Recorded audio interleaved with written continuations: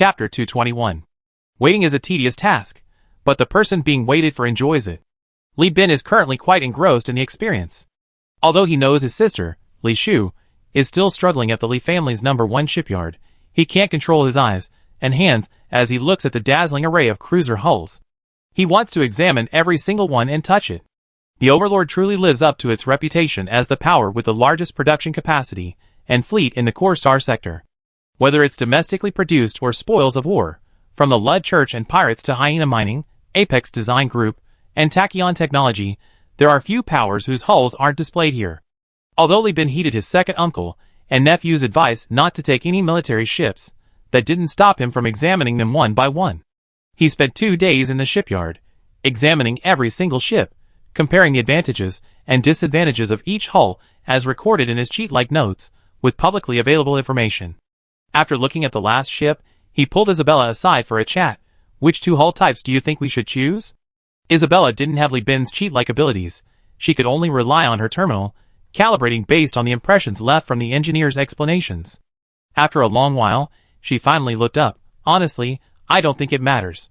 The East family is covering the modification costs anyway, so we can customize it to our needs. For an armed merchant ship, choose a hull type with mini-gun emplacements. For a cargo ship, choose one with ample cargo space. Who said we wanted a cruiser cargo ship? Li Bin chuckled. Isa frowned as she listened. Li Bin, a Tonfa, and a future colony are both isolated in the lost sector. Without cargo cruisers, many large industrial equipment cannot be transported. For example, the furnaces of an or refinery alone cannot fit in a destroyer's cargo hold. This has nothing to do with total space. It's purely because the equipment is too long or too tall. Given our relationship, why not just rent a ship from the big boss? Li Bin asked, puzzled. Why do we have to do everything ourselves? Cruisers are so valuable, and the free modification opportunity from the East family is so precious. Modifying an industrial ship ourselves would cost 100,000 star coins. I'm not planning to pay that myself. Isa was speechless. She always viewed things from a military perspective, believing in doing everything she could, subconsciously ruling out the option of renting a ship. After all, who would feel comfortable putting a factory worth hundreds of thousands of star coins onto someone else's ship? At least soldiers wouldn't. But from a businessman's perspective, it was indeed the right choice. Li Bin explained, in its early stages, the colony was a behemoth that devoured alloys, building materials, and heavy machinery were always in short supply. The self-sufficiency issues of deep space travel also limited the exploration fleet's flight radius. With industrial ships, none of this would be a problem. We have maintenance platforms, a fleet of ships capable of deep space mining, plus an industrial ship and enough food. The fleet could even stay in the lost sector for 2 or 3 years. With the colony's continued production, we could stay in the core sector for a long time without returning. How much time could we save? Hearing this, Isa suddenly understood. No wonder you only wanted 2 civilian hulls, replacing the rest with destroyers and frigates. So you planned this from the beginning? Li Bin smiled. It was also my second uncle's suggestion that coincided with my own, which gave me the courage to truly make this decision. My plan is to arrange several mixed fleets led by destroyers, selecting loyal personnel from the ships to serve as commanders and captains, responsible for the transportation and escort work of the colony, Tonfa Elfi.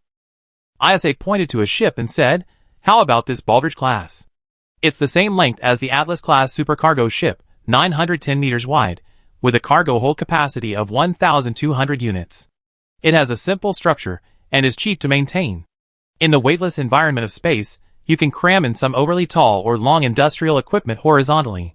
The little Grand Secretary class, huh? That ship used to be my small goal, Li Bin nodded.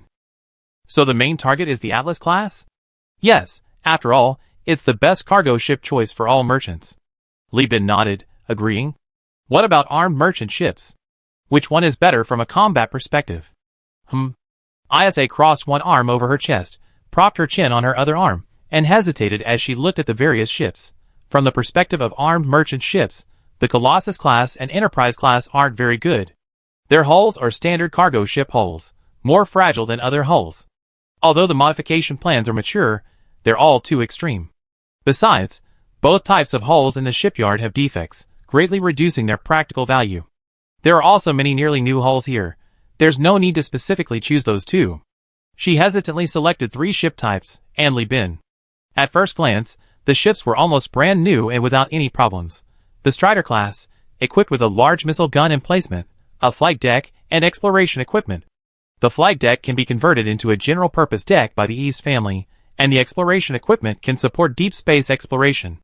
It's a pirate-built hull, so even though it's a warship, no one considers it a proper military cruiser.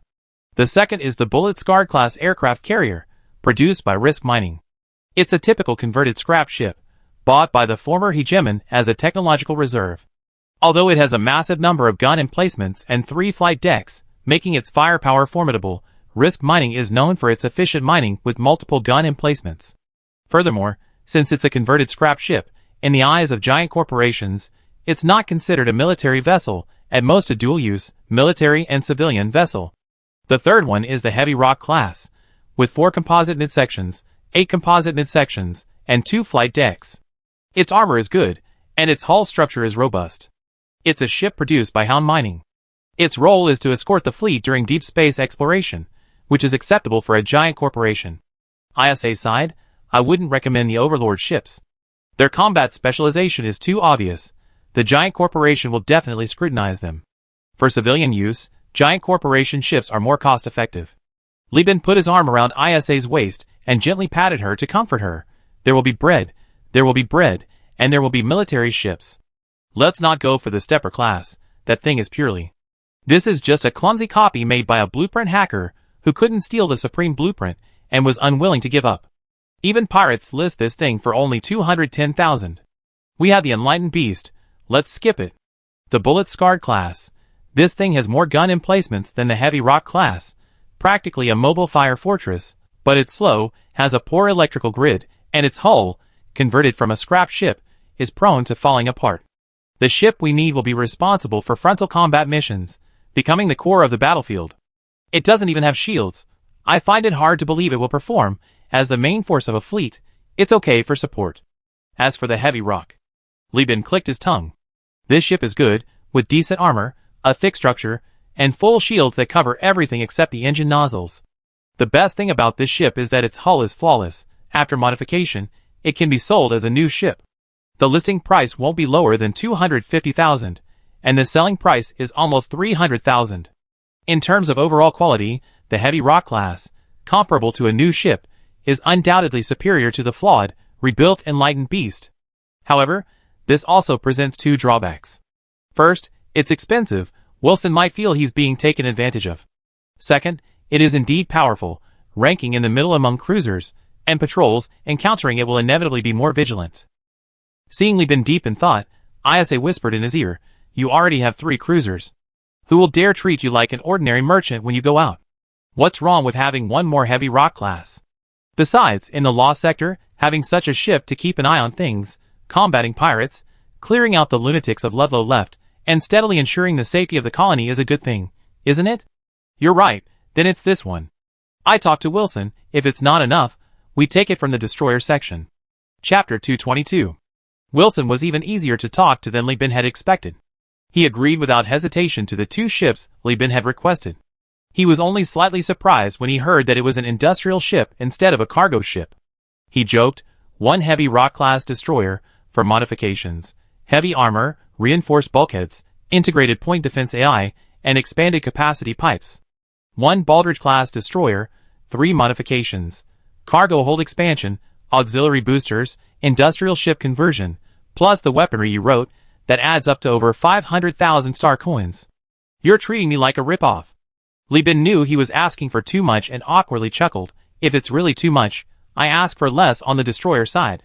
Fair business, win-win cooperation, right? Wilson pulled out a cigarette from his pocket and offered it to Li Bin. Li Bin took it, put it under his nose, and his eyes brightened. So pure. Of course.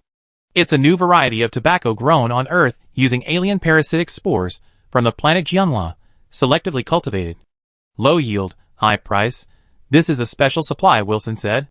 Using genetic technology to create cigarettes, and even combining Earth and alien cultivation, that sounds way more modern than some East meets West fusion. The real reason, I guess, is that after being parasitized, it was originally going to be thrown away, but a poor person picked it up and smoked it, unexpectedly finding it tasted better, right? Li Bin thought to himself, biting his cigarette and reaching for his lighter. Just then, Wilson handed him a flame. Li Bin shielded the cigarette with one hand, bringing his lips to taste it. Wilson's calm voice sounded in his ear. Repairing from the destroyers is unnecessary. The smoke he exhaled condensed, and didn't dissipate in the weightless graveyard of the wrecked ship. Through the fog, Wilson's eyes were vaguely visible, but his prominent cheekbones, hooked nose, and deep-set eyes gave him a somewhat sinister look. Wilson glanced at Isabella, whose figure stood tall and graceful like a swan in the distance, his brow twitching slightly. The patriarch has read the Montanetta family's summary of the corn, hemorrhoids, and tick plan, and is very interested in you. It just so happens that you and Isabella are a couple. We're relatives, so I'm here on behalf of the family to make a deal with you. Li Bin slowly put a cigarette in his mouth, frowning and remaining silent. The smoke drifted and thinned under the ventilation fan until Wilson's entire face was exposed again, allowing Li Bin to compare micro-expressions based on his external memory. Only then did he speak. "I'm listening." Wilson lowered his head slightly, biting the cigarette, and mumbled his words. "The Overlord is happy to provoke the Persis Alliance, and the Supreme Overlord will definitely approve, but won't invest too much effort. It's just a side move. Whether it's the AI core or aid, the costs will ultimately be shared among the various families. But harassing Kazalin is actually very beneficial to the Prosperity family. Kazalin is becoming increasingly successful, with a good star sector location, and the Persis Alliance accepting all comers. Plus, the Overlord's production capacity is currently being requisitioned for ship production, so our market share in the current star sector is severely declining. After all, military orders eventually come to an end, and each family needs to prepare for the subsequent conversion to civilian use." "Ah." Li Bin understood. "This is called being prepared for a rainy day." "So?" Li Bin's mouth didn't move, but his eyes narrowed, his eyebrows curved, and his mischievousness was practically overflowing. "Whoever takes the lead in this matter will bear the greatest risk, but the rewards will be the greatest if it succeeds. The other families have only just received the intelligence and are not yet familiar with the global alliance, so they will certainly be unwilling to place their bets first. But the Ishtar family is different. We don't know much about you, but I know Isabella, and I trust the vision of the prospective matriarch." Li Bin pursed his lips, suppressing a laugh. He thought to himself, "You, Wilson, are probably not so easy to deal with. Choosing a ship is likely just a test, to see if I'm truly shrewd. If there are problems, you won't mention the funding again, will you? This is both a gamble by the Ishtar family in advance, and Wilson's own choice. Otherwise, after taking over the Griffin class, you could easily apply to ditch me, and have someone else eager to climb the ranks approach me." Wilson closed the terminal and spoke into the intercom. "The fleet hunting you down will be approved by the Montanetta family using their connections, and the Ishtar family will pay for the men and ships. We don't care about their lives, use them as you see fit, the more convincing the better. As for the subsequent funding, that's easy to handle. We entrust it entirely to you, you manage it. There's only one requirement, strengthen Governor Elf's resolve to become independent, even to the point of catalyzing it. I will give you a military terminal from the human realm era, using special encryption for communication, which cannot be deciphered by tachyon technology. You will report to me regularly on Kazalin's industrial intelligence and the situation of the rebellion. I will be in charge of the economic and material affairs here, and I will pay you according to your performance. As long as I am in this position, I will definitely fight for your interests. How about it? She really took on this job willingly. She's really bold." Li Bin was impressed. She had seen cold to Isha before, but now she's getting so close to him. Indeed, in human society, personal relationships are the most important thing. Li Bin cleared his throat. Elfie is a free planet, and even if it becomes independent, it has political and diplomatic support. Kazalin, on the other hand, is a legitimate member planet of the Persis Alliance. To mess with it would mean facing the wrath of the giant corporations. Although the Persis Alliance is known as the shame of the giant corporations, it can be quite formidable when it gets serious.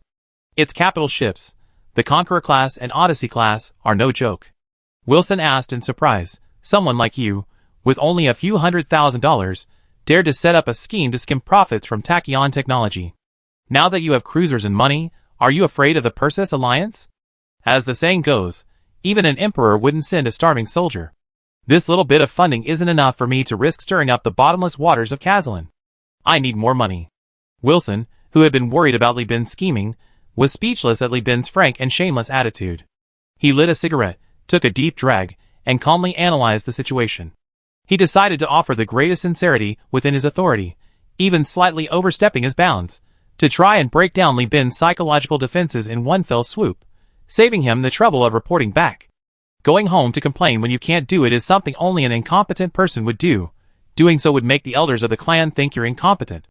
Half a squadron, 6 ships, of Hammerhead-class destroyers, configured for optimal destroyer combat, 2 Reaper torpedoes in the missile bay, 2 chain guns or noise guns in the mid-slot, plus 2 light machine guns, and upgraded with safety overdrive. Half a squadron of Gemini-armed merchant ships, destroyers, equipped with 2 anti-aircraft guns capable of firing fragmentation grenades with proximity fuses. Half a squadron of Tarsus-class cargo ships, destroyers, all with expanded cargo holds. A squadron of Shepherd-class drone supply ships, a squadron of Gladiator-class gunboats. These are all top-tier assets, enough to form a medium-sized armed transport company. What do you think? Is it satisfactory? What do you think? What do you think? This whole bunch of stuff is worth the equivalent of a half-fully equipped cruiser. Although this is just a comparison in star credits, in the actual market, it's relatively easy to gather all the necessary components by traveling through several star systems, while cruisers are hard to buy even with money. But without a doubt, the East family and Wilson are showing great sincerity. Li Bin stepped forward and warmly shook Wilson's hand. He immediately noticed Wilson's high forehead and purplish complexion, exuding an air of immense wealth and power. This won't be too much of a waste, will it? He asked. What's the big deal? No big profit without a big bet. Besides, you won't get all the ships at once. We send you 4 Hammerhead-class destroyers first, and the rest will depend on the results of your AI core delivery and your discussions with the governor.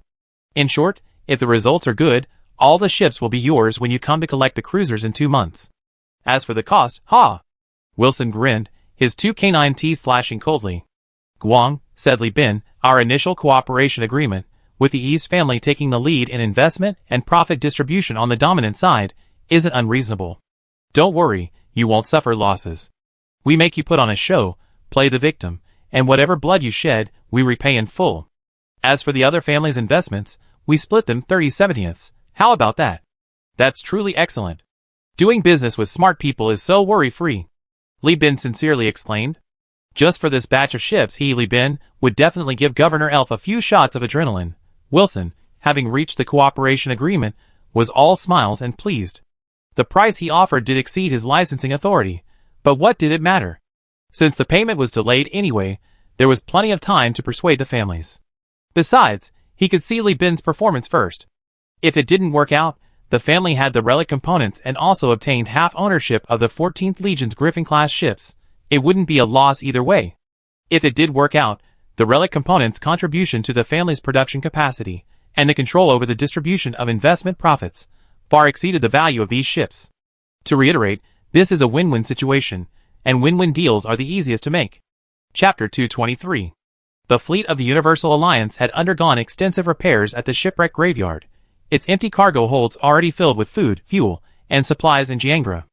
As this fleet, now reduced to a dozen or so ships, departed the Raven system, a pirate fleet roaming hyperspace, under the supervision of disguised overlord officers, pursued them relentlessly. The war broke out very suddenly. This pirate fleet was of considerable quality, possessing 3 Helios-class destroyers, 1 Buffalo-modified aircraft carrier, and 5 Enforcer destroyers.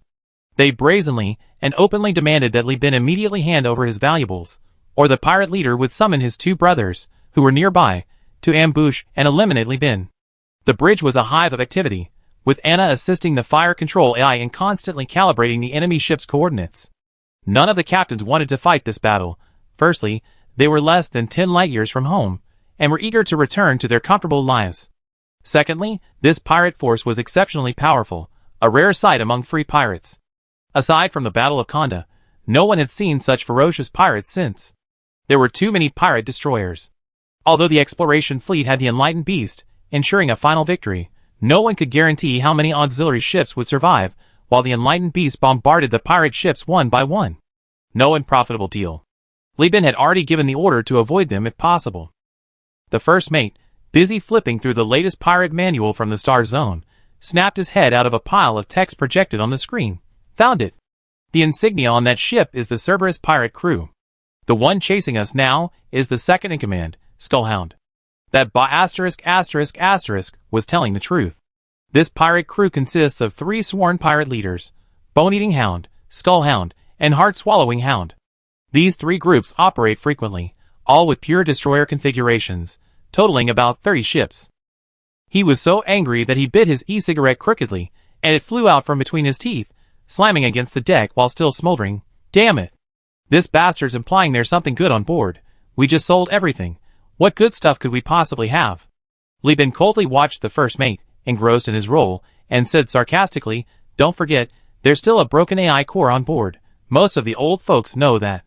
This guy must have received intelligence from an insider, trying to use this thing to curry favor with the giant corporation. Bosun! Li Bin's sudden roar startled the crew on the bridge.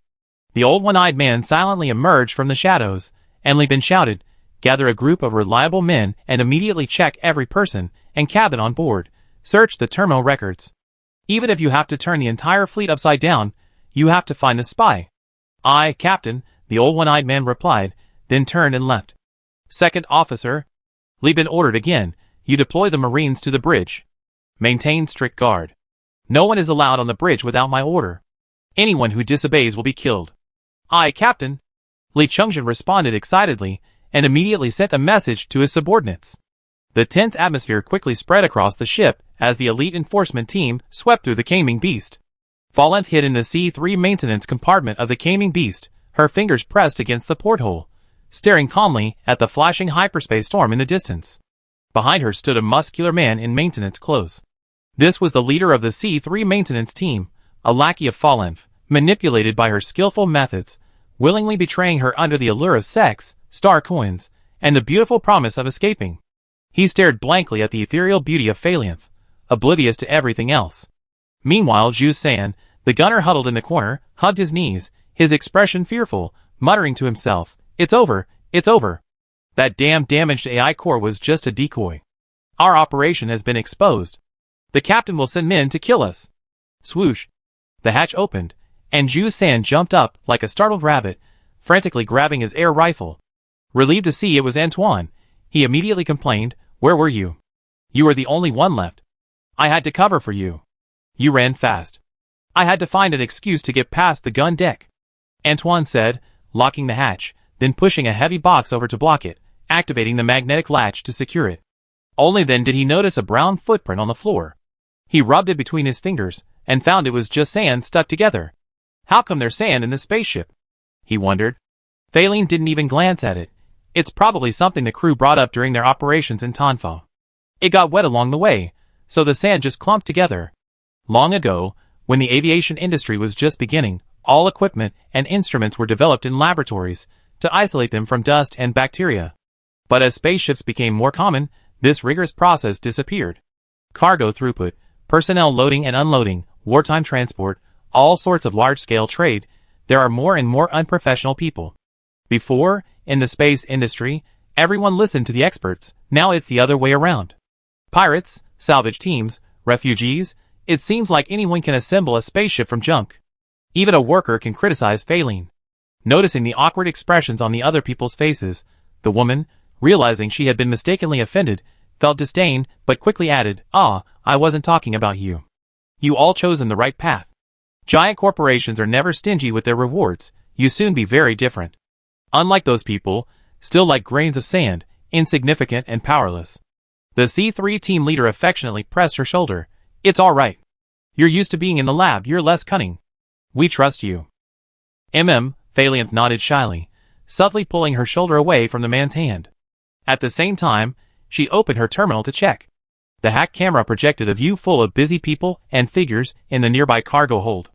From the height of the overhead surveillance camera, the company crew running between the space containers truly looked like grains of sand rolling around. Zhu San and the others were encouraged by the woman's words, their faces flushed with excitement. On one hand, they felt she made a lot of sense, that they were about to be very different. On the other hand, they mentally imitated the woman's ethereal demeanor, thinking that this was the bearing of a great person. Antoine's face twitched at the mention of sand. He recalled an article the captain had written about Tanfa on the broadcast station, which contained the line, there are only two kinds of people who compare people to sand, those who stand high in space, subjectively describing their objective observations, and those who don't even consider ordinary people as their equals, but are driven by malice to consider themselves superior. Phaline looked at the gradually mobilizing ships, then at the secret information she had received from the Skullhound, and made a decision. She said to the others, "We can't wait any longer. Let the righteous men on the other ships rise up. I just received intelligence that this pirate force is actually the Overlord's disguised AI search team. Their mission is to hold off this fleet, and buy time for the main force to follow. But if we wait any longer, we might be captured first. We need to create chaos in the fleet to buy time for the search team to catch up. Notify everyone, Operation Bright Future, commence immediately." The alarm blared, and Li Bin's voice, a mixture of shock and anger, echoed across the fleet. The three-legged cat, husky, and Pekingese have rioted.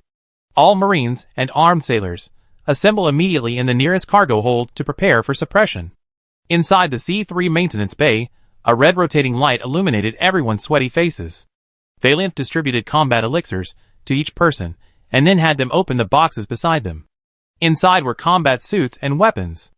Although not the Marines' power armor, it was enough to show that this woman had prepared well in advance. Antoine silently changed into his gear, fully armored except for his helmet, which revealed his face. Urged by Zhu San, he deactivated the electromagnet in the box, pushed it open, and cautiously peeked out to check his surroundings. Then he stepped out, standing in the bright corridor lights, without turning around, simply saying, "Come out." Zhu San watched Antoine's elongated figure, dressed in his combat uniform. He now possessed a rather heroic air. He muttered under his breath, "What are you pretending for? Keep your movements quiet, don't attract attention." Before he finished speaking, Zhu San had already stepped out of the maintenance bay, finding the corridor filled with armed sailors and power armor on both sides, except for one man in only crew attire, pressed against the bulkhead, turning his head to look at him. The scarlet prosthetic eye and the three distinctive prosthetic limbs identified the newcomer. The old man's ugly face broke into a smile. "Who did you attract? Young man, don't be afraid. Tell Old One-Eye, what are you doing disobeying the captain's orders and gathering here on your own?" Old One-Eye raised his prosthetic limb and placed it on Zhu San's shoulder. Even though he didn't exert any force, Zhu San's legs went weak, and he collapsed like a rag doll, urinating all over his combat suit. Fortunately, the spacesuit was very airtight, otherwise the cabin passage would have been filled with a stench. Upon hearing the words Old One-Eyed, Valiant's face paled. She immediately reached for the explosive device, but was slammed against the wall by a vicious elbow strike from someone waiting behind her. Valiant's vision blurred, and she struggled to look at the man beneath her. His eyes were bloodshot, and he was being held down by two men who had just been her companions, one on his back, the other on his lap, their magnetic boots activated, firmly pinning him down. The man opened his mouth to say something, but a gag was immediately shoved into his throat to silence him. "It's a disgrace to the factory district that such a lecherous, reckless like you exists. You already got a lover." The person gagging him pressed down on the man's head, slamming it hard against the ground, breaking his front teeth and forcing the gag down his throat. Variant was shocked to discover that everyone in the maintenance bay who wasn't wearing helmets was now being controlled by those who were. She immediately realized she'd been tricked. Especially since the surveillance footage she hacked was completely different from the actual situation outside the bay. Nicola must have hacked her equipment. He was the one who said Li Bin had the AI core. This was clearly a trap. "Traitor, scum, garbage, beast!" She screamed frantically, then a prosthetic alloy leg slapped her face, instantly shattering her delicate features. She tumbled through the air and crashed into the bay wall. Before losing consciousness, she vaguely heard the Old One-Eyed Man chuckle. "What a strange thing. A traitor has the nerve to call a righteous spy a traitor. You really given them too much credit." Chapter 224. The Skullhound fleet pursued in hyperspace. His destroyers were faster, but his crew, in terms of both skill and experience, was clearly inferior to Li Bin's. Under ISA's command, the fleet's engineering department and engineers urgently modified the fuses of torpedoes and missiles before releasing them into hyperspace. In Nikolai's calculations, these tiny, undetectable contraptions in hyperspace became clumsy, inductive air-to-ground mines. When the pirate fleet caught up, the torpedoes and missiles exploded just as their countdowns ended, forcing the pirates to activate their shields and wade through the minefield. This, however, necessitated a reduction in speed. No ship could maintain high speed with its shields activated, otherwise, even the smallest dust or debris would be projectiles into high-speed shells, rapidly accumulating radiation energy and causing overload. The Skullhound, seeing the distance widening again, was furious, while the Overlord officer supervising the battle remained remarkably calm, even reassuring him, "Don't worry, This distance just means 2 more hours of chasing. We still have 2 days to reach the Tulier system. We catch up eventually. The Skullhound thought to himself, you're not worried, but I am. You're on the government payroll, guaranteed a salary. I'm a freelancer, time is my currency. But being the employer, he couldn't say much, merely nodding perfunctorily to appease them, then continued berating his men. On the Enlightened Beast, all the traitors were apprehended.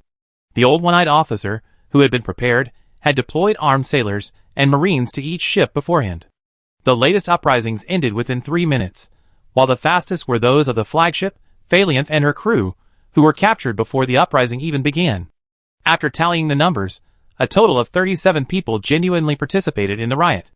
Of these, 28 had purchased lifetime contracts from the giant corporation, 8 were Lloyds from New Magnos, and 1 was from the factory district. Looking at the list, Isa couldn't help but nod in approval to Li Bin. From now on, those recruited from the factory district can be employed almost unconditionally. An atmosphere of loyalty has been cultivated, nurtured by neighbors, schools, and families, plus positive incentives like bonuses. Those who are dismissed, along with their immediate family members for 3 generations, will not be rehired. The only one who rebelled was due to his inherent nature, which was unavoidable. Excellent methods. Where did you learn these techniques? They have many similarities to the training programs within the Overlord's organization. Li Bin smiled but remained silent. He couldn't very well say that he learned from the founding emperors, who rose from peasant uprisings throughout history. The Perseus star system was largely devoid of history knowledge. Even someone like Isa, a descendant of a large family, knew very little about the history of the era of cold weapons. He ordered all the crew to turn on their terminal projectors to watch the traitor's fate unfold. The old one-eyed man stood in the lens, his prosthetic arm stained with congealed blood. Phalian, disfigured, and the C3 maintenance team leader, his throat gagged and struggling to breathe, were bound together. Zhu San, his eyes swollen from crying, snot dripping from his nose, had been dragged along, repeatedly shouting that Antoine was disloyal and had betrayed his friends. This was overheard by a fellow armed sailor from the factory area, who, in a fit of rage, kicked him several times. His power armor-clad feet were incredibly heavy, rupturing his gallbladder and spleen, which were now leaking blood and bile. Antoine had been called away to collect his reward long ago, and wasn't even present. Only the other sailors were there, glaring at the sole traitor with disgust and hatred, as if he were a pile of placards. Although Zhu San had suffered internal injuries, his spirits were still relatively high for the time being. He dared not curse anymore, only sobbing softly, and complaining that Antoine was always thinking of him when things went well, completely forgetting that he was the one who had dragged him into the mess. On the other side, the maintenance team leader's face was turning purple, his expression ferocious. He was slowly suffocating from the gag. Meanwhile, Phalianth, bound to him, looked on with disgust, struggling to separate herself from the man she had planned to kill from the very beginning. The one-eyed old man grabbed the woman's hair and laughed. Don't move, the knot will only get tighter. I advise you not to waste your energy.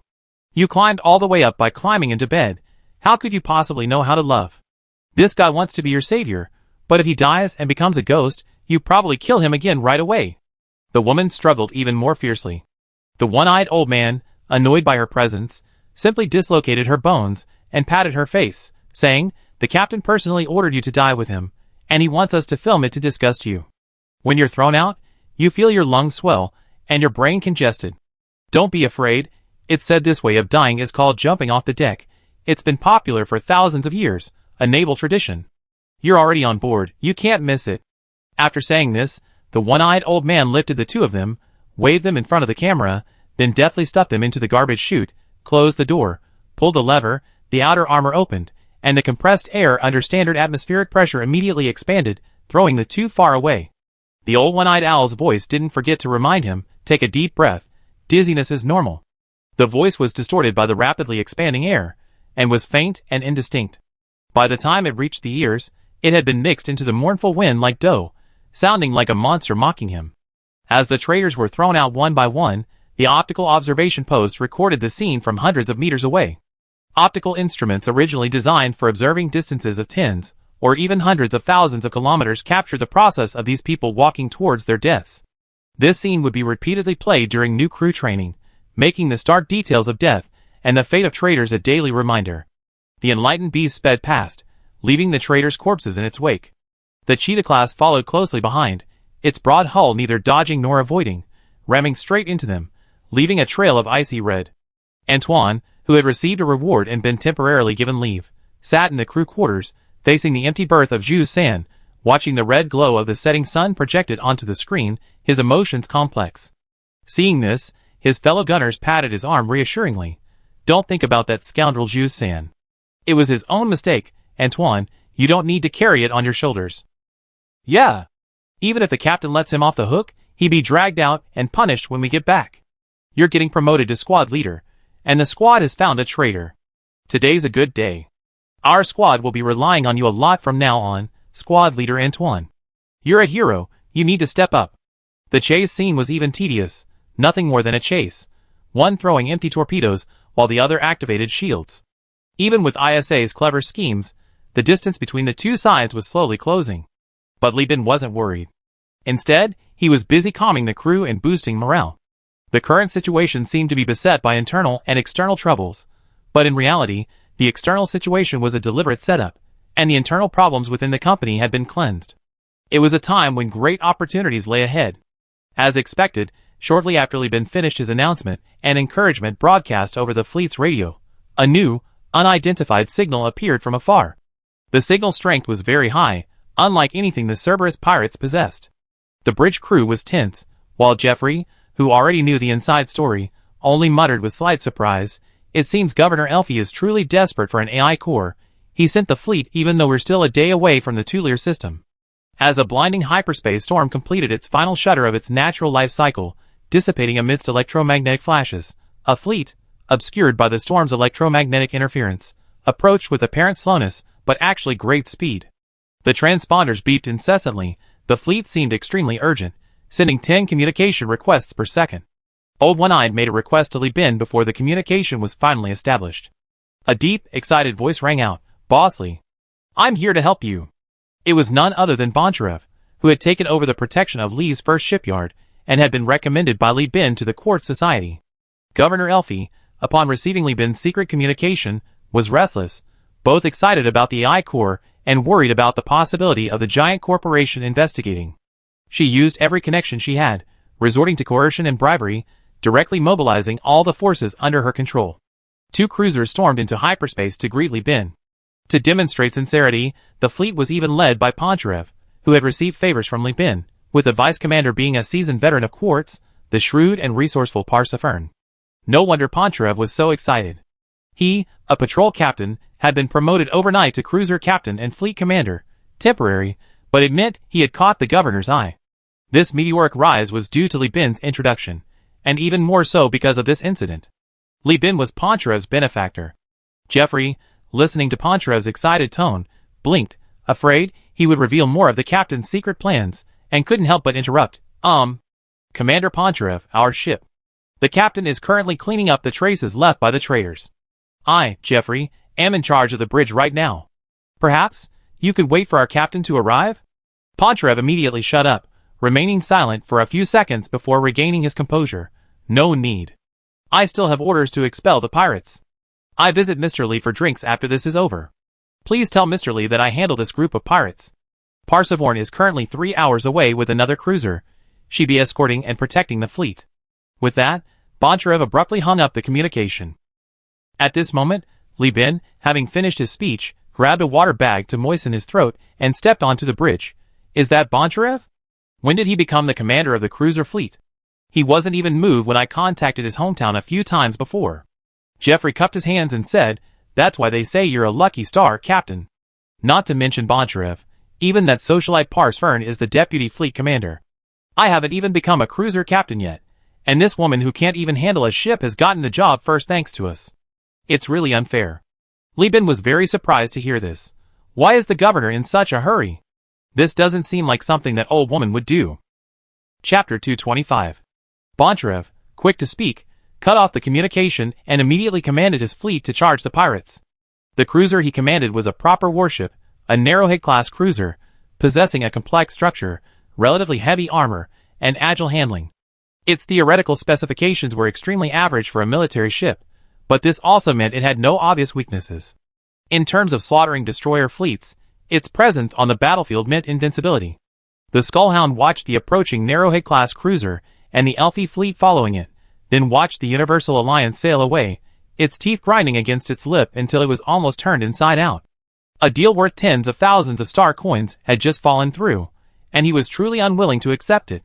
But he also knew that the officers of the Overlord wouldn't risk their lives for him, so he could only retreat in resentment. If I can't have it, I won't let you get away with it, he thought fiercely. Without even informing the officer, he immediately leaked the news of the Universal Alliance's looting of the AI core to the public internet. His thinking was simple. According to the contract, the deposit for this deal was non-refundable. After covering fuel costs, there would be some left over, and he didn't intend to earn the rest. Only someone desperate as to mess with two cruisers. His Cerberus pirate crew hadn't even participated in the defense of Conda's nest back in the day. How shrewd he was. A few minutes later, the officer, who had pretended to leave the bridge in a huff, received the message and chuckled. A good dog saves me the trouble of stirring things up. With that, he angrily tossed out a sentence. If I'd known you were so cowardly, I would have gone myself, and boarded the docking bay, leaving on his own spaceship. 5 hours later, when Skullhound led its fleet to rendezvous with its two brothers, it discovered that its detectors showed its fleet was surrounded. It was the Overlord's fleet. According to the officer's previous report, they should still be at least 3 days' journey away. Skullhound immediately opened the communication, exclaiming in shock and anger, "What are you doing?" A familiar officer's voice came through the channel. "Cleaning up the mess, of course. It's embarrassing to let others know that the Overlord hired pirates to chase the AI core and failed. You refused to complete the mission, and you refused to die, putting me in a difficult position." As soon as the words were spoken, a blocking pulse struck, instantly deactivating the pirates' transponders and engines. The Overlord's warship slowly approached, the leading Dominator-class heavy cruiser aiming its large slot Mark 9 automatic cannons at Skullhound's flagship. As the fleet opened fire, one of the three-headed dogs vanished into hyperspace. Report, enemy ships annihilated. Send Marines aboard, make sure not a single one survives. This good dog helped us spread the word about the AI core. The Perseus Alliance will definitely be prepared to receive the AI review team. Once they send their message, we set sail for the two-layer system. Oh, and once this place is cleaned up, remember to inform the other two dogs. Say that Governor Elfie killed their good brother. Also, send a letter to that Universal Union, telling him to frame the remaining two against the Perseus Alliance. Yes, Command. The exploration fleet appeared at the jump point. The Perseus Alliance had only recently received intelligence that the Universal Union had obtained the AI core, and was currently busy activating its fleet. Only Kazlan's destroyer patrol was roaming the two-layer system at this time. When they saw the Caming Beast followed by 2 elf cruisers, 3 large ships in total, they only dared to send the usual message requesting to stop for inspection.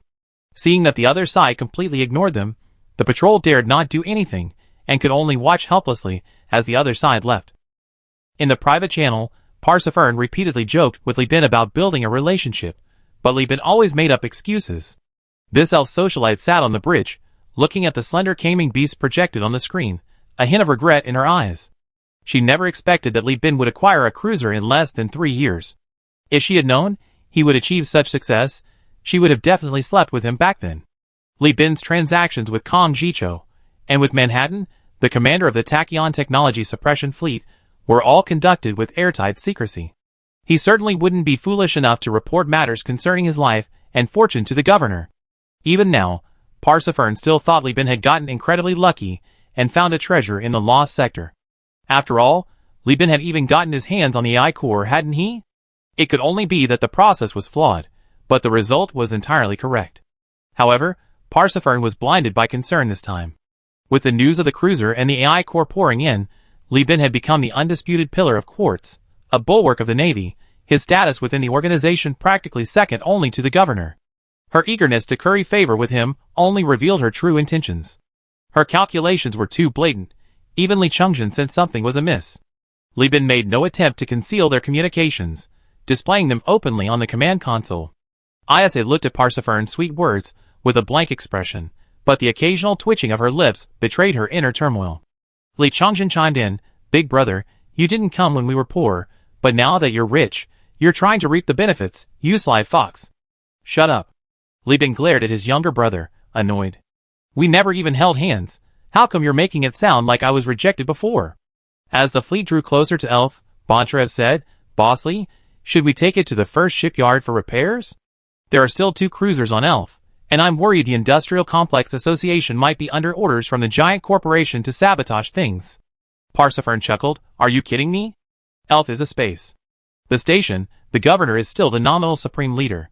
All it takes is a shout on the public address system declaring a state of emergency, and Quartz's people will take over the control room.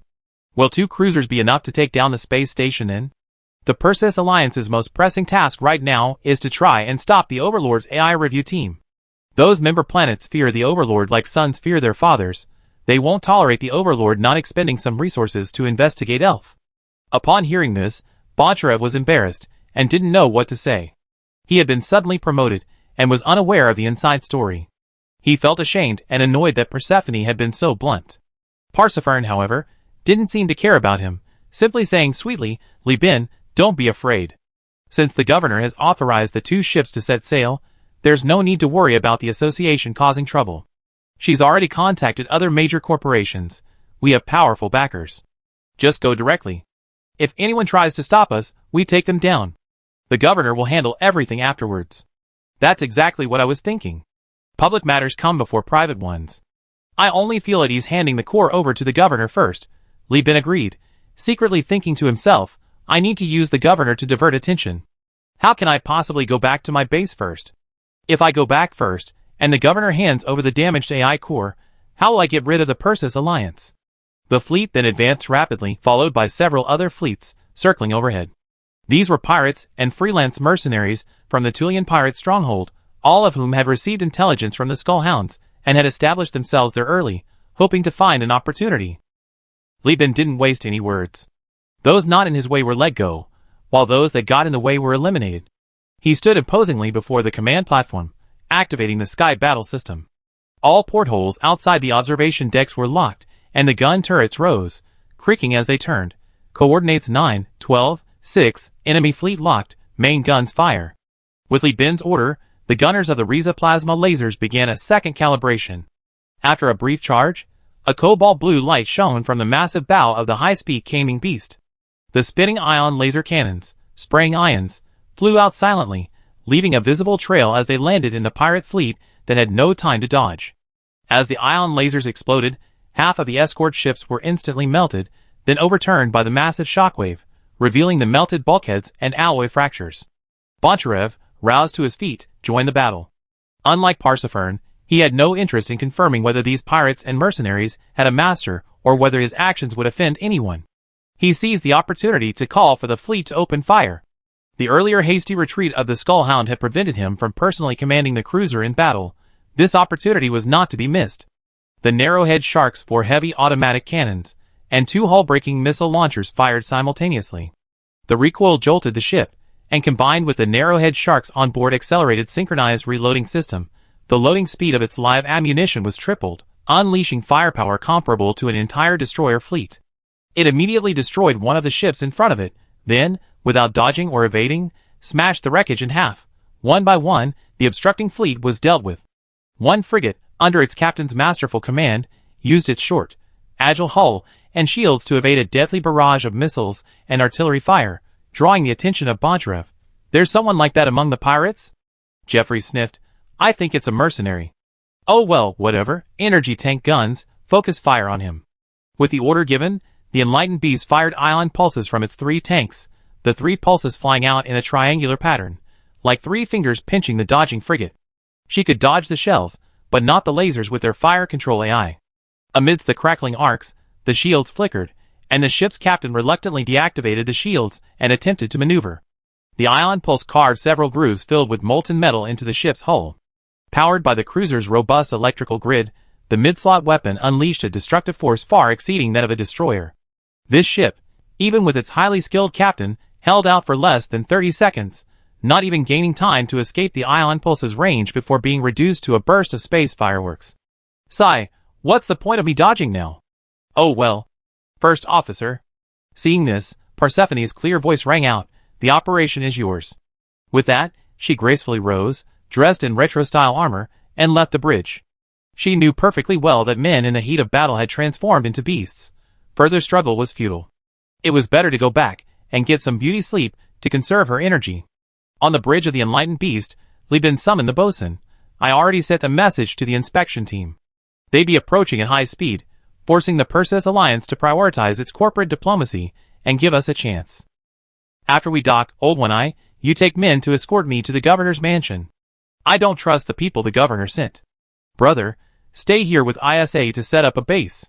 Have them bring out the 6 mechs Wilson gave us from the cargo hold, arm the sailors with live ammunition, and even if they destroy the berth, we can't let our guard down until I return. Li Bin said sternly to the bosun. This is the first time we face someone from a major corporation ourselves.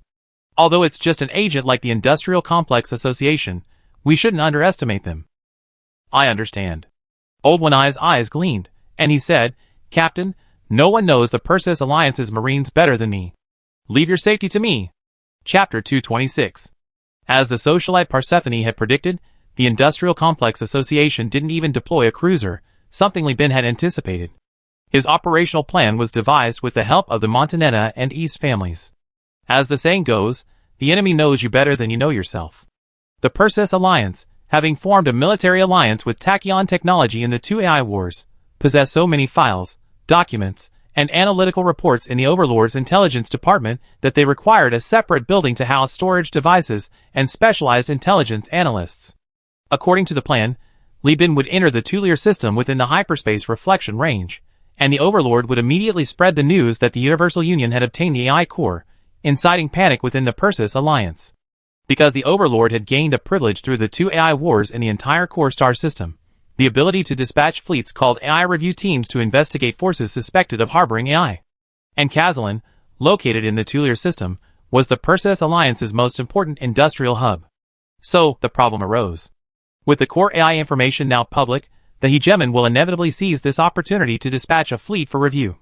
And given that the hegemon's AI review team is currently nearby, activated by Li Bin's message, the Perseus Alliance faces a choice: risk escalating tensions with Governor Elf, deploying its fleet to eliminate Li Bin and seize the AI core, only to have the hegemon's AI review team strolling around the edge of its industrial hub, or should it send a fleet to block the entrance, prioritizing the protection of Kazalin and attempting to defuse the crisis, while the Universal Alliance can simply wait for them to dock and then send assassins to kill Li Bin? Both options were clear to anyone with common sense. For a giant corporation, it didn't matter who controlled the AI core, they already had it, but the industrial hub absolutely could not be compromised. As company crews drove forklifts and cranes, placing containers filled with grain and alloys into the berth area, and welding them shut with metal plates to reinforce them, constructing the fortifications according to Li Chongzhen's instructions, a huge controversy erupted within the Industrial Complex Association. A group of well-dressed association members, some portly and others elegantly refined, watched the gradually completing berth area on the projection screen. Some began to rage. A 400-pound, mountain-like fat woman, sticking out her scarlet tongue, began to curse. I told you Sharapova was problematic, that she wanted to be a dictator, but you wouldn't believe me. A few hours ago, I told you to kill Sharapova, seize command of the space station, and bombard the Universal Alliance and those 2 ships, but you didn't do it. What are you doing? Giving away your advantage to others. Shut up, fat woman. A slender, seemingly young woman, who had actually been at odds with the fat woman for decades, immediately uttered vulgarities. Sometimes I really want to crack open your head and see if your brain is also filled with fat. The Universal Alliance and Elf are not important now. The Overlord's AI review team is the most important. They are now only a day's journey from the Tulier system. The Alliance must mobilize all its computing power and manpower to deal with the Overlord. Without the Alliance's help, do you think you can fight 3 cruisers and a space station with just 2 cruisers? If you want to die, just say so. No need for all this trouble. I personally send you on your way. The fat woman trembled with rage, her body bulging with fat like the tidal wave of a typhoon. Then you just wait and see your assets stolen by Sharapova, and you sold into prostitution in a rat's den. So you know nothing? You're only in your current position because of your dead father. The beautiful woman retorted sharply. As long as Kazran is still around, we can make a comeback anytime. If Kazran is in trouble, even if you kill Sharapova, how will you resist the Overlord's AI inspection team? Will you use your half-ton of fat to crush the Supreme Overlord? Shut up. The head of the group, an elderly man wearing a monocle, and who had just undergone surgery yesterday to get younger eyes, leaned on the table and interrupted their argument. We're all members of the association. How can you argue like commoners? What kind of behavior is this? His newly formed eyes, combined with years of wisdom, made his gaze like burning coals, making anyone who looked at him feel as if they were being scalded and involuntarily look away. Since the Alliance doesn't have the energy to deal with Li Bin, we, as his lackeys, must do our job. We are the true masters of the Elf Space Station. Everyone should send out their loyal followers, so we can properly entertain this Mr. Li who rose from the bottom. Layers upon layers of space containers formed multiple lines of defense. Armed sailors were everywhere in the zero-gravity berth. Six-legged mechs, manufactured by the Overlord, their paint scraped off and aged to resemble retired military equipment, standing a full 12 meters tall, were assembled and undergoing self-inspection. A tense atmosphere permeated the berth. Anyone not involved was expelled. The port gangs of Elf had been wiped out by Li Bin a few years ago, with minimal effort. The newly formed gangs didn't dare to provoke him, and upon seeing the mechs, they fled for their lives. I heard someone's hiring people to attack the port area. Many gangs and mercenaries from other districts have gone, but none of the port gangs have. They still have quite a few big shots left. Back in the day, they were terrified when Old One-Eyed shot them with a can of soda. Thinking about it now still sends shivers down their spines. Security received intelligence early on and retreated to their port base to drink and play games, waiting to come out and clean up the mess after the battle. Li Chongjin, carrying a large caliber sniper rifle, nervously said to Li Bin, "Brother, my sister insists on coming. Why don't you video call her?" "Forget it. She'd definitely cry and whine, saying she'd die with us. Don't tell your sister about things that are sure of success in the future. It only caused the family unnecessary worry. You be 18 in a few years, don't report everything to your sister. Be a man. That's it. I'm going to earn money, the family is in your hands," Li Bin said, pressing his younger brother's shoulder. "Listen carefully, whoever comes, shoot them back. Kill the innocent, let the guilty go free." "Yes." Li Chongjin nodded emphatically, watching Li Bin board the vehicle with a flourish, protected by armed sailors in power armor. Despite not being tall or muscular, he had a certain charisma. He muttered to himself, "When will I ever have my brother's boldness?" "Ah, brother forgot the AI core?" Did he forget? Inside the car, Li Bin instructed the one-eyed old man, "The agents definitely saw me get on the train. The association knows I didn't take the AI core with me, so they'd be focusing on the berthing area. But before entering the station, I had Vulcan send someone to retrieve the AI core and leave it with Bancherev, giving him 1,000 star coins for safekeeping. Once I'm settled in the commercial district, you take some men to the military port to pick up the goods, and while you're at it, also get the other 1,500 star coins. Give him the anonymous debit card for the currency." Old One-Eyed nodded in agreement, then asked, "Captain, is that guy reliable? Giving him something so important?" Li Bin sighed, "Trust those you employ. Besides, working for me now is working for the governor. After he gets what he deserves, the governor will reward him too. I brought the goods out early to keep the association people pinned down at the port, creating an opportunity for you to pick them up. He does nothing, gets 2,500 star coins for free, and a chance to prove his loyalty to the governor and get a promotion. Would you do that?" I'd be grinning from ear to ear. Chapter 227. The hover car didn't use the VIP channel. Li Bin had already received information from his quartz informant that the Industrial Complex Association was preparing to take action against him. The Gamma Core's market price was only 10,000 to 20,000 star coins, but that was the result of massive corporations colluding to drive down the price. Installing it in any factory would easily recoup the cost in 2 or 3 years. Therefore, the resulting commotion far outweighed its market value. Using the elevated VIP channel at this time would be like making himself a target. Therefore, the hover car drove directly into the ordinary passageway. Inside, Li Bin changed into power armor, disguised as an armed sailor, and then switched to another hover car, speeding away. The hover car roared overhead, honking incessantly.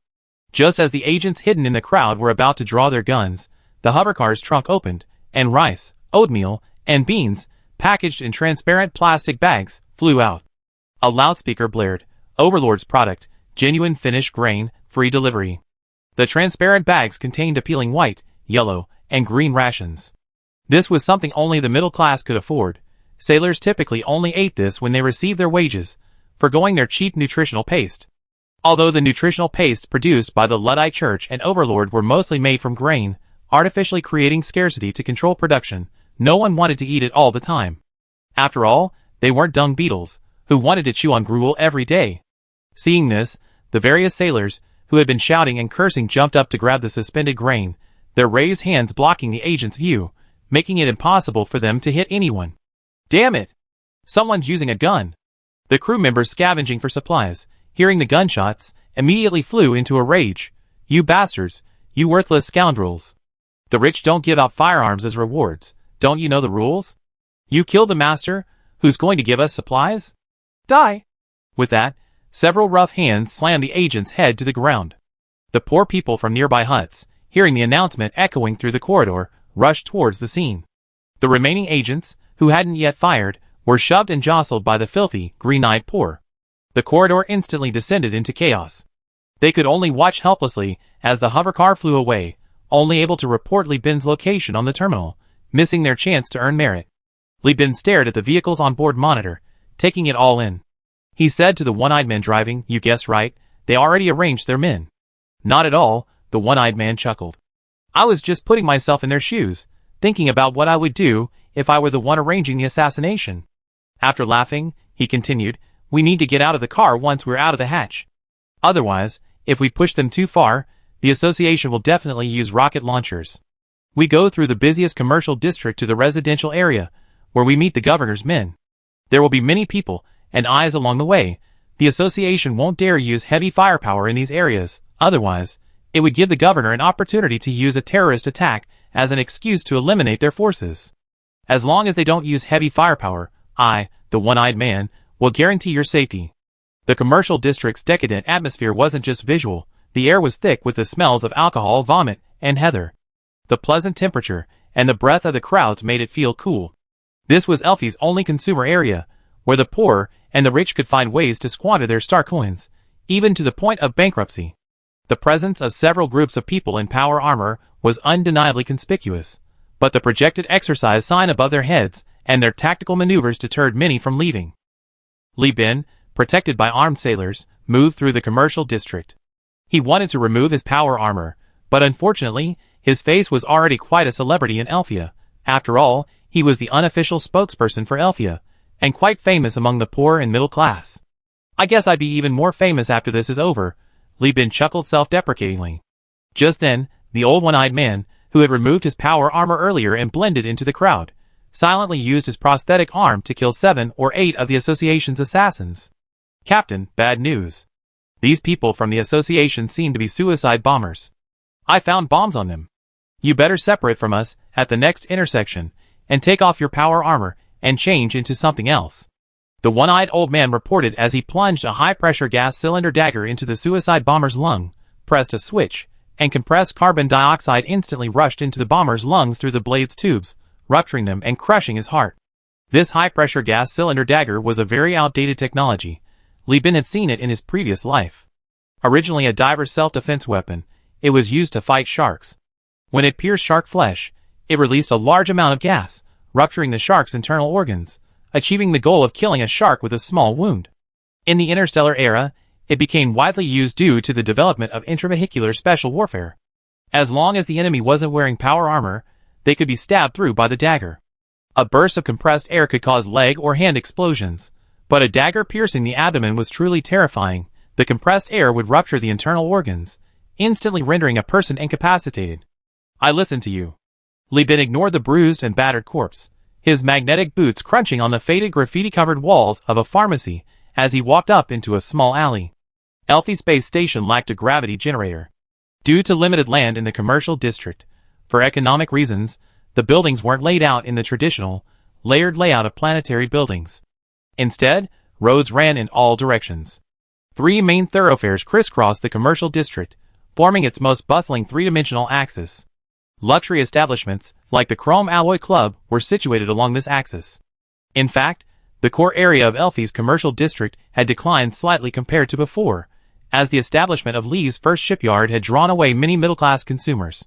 However, the spending power of the poor in the commercial district remained strong. They couldn't afford the ferry fare for the cruise ships. The roads extending outwards from the main thoroughfare are formed by the walls of shops. In some places, they're only wide enough for a single hover car. In others, they're so narrow you have to bend over to pass. These so-called roads are cobbled together by the merchants using walls and steel cables, creating a slum-like, twisted network of pathways. It's truly a case of the ground beneath your feet being both road and wall. The deeper you go, the narrower the paths become, the lower and more dilapidated the buildings. People rely on magnetic boots to move, their heads almost touching. Even if you reach a dead end, don't panic, just follow the wall, and you find another narrow path. 1 second Li Bin is walking on the road, and the next he's climbing up a metal wall, crawling through an overhead passageway, the exit located on the rooftop of a building that's half shop, half residence. The place is so complex that even L's unofficial holographic map can't provide an accurate picture. Because shops can be newly built, expanded, or transferred at any time, the darkness and distortion here seem to expand on their own. Such an environment naturally facilitated Li Bin's escape. On the rooftop, he removed his power armor, donned a robe and mask, and hunched over as he moved. Meanwhile, the old one-eyed man, seeing the captain gone, immediately followed and hid in a corner. When hurried footsteps sounded, his prosthetic legs spread, transforming into 8-legged spiders, each leg becoming a giant pair of pincers and scissors, the blades of which were actually hand cannons. His fleshy arm gripped a pointed alloy shield, and he emerged from the shadows, swiftly killing the other cybernetically enhanced assassins. "Pa, a bunch of training idiots who don't kill, what a waste of this equipment." The old one-eyed man, covered in blood, smashed a skull with his small pointed shield, spitting out the stench of brain matter that had splattered into his mouth, and fell far behind the captain, cutting down the pursuing assassins. Chapter 228. The other armed sailors, some having removed their power armor and disguised themselves to follow the captain, while others, in small groups carrying tactical shields, used their conspicuous equipment to draw the attention of the assassins. Li Bin walked towards the residential area. Most of the people he saw were local elf residents, their skin a sickly yellow or white, with large and small burn marks. They often used avant-garde and exaggerated cybernetic tattoos and demonic tattoos to cover their scars and boast of their martial arts skills. These burns were left by the corrosive elf atmosphere and the acid vapors from the various refining plants on the space station. The factory owners were reluctant to regularly change the workers' protective clothing, only providing new clothes when the garments were worn out or burned. Those who could still walk were considered lucky. Some had their entire faces or eyes blinded, or their fingers damaged by machinery, accidents, or acid, rendering them incapable of working. These people now lived in rat-infested huts in the passageways, becoming the lowest of the low, the useless. Although the factory owner knew it was extremely dangerous, even knowing that using completely unsafe production methods in space could trigger a disaster and destroy the factory, even in the 21st century, unscrupulous coal mine owners still illegally forced people to mine, causing mining disasters. In sub-Saharan Africa, countless poor people steal oil and risk their lives to refine gasoline in the wild, just to earn a living of $2 per barrel. It can only be said that even in the past, human life on Earth was at two extremes. One should never judge the world based on one's own life experience. Because you will be astonished to find that there will always be people kinder than you can imagine, and there will always be people so evil that you question whether humanity still has a reason to exist. Occasionally, people dressed in loose-fitting linen garments would move about in this remote trading area frequented only by the poor. They were missionaries of the Luddite Church, identified only by their linen robes embroidered with the Luddite emblem and the plastic prayer books they carried. The missionary looked at Li Bin, who had bribed a local to lead him out through a hidden door in the toilet, a man with sharp eyes and a handsome face, who didn't look like a poor man, and was somewhat taken aback. When he noticed the silenced pistol and the blood-stained compressed gas cylinder dagger in Li Bin's hand, he wisely stepped aside and turned away. As Li Bin passed the missionary, he murmured, "May the light of Lud shine." The missionary instinctively replied, "May the light of Lud shine." Only after saying this did he realize it was the prayer of the Lud left path, wondering when the Lud left path had shifted its focus to Elf. A few minutes later, a group of distinguished-looking people, out of place in the surroundings, approached. Their eyes lit up when they saw the missionary, and the leader handed him an anonymous ATM card. "Missionary, some people just passed by here. Do you know where they went?" The missionary looked at the impeccably dressed group, exuding an air of resignation, and smiled slightly. The Lud left path was universally condemned, but the Lud Church alone considered them radicals, not heretics. Naturally, he wouldn't reveal their secrets. Although he didn't know why these people were asking a missionary like himself, he pointed in the exact opposite direction. "Over there, there's a sewer." They went that way. "Thank you." The leader tossed down the ATM card and hurried away. The missionary picked up the card and waved it at the shop owners and poor people passing by. "Today, we are doing good for the righteous cause of Rud. No one has betrayed the righteous." This is a blessing bestowed by a saint through mortal hands. Everyone has a share, so please line up to receive your blessing. Thud, that was the sound of a dagger piercing the brain through the eye socket. Sizzle, snap. That was the sound of compressed gas expanding inside the skull, blowing away the other eye and spitting out brain matter. Li Bin's disguise cloak was now soaked in blood. The association's members were almost endless. A whole host of assassins had come out, vowing to find Li Bin for their master, and to curry favor with their master's master. There were also freelance mercenaries, who had accepted missions, and gangsters who were dreaming of getting rich quick. These people, equipped with outdated equipment, had once caused Li Bin some trouble with their numbers. He had to replace several compressed gas tanks. But Li Bin, with all the money and resources he had invested over the years, had trained the armed sailors to Marine Corps standards. They weren't just sitting idly by. They frequently boarded pirate ships, and life-or-death battles were commonplace. They had boarded torpedoes, participated in airborne operations, and scavenging wreckage was as commonplace as drinking water. Compared to the assassins in the association, the armed sailors' battle-hardened combat capabilities were overwhelming. It can only be said that Li Bin's appearance was sudden. The association didn't have time to hire more powerful mercenaries, and their own men were out of practice, leaving them caught off guard. They had been indulging in power struggles for too long, and the tiger they had raised had become arrogant and ruthless, losing its claws. In fact, according to current intelligence, war had already broken out at the port, and the association's main forces were still focused there. Li Chongjin had begun deploying mechs, while the suicide squads were experimenting with rocket launchers and armor-piercing artillery. After killing nearly 100 people, the group finally left the commercial district. By this time, Li Bin had entered the residential area and arrived at a slightly dilapidated house. He took off his wet cloak and tossed it aside, wiped his face, and asked his men, "Where is Old One-Eye now?" The armed sailor glanced at the terminal. "Captain, the bosun has gone back to get something." "Good." Li Bin nodded in approval, knocked on the door, and the metal door opened the next second. The house owner, having already seen Li Bin on the surveillance camera, was an ordinary-looking man in unremarkable clothes. He opened the door to let Li Bin and the others in, then poked his head out and nodded. Several nearby houses immediately drew their curtains, and the governor's assassins lying in ambush began to set up guns and block the street. From a distance, the Elf space station looked like a large wheel with half an axle, and the governor's mansion was located on the upper level of the axle, overlooking the entire domed city. The agreed meeting place was a safe house, with a secret passage leading directly to the governor's mansion. Li Bin, without even changing his clothes, went down the passage, only to discover that the so-called secret passage was actually the space station's automated cargo transport corridor. Aside from the maintenance team, this place is usually deserted. The governor, abusing his power, recruited the space station maintenance team leader into Quartz, successfully turning the automated cargo corridor into his secret transportation network for supplies and personnel. The entire floor housing the governor's mansion belongs to the governor personally. Besides the residence, it includes a private spaceport, a nuclear power plant, an independent power grid, and independent life support systems for air and water. The mansion covers over 10 square kilometers, which seems large, but compared to other governor mansions in the Core Star sector, it's considered modest. Li Bin discreetly entered the governor's mansion through the cargo corridor. Guided by the butler, he washed up, paying particular attention to removing the bloodstains, shaved, and got a haircut. Only then did he open the briefcase carried by the armed sailor, and put on his captain's uniform, adorned with various luxury decorations.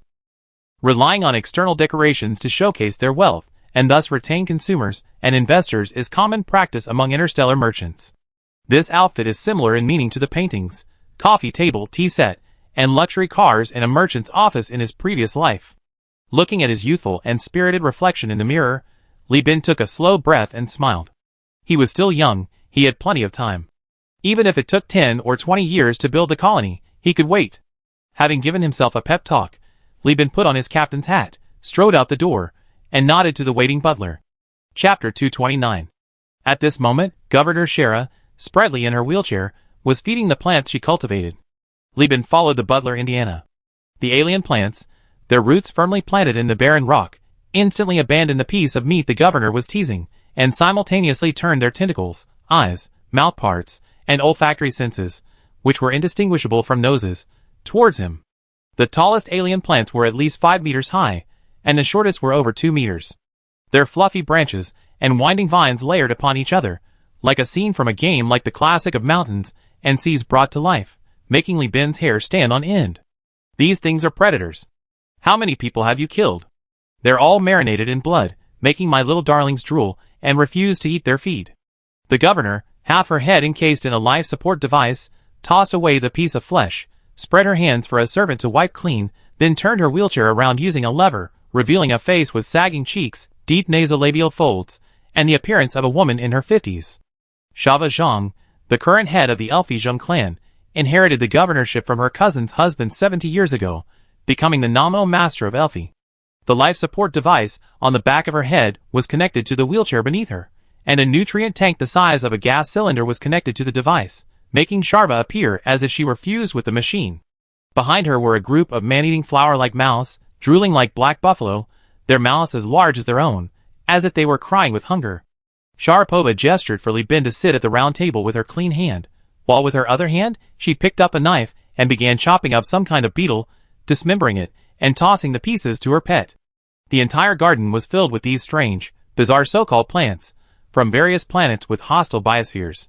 The creatures in this garden were transplanted here from different planets, their total value no less than that of a destroyer. The insects' fluids dripped down the slaughtering table, splashing onto the reddish sand. The blood-soaked clumps of sand were quickly dragged away by something wriggling beneath. Li Bin could faintly hear sucking sounds, like sucking juice from sugarcane. Her voice was old and slow, yet carried a calm and convincing strength. I never feed my pets human flesh, but they can often smell human scents, so they're always very greedy.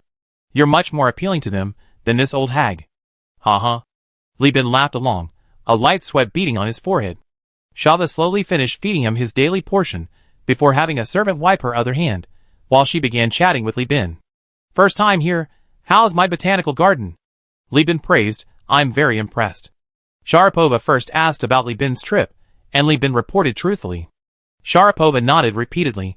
No wonder you were able to leave the Overlord smoothly after the news of the AI core leaked. It turns out you gave up a batch of benefits in exchange for the Montatani family's help. That makes sense. No, actually, it was all part of a scheme. Thank you for your hard work. This stuff isn't too precious in the law sector, but it's extremely sought after in the core sector, and all the major corporations are guarding it fiercely. Right now, the Overlord's AI inspection team is in hyperspace confronting the Persis Alliance.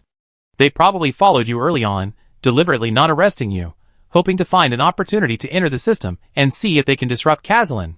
Sharapova smiled, narrowing her eyes. You don't need to worry too much about the Overlord's affairs. I cover it up. There's an old saying, turn swords into plowshares. If we can win over the Overlord, that would be a good thing. Li Bin bowed his head. The governor's strategy is divine. Ha, you little rascal, you got a sweet tongue. Enough joking. Did you bring the AI core I asked for? No, to get rid of the Industrial Complex Association, I didn't bring it. Shara's smiling eyes widened slightly. What, are you worried I won't be able to offer you a price that satisfies you? I wouldn't dare. Li Bin stood up, his words earnest. I already transferred the AI core to Bonchara for safekeeping. My fleet, and the fleet in the port area, have been drawing the association's fire. The people who escorted me here have already gone to retrieve the core. They be here soon. As soon as he finished speaking, the butler, who had disappeared, reappeared outside the botanical garden and nodded to the governor. Soon, the blood-covered, one-eyed old man pushed in 2 refrigerator-like boxes. AI cores are incredibly valuable, especially to non-giant corporations, and the old man hadn't even had time to shower. Meanwhile, the alien plants in the botanical garden, smelling the strong, rich aroma of fresh blood of all types, instantly went berserk. The sand trembled violently, the plants thrashed about, their fixed roots shaking, as if they wanted to crawl out of the barren sand and rocks and tear the old man apart. Shava calmly pressed a switch, and several mechanical arms descended from the sky, spewing flames that scorched everything behind them. Several mechanical arms wielding chainsaw swords slicing through any monsters that dared approach the governor. The stench, mingled with the acrid smell of burning, evaporated the sweat from Li Bin's brow in the rolling yellow flames and heat waves. The blinding light and heat forced Li Bin to close his eyes. He knew that most of the plants here grew on arid, barren desert planets, and even if their stems were burned, they could bloom again as long as their roots were alive. But the commotion Sharapova made while setting the fire still startled him. Judging from the dangling flamethrowers and chainsaw swords, this was clearly not the first time she had done this. There were always unlucky ones, who burned to death in the botanical garden, But the governor didn't care. She carried the fire on her back, her eyes burning as she stared intently at the box. "You got two?" To be precise, 1.5, Li Bin replied, his lips parched from the heat.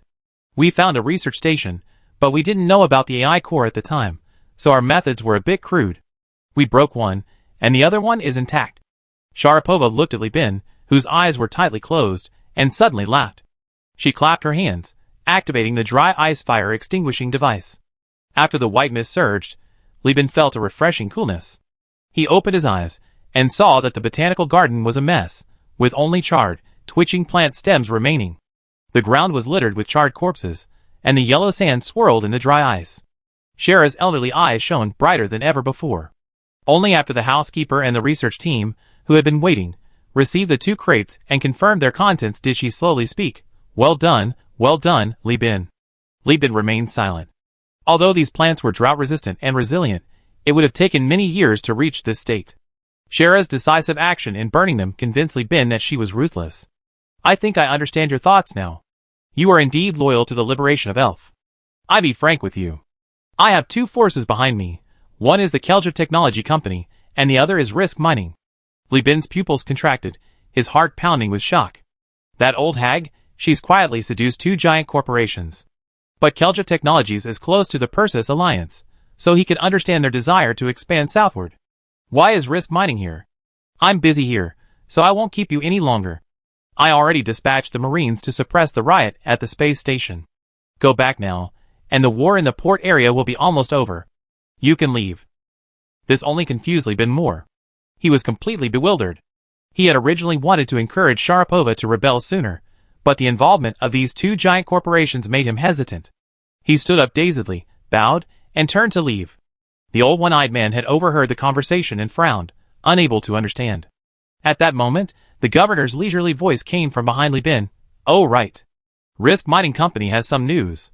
Get ready, because the conflict with Hyena Mining over market share of ore has reached an irreconcilable point. The corporate war is about to begin, kid. Or prices in the core sector will skyrocket. Stockpile your minerals and alloys early. When the war starts and Elf declares independence, your shipyard will likely be overflowing with orders." Li Bin paused, a question popping into his mind. What does the corporate war have to do with Risk Mining's support for Elf's independence? Chapter 230. Li Bin arrived furtively, then swaggered away. This time, he summoned a hovercar and drove off in front of the special agents and assassins. Since the governor was going to intervene, the association would naturally know about the change of ownership of the AI core. Without the AI core, he was no longer a priority in the association's eyes. After all, Governor Elfie was still ahead of Li Bin. Along the way, he witnessed numerous murder scenes. Some were clashes between court society and association agents, others were ordinary people taking advantage of the chaos to kill in revenge, and of course, there were robberies. However, with the governor's order and communication with the association, the Marines, who had been kept in their barracks by both sides, were mobilized en masse. Using railcars, hover cars, and even armored vehicles, they began to quell the chaos on the streets, and order was quickly restored. Of course, the slums and the intricate network of multi-level buildings remained chaotic, but this was outside the Marines' jurisdiction. They were only responsible for maintaining order in the core areas. These blind spots and dead ends were left to be filled by local gangs. The Marines only needed to verbally relay orders to the gang leaders, and within 24 hours, the gang's thugs would have the situation under control. This time, Li Bin drove through the VIP lane. What used to take hours circling through commercial and residential areas took only a dozen minutes on the elevated highway, navigating just a few levels. The port where Universal Union was located was now a scene of utter devastation.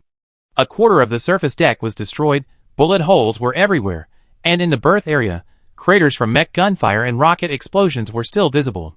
Layers of firefighting foam covered the area, making it look like a candy store from a distance. It's fortunate the docking area was open air.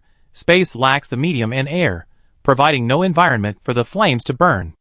Otherwise, this battle might have forced the space station to abandon the docking area. Li Bin did some quick calculations, and said to the old one-eyed man, economically speaking, the governor has suffered a huge loss. The old one-eyed man nodded. Those dogs from the association went too far. When the AI inspection team arrives and takes away the damaged core, they probably get a severe scolding from Kazalin, who say the association overreacted and made a misjudgment. The only problem is whether Governor Kazalin will believe them. Why wouldn't Governor Kazalin believe them? Li Bin sneered. The Overlord is known for its strict control over AI cores. Their fleet chased after us so impatiently, even disregarding my face as the benefactor who returned the 14th Legion's warships. Do outsiders think this is fake? Such a grand operation, only to take away a single broken AI core. It's like offering your face to Sharapova, only enhancing her reputation. The Perseus Alliance doesn't know about my secret deal with the Overlord. With this information gap, when Kazalin sees the AI inspection team arrive so aggressively but leave so dejectedly, instead of seeking credit from the Alliance, are they going to ask for help? Li Bin put on his helmet and got out of the car, chatting with the old one-eyed man as he walked towards the parking area through the slippery foam. I always said that in social activities, information is the most important thing. Without information, the AI core is useless. Now we are the ones who control the information gap. The Overlord set up the scheme. I'm an insider. Besides, which of the Perseus Alliance members knows the truth? When Governor Shara uses the corrupted core to fool the inspection team and Kazalin, she only think that with the backing of two giant corporations, she's grown to the point where the Perseus Alliance can't take a bite out of her. As for Kazalin, the Overlord traveled a great distance to investigate, taking away the AI core to solidify their existing persona. They themselves thwarted the Overlord's harassment, a clear achievement. At this year's Alliance internal meeting, the Kazalin governor will certainly demand more funding from the Alliance because of this. Just as King Zhuan of Chu inquired about the 9 tripods of Zhou, ostensibly to inquire about the tripods, but actually to spy on the world, the AI core's actions, according to plan, will ultimately end in a disappointing fashion. In Kazalin's eyes, the Overlord has come ostensibly to investigate the AI core, but their true purpose is likely to try and disrupt Kazalin, the Alliance's industrial hub planet. To make the performance convincing, the investigation team's commander will subtly reveal their intentions during the negotiations between the two sides. Everything will be logical, and given the Perseus Alliance's lack of information, the AI core won't discover the true plan. That's the general outline. Li Bin has completed his performance. The rest of the show is between Sharapova, the investigation team, and Kazalin. Although Sharapova still held information about Kyle Jeff and risk mining, something Li Bin was unaware of, knowing her core objective would ensure he stayed on track. As for him, the company had been at sea for so long, it was time to relax and enjoy himself. Stomping on the charred skull of an association assassin, Li Bin stepped into the docking area. Many space containers were damaged. These were all filled with goods for sale. Jeff, impatiently biting a cigarette, smoke obscured his head beneath his helmet's visor, revealing only his reddened eyes. He was assessing the damage, arranging emergency medical care, and appointing a moored team to collect the bodies of the fallen crew. As for the enemy corpses, scoop them all up and throw them into the engine exhaust to burn. The ashes are in the septic tank. A bunch of bastards, daring to mess with us. Elf is the company's stronghold. You think you can defy us? Jeffrey cursed and swore, his muscular physique accentuated by his reddened skin, sweat billowing and turning into a mist. As he continued cursing, the first mate's eyes lit up when he saw Li Bin. Captain! It's all taken care of, he said. The guys in the factory area heard we were being attacked and spontaneously gathered at the office over there to hold them off. They killed a few and captured 2 ringleaders, who are being interrogated. The second mate has taken some men to the factory area to reassure them. No need for interrogation, Li Bin said, glancing at the containers wrecked by the rocket launcher. The finished grain inside had been blown apart, and the berth was now littered with rice and oat flakes, hindering construction. He then gave the order. Give the dock gangs a heads up, and tell them to clean this place up. Give them everything they cleaned, and keep 2 broken alloy crates as payment. Our men need to get back to the shipyard immediately. This place is about to descend into chaos. The Overlord, the Perseus Alliance, and Elf are going to have a war of words. Our small operation can't handle it. Hey! Jeffrey, seeing Li Bin's relaxed expression, thought the matter was settled. He quickly ordered the crew to transfer supplies and simultaneously sent a message to Li Chongzhen, instructing him to quickly recruit a new batch of crew members in the factory area to replenish the manpower lost over the past year. Li Bin looked at the chaotic dock area. Blood and fire had just clashed here, but through his helmet, he couldn't smell any death. This incongruity gave him an unreal, dreamlike feeling. He checked the date. He had set sail on May 1st, star calendar 208, and had returned to this space station on February 15th, star calendar 210. Having been away from home for a year and a half, relying entirely on my younger sister to maintain all the connections, I'm back now to first settle the backlog of business at the factory, and then personally deliver gifts to the Lud Church and the Magnet Galaxy. Quite a few things to do. Chapter 231. Li's first shipyard, the company's private port. Li Shu, tears welling in her eyes, held onto Li Chongjin. She was most worried about this younger brother, whom she had watched grow up, simple-minded yet burdened with the task of charging into battle. She looked him over several times, and even the towering Li Chongjin, clad in power armor and over 2 meters tall, had to crouch down and let his sister handle him. Li Chongjin couldn't muster the slightest thought of resistance towards this sister, who was like a mother to him. Once Li Shu calmed down and checked that her brother wasn't missing any limbs, she quickly regained her composure. After more than a year as factory manager, overseeing the daily lives of thousands of people at the first shipyard, Li Shu had developed an air of authority, a stark contrast to her former role as a refinery worker. Standing beside Li Bin, she confidently reported on the shipyard's development and changes over the years. Li Bin, hunched over, followed closely, inwardly marveling, my older sister's becoming more and more like my older brother. Won't it be even harder to sneak out and fight pirates now? Li Shu handed her brother a terminal containing all the shipyard's information. The two walked at the head of the group, followed by 2 distinct groups of subordinates. Li Bin's group consisted entirely of the exploration fleet's elite personnel, each exuding a sharp aura, their gazes piercingly scanning the surroundings, as if trying to dissect everyone with their eyes. Behind Li Shu were shipyard executives, actuaries, accountants, engineers, and department heads, all walking with composure. Mu Yao from Quartz Society was also among them. They were the core team responsible for assisting Li Shu in maintaining the shipyard's operation. Among them were many veterans, who had followed Li Bin in the past, but compared to their colleagues, who had drifted in deep space, they exuded much less of a murderous aura. Li Shu whispered to Li Bin, over the past year, the shipyard has only made 50,000 star coins in profit, much less than expected. There are 2 main reasons for this. First, following the plan you left behind, the shipyard has been steadily expanding. On the main repair side, we expanded with 3 berths, upgraded several gantry cranes, and a conveyor belt, increasing port berthing efficiency by 23% and repair efficiency by 11.7%. The entertainment port at the back has been expanded by 1 floor, and we also recruited 351 people from the refugees of Elphi and New Magnos as service personnel for training. In fact, the shipyard's total workforce is more than 3 times that of the exploration fleet. Ship repair and service industries are both labor-intensive, but their salaries are relatively lower than those of the crew members who spend all their time in space, risking their lives following Li Bin, fighting pirates, and battling the afterglow. Therefore, their overall labor costs are only slightly higher than those of the exploration fleet. As Li Shu reported, she followed her elder brother into the shipyard's central control room. Hundreds of terminals formed the core of the control room, with employees stationed in front of each projector to respond to customer needs and resolve disputes immediately. Each projector displayed at least 3 monitoring feeds, covering an area without blind spots. The monitoring showed the flow of people. Nearly 10,000 tourists were moving about the entertainment port. Judging from their attire, the entertainment port was frequented only by the middle class and the wealthy, who were spending star coins there, their spending figures staggering.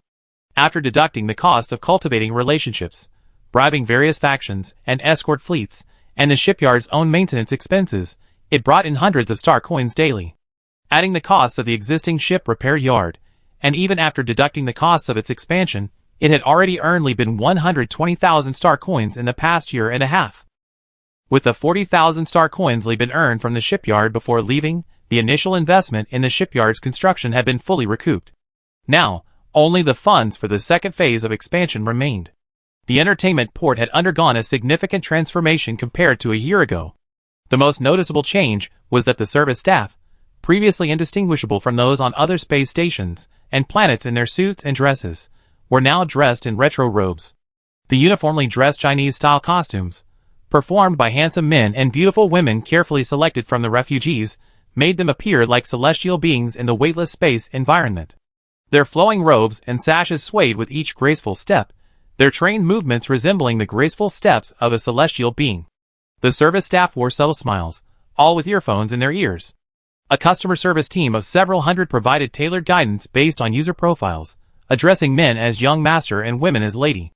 If seen, they either smile shyly or wave boldly. If they encounter a lesbian, they send out a female martial arts heroine disguised as a man. If they encounter a gay man, they send out a beautiful woman dressed as a female impersonator. None of the company's legitimate employees will provide sexual services. Mature employees are difficult to train. Once they start doing business, they become tainted with a worldly air and lose their ethereal charm. However, they will thoughtfully guide customers to shops provided by third parties that can satisfy their little quirks, with the company and employees taking a cut as a commission. In short, the main focus here is a welcoming, ancient-style themed service. This is the only place like this in the entire Perseus constellation. It's not that no one has tried to replicate it, but compared to Li Bin's cheat-like memory of 24 dynasties, myths and legends, and knowledge encompassing everything from ambience and decor to etiquette and posture, their stolen fragments are far from sufficient. Mazzarote in the Zegan Galaxy and Madeira in the Taylor Galaxy both sent people to discuss investing and opening branches, but they were all turned down with the help of Kazalin and Elfie. A year ago, when the Ancient-style project was first launched, its reputation spread widely, and Prism Freeport also came to discuss relocation, but that was also blocked. Li Bin smiled. They don't have to do anything every year to receive profits, and there are also extra dividends from their shares sent to the governor's private pocket. How could they let such a stable source of income slip away? In addition, you've been in contact with the Mag Galaxy and the Lud Church, so the business here isn't. The business was built on connections, attracting the first customers, and then reaching its current scale. They oversimplified things. It's quite surprising that Prism Freeport wants to take us away. Prism Freeport is located in the center of the star map in the core star sector. Nestled in a nebula, it has declared permanent neutrality, its gates open to anyone, including Ludlow Left Path and pirates. It's said you can buy anything you want there, whether it's cruisers or capital ships, technology blueprints or scientists. Rumors even suggest they sell AI cores. However, a cruiser cargo ship listed starts at 160,000 star coins, but at Prism Freeport, that doubles to 320,000 star coins. Unless you landed an exorbitant order, like getting ore for 1 star coin, but a transport company offering 2 or 3 star coins per unit, and lack the capacity, you wouldn't risk such a huge investment there. Li Shu laughed and said, not only that, but 4 months ago, someone from the West Wind Galaxy also came. The one leading them was a young man named Corning Oppenheimer. He spent thousands of star coins at the entertainment port, and even wanted to have the staff area film a holographic novel. After I refused, he wanted to send someone to observe and learn, and he even said he was a friend of Big Brother. He really is my friend, Li Bin chuckled. If he hadn't sold me 2 fake transponders and sensor decoys, the exploration fleet wouldn't have returned unscathed. Ah, Li Shu explained regretfully. I should have agreed. This gentleman has done us a great favor. It won't make a difference if it's just a little while longer. I still need to visit everyone and rebuild relationships. I'll be staying here for several months before returning to the Lost Star sector. I take this opportunity to properly tidy up the shipyard. A lot of new scientists joined the company this time. They can optimize the shipyard's design. Li Bin said, glancing at the monitor again. To outsiders, this shipyard was a treasure, but to Li Bin, its greatest value wasn't making money, but accumulating experience through its construction and operation. If we're talking about making money, deep space exploration and salvage are the way to go. High risk, high reward. Win and you're in a club with young models, lose and you're back to the sea. It's all about the thrill. Whether it's building colonies in the Lost Star sector, fighting pirates, or constructing factories, these experienced employees will be crucial. Especially his younger sister, Li Shu. After this experience, her future role as colony governor will be much easier. Looking at the thriving shipyard, Li Bin truly felt that his hard work was beginning to bear fruit. Chapter 232. Outside the Elf space station, 3 fleets stood facing each other at a great distance, each bearing the insignia of the Perseus Alliance, the Overlord, and Elf, respectively. The once thriving transport and trade had been severed by the 3 parties, bringing the space station's trade network to a standstill. A shuttle flew out from the port at the bottom of the space station. North, wearing decorative gold-rimmed glasses, rubbed his temples, and tossed his terminal onto the table in a headache. He complained to Mu Yao across the table. Li Bin has really planted a landmine in the governor's hands. Trade is suspended now, and individual factory owners and transportation contractors are all sending people to protest, demanding a return to normalcy. Mu Yao made coffee and placed it in front of North, saying, how could a commoner understand the governor's good intentions? If Elf doesn't become independent, these kinds of days could happen all the time. North took a sip of coffee and sighed, forget about the space station, let's get back to Li Bin. You were transferred because Li Bin recruited a professional accounting team in the Overlord? So the entire accounting department was fired? Yes, Mu Yao replied. Yao scratched his head awkwardly. Li Bin checked the accounts as soon as he got back, and communicated with various suppliers to verify everything. He also corresponded with the Lud Church, New Magnos, and Conda's Nest early this morning, deliberately letting those parties accept bribes, so he could eliminate them one by one when he returned. Only a dozen or so of those accountants are clean. The rest are currently locked up in the shipyard's jail, waiting to be sent over for execution after things are settled at the space station. North crossed his fingers and propped himself up on the sofa. He dared to recruit someone from the Overlord, so it seems he really didn't hide the AI core for himself. This guy is quite loyal to the governor. But why are those forces giving Li Bin so much face? What about you? You didn't embezzle too, did you? Li Bin has a close relationship with a bishop of the Lud Church, and in New Magius, he only deals with the Bellino family, whose person in charge is his good friend Duya. He contributed a lot to the Conda Nest back then. Many pirate leaders relied on him to dispose of stolen goods. It's inevitable that he only let Li Shu do business with acquaintances. Li Bin himself isn't very good at business management, but his ability to cultivate connections is amazing. When he let his sister become the factory manager, he guessed someone was going to cause trouble. I think this handling of the embezzlement case is just a smokescreen. He didn't deal with many petty thefts, only arrested a group of people who embezzled large sums, and also used the embezzlement to arrest several people who wanted to sideline Li Shu and strip her of her shipyard shares. With inside information from suppliers, even if those people tried to sideline her cleanly, they could still be brought down by a single charge of embezzlement and corruption. And those? He didn't fire Xiao Tan, but just gave him a demerit and reassigned him to a tough job, like customer service or working in the shipyard. These people are working very hard now, trying to atone for their mistakes as soon as possible. North nodded in approval. These people could be killed by Li Bin at any time without causing resentment among the employees. He shows his leniency, while also taking advantage of the psychology of those who have made mistakes. This is what they mean by it's better to punish wrongdoings than to reward merits. Li Bin knows how to manage his subordinates. As for me, I get a considerable amount of funding from Quartz every year, so I wouldn't touch that money, Mu Yao said, pulling out a golden eagle treading the Earth badge from the Universal Union from his pocket. Below the badge was his new identity. I'm now the head of the Strategic Development Department at the shipyard, responsible for attracting investment and loans, and also analyzing the company's development plan with the factory manager and CEO. Actually, it's mainly about the development of the shipyard. Well, you've been promoted to senior management, congratulations, Nor said, raising his coffee cup and sighing repeatedly. Li Bin's rise to wealth is too fast. 2 years ago, when he met me, he had to personally come to the space station to serve me tea and water. Now, if he wants to secure a loan, he just sends you to say a word, and Richelieu's bank has set up a special department for me to handle the negotiations. This? Mu Yao nodded in deep agreement. At first, I thought that once Li Bin opened a shipyard, he would settle down and focus on business development. I didn't expect him to hand over the shipyard manager position to Li Shu, and go off to do the perilous exploration himself. North recalled how he first met Li Bin because of a bottle of Byzantine wine. Back then, Li Bin pretended to be full of confidence, but in reality, he was all bark and no bite. He only owned one dilapidated ship, and although his captain's uniform was neatly ironed, it couldn't hide its age. Even when pouring wine for a luxury goods appraisal expert, let alone North, Li Bin seemed very cautious. These days, even when those experts chat casually over tea, they always mention, CO Li Bin once poured me a drink, taking pride in it, and using Li Bin's name to embellish their own resumes. Truly, extraordinary people do extraordinary things.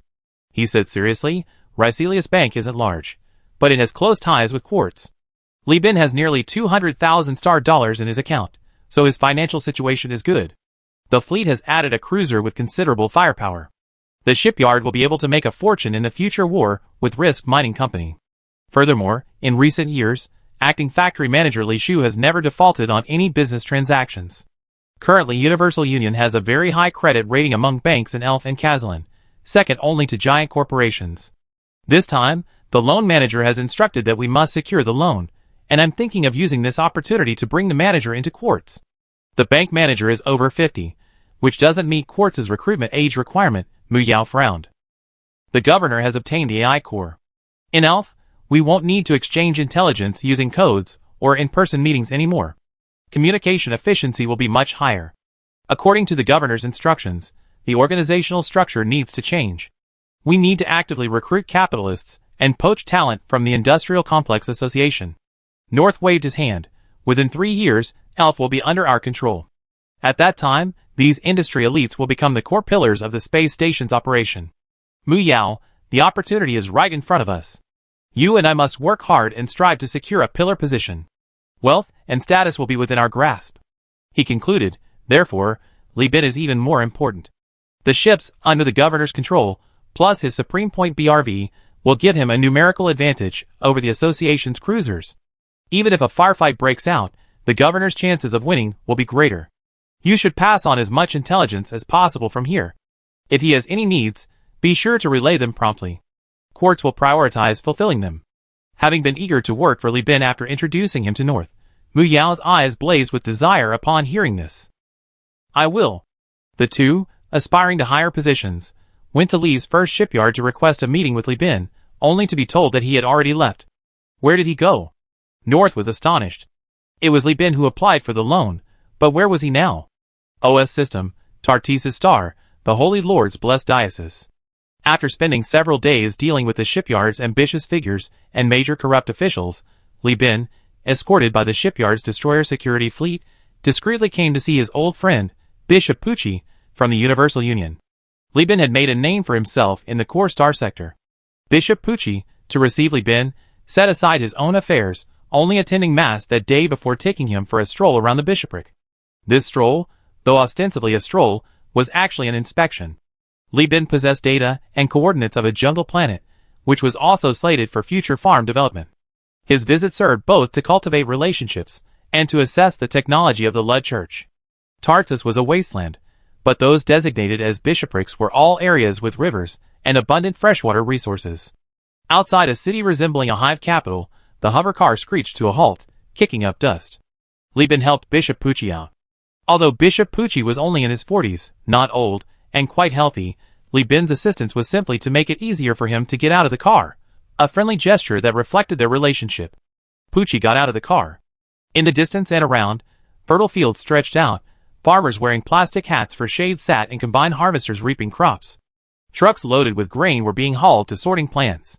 Only the highest quality grain would be preserved in its original form, the rest would be thrown into a nutrient paste and compressed rations processing station, where they would be processed into high, medium, and low grades of nutrient paste and compressed rations according to different standards. Feeling the heat wave like wind, and seeing the slowly moving clouds on the horizon, Pucci squinted contentedly. Li Bin, he said, you stirred up trouble in Elf, attracting the attention of 2 giant corporations. Now that you come out in the first place, aren't you afraid the overlords won't be able to find the AI core, and will burn down your factory in revenge? Li Bin squatted at the edge of the field, reaching out to pluck 2 ears of tender corn. This planet is hot year-round, allowing high-yield crops to be grown continuously. Harvest times vary due to different plant maturation cycles. He peeled the husk and handed one to Pucci, while he himself ate the moist, sweet corn. Li Bin chewed as he spoke, I'm nothing special. Once the AI core is handed over, the governor will be the main character. I'm still waiting for the governor to pay me the project funds. If it drags on, I might join the debt-collecting fleet to go and collect the debt from the governor. The corn is so tender right now, you can even eat the cob, it tastes milky. Don't you want to try some? Pucci smiled and shook his head. I can't eat it. If the farmers see the bishop eating the tender corn from this field, they fence it off and plant it every year, sending it over before it's even ripe. The farmers in the distance, who had intended to accuse Li Bin of stealing corn, immediately knelt down and kowtowed when they saw Bishop Pucci's light green, patterned robe and tall hat. Li Bin thought for a moment, then reached out. Don't waste it if you don't want to eat it, give it to me. Pucci handed the corn to Li Bin, and they strolled along the road. In the distance, the setting sun cast its rays, the white light of the white dwarf refracting through the planet's atmosphere, creating a dazzling display of colors that tinged the clouds with auspicious hues. Li Bin finished the tender corn to quench his thirst. Looking at the vibrant scene before him, with the farmer's shouts and the sounds of alien insects filling the air, he felt a sense of peace and contentment. So he spoke, Bishop Pucci, I need your help. I want to buy a batch of grain and a set of integrated farms, but not now, maybe in 6 months, maybe in a few years. You've given me a tough time, Pucci said with a smile, his dark face appearing as benevolent as a Buddha in the light. No one would guess that this man was once a priest in the tribunal, A ruthless figure who could decide life and death at will. Grain is easy to deal with, but agricultural equipment is strictly controlled not only by the Luddite Church, but also by other giant corporations. If you want to buy starch synthesis machines, I can figure that out, but growing grain, the finished grain market in the sector is divided up by the giant corporations. Even Tachyon Technology isn't allowed to have additional integrated farms. I'm not shipping from the core sector, I want to colonize the law sector, so I need at least one integrated farm to support my people, Li Bin admitted. Oh! Bishop Pucci stopped, looking at Li Bin with surprise. You found a habitable planet? Chapter 233. Bishop Pucci's gaze was intense. After much hesitation, Li Bin decided to be honest. After all, a colony wasn't a spaceship. Once established, it couldn't be escaped. The Lud Church had plenty of believers to help with espionage. If Tachyon Technology relied on technology to monitor the star sector, the Church relied on word of mouth to transmit information. In the first and second AI wars, the dominant force, despite being at a disadvantage in electronic warfare, relied on the Lud Church for intelligence. It's a jungle planet. I only got the coordinates, but I haven't been there yet. I heard the environment is harsh, but it's the best place I could find, Li Bin said, feigning pitifulness. Bishop Pucci nodded repeatedly, very satisfied with Li Bin's explanation. Do you have any plans to build a Lud Church in the colony? If not, could you allow one? He looked at Li Bin expectantly. Li Bin thought to himself, I'm not afraid of your conditions, I'm afraid you want land to build a religion. If the Lud Church comes, will the Lud left path be far behind? But the Lud sect had a considerable number of members in the Perseus core star sector, roughly a third, spread across every planet. Even among the employees of Li's first shipyard, some secretly held religious beliefs.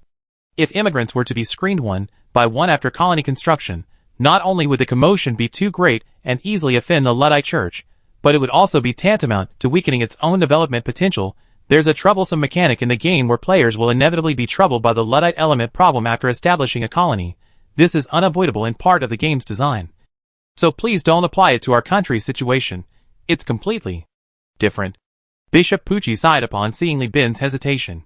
He knew the Universal Union's consistent attitude towards religion, but the class stratification in the Perseus region was extremely severe. Planets were either dominated by giant corporations or held by governors, presidents, or kings of free planets, forcing the Luddite Church to develop covertly in these places. His position as bishop wouldn't last long. When he was promoted from priest, Bishop Pucci was thrilled, only to discover that bishops were divided into landless bishops and principal bishops, and the Luddite Church had many landless bishops. All dioceses rotate principal bishops, and there's always room to make way for and train newly elected bishops. Each principal bishop can only serve for 5 years, and Pucci's term was clearly coming to an end. If he stepped down from his principal bishop position, Pucci would have to become a landless bishop, someone who was fawned over but had no real power, a position of apparent prestige. Who knew when his turn would come again? As for bribes, aside from the daily tributes he received from Li Bin, Pucci had never taken a single penny. Within the Luddite Church, he belonged to the vigilant faction, wary of overly advanced technological achievements, but actively promoting early and some mid-stage technologies that could increase production and reduce labor costs for farmers. During Pucci's tenure, all church funds were used to build irrigation facilities and upgrade integrated farms in the area. He also held numerous sermons, explaining the true meaning of Luddite doctrine to farmers free of charge, and using the doctrine to promote basic technology. Compared to previous bishops, who practically wanted farmers to work in the fields and never preached in the community, the people of this diocese had immense respect and affection for Pucci. In fact, Li Bin was very selective in choosing his friends. They were either like Duya, who lacked real ability but was easygoing and discreet, or like Pucci and Kong Jicho, who possessed genuine talent. Over the years, he had met no fewer than 10,000 people before selecting these few he could truly confide in. As for his other fair-weather friends, he had lost contact with them since starting his own company. Pucci sighed, I know you're afraid of the Luddite missionaries. I asked you this out of necessity. I'd be retiring in less than 3 years. I wanted to find a place to continue doing something meaningful. Seeing that you're planning to establish a colony, I thought of applying to the church to go there with you, so I can do something for the people and get rid of those old fogies. You don't know, on the Luddite planet, a single brick can take down a whole group of bishops. Sigh. Li Bin blinked, tentatively asking, if a church is established, can't you stop preaching? What's wrong with that? There are hundreds of thousands of homeless religious refugees on that free planet nearby. They can't do anything there except mine metal. Just feeding them is a headache. The Luddite Church isn't actively preaching anymore. Instead, the priests are going around preaching on their own. This not only attracted a large number of refugees, but also angered various forces, bringing church diplomacy to a standstill. Besides, Bishop Pucci continued, I have connections. The position of a bishop in a new colony in a lost star sector can't compare to that of a regional bishop on a mature planet in a core star sector. I can use my connections and run my legs off to keep this mess under control. If you agree, I guarantee in the name of a saint that your colony will only have, and can only have, people from our faction in the future. Listening to Bishop Pucci's incessant complaints, Lieben thought to himself, don't tell anyone, or those devout missionaries will tear you apart. Looking at the exceptionally pragmatic Pucci, who constantly talked about politics, diplomacy, and public security, Lieben carefully recalled his interactions with him over the years. After much deliberation, he decided that since it was impossible to completely eliminate them, finding a leader to keep them in check was a good idea. Shepherding starts with the lead sheep, otherwise, thousands of sheep running wild will be impossible to control. Management is the same. Lieben thought to himself that the church wouldn't be built immediately. He gave him a small chapel to manage a few dozen people first. If trouble broke out, the people would be together, making them easier to control. Whether to capture them alive or kill them would be easier to decide. Besides, judging from Pucci's appearance, he was unwilling to share a diocese with other bishops. When he came to oversee the area, religious issues, the harassment from Ludlow's left path, and church expansion would all be left to him to handle. As long as he was brought into the board and tied to their side, they wouldn't have to worry about the madmen from the left path causing trouble in the future. So he probed again, but if they're all refugees, food will be a problem. Also, I don't have enough technicians and industrial equipment to quickly build a colony. These things are strictly controlled by the giant corporations. Pucci chuckled, I'm sincere. Don't test me. I'm still a bishop in my fiefdom. I can mobilize manpower and resources. Just submit a report saying I'm voluntarily going to the Lost Star sector to build a new diocese, and state that I leave immediately upon completion. There are plenty of bishops in the queue willing to help me relocate. As long as you don't mind that most of Lud's technology is from the early stages of human development, I can agree. Lieben was overjoyed. As long as these two conditions are met, I have no problem. Hey, now I have a problem. How long will it take for your colony to begin construction? Originally, it would be 2 years later, but now with your investment, about a year, Lieben pondered. All right, but the sooner the better. Pucci waved his hand, rolled up his large bishop's robe, and earnestly instructed Lieben, according to the information from Lud's followers, who have infiltrated various places, the corporate war is about to begin. Unlike the AI wars previously dominated by Tachyon and Hegemon, this time other giant corporations are stirring. The core star system is not safe, and your shipyard may not be able to remain unscathed either. The Tulier system could very well become one of the triggers. You better move your assets out as soon as possible. After saying that, he turned and strolled towards the hover car, Lieben following behind him with a ferocious expression. Dude, what's with that half-truth?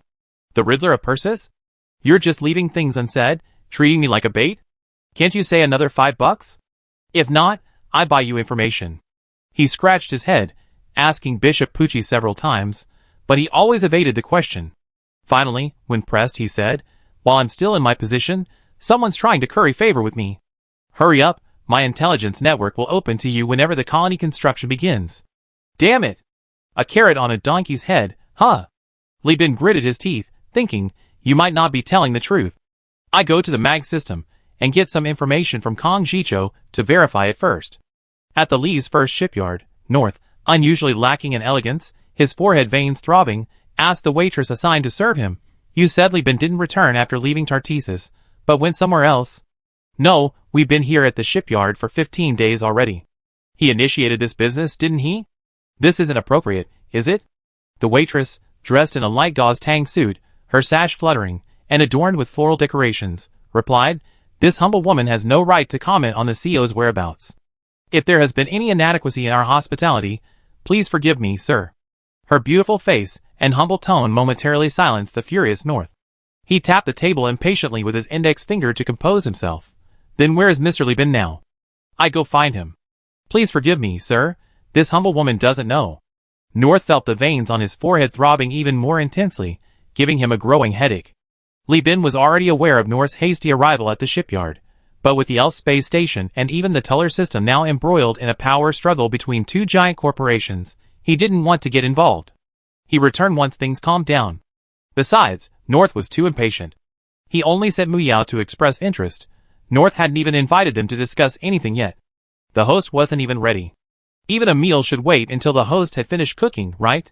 So, at this moment, he was a guest at the Bellino family in New Magnos, enjoying drinks with Duya, who was increasingly valued by the family. Duya was quite drunk. He lacked ability, relying solely on his good relationships, but he understood his role as the Bellino family's mouthpiece. He had no desires beyond eating, drinking, and having fun, and thoroughly enjoyed his current privileged position within the family. The Bellino family, because of Li Bin's reputation for doing business with acquaintances and favoring win-win situations, treated Duya very well. The beautiful cousin that Duya had wanted to introduce to Li Bin, whom Li Bin had declined, is now married to Duya, becoming a talisman that firmly binds him to the family. Li Bin would absolutely not stand it, but Duya is perfectly content. Li, hiccup! Brother Li, knowing you is my greatest blessing. A tipsy Duya toasted Li Bin. Li Bin pushed the drink back. Bean Sprout, Duya's nickname, you're too drunk. Get an injection of hangover medicine before you drink. No, no, no. Duya waved his hand. The fact that you call me Bean Sprout is solid proof of our relationship. Let me get drunk. In my current position, I hear too much. I rarely dare to get drunk in front of anyone except you. I can only keep quiet. What's this? Back when I was running a smuggling operation with Min Shun Company, I was begging people everywhere in New Magnolias for warehouse permits.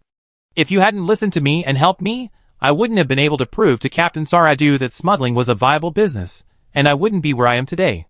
Yes, back then I was just a rubber stamp office manager, and now? I manage dozens of office managers, all with real power. Duya exclaimed repeatedly, his face flushed. He was one of the few who wasn't jealous of Li Bin's rapid and high rise in rank, because his position was inextricably linked to Li Bin's, and he desperately wanted Li Bin to climb higher. Therefore, his exclamation was quite genuine. Just then, the door opened, and a man in military uniform rushed in. Seeing Duya practically clinging to Li Bin, the newcomer chuckled, I guess I come at the wrong time. I better leave. No! You come at the perfect time. Ji Cho, come quick. Li Bin never comes here without a reason. With him here, we're sure to find another way to make money. Li Bin was quite surprised to see Duya and Kong Ji Cho acting so familiarly. How could a pragmatist like Kong Ji Cho be associating with Duya? Seeing Li Bin's expression, Duya chuckled, I'm a tight-lipped person, only taking in what I don't.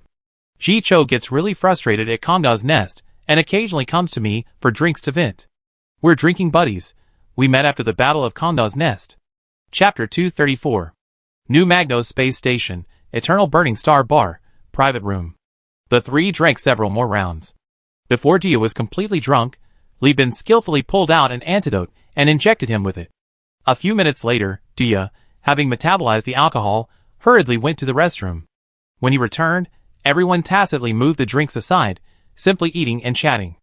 After several conversations, Li Bin learned that Kong Jicho wasn't having an easy time. As the sole heir to the Pirate King, he had also formed a partnership with Li Bin. His directly subordinate pirate fleet frequently raided the northern part of the Star Sector, using Li's first shipyard as a supply point to plunder and amass a fortune. His strength, prestige, and methods had grown considerably. But compared to Kongda, who had withstood a direct confrontation with Tachyon technology, he was still far inferior. Kong Jicho drank several rounds of wine, without taking any hangover remedies.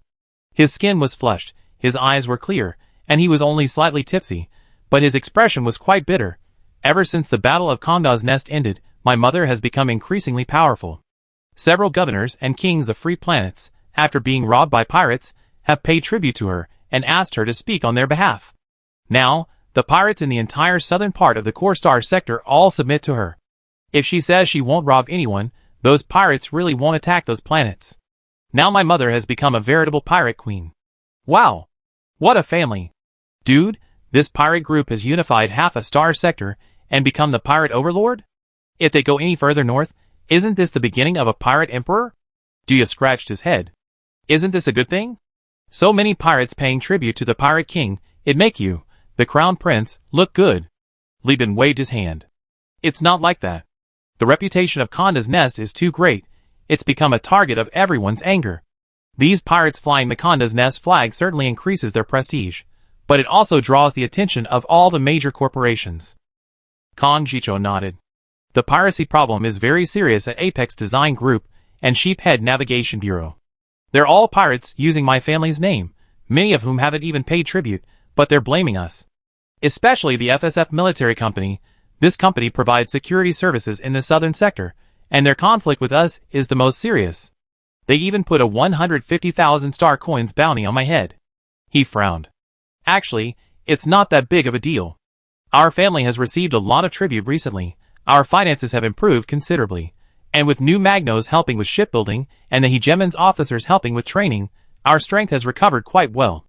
I've been operating in the northern sector for the past few years, so I'm not afraid of the FSF military company. But the problem is, after those pirate kings submitted to my mother, the political landscape in the court has become too complicated, and I'm gradually losing my footing. Kong Jicho was just venting his emotions, and didn't say much more. But Li Bin had seen too much about feudal courts in his previous life through TV dramas and history books, and he could already guess some things from these words alone. Firstly, Kong Jicho himself definitely harbored ambitions to succeed as Pirate King, otherwise, he wouldn't have used cruiser intelligence to bribe him into providing supply points for his northward raids. Secondly, he hadn't expected his mother, hundreds of years old, to be so capable. By pulling strings and using back channels, she had narrowly defeated a suppression fleet of Speetronics, and now, through this title, she could forge alliances and manipulate events to become the overlord of pirates in the southern sector. This would mean many more representatives of the pirate kings would appear in the court. Each of these representatives was backed by a powerful pirate king. Their presence disrupted the previously stable political landscape of Conda's Nest. These individuals acted like powerful vassals, wielding significant influence over the successor and the politics of Conda's Nest. If Kong Jicho wanted to secure his position, he would have to actively cultivate relationships with, and even curry favor with these people to gain their support. After all, Kong Da's lair now commands the southern pirates, and their system is unlike the prefecture county system of the Central Plains dynasties of his previous life. It's more like the feudal system of medieval Europe. These pirate kings all have powerful fleets and space stations under their command.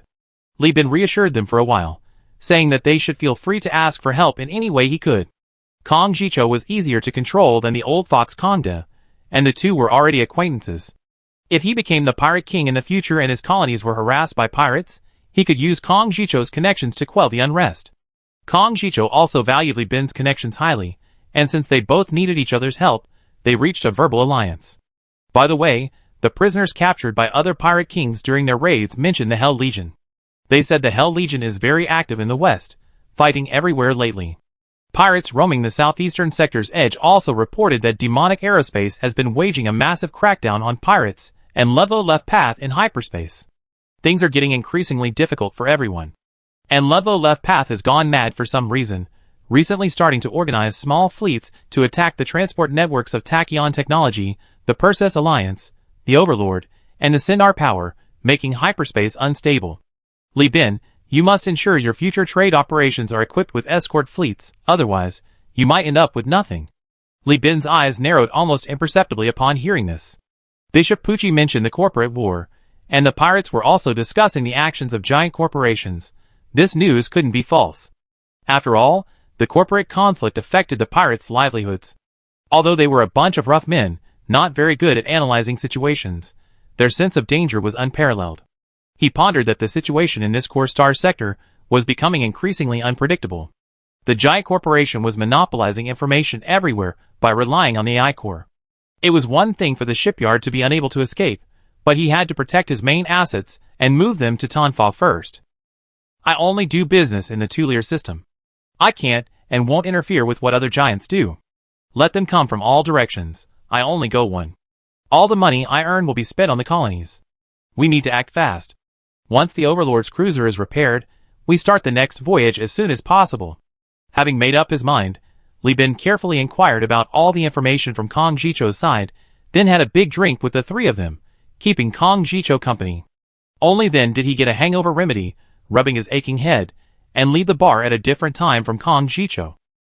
Just as Li Bin was about to leave with Duya, a figure blocked the bar entrance. Li Bin had just received a hangover remedy, and was still a little dazed. The armed sailors accompanying him surrounded him from the bar lobby, hands in their pockets, gripping their weapons, their expressions wary.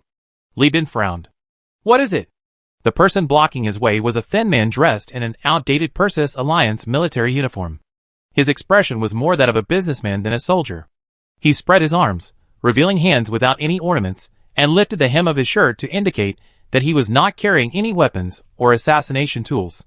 Are you Mr. Li Bin from the Universal Union? Mr. Li Bin, I am from the Interstellar Bounty Committee.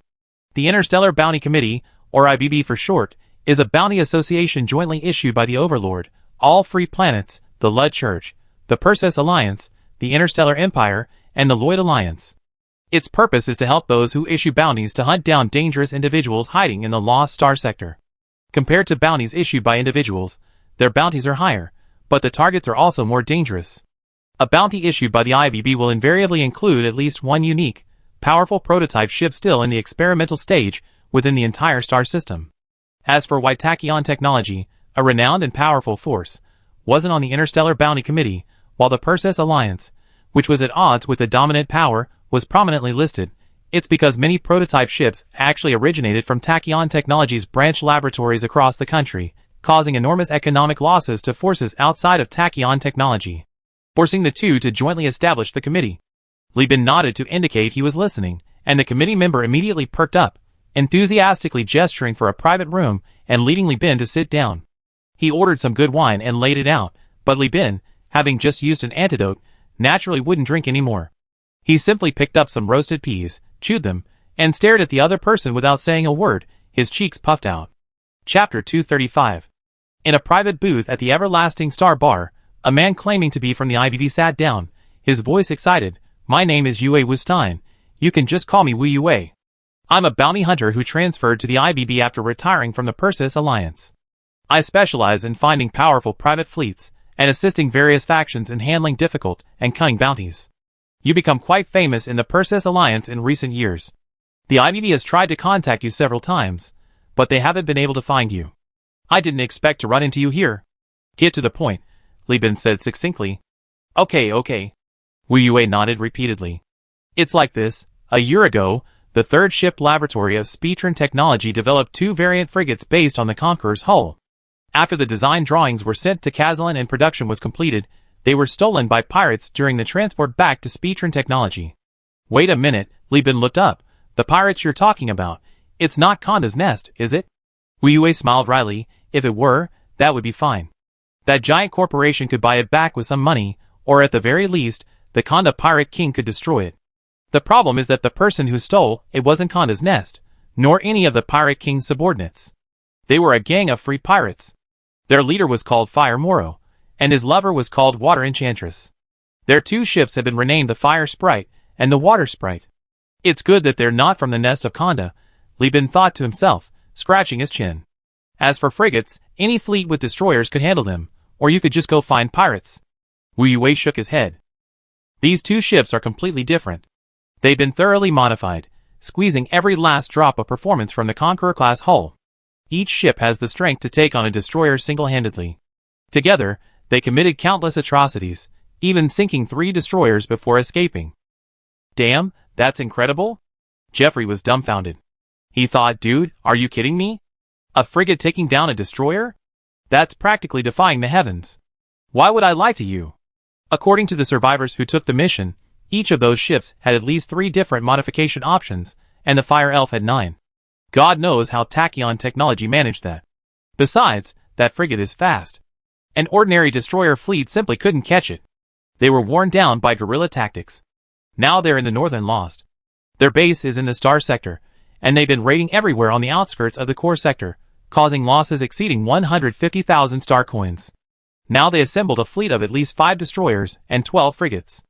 IBB is worried that if this continues, these pirates will become even more arrogant, so they've been looking for a private fleet that can subdue them. After all, the Star Sector is currently unstable, and even the giant corporations are unwilling to send troops away from the Core Sector. Wow, that's really impressive, Li Bin said, picking his nose without any regard for appearances. Seeing Li Bin's lack of interest, Wu Yue pondered for a while before deciding to drop another bombshell. This bounty is 42,000 star coins. I know that's not much for you, your fleet has cruisers, and sending them out for 2 months will consume tens of thousands of star coins worth of fuel. But let me tell you the truth, IBB bounties are different from other bounties.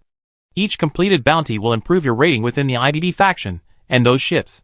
He gritted his teeth, thinking about his meager salary from not having made a single sale or received any commission for several months, and whispered, "If you're willing to accept IBB bounties in the future, I write the report.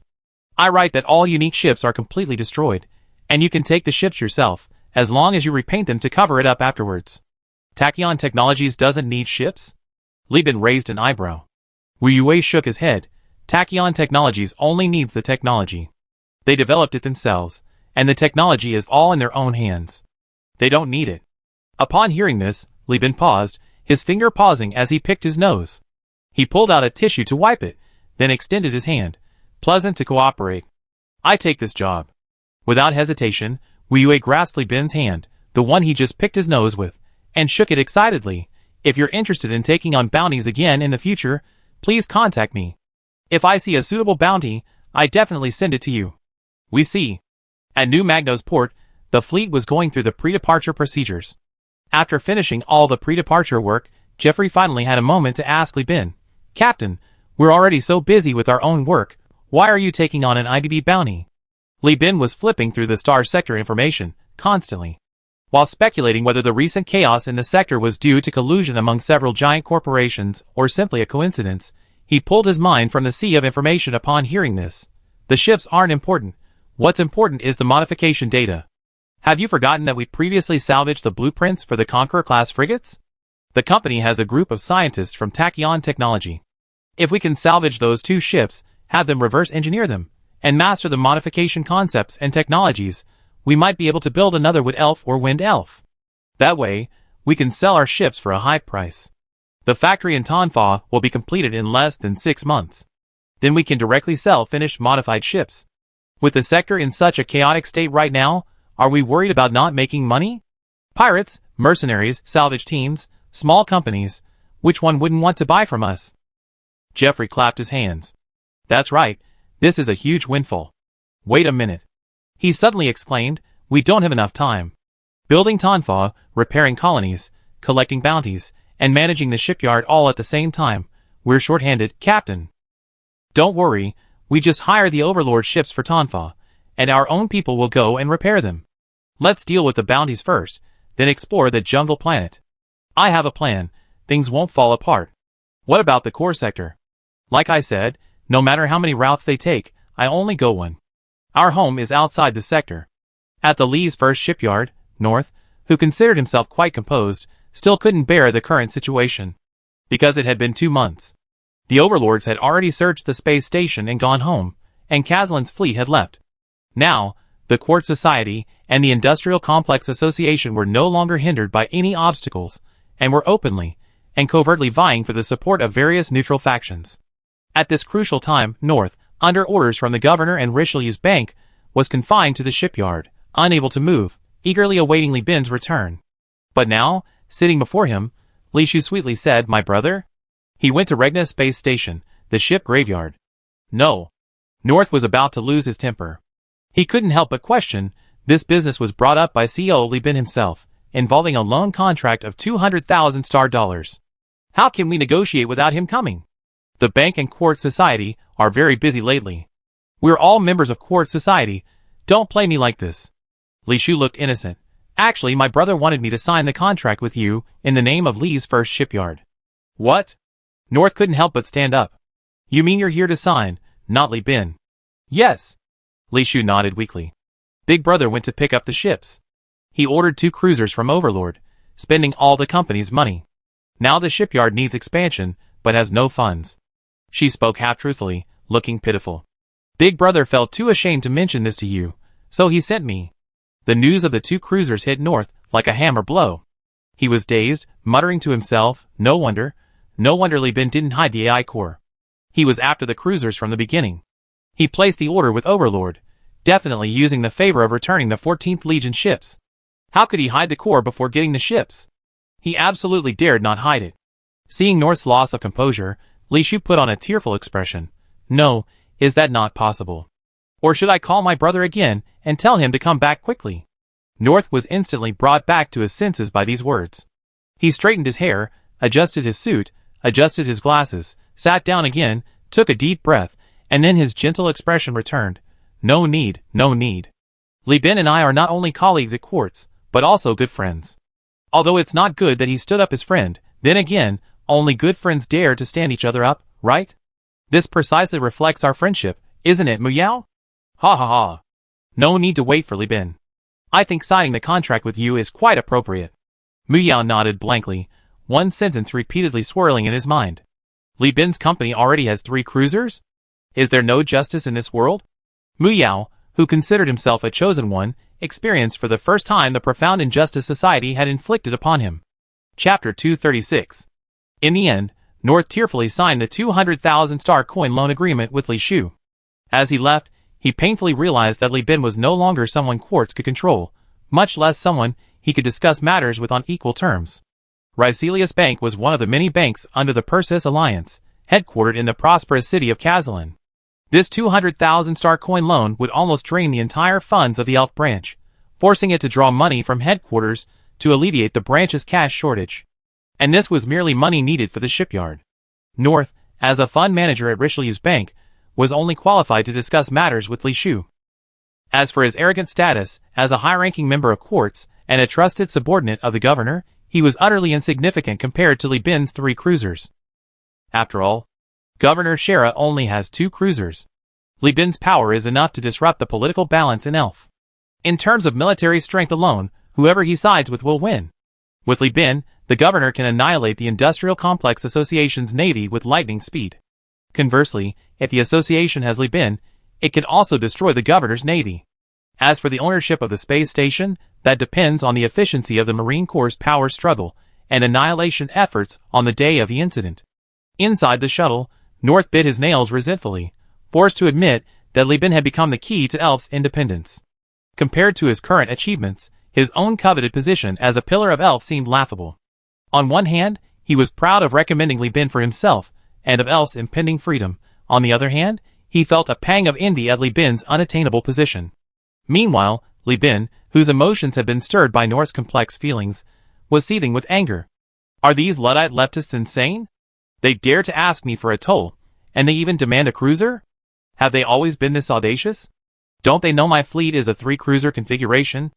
Li Bin, who had just retrieved his ship from the wreck graveyard, and was happily returning to the Tulier system with 3 cruisers, half a fleet of Hammerhead-class destroyers, half a fleet of Gemini-armed merchant ships, half a fleet of Tarsus-class cargo ships, half a fleet of Drum-class fuel ships, and a fleet of Shepherd-class drone supply ships, was almost home when a group of Luddite leftists suddenly appeared in hyperspace. This group only had 10 destroyers, and they immediately started clamoring on the public channel about tithing and dedication to the Lord's cause, specifically demanding that Li Bin take one of his cruisers as payment. This was utterly absurd. Li Bin wasn't a Luddite, so naturally he refused. So this group of lunatics started shouting threats, saying things like, "You're finished, you just wait. And I go back and launch a holy war, gathering 72 fleets to harass you and your cause forever." Li Bin then acted decisively. He named the newly acquired heavy rock-class cruiser Siege, equipped with a neural interface, and this heavy armored ship, armed with live ammunition, perfectly matched the Overlord's fighting style. Commanded by ISA, he himself piloted the Caming Beast into battle. The other destroyers and frigates spread out to prevent the Ludd-left cavalry from escaping, while 2 cruisers entered the fray. Lasers and cannons flew in unison, missiles and torpedoes blared a dirge, together sending the Ludd-left cavalry to meet their saint, Ludd. "Captain, our firepower is too strong. Of these dozen or so port-deck ships, only one is salvageable," Jeffrey shouted from the bridge after receiving the engineering department's reconnaissance report.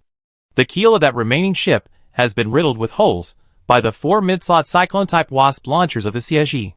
Even if we manage to salvage and repair it, there will probably be problems everywhere." Li Bin spat. "What bad luck. Then we won't repair it. Send the situation here to Bishop Pucci and tell him that if those lunatics on the left bank of Ludwig try to use the shipyard for terrorist activities, our deal is off." "Okay." Jeffrey rubbed his hands together in agreement.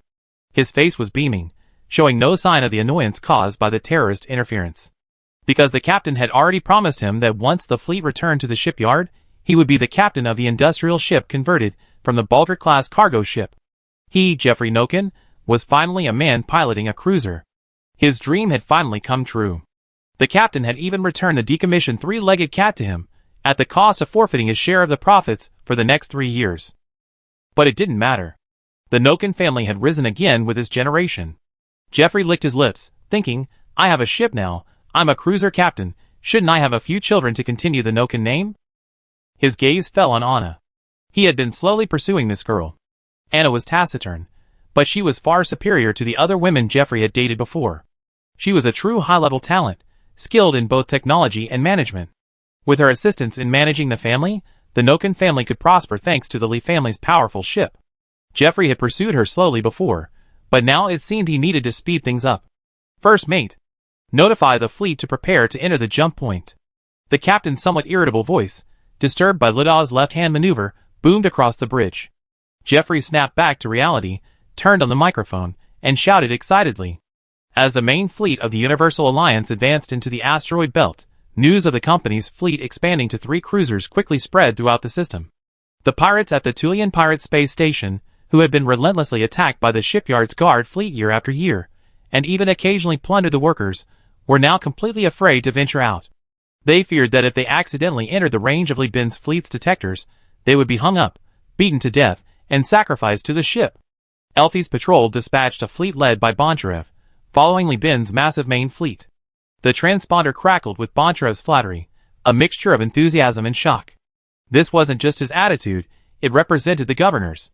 Boncharev also subtly indicated that the AI core issue was resolved, and the governor invited him to visit the governor's mansion again to discuss important matters. Later, I have to go back to the shipyard now to organize a ceremony for the freed laborers whose contracts at the shipyard are expiring, to select the best for promotion to the industrial ships and make them into regular crew members, and I also need to find new people. Sigh, brother, you have no idea. Thousands of people in the company are counting on me for their livelihood. The moment I open my eyes, I'm worried. Why feed so many people? Where to find business?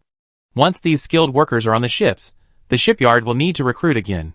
The factory owners in the factory district treat me like a thief.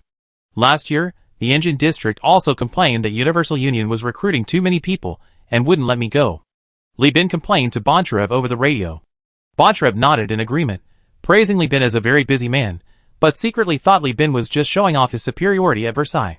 Only after he sent his observations to Quartz and forwarded them to the governor, and heard the governor's reply, did Boncharev realize he had misunderstood.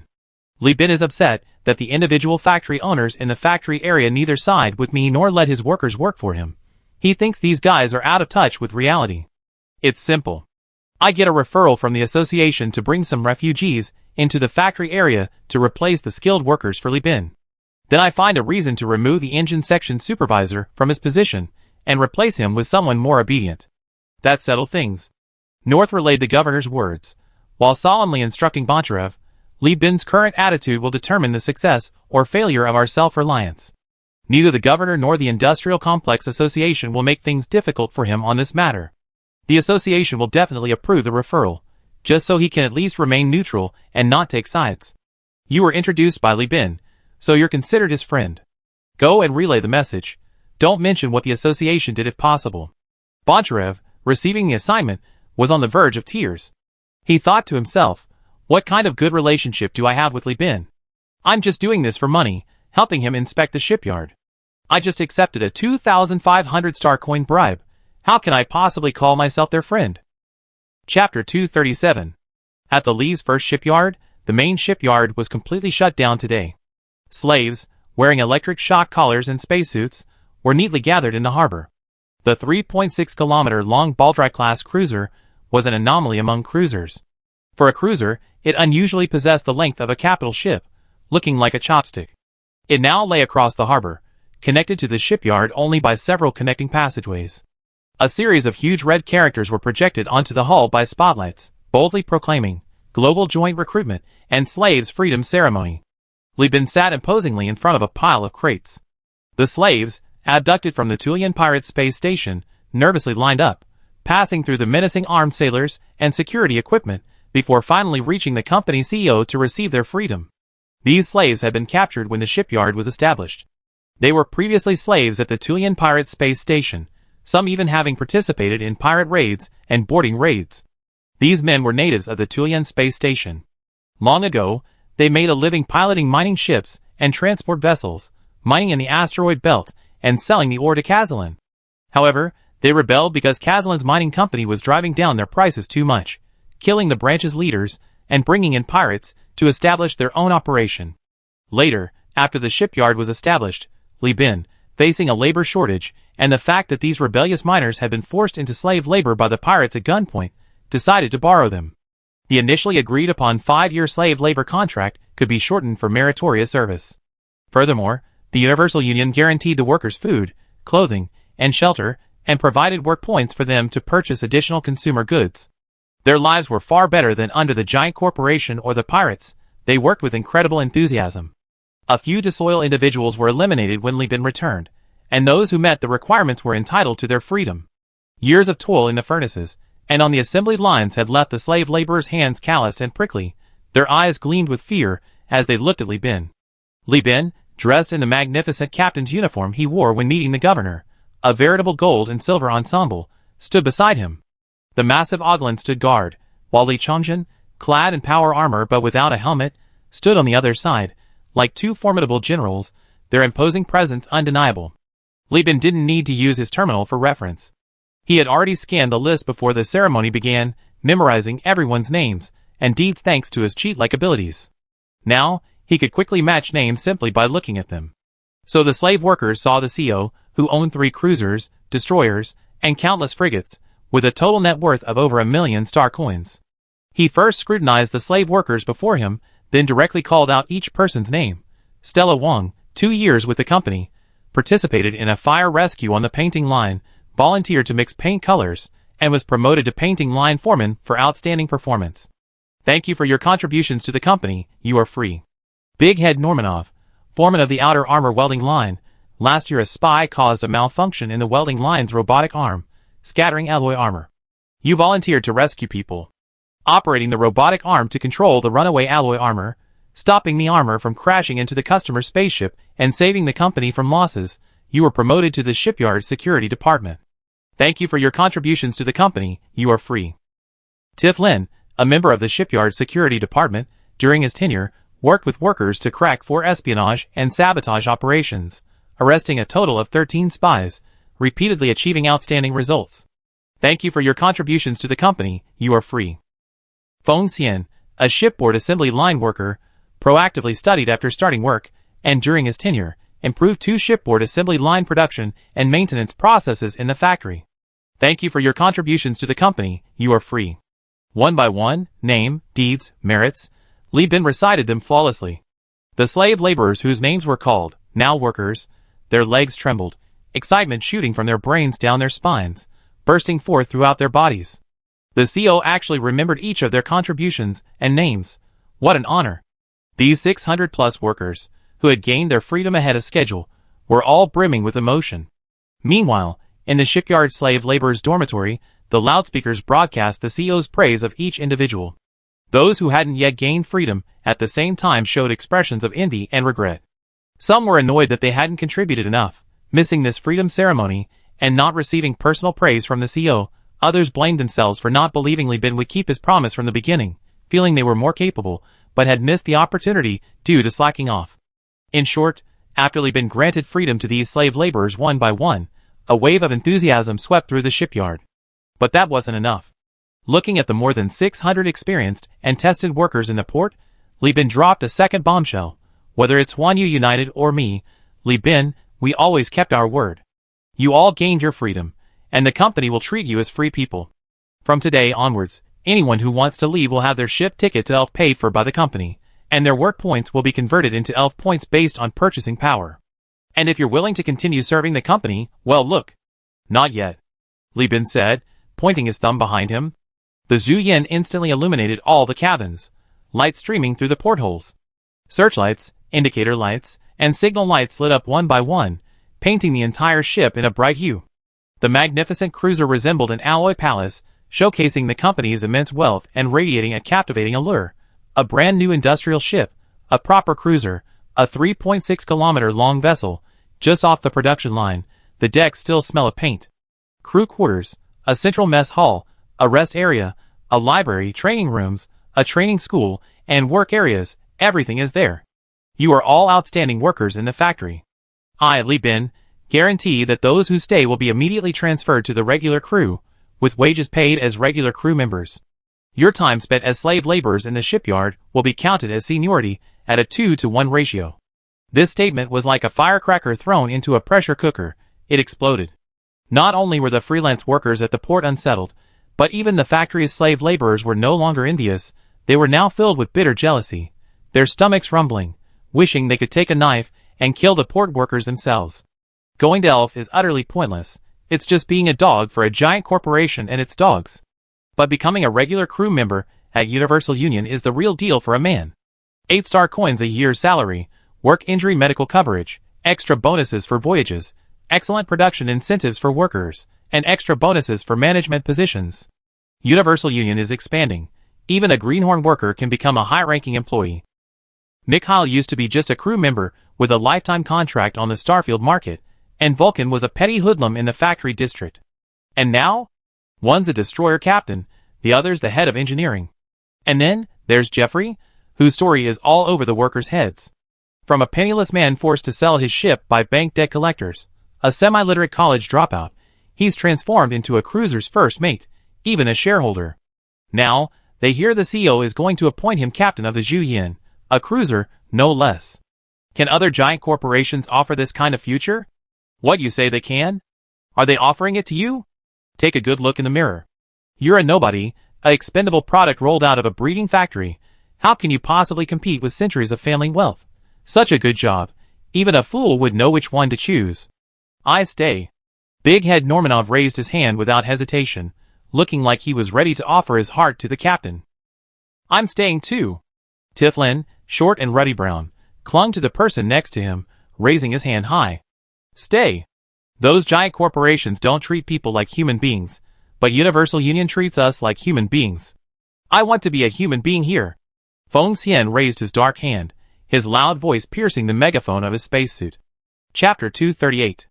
After the shipyard's freedom ceremony was completed, the workers were given half a day off to celebrate.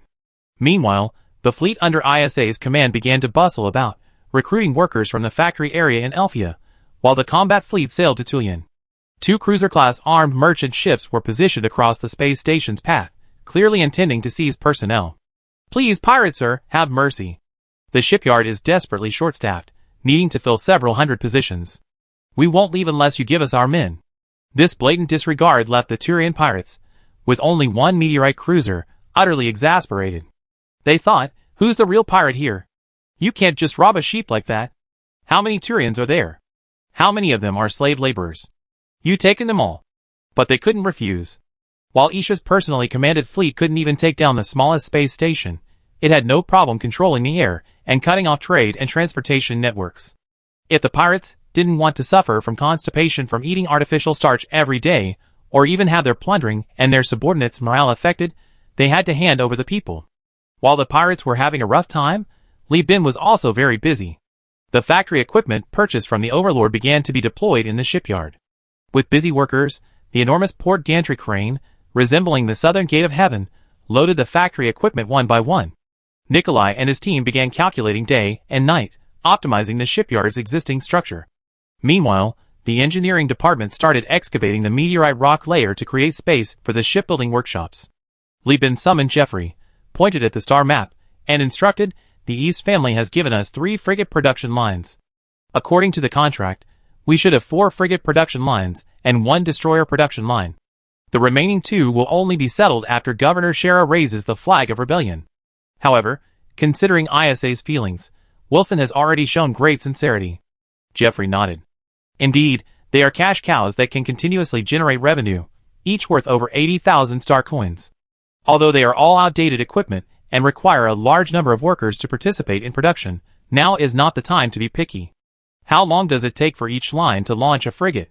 It will take 3 months at first, but after the workers become skilled, it can be reduced to 1.5 months, Li Bin said.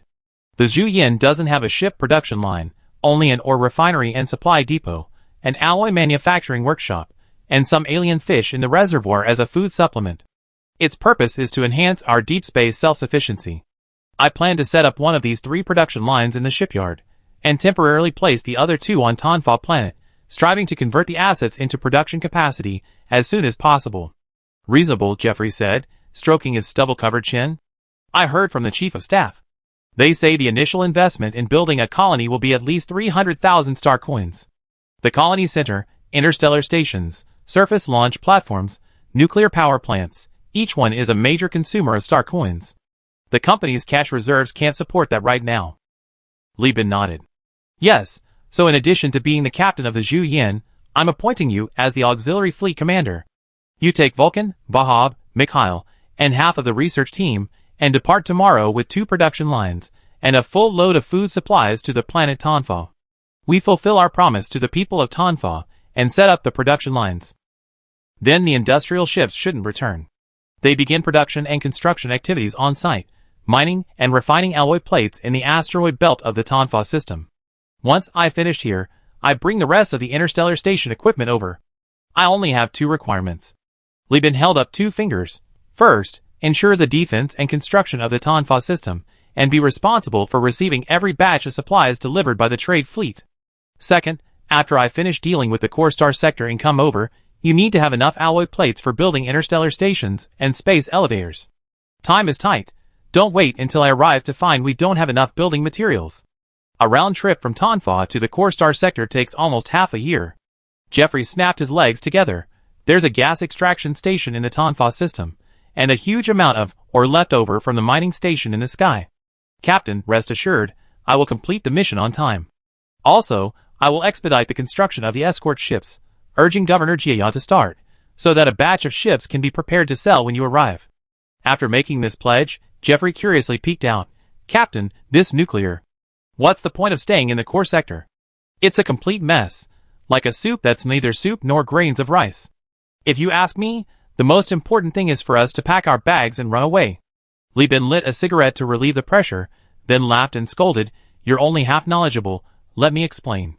The Universal Union is now in the Tulier system, and they're a force to be reckoned with. Even though they can't yet sit at the table in Kazlan, they have to consider our feelings for the sake of those 3 cruisers. Li Bin tapped his fingers on the table. If the governor rebels and all our ships are still in the core sector, what do you think will happen to us? Let me tell you, we have to take sides. There's no choice but to sit on the fence. Only the weakest and the strongest can sit on the fence. Unfortunately, right now the company is like a silver rank player, stuck in the middle, unable to go up or down. Jeffrey didn't understand the silver rank joke, but he grasped the essence of Li Bin's words. He carefully chose his words. Captain, you mean, we won't leave any cruisers here in the Tuller system? Only one, as the flagship guarding the shipyard. The Li family's first repair. The shipyard is our bridgehead for recruiting talent from the core star region. Once things calm down here, we use the shipyard as a straw to continuously absorb talent from the core star region. The core fleet will be stripped of the 3-legged cat. While you're not at the shipyard, it will be added to the escort fleet. In addition, the core fleet will be added 3 Hammerhead-class destroyers. Inform the crew that their leave ends in 2 days, and the fleet is ready to set sail. Aye, Captain. The fleet split is only temporary. It will regroup soon. Splitting the fleet was something they wouldn't have dared to imagine before. Even the escort fleet was built on the foundation of being close to Elf and the shipyard. Now, 3 cruisers are just a small extension of their reach. When Li Bin went to the shipyard to retrieve the ship, he explained the background of Governor Shera to the East and Montanetta families. They then used their family influence to borrow the AI core and perform calculations, arriving at the answer Li Bin wanted. Venture Mining wants to open a sales station in the core star sector. There are 2 reasons. First, to expand its market and compete with Hyena Mining for market share. Second, and more subtle, the Overlord has an outpost within Venture Mining's territory. Agents there sent intelligence that Venture Mining had encountered trouble at the Cactus space station in the Cactus system. In that system, there's a swarm of War-era nanites left over from the human realm era. After the Great Collapse, these things went out of control, constantly multiplying. Now, they're called the Nanite Plague by the people of the southwestern star sector. The Nanite Plague has invaded the Cactus space station, and Venture Mining is trying to clean it up, but with little success. To prevent its influence from being overthrown by the Nanite Plague, Venture Mining is seeking to open a branch in the core star sector. As for Kelja Technology Group, they want to expand their territory southward. Both sides have their sights set on the weak Persis alliance. This battle is inevitable for both sides. The outcome for the Perseus Alliance is still unknown, but Hound mining certainly can't stop them. Even if it can, we and other giants won't let it have its way for lower mineral prices. Li Bin, be prepared. Tachyon technology will definitely ensure Kazlan's safety in this battle, but the outcome for Elf is still uncertain. Tachyon technology hasn't recovered yet, and it may not get deeply involved in this matter, simply watching the Perseus Alliance weaken and then relying on oneself is something Sun Ihao would never do. Your shipyard will be at the center of the war between these giant corporations. Time: about 3 months. Risk mining is too remote. It will take time for it to build its fleet and engage hyena mining. Thinking of what Wilson had told him, Li Bin felt troubled. He lit another cigarette, thinking that Governor Shara had started this war storm, and she had better be prepared. Everyone was watching. She had no choice but to advance. His mission was simple: get her to start the war as soon as possible. As for the rest, a cunning rabbit needs multiple burrows. The branch bases need to be established quickly. Tomorrow he goes see the governor to persuade him, and then quickly withdraw the main fleet, using the pretext of collecting bounties, to escape the initial meat grinder of war. Chapter 239. Governor Elf's Mansion, Botanical Garden. A few months wasn't enough time for these alien plants to grow back to their former lush state. Now, amidst the barren artificial desert landscape, a few fist-sized flowers, their mouths closed and facing downwards, swayed in the artificial breeze, creating a charming scene of green amidst the vast yellow sand. However, released insects buzzed past the flowers, only to be swallowed whole with lightning speed. Their saliva-laden, barbed mouthparts, opening and closing in an instant, revealed that these creatures were no ordinary beings. These little guys thrive on fire. Their home planet has harsh conditions. Meteorites frequently bring celestial fire. After the flowers are burned, the seed coats hidden in the mouthparts crack open from the high temperature, and the seeds fall into the sand, where they germinate when it rains, Governor Shara said with a smile to Li Bin beside her. Her invitation to Li Bin this time was undeniably a high honor. The previous seating arrangement had changed. Now, the two sat side by side facing the botanical garden, a high coffee table in the center laden with natural tobacco and alcohol, and a trolley pushed by a servant filled with hot and cold food and desserts. Even the governor himself personally greeted the guests in front of the governor's mansion and entered the botanical garden with Li Bin. As for why the initial deference turned into obsequiousness, one can only say that the three cruisers have more influence than the heavens, and that Sharapova is under immense pressure right now. Li Bin nodded, a cigarette dangling from his lips, and launched into a tale. Exactly. Elfie's cause for freedom also requires trials to achieve.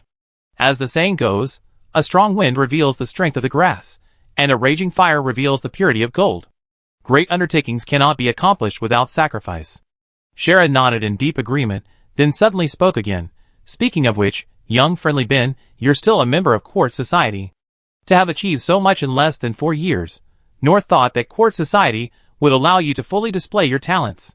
Now it seems that Quartz Society has become a shackle for you. I remove your name from the register now, to prevent the giant corporations from using it against you. Young friend?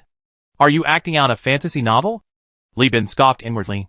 He thought, what nonsense about finding leverage. I'm already on the list. This is just a test to see what I'm thinking. He quickly waved his hand. I have many friends in the Quartz Society. Besides, I'm always working for Elf's cause. No need for this trouble. Keep it. You can use the association as an excuse to get together with everyone later. Young friendly Bin is quite sentimental, Shara said, her expression much better. She continued, I'm getting old and can't manage so many things. You are a young and talented man. With the Quartz Society in your hands, Elf's future will definitely be better. Well, this was another further attempt to win him over. The Quartz Society was a talent pool for the future rule of Elf. Whoever became the president was essentially the future head of Elf's bureaucracy. Although they might not become the future governor, they would certainly be a prime minister, second only to the king, a sure thing for the hand of the king. Too bad, you're a governor, and so am I. Li Bin slowly shook his head. If it weren't for your support, governor, in getting involved in the Magstar system back then, I might still be struggling as a merchant somewhere. Of course, there's nothing wrong with being a merchant, but the current situation suits me better. I can never repay your kindness, governor. Just give me your orders and I do my best. Oh, by the way, the reason I kept putting off seeing you before wasn't because I was making excuses. It's because I have some information from an acquaintance on the Overlord side. Li Bin casually revealed that he had given the 14th Legion's ships to the Prosperity family and the Dominion family, adding that he still had some influence and could get some assistance if needed. Of course, great demands come at a price. Shava, her face wrinkled enough to trap a mosquito, pondered for a moment. She wasn't worried about Li Bin and the powerful families working together to set things up. Internal conflicts and factional struggles were normal among various forces. Exploiting such differences was a necessary step to becoming a powerful figure. It was all too common for the investigation team hunting Li Bin, and those who accepted his bribes, to be political enemies. Li Bin's help to Quartz and her was undeniable. With war imminent, regardless of Li Bin's motives, as long as he wasn't confused about the big picture, she could simply laugh it off. She needed a useful, ambitious figure more than a loyal but useless one. After much deliberation, Sharva sighed deeply. I do need some help, but it might be a bit of a hassle for you. No problem. I accepted a bounty mission for my BB. I can leave with a fleet under the guise of a bounty hunt at any time without arousing suspicion from the giant corporations, Li Bin said, offering a pre-prepared excuse. Hearing this, Sharapova smiled. You're the best at handling things. I'm thinking of asking the Overlord to help put pressure on Tachyon Technology when necessary. You know, Tachyon Technology and the Perseus Alliance are like conjoined twins. The forces behind me aren't confident they can beat those two, but the Perseus Alliance is a different story. It would be strange if those two behind you could win. The Perseus Alliance is utterly useless, but when combined with Tachyon Technology, their production capacity is incredibly strong.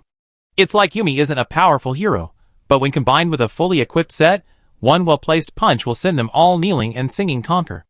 Ah, this? Li Bin feigned surprise, then frowned and pondered, secretly overjoyed. He remained silent for several minutes before tentatively saying, I'm afraid my connections aren't enough to persuade them. It's all right. You can tell them everything about my background and my preparations. Given the grudge between the Overlord and the Perseus Alliance and Tachyon Technology, they should agree. If not, we can talk again. Elf has production capacity and industry, we can transfer shares. Oh, by the way, go to the nest of Khanda again and ask the Pirate Queen for me if she can send someone to blockade the logistics of the Hyperspace Harassment Alliance. As for benefits, I can help dismantle the Tulian Pirate Space Station afterward and have her send someone to take over. Okay, I got it. I do my best. Li Bin nodded repeatedly. Sharapova scoffed casually. The Industrial Complex Association is really in trouble. They sent someone to assassinate you, and you brought 3 big ships right after. My men heard that the fat pig and the skinny girl in the association are kicking themselves. They don't dare touch you now, afraid of provoking retaliation and igniting the fire prematurely. They're probably going to offer you money, assets, and beauties to win you over. Li Bin grinned. Unless I'm really stupid enough to accept their offer and remain inactive, waiting for the Quartz Society to be wiped out before coming after me? That's just a sugar-coated bullet. Bombs, huh? Eat the sugar coating, fire the shells back. As for the factories, hee, if we kill their factories, they're ours too, right? If you ask me, the more the enemy fears something, the more we should do it. Right now, the Perseus Alliance is probably arguing and discussing countermeasures at a meeting, and the foreign fleets haven't even had time to be mobilized yet. If we ignite this fire early, we can relax a bit. Yes, so we need to act quickly, and try to bring the Overlord and Khanda over as soon as possible. Sharapova said, patting Li Bin's hand with her withered, wooden hand. Now we're waiting for you. Understood, understood. 3 days later, after rest and reorganization, the main fleet, fully prepared, spent 40,000 star coins to purchase fuel, food, and supplies, and recalled its crew members on leave to prepare for departure. In the port, wives bid farewell to their husbands, husbands bid farewell to their wives, parents were reluctant to part with their children, and children cried out for their parents. Nikolai, arms crossed, observed this scene and complained to Chenluo. They all been on leave for months. Why do they still look like they're about to die? We haven't had a single day off. We've been busy the whole time. Chenluo quickly covered his mouth. If you're so clueless, just shut up. With so many people around, I'm afraid you get beaten to death and splatter blood all over my face. In the dock area, Li Bin repeatedly warned his sister, after I return this time, you will immediately lead the core personnel of the shipyard to Tanfa planet to build a shipyard. You are the only one in the family who has systematically studied colony management. And you're someone who puts what you learned to practical use. You saw the methods I demonstrated for auditing and killing, and I've given you my insights. Go and practice them diligently. Also, Governor Jia of Tanfa planet is quite capable. She also grew up through hardship. Her administrative style is straightforward yet ruthless. Go and learn from her. Li Shu nodded, tears welling in her eyes. Back when they were dirt poor, she and her elder brother rarely saw each other. Now that they were wealthy, they still rarely saw each other, and even Li Chongjin had run away. Hearing from her brother that war was about to break out in the Core-Star sector, she knew her elder brother, like a father, and her younger brother, like a son, were both going to be like moths to a flame. How could she not worry? The only thing she could do was to gather her thoughts and transform them into the determination to govern the colony. Li Shu vowed in her heart that she would definitely increase the colony's production capacity, provide good logistical support for her brother and younger brother, and ensure their well-being. Anyone who dared to stand in her way, whether a veteran or a talented newcomer, would be killed without exception. Chapter 240. 2 battlecruisers led the way, and all other ships in front of the jump point on the Elf side made way. The commercial and transport fleets coming and going on this side were mostly low-quality vessels. Few powerful companies resupply an Elf. They would buy everything they needed in Kazalin in that time. But once the fleet entered hyperspace, the Universal Alliance fleet proved insufficient. Kazalin didn't earn its reputation as the industrial hub of the Persis Alliance for nothing. While it wasn't apparent from a distance in the physical universe, once inside hyperspace, the massive, tidal wave of ships came into view. The Colossus-class cargo ships, also cruisers, were simply no match for Kazalin's industrial capacity. The Atlas-class supercargo ship at the center of the large commercial fleet, bearing the Minsheng Company's logo, was the true leader. Besides this, Li Bin had an unexpected surprise.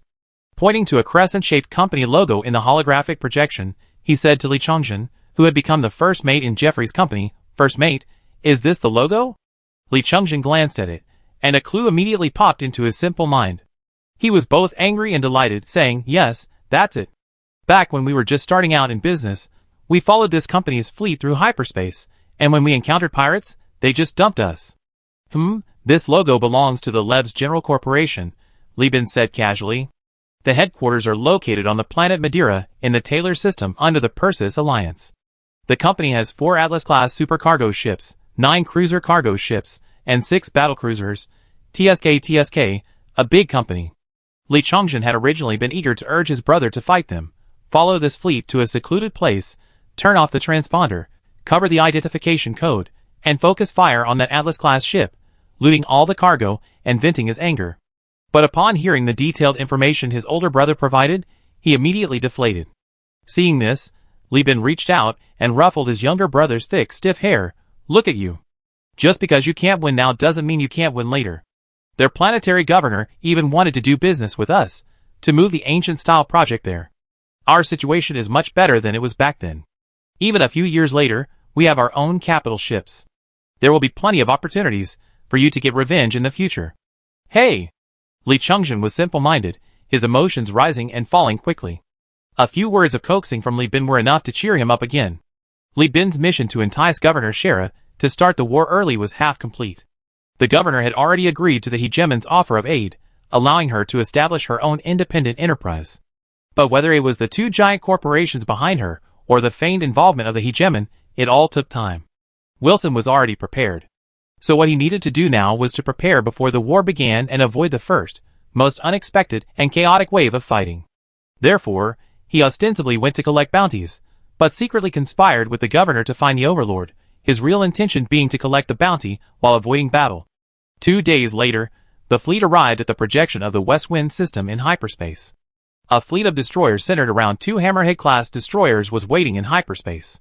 Upon discovering the Universal Alliance, they immediately rocked their ships, transmitting signals as they flew over. As soon as the 2 fleets docked, before even arriving, the wealthy young master Kuning from Oppenheimer Holographic Studio, with 107 brothers and sisters, let out a hearty laugh. "Bossly, long time no see." Kuning wore a navy blue suit with yellow and red star patterns, and an earring, looking both enthusiastic and flamboyant. Behind him followed a group of subordinates, whose heads had undergone photography, voice recording, and brain enhancement modifications. These were all elites from Oppenheimer Studio. Compared to the previous batch of newcomers, who sneaked out to film with the young master, these newcomers were far more experienced. They could use brain-enhancing devices and built-in processors to synchronize with drone cameras for real-time, multi-angle filming and recording. On-site, they could utilize their imagination and shipboard AI to construct 3D scenes, edit, refine, and create holographic films. Kuning looked at Li Bin, who was welcoming him in the central corridor, pointed behind him, and said domineeringly, "These are the elite of our family, my father's filming team. I only got this information because I heard you had some excellent material you wanted to see me, and I had to plead with my father to get it out of you." Kuning's personal butler, Fan Donghe, stood politely behind his young master, bowing respectfully to Li Bin. This man had previously negotiated a deal with Li Bin on Kuning's behalf in deep space regarding sensor decoys and camouflage transponders. After the young master returned to the West Wind system, he had reported the entire business deal to Rusbin Oppenheimer, the head of the Oppenheimer family. After listening to the report and reviewing the company's financial statements, Rusbin keenly realized the astonishing potential of this company called Universal Union. Its current lack of prominence among the giants of other star systems was solely due to its phenomenal growth rate and its annual tax payments to Kazalin, leading some to perceive it as Kazalin's exclusive domain. Through Fan Donghe's first-hand report, Rusbin discovered that the company didn't have a deeply intertwined relationship with Kazalin. The claim of being Kazalin's exclusive domain was merely hearsay. This piqued his interest. Furthermore, the Li family's first shipyard had developed the ancient-style project, gaining considerable renown within the star system, especially among the crews of ships permanently docked in Kazalin. This led to subsequent business negotiations. Although Li Shu rejected Oppenheimer Studios' collaboration proposal, Rusbin wasn't angry. After all, Li Bin was in charge of the company, and he hadn't returned yet. Sure enough, shortly after Li Bin returned, he contacted Kuning to propose co-producing a holographic novel focusing on naval battles, boarding maneuvers, bounties, despair, and romance, promising thrilling naval battle scenes that were absolutely authentic and filmed on location. So, as usual, Kuning first approached his nominal father, the head of the Oppenheimer family, and his blood uncle, pleading with him to leave home, prepared to escape overnight if not allowed, just like last time. However, this time Rusbin unusually supported Kuning's idea, not only allowing him to leave but also sending an additional squadron, 12, of Shepard-class drone supply ships as filming positions for the naval battles, along with his elite filming and post-production team. The reason is simple: capital always favors the successful. Since founding his company, Li Bin has rarely failed. His entrepreneurial ventures and project needs actually possess considerable investment value in the star sector's capital market. Every bank in ELF is willing to pour money into his projects, hoping to achieve a 200% profit growth in just over a year, much like how Universal Union's cruisers went from 1 to 3 ships. Therefore, Rusbin's investment is enormous. The fleet alone exceeds 150,000 star coins, and if the entire team's creative resume and market value are combined, it easily exceeds 600,000 star coins. He has 2 goals: first, to make money; second, to befriend Kuning, the future heir of the family. Personal relationships are an important part of human social activities, and many businesses are driven by personal connections. So where are we going to film this time? And what are we filming? Kuning is already eager to try. He loves naval warfare themes. His previous works, such as The Adventurer King Erba and Good Boss Handsome Guest, were both set against a starship backdrop. Li Bin put his arm around Kuning's shoulder, his tone intimate. "I already written the script for this one, and we found the leads. Let's do something different. Let's film a story of a pair of star-crossed lovers who live and die for love, suffering a lifetime of hardship for it. How about that?" "That's possible, but what about the naval element?" Kuning hesitated. Li Bin revealed a sly smile. "Have you heard of IBB Bounty Hunter? Fire Moro? Water Mirage? Let's film these two, their journey from acquaintance to love, from interstellar thieves to fugitives in space. I won't take a penny of the holographic novel's revenue. All you have to do is some soft advertising. How about that?" Chapter 241. The fleet sailed towards the northeastern star sector, deep within the Lost Star sector. Along the way, the fleet passed through the Perseus Alliance, Tachyon Technology, and the Interstellar Empire. As usual, Li Bin bought a batch of Byzantine wine from the Interstellar Empire, planning to provide the holographic novel team with the most abundant material support, while also indulging himself in a good drink. Kuning repeatedly reviewed the script, leading the team in several days of research, finally finalizing the results. At the Gaming Beast radio station, surrounded by a group of subordinates, who looked like they had giant cameras on their heads, Kuning took a small sip of his drink, pointing out the brilliance of the script Li Bin had given him. "Finally," he said sheepishly, "brotherly, the concept and perspective of this script are excellent. Using the person in question to film a holographic novel, especially a wanted criminal, is generally only used by those clumsy plagiarists in Salamanca. Nowadays, the leading actors in high-class holographic novels all have heirs and contracts, They wouldn't stoop to doing such sordid things. This one perspective alone is enough to stand out from the crowd of scripts. There are still some problems though. The first is this. After all, it's just a script. There are no storyboards. The sets are quite rough, and there are many large-scale scenes and elaborate plots. You accepted the IDB bounty, and you have 2 cruisers in command, but how are we going to film a tragic ending? Send destroyers? That's just sending your men to deliver them. Furthermore, how can we guarantee that we can capture Fire Morrow and Water Misty alive for reshooting the interior scenes? He added, of course, I'm not saying this script is bad, just that it can be better. Li Bin waved his hand. Brother Kuning, don't worry. Since I mentioned wanting to film this script, I naturally have a way. Let me explain. Kuning's eyes lit up. He slapped each of the camera heads of his father's elite subordinates behind him, his voice trembling with excitement. Listen to this. Did you hear that? This is what art is all about. It needs to appeal to both highbrow and lowbrow tastes. You guys are too high-minded. You need to humble yourselves. Don't think you can dictate what the public watches just because you're producers. This time, learn properly from Brotherly. Yes, sir. The camera heads replied dejectedly, but their voices were loud and clear. Their local area network was filled with complaints. What kind of decent company would hire an IBB bounty hunter for a real fight scene when making a holographic novel? Isn't that crazy? Yeah, and they even have to catch the ringleader to force a reshoot. Interior scenes and sex scenes, followed by murder to cover it up for the final song. Isn't that just plain insane? Where do we usually find actors who dare to go to such lengths? You know what?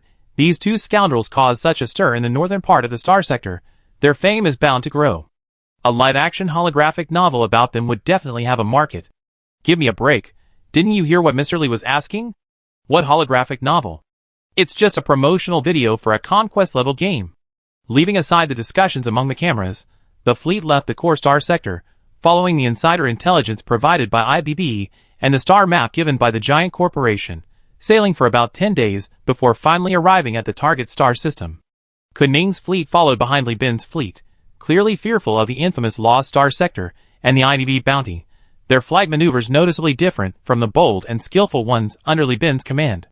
The cheetah, as usual, was the first to jump into the physical universe, followed by the enlightened beast, with the Xia bringing up the rear. After the fleet jumped in an orderly manner, Kuning's men immediately boarded the Shepherd-class unmanned supply ship in batches and began to debug the drones that had been converted into large-scale photography equipment and holographic scanning machines. Li Bin divided the fleet into 3 groups. Xu Jin, piloting the Cheetah, led the Black Tiger, the Tabby Cat, and all other core fleet destroyers and combat ships in one group. See the section commentary for fleet composition. The Caming Beast led transport ships and operational vessels in another group, and ISA, piloting the Xie, led yet another. These groups approached the target in batches. Kuning's fleet was also divided into 3 groups, responsible for long-range filming operations in 3 waves. Ahem. This is the main channel for the filming of the IBB Bounty series, the swan song of the Spirits of Water and Fire holographic novel. All filming assignments are issued here. Filming departments, especially the first and second teams, pay attention. Your task is to record the battlefield changes as comprehensively as possible. After the battle, we will arrange for specialists to recreate the situation based on the actual scene. You must ensure your safety, because only by staying alive can you capture the full picture. Kuning shouted, passionately displaying his commanding skills over the channel. Anyone who dares to carelessly send their ship away has better pray they die a violent death on the spot. Otherwise, I send you to film some hardcore action movies, where those inhuman fong-toothed bastards will play you to death. The filming ship's instructor, director, and cameraman all shuddered, recalling the fong-toothed clan's hideous appearance, as if they had the DNA of multiple Earth species embodied on their faces. Their legs went weak, and they all looked at their ship's captain. The captains wiped their sweaty brows. Some were smoking, some were drinking, and some were taking tranquilizers, their hearts pounding. Li Bin then handed command to ISA and reminded Zhu Jin on the combat channel. You were among the first to enter the fray. You've seen the parameters of the water sprite and fire sprite. Their strength is not to be underestimated. Don't be complacent just because the Cheetah has heavy armor. These 2 ships cannot be treated as ordinary ships. If you can't hold out, send a message as soon as possible. Don't be reckless. A ship can be bought again, but you guys are my trusted men whom I trained for years. Don't let them all die over an advertisement. I have nowhere to cry then. Xu Jin was deeply moved. He clenched his fist and patted his chest. Captain, don't worry, I definitely bring everyone out safe and sound. I trust your abilities, but caution is still paramount. Li Bin finished speaking and turned off his microphone. Only Isha's occasional dispatches and combat orders could be heard on the combat channel. According to the IBB bounty, this pirate group, mainly composed of Fire Moro, was hovering near a gas giant. They had been collecting space debris and ship wreckage, planning to establish an outpost near the planet. However, the pirate couple's plan to build a love nest and enjoy a carefree romance was going to fail today. As Moro and Xue Mili were locked in a passionate embrace, an alarm blared from the captain's cabin. He froze, the shrill sound of the alarm jolting him awake.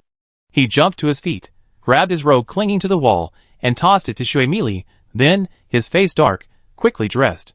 He kicked the intercom in the cabin door. Speak. The pirate outside stammered, Boss, the detectors have detected a fleet heading straight for us. Their course is straight, they're probably mercenaries. What kind of setup? Xue Mili, head down on the bed, lit a cigarette, one shoulder adorned with a carnivorous plant tattoo, her voice low and smoky. The pirate replied, It's still a 3-hour voyage from here. The optical observation post only captured a blurry image. Judging by the size, it's all destroyers. Ha! You really underestimated me. Fire Mala gritted his teeth, shaking off the thick sweat from his naked body. Tell the men to be on high alert. I'd be on the bridge in an hour. Yes, sir. The pirate hurriedly responded and left. Fire Mala turned back to the bedside, ready to pounce on her. Water Misty chuckled, her bare feet, white with a rosy tinge, pressed against Fire Mala's chest, which was partially covered by chest hair. An hour? Really? Can you handle it? Fire Mala didn't speak, exhaling 2 jets of air as he grabbed Water Misty and pressed her against the bulkhead. Their kiss was unusually rough, more like biting than tender. Chapter 242. As Xu Jin, carrying ISA's instructions, approached the gas giant, the bounty was activated. The pirate fleet flew in with a loose formation, looking from afar like a drunken rabble, making Xu Jin's face turn ashen. These pirates are too arrogant. His second mate, a cautious man, whispered, After all, these are experimental ships from Tachyon Technology. Commander said to treat them as superstandard destroyers. Xu Jin clicked his tongue. Theocratic-class destroyers are top-tier destroyers. Despite saying this, he still ordered the fleet to form a conservative tortoise formation, protecting the 2 Shepherd supply ships tasked with photography in the center. As the pirates closed to within the fighter jet's flight radius, Xu Jin reported on the combat channel. Enemy fleet has entered its maximum combat radius. First echelon requests to engage. ISA calmly replied, Request approved. Second echelon is currently encircling and will arrive at the battlefield in 1 hour. First echelon received.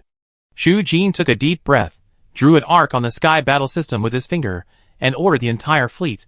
All ships, note, the fleet moves in the direction I drew, reducing the distance to the second echelon. Yes, command. As soon as he finished speaking, red lights illuminated on the decks of the Husky, prisoner-class carrier, and the Pekingese, vulture-class carrier, and carrier-based aircraft ascended to the flight decks. As the red lights turned green, the Claymore-class heavy fighter formation entered the combat sequence in turn. See this section's commentary for specific ship types. Seeing the uniformed Claymore heavy fighters, Wamoro's eyes lit up with excitement. He shouted into the channel, Hey! This group must be the elite of the mercenaries. 5 flight decks all filled with Claymores. That's 5 Claymore LPCs? Full speed ahead, I take care of these fighters. Xue Mili lay sprawled on the captain's throne of the water sprite, her long, slender legs draped over the armrests. Her loose clothing revealed large swaths of skin adorned with fluorescent tattoos. She leaned lazily against the other armrest, chuckling, Don't kill too many, or you scare these clumsy birds away. No way. We're waiting for them to deliver materials and supplies. Wamoro replied, taking the helm himself. The Fire Sprite frigate unleashed a speed and agility comparable to a fighter jet, startling Xu Jin. Holy crap, so fast. Frigates rely on high speed to increase survivability in large-scale naval battles, and this ship, modified with countless tachyon technologies, reached a terrifying speed. It darted through the ocean like a sailfish, leaving the other pirate ships far behind. The fiery red paint scheme drew a delicate line across the sky battle system, prompting frequent reports from the optical observation posts, which couldn't even keep up with its movement. The Claymore Squadron's vanguard engaged the Fire Sprite, but only a few 60mm machine gun rounds hit it, before being dodged by the flames. Ironically, 2 of the Claymore's fighters were destroyed by the fire sprites onboard weaponry. Seeing this, the Claymore squadron commander began calling for friendly forces to encircle the fire sprite. Dozens of ammunition belts crisscrossed, forming a deadly fire zone, completely surrounding the fire sprite. "Ha, that's it?" Fire Moro scratched his ear in boredom, opened the protective cover of the command console, and pressed a switch. A barely perceptible arc of electricity appeared on the rapidly moving flame. The Claymore squadron commander immediately ordered the aircraft to scatter. The Claymore pilots, with their extensive naval combat experience, instantly pulled up, narrowly avoiding the spherical pulse of electricity erupting from the fire sprite center. The fire sprite modified tactical system, an EMP generator, used to quickly destroy missiles, torpedoes, and fighter jets, and can also temporarily disable enemy weapons and engines. Li Bin had already obtained all the data from the 2 experimental ships from Wiyue and sent it to ISA. During the journey, ISA had specifically designed tactical and simulation training for the captain, commanders, and pilots. Each pilot had undergone hundreds of targeted training sessions and dozens of destruction records before actual combat. They were already intimately familiar with the arc light of the EMP generator. Upon seeing this, one pilot immediately mocked on the public channel, "Haha, just like the training results." The Claymore fighter jet, while dodging the expanding arc light, drew a large circle and turned back to fire at the fire sprite. When Moro's dull face paused, his lips stiffening slightly before curling into a gentle smile. He carefully examined the fleet's code and murmured, "Universal Alliance? Never heard of it, but interesting." The fire elf didn't dodge the strafing fire, instead raising its head and firing at a fighter jet. The shells had an extremely long range, exceeding the range of its onboard weapons. This counterattack came unexpectedly, quickly shooting down a fighter. At the same time, the broadsword formation commander noticed that the shell craters left by the light machine gun on the fire elf had disappeared. Feeling troubled, she clicked her tongue and reported in the channel, "Report. The data is basically accurate. It is indeed the fire elf. The possibility of the water elf changing its paint scheme and camouflage is ruled out. Requesting the fleet to return to base." Request approved. Return to base immediately. The Tabby Cat will provide full fire support, Zhu Jin calmly commanded. The gunboat, the Buffalo modified Tanuki, emptied its first salvo within half a minute. Missiles and torpedoes swarmed out like bees, attacking from all sides, taking over the firepower from the Claymore squadron. Fire Moro, having just finished hunting a fighter jet, witnessed the orderly handover of fire support between the fighter jet and the missiles and torpedoes. This was not the kind of operation a mercenary, usually so undisciplined and on par with pirates, could pull off. He grumbled in dissatisfaction, reactivating the EMP generator and draining all the reserves of this tactical system, instantly destroying the wave of fire support. The missiles and torpedoes, stripped of their momentum, could only spin in place before exploding one after another. Fire Moro wanted to give chase, but Water's husky voice came through the headset. "Hey, don't rush. These guys look like a regular army. Wait for me, let's go together." The fire sprite's pursuit immediately stopped, and it waited in place. Seeing this, Zhu Jin breathed a sigh of relief. He directed the fleet to continue moving along the drawn arc while ordering the deck to recover the aircraft, his palms sweating with tension. Simulated battles countless times are never the same as real combat. Moreover, in simulations, the first echelon had fought hundreds of times, and never once had they been able to defeat this group of pirates independently.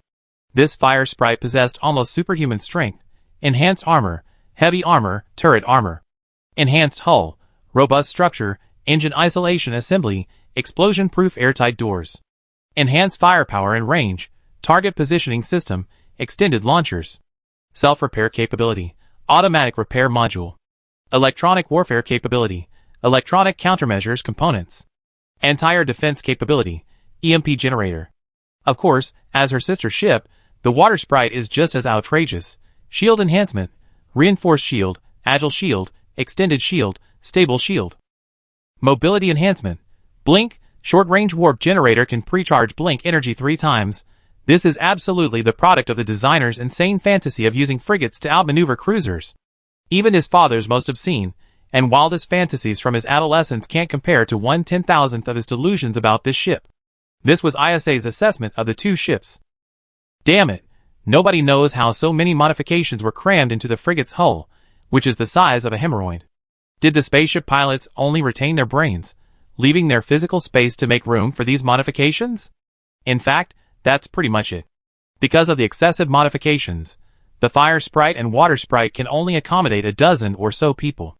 Cargo holds, living quarters, crew quarters, and water tanks are all minimized, resulting in these two ships being completely unsustainable and requiring resupply every 2 days, necessitating a supply ship to accompany them. If the fire sprite was a heavily armored warrior ship with destroyer-class firepower and physical resistance, then the water sprite was a magic assassin ship. Her devastatingly strong shields could even withstand a single shot from the main guns, allowing her to dodge other artillery fire with a teleportation ability before shoving her insidious torpedoes into the ship's rear.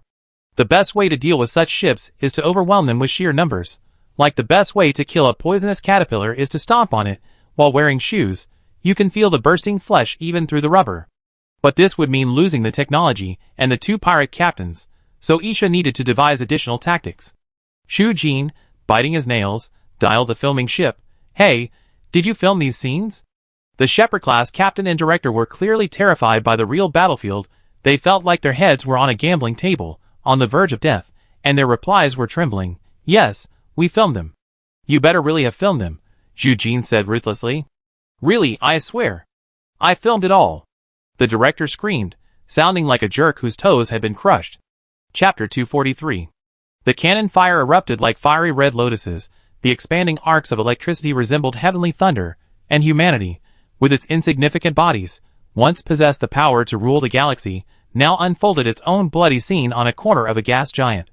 The terrifying firepower, enough to wipe out a small country in his previous life, was as small as a grain of rice in space.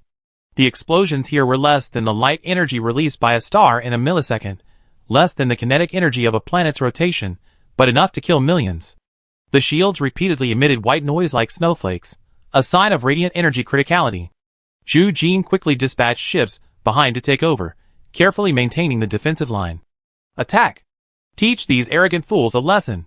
Fire Moro roared in the public channel, "All firepower, fire!" The other pirate ships were far inferior to Fira's. If it were just a fleet size, Shu Jin was confident that his fleet could be completely damaged without any casualties and devour the pirates, but the water and fire spirits facing them were simply unreasonable. The water sprite, appearing in fleets, constantly tried to exploit gaps in the defensive positions, delivering despicable missiles. Meanwhile, the arrogant fire sprite, relying on its self-repair module and EMP generator, repeatedly pressed forward to the fleet's front, firing directly against the shields.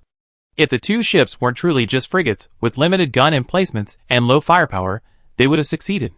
Even so, the Cheetah, the toughest ship in the fleet and bearing the most firepower, was now in a rather pitiful state. Its frontal armor had been blasted open again, leaving only a thin layer of its multi-layered heavy armor clinging to its surface. This damage was inflicted by the other pirate destroyers, who were helping to create a spectacle.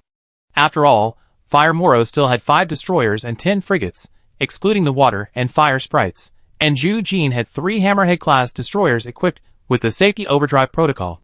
Thanks to the superior performance and maneuverability of these 3 military destroyers, they managed to protect the 2 photography ships while fighting and retreating. Otherwise, with the previous fleet's destroyer configuration, they would have been riddled with holes long ago. Forget about the photography ships, they wouldn't even be able to protect themselves. In the narrow bridge of the Fire Elf, Fire Moro, rinsing his mouth with alcohol, whispered to his partner, "This fleet command is something else. We haven't broken through after all this time. The shields are being deployed alternately, the warships are taking damage, they're putting on a great relay race. No wonder they dare to come at us." Water Misty, painting her toenails, chuckled, "After this battle, we have a few more destroyers. These 2 ships might not be enough then. Hey, I heard every big corporation has a ship laboratory.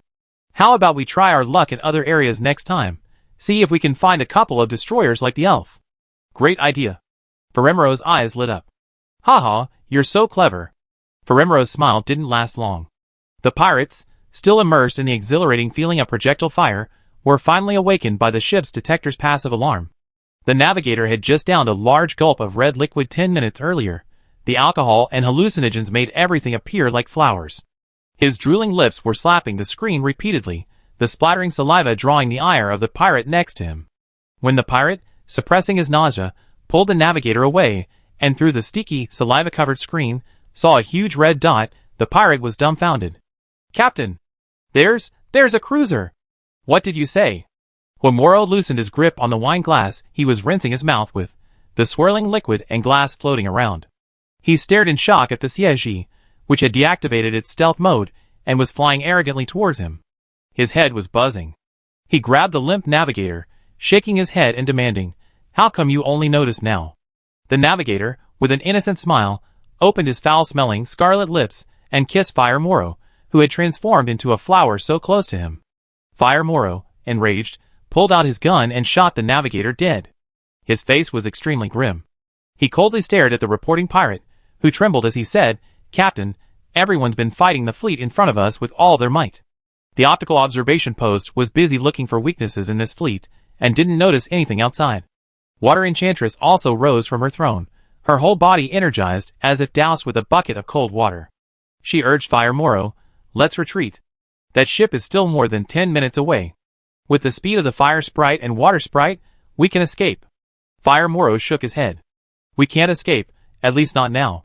These mercenaries painstakingly plan to use this fleet to lure us out, carefully hiding the cruisers. They're after us. You, believe it or not, if we turn and run, this cowardly fleet will immediately scatter and entangle us, abandoning the others.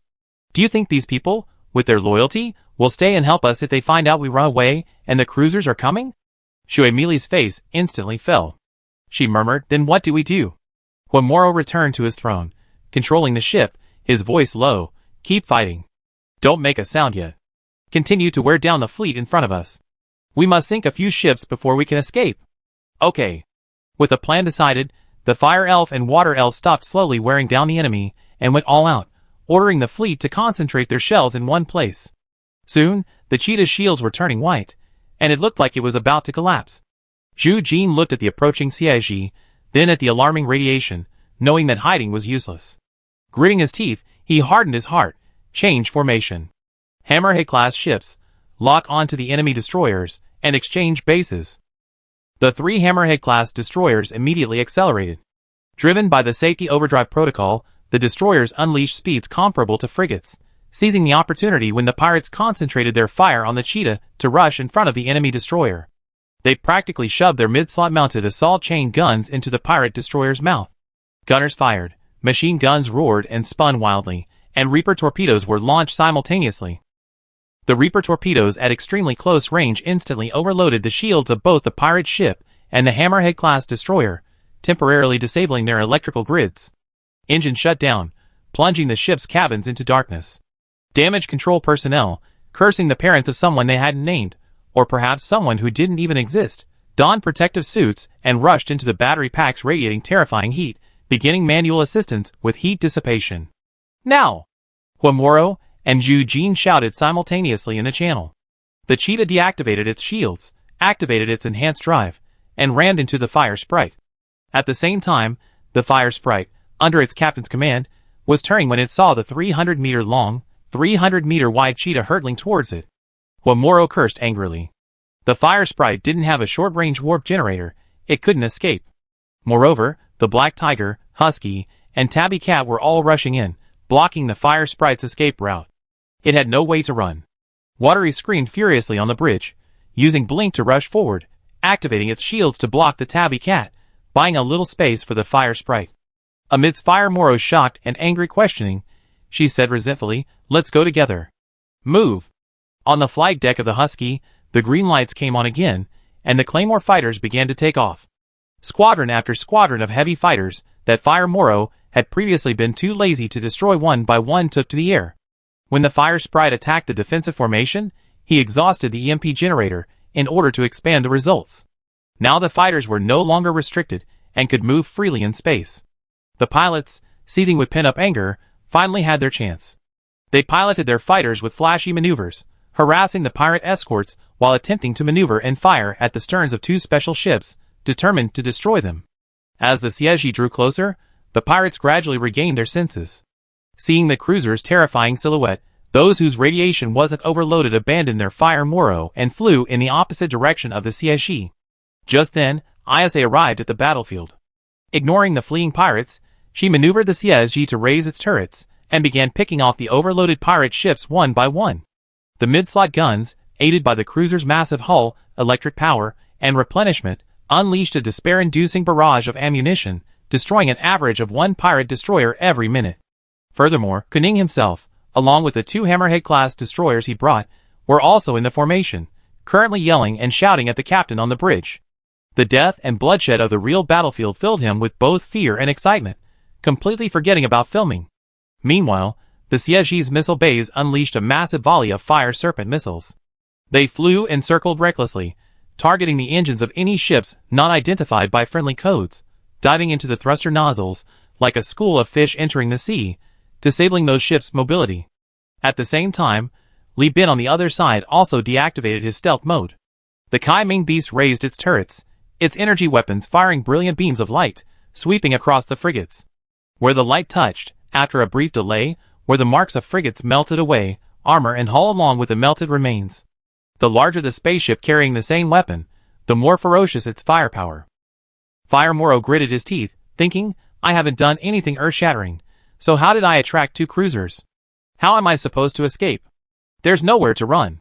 The pirates thought their escape route was deserted, but before the battle, ISA had arranged the positions of 3 fleet echelons, creating a 3-on-1 encirclement.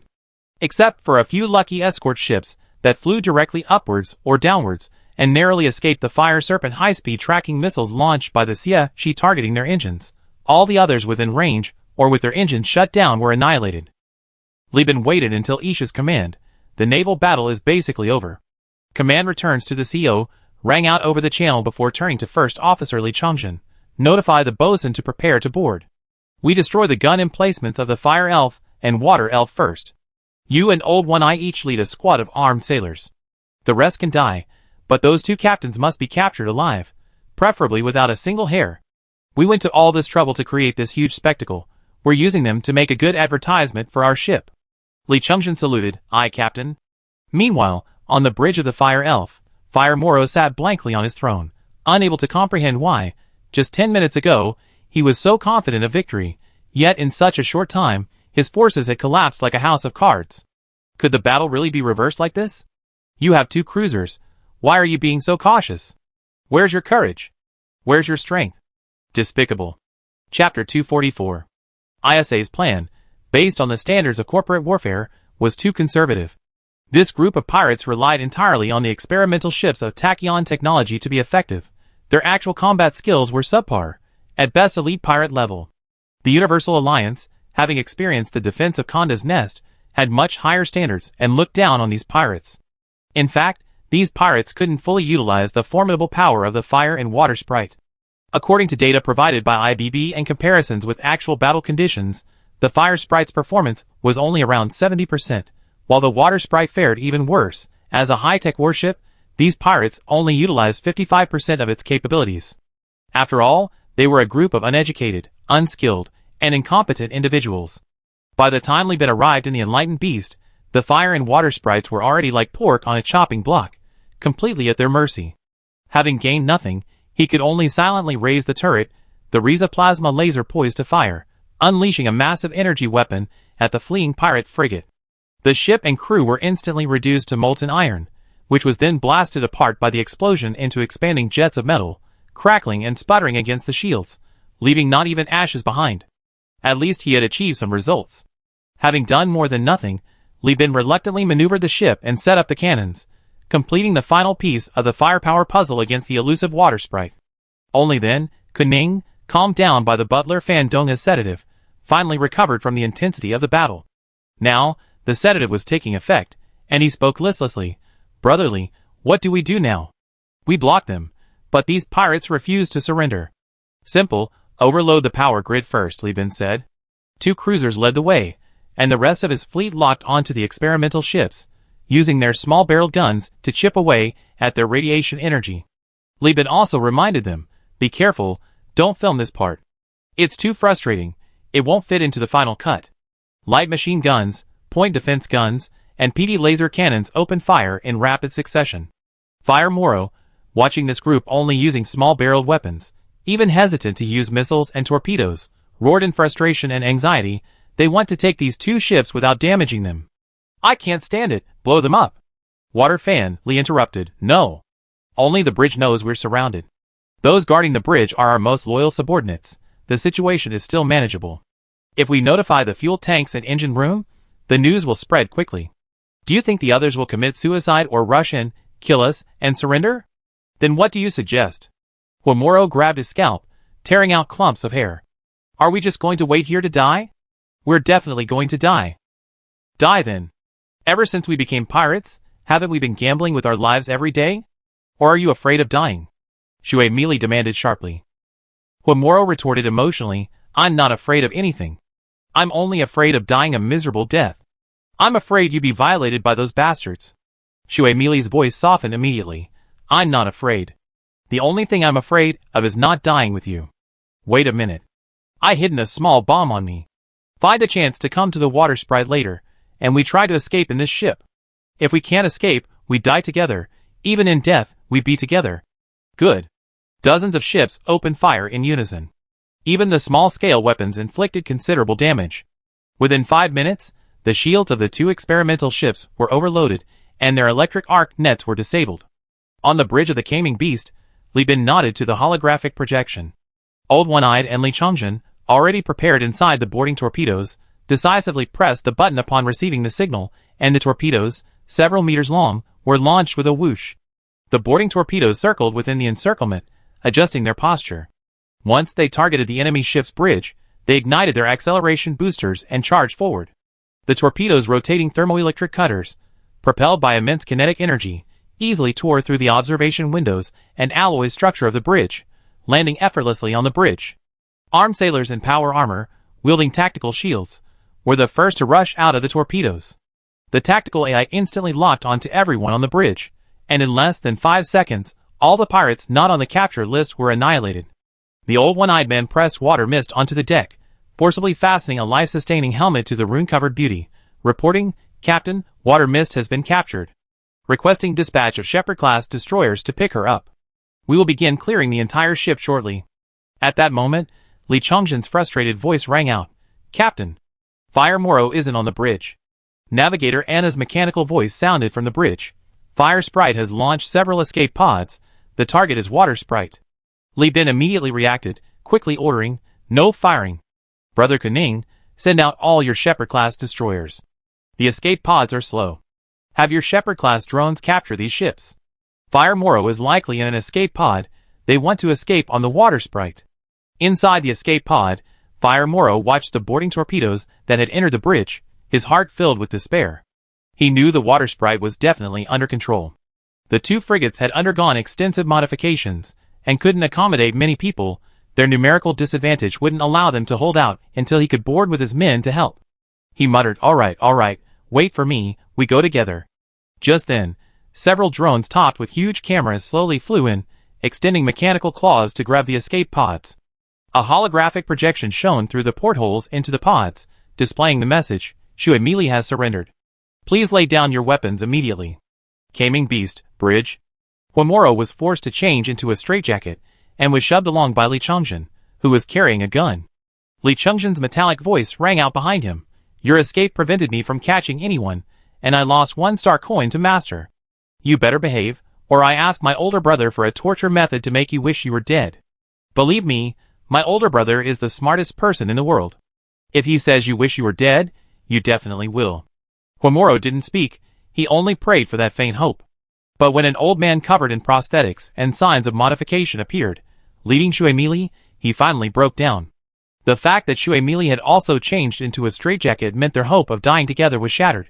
He was likely about to be plunged into a hellish ordeal of his lover being tortured and violated. This would have been far better than just killing everyone on board and blowing both ships up. Li Bin, who was discussing plot details with Kuning on the command platform, looked up in surprise at the limp, mournful cries of Homuro on the bridge. What's wrong with this guy? The old one-eyed man raised his hand. A device smeared with yellowish liquid was in a transparent plastic bag. This guy, called Shui Meili, had a bomb in his anus. We found it during the inspection.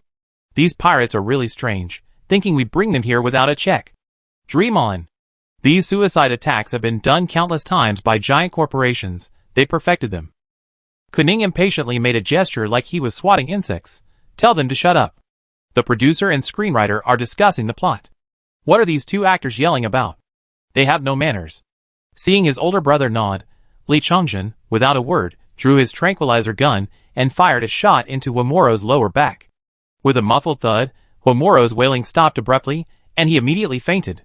Just as Shui Mili was about to curse, the old one-eyed man calmly raised his leg, his alloy prosthetic arm contorting into an exaggerated arc, and delivered a powerful kick to Shui Mili's chest, knocking her unconscious.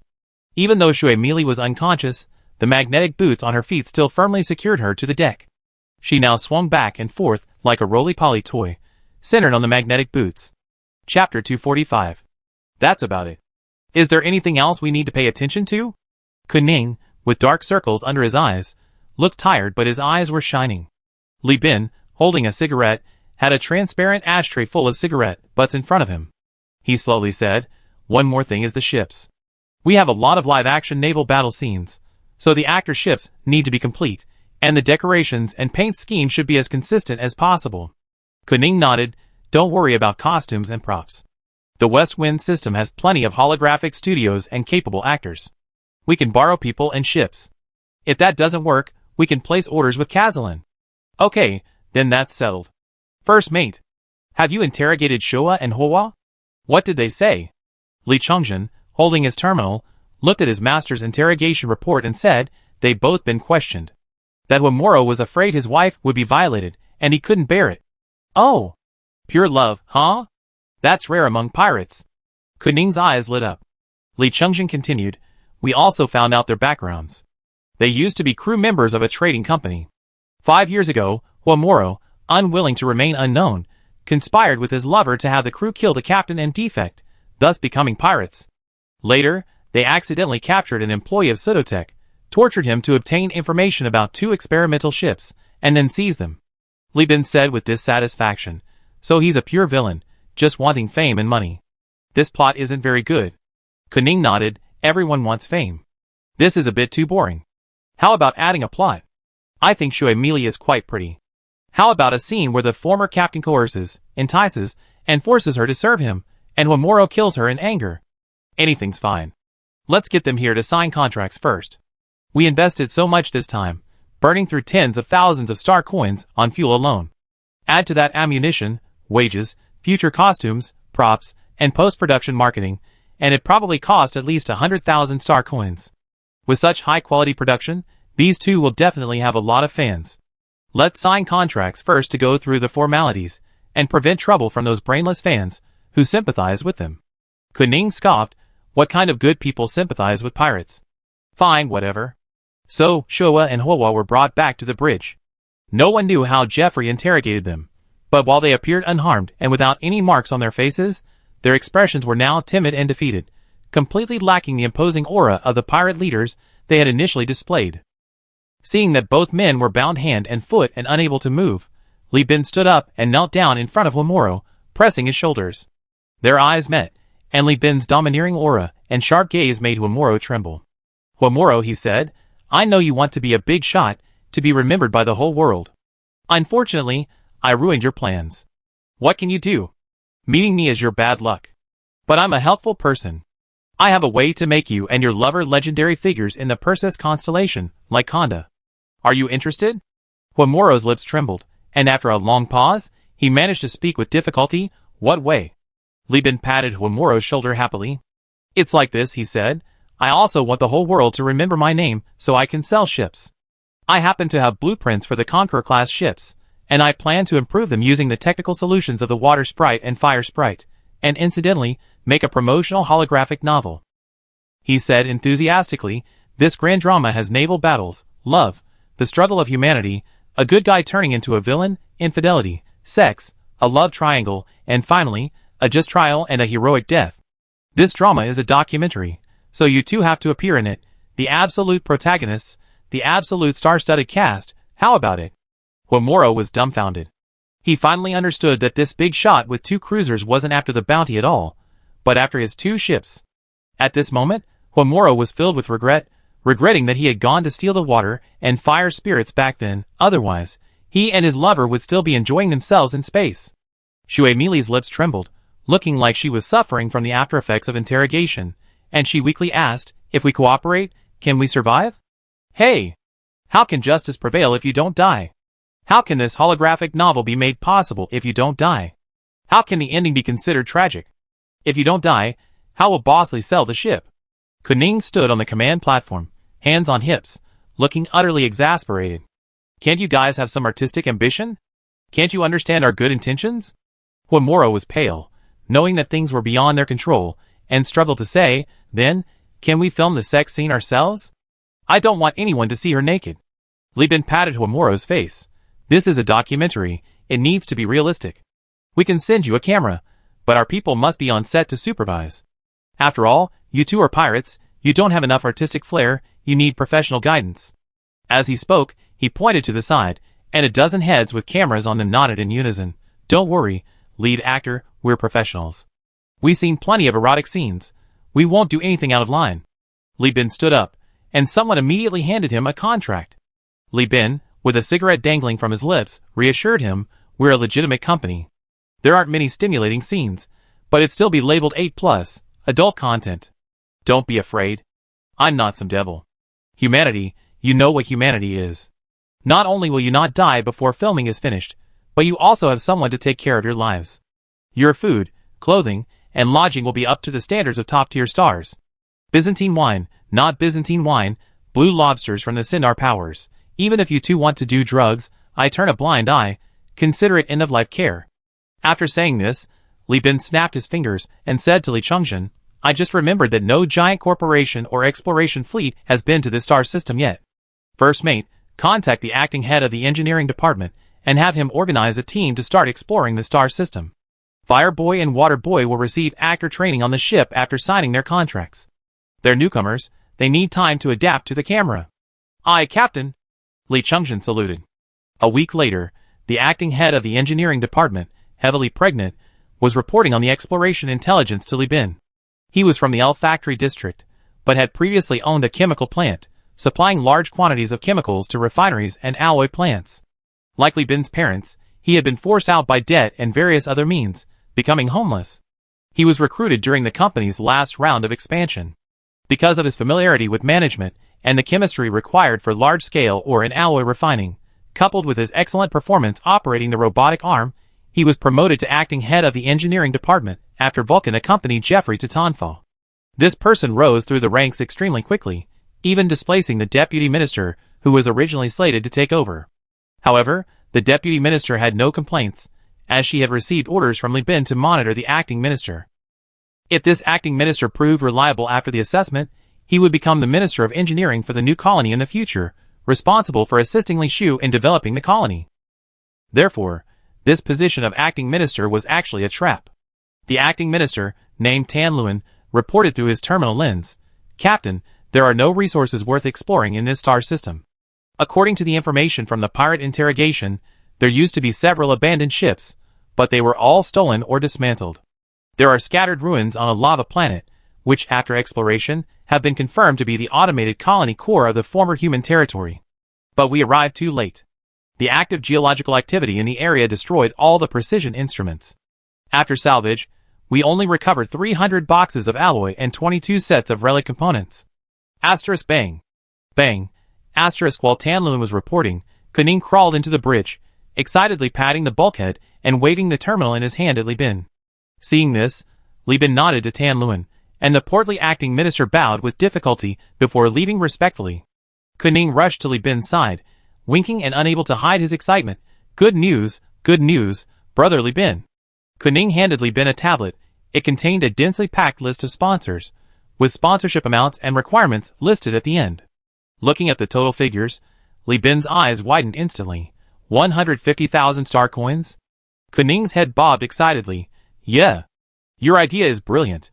Send the news about Homura Shuemili making a holographic novel to the companies they robbed. They hear that these two were not only arrested but also forced to make a holographic novel, and they all be excited to invest, just wanting to see it live. The shipping manager of Wilton Shipping Company is even willing to offer 10,000 star coins, just for. He already played the captain who forced the water to swirl. The CEO of Von Bleer Company was even willing to pay 10,000 star coins to add a scene involving the back door of Fire Moro, and if he could play himself, he offered 20,000 star coins. These people absolutely hate those two. Did you agree? I didn't agree to the first one, but I agreed to the second. Ko Ning scratched his head and laughed, but when Wilton's manager heard that Fire Mora was going to be stabbed, he changed his demands, asking to get involved himself. Li Bin pondered for a moment, then decisively said, then asked the others if anyone else wants to come. Let's try to get 4 of them together, put on a 4-brother scene, and make another killing, aiming to recoup all the costs up front. Okay. Alright. Chapter 246. The entire operation, from reconnaissance to the mid-game engagement and the final cleanup of the IB bounty squadron, took only half a day. However, the round trip took a month. By the time the fleet returned to the core star system, it was already the end of May, 210th year of the star calendar. After parting ways with Kuning in the hyperspace reflection of the West Wind system, the kid was now completely focused on filming his holographic novel. He had been urging the family's holographic studio to prepare the ships for a long time, and even borrowed a group of real pirates from Kong Jicho through Li Bin's connections to play the henchmen of Hua and Shua. He wanted the authentic pirate experience. Before parting, Li Bin repeatedly instructed Kuning to keep a close eye on the 2 men and not let them escape. These 2 have ruined their careers and futures. They absolutely have to die to make this holographic novel a success. Their deaths are what make the show famous. If they escape, the fame will have come at their expense. Kuning nodded solemnly, and then reassured Li Bin, don't worry, my dad's studio is operating at full capacity. They have the holographic novel ready in 2 months. Then you can just sit back and count your money. But, Brother Li Bin. Brother, you need to be careful too. My dad said the core star sector is unstable right now, and since you're in manufacturing and trade, you're more likely to be affected. If you ever need my help, be sure to let me know.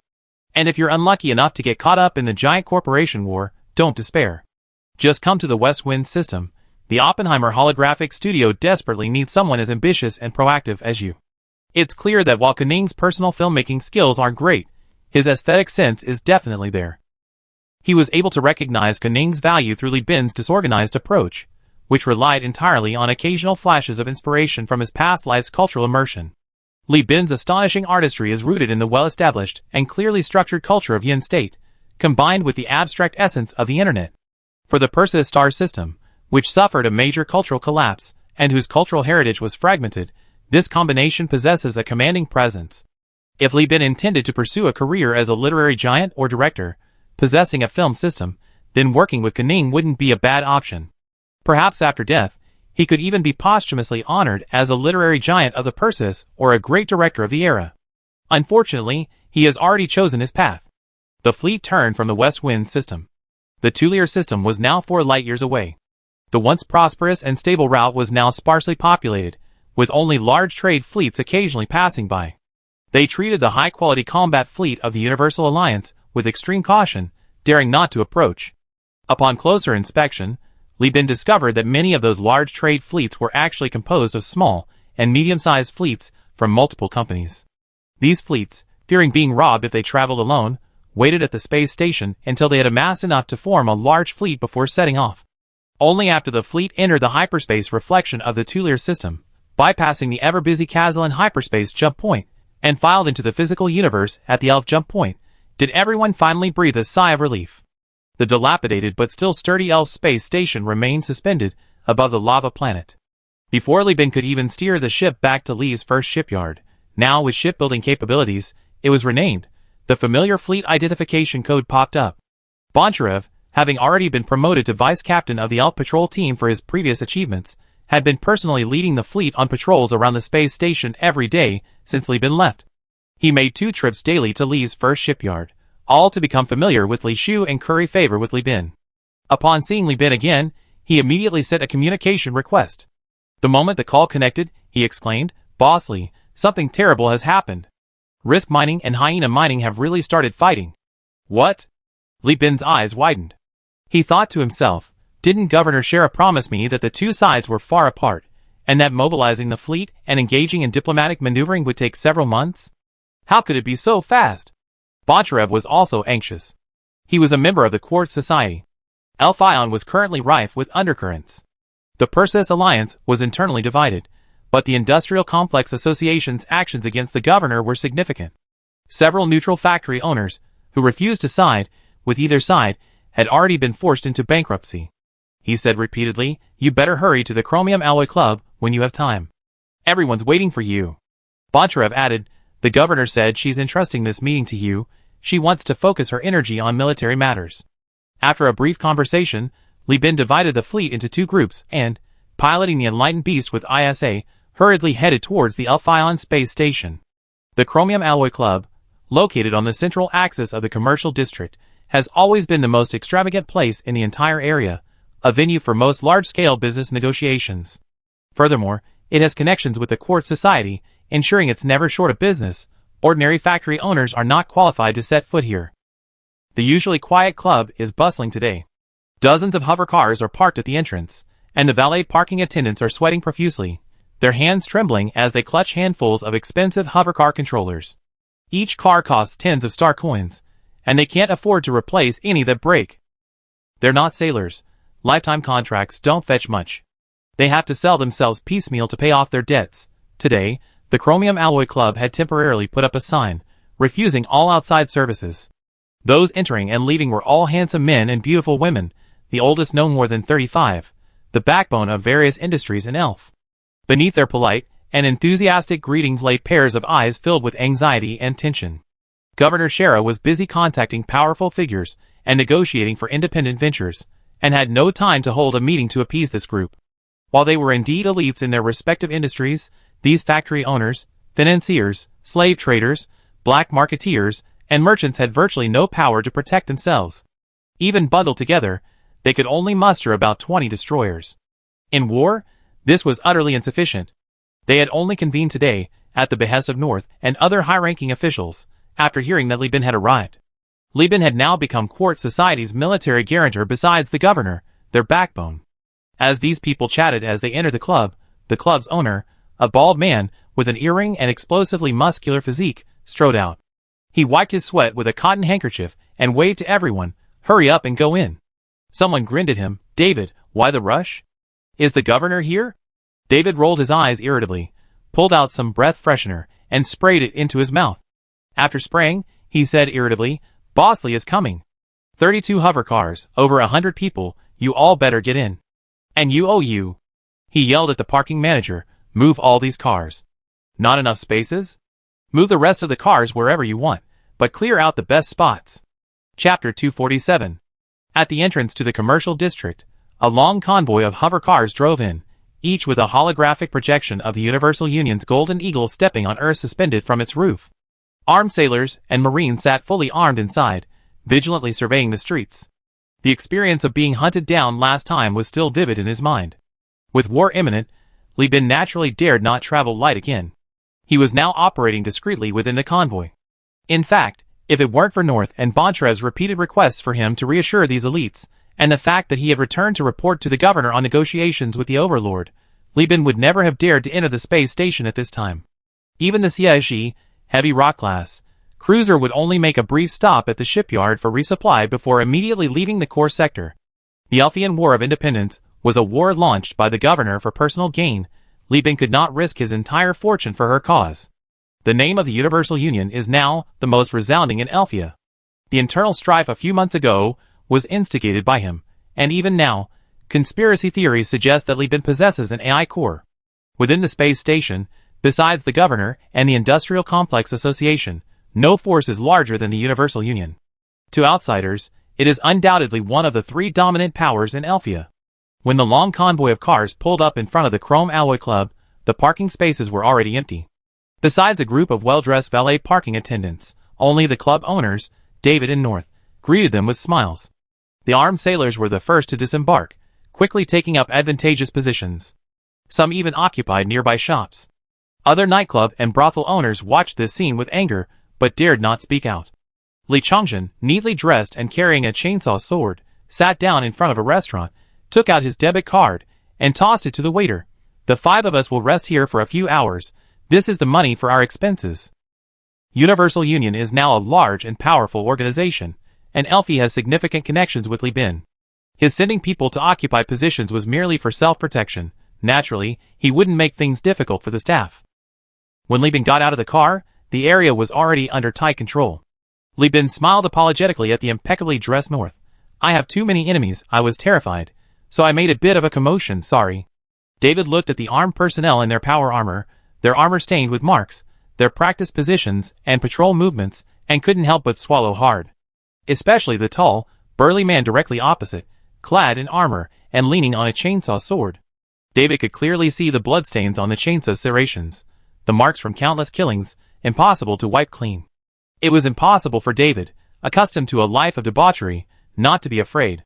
Li Bin was a favorite of the governor, and everyone in Quartz society, whether willingly or not, had seen his file. David glanced at it, and immediately understood that these sailors were armed sailors from Li Bin's fleet, who had followed him from the MAG system, first attacking Tachyon technology, then wreaking havoc on pirates in the Law sector, even daring to board torpedoes. A first-rate killer. David nervously clutched the breath freshener in his pocket, wanting to spray a few more times, but fearing a bad impression, he simply shut his mouth, bowed, and gestured for Li Bin to enter. North, catching his breath and regaining his composure, laughed and led Li Bin towards the club. Two graceful beauties pushed open the club door. The door could open automatically, but to emphasize its prestige, the Chromium Alloy Club required two people to open it. Li Bin listened to Noor saying something like "Thank you for your patronage, Mr. Li," as he entered the club, only to be met with a smoky, chaotic atmosphere. The Chromium Alloy Club's decor wasn't bad. The first floor, a minimalist style, housed a bar and public concert hall, while the upper floors had an antique Western style, somewhat reminiscent of Baroque. However, the service was always questionable. Meanwhile, members of the Quartz Society lingered on various floors. The waiters, scantily clad or even naked, and the musicians openly and even obsequiously pandered to the members, making Li Bin frown deeply. Some were intimately acquainted with waiters, some were indulging in lewd behavior, and some were even injecting themselves with addictive red liquid. The Quartz Society was a mixed bag. Previously, Li Bin held little influence, but now things were different. He had gone from subordinate to collaborator with the governor. A mere word of agreement from the overlord could grant him the power of life and death over Quartz Society members. These scoundrels were only causing trouble. If Li Bin were a member of the Industrial Complex Association, he could simply arrest an addict, detain him, and after some coercion and inducement, he would spill all his secrets. How can we accomplish anything significant while following this bunch of scoundrels? We must strike hard. We must make an example of them to set an example and clean up the atmosphere. Seeing Li Bin's displeased expression, David cautiously said, "The meeting hasn't even started yet. Everyone's been relaxing. It's always like this." Noor chimed in, "Yes, everyone has sacrificed a lot for the cause of freedom, and with the recent urgency, these people have all accumulated a lot of pressure." Li Bin's eyes swept over, his gaze landing on David, making the man shudder. "Since we're gathered for a great cause, discussing matters of life and death, what if the news leaks out with so many irrelevant people sitting here? And..." Li Bin pointed to a distant figure, someone injecting themselves with needles. "I won't say more about the rest, this." Li Bin sternly questioned North. "You must know that drug addicts have no bottom line, right? Drug addicts, once they're pricked with a needle, have no inhibitions. They vomit anything. Doesn't this happen all the time? This concerns the governor's grand plan, and this guy is still playing these tricks at the last minute. He doesn't value his own life. He doesn't value this meeting. He looks down on us. Why should we consider him one of us?" The man, high on his luck, heard Li Bin's words and lazily propped his legs up on the bare chest of a nearby waitress. "Oh, Mr. Li, you have quite the airs of an official. I bet you'd be sitting in the Quartz Society's president's seat soon enough." Li Bin didn't even look at the man. He just tilted his head and glanced at North. North's delicate face began to sweat. Others might not know, but he had access to a lot of secret intelligence related to the governor's funding operations and knew it all very well. The governor genuinely wanted Li Bin to be the president of this company, to tie him to the war machine. This idiot still hasn't changed his mind. He's probably been dissatisfied with this meeting held for Li Bin from the very beginning. What is he thinking? Is it seniority? What a joke. In front of 3 cruisers, seniority is utterly worthless. Noor strode over, slapped the man across the face, grabbed him by the collar, his face turning red, and snarled, "Get out of here." The man was stunned by the slap, frozen in place, about to say something, when Persephone upstairs received the news. He had originally intended to come downstairs to smooth things over, but upon descending, he witnessed this scene. She leaned against the railing and laughed. "What are you standing there for? Go home and wait for news." Seeing Persephone's mocking expression, the man's head flushed red and then purple. Persephone was a renowned beauty in the society, And with her socialite aura and eloquence, many in the society were quite interested in her, hoping to spend a night with her. Unfortunately, Persephone was proud and arrogant, and a valuable asset in the governor's hands. They could only admire her from afar, with no chance to actually possess her. Being humiliated in front of such a beautiful woman, and then being driven away by her own words, the man was almost driven mad. He endured it for a long time, finally glaring hatefully at Li Bin, pulling out the needle, pushing North aside, and heading out the door. Two waiters hurriedly opened the door. The man tried to utter some threats at the entrance, but Li Changzhen, wearing power armor, had already received the warning and was now hiding against the wall. The man had barely uttered a syllable when Li Changzhen reached out and grabbed him by the neck like a chicken, pulling him aside. Everyone felt a blur before their eyes. When they looked again, the club entrance was gone, leaving only two pale-faced waiters and rows of armed sailors standing like javelins opposite, armed with rifles and cannons. "Close the door," Li Bin said calmly. The waiters slammed the door shut with all their might. As Li Bin slowly walked upstairs, he said loudly, "I'm not here to discuss things with you. I'm here to issue orders. Stop pretending with me. Get rid of this slovenly atmosphere of yours. War is about to break out, and you're still so lazy. You're utterly clueless. You have 5 minutes.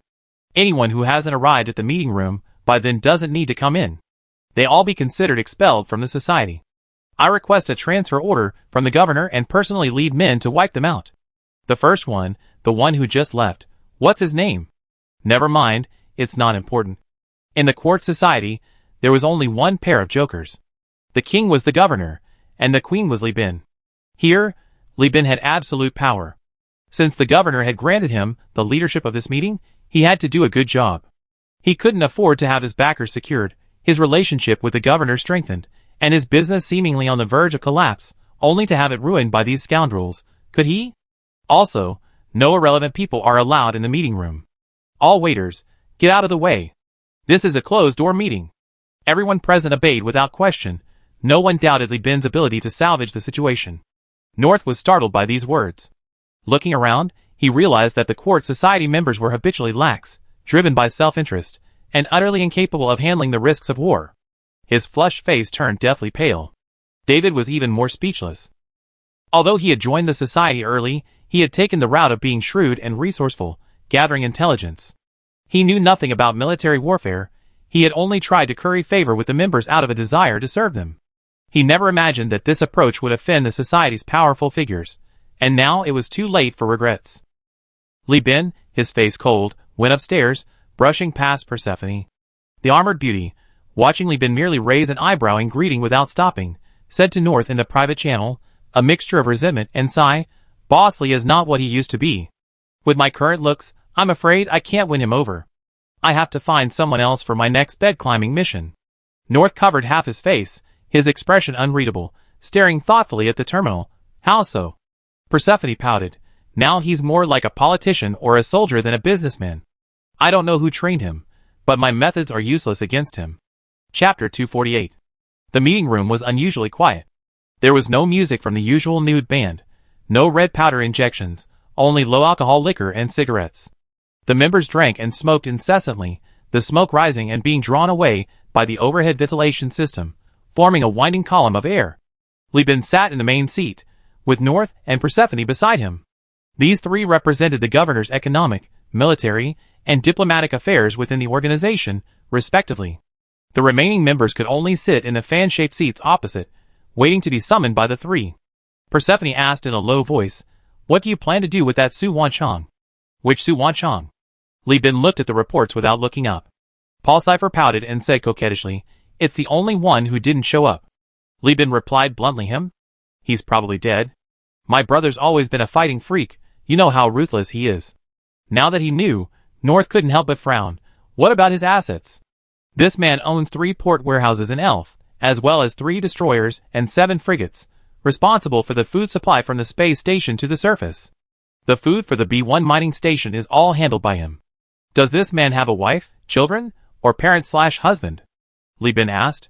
North quickly replied, he has no wife, but 2 children frozen in a breeding factory. He bought them a development fund, and after his death, the factory will thaw them and provide customized training courses. Once they emerge, they inherit his assets. You want to kill them both? Li Bin shook his head. That's too bloody. Do I look like a heinous villain? What I mean is, Quartz Society provides subsidies and shares to its members, right? That guy doesn't seem ambitious to me. He must have accepted investment, letting the society act as a shareholder, finding someone he knows to manage the shares, and taking over the upbringing of his children, brainwashing or loyalty education, whatever, cultivating two people loyal to the society, using their father as a bad example, so they can learn to be good people. If they follow in their father's footsteps, Uncle Lee and the other uncles and aunts will step in to teach them a lesson. In short, as long as the company remains in the Quartz Society's hands, their network of connections won't disappear. They can do whatever they want with the rest. There are two embryos, as pure as blank sheets of paper. Any form of discipline will be easy. North thought about it and agreed, considering the operation feasible. The matter was considered closed. Li Bin, after reviewing the data, thought to himself that Quartz Society's infiltration of ELF was truly comprehensive. Its members operated 4 refineries, 2 alloy manufacturing plants, 1 chemical pharmaceutical plant, and 2 artificial starch synthesis plants. Furthermore, they held a 34% share in the space station's transportation business to the Earth's surface, and a 22% share in foreign food and energy trade. As for the service industry and naval trade, Quartz Society's share was even higher. In addition, there were many Quartz Society members in the military, but those people reported directly to the governor and didn't interact with the people here. Therefore, not only were there no people, but not even a representative was sent. In general, Quartz's business scope is broad, but it's mostly concentrated in the service sector, and its real economy is significantly weaker than that of the Industrial Complex Association. Thinking of this, Li Bin fastened his terminal and said to North, "What exactly is going on with the ore war? There's so much information online, some true, some false. Tell me about it." North took a sip of his drink and loosened his tie. Hyena Mining couldn't hold back anymore. Last month, a large mineral transport fleet from Risk Mining went to Sindar Power to transport ore. Because Sindar Power is very close to Hyena Mining, it has always sourced its ore from them. 6 months ago, Risk Mining reached an agreement with the Lions of Sindaria at a low price to export ore, taking away Hyena Mining's market share. Venture Mining spent 6 months, managing to squeeze out enough ore to fill 6 Atlas-class ships while fulfilling other business needs, only to have it intercepted by Hound Mining. Now, not only is the ore gone, but even the ships and crew are gone. The salvage team say Hound Mining absconded with both the ships and the ore, and is currently searching for buyers everywhere. Li Bin was stunned. Hound Mining, a giant corporation, was so impulsive. Could someone be instigating this? North also looked troubled. He had been busy helping the governor raise funds, and Hound Mining's actions not only disrupted his fundraising plans, but also destabilized the star sector market. Prices for all goods in the core star sector were rising. A clash between two giant corporations would inevitably spread to several star systems, and would also involve the hiring of pirates and mercenaries to wreak havoc on other fronts. When trade routes are disrupted and transactions fail, various regions will be forced to deplete their stockpiles. Industrial and agricultural planets, lacking necessary supplies, will inevitably face dire straits. Giant corporations wouldn't provide food aid to the enemy. These gaps would have to be filled by allies and the fleets of numerous companies. However, this also caused significant difficulties for North's fundraising efforts. Richelieu's bank was currently diverting funds to purchase food and hire armed men to protect its assets, and he couldn't leverage the branch manager's influence to swindle enough money from headquarters. North lamented, Risk Mining is furious. They're internally discussing whether to send a revenge fleet alongside the war fleet. The governor says the plan will inevitably be brought forward. If the revenge fleet is finalized, Elfie must be deployed ahead of schedule. War waits for no one. When will the governor's plan begin? Li Bin frowned. North shook his head. The governor is waiting for your message. Once confirmed, the governor will launch the attack ahead of schedule. Kelja Technologies' advanced force is already assembled and ready to be dispatched at any time. Li Bin shook his head. Then the purpose of the war changes. Risk Mining, which initially used the dispute over mineral market share with Hyena Mining as a pretext to actually target the Persis Alliance, is now fighting on 2 fronts. Will the giants be willing to do that? Percifer propped his head up. It's not a matter of willingness or not. It's just a matter of whether Risk Mining is willing to gamble. The negative impact of the second AI war on tachyon technology and the hegemon hasn't ended yet. If they don't seize the opportunity, Risk Mining will truly be excluded from the core star sector until the third AI war ends. Hearing this, Li Bin couldn't help but look at Percifer with newfound respect. This socialite's grasp of psychology was indeed excellent, and her words were incisive. If she didn't follow the social path, she could probably make a name for herself in the political arena. Li Bin nodded. Okay, let's get this over with quickly. I see the governor as soon as it's done. Paulsev tilted his head. Li Bin, what are you going to do? Li Bin reopened his terminal and adjusted the list of members to be summoned. The most important thing about quartz society isn't the members themselves, but the intricate relationships and networks each member has. To shake the industrial complex association, we must connect all these networks and mobilize them all. For example, North's connections are with Richelieu's bank. He can influence the entire banking industry in Elf by interfering in the bank. I have some influence in the factory district. I can persuade nearly 80% of the free factory owners in the factory district to remain neutral at least in this incident. The rest will inevitably side with the association. And me? What should I do? Parsifal's beautiful eyes widened slightly. Li Bin chuckled. You're so smart. Why do you need me to tell you what to do? Just act independently. This Parsifal, years ago, was able to represent Governor Shara in the MAG system and cause trouble.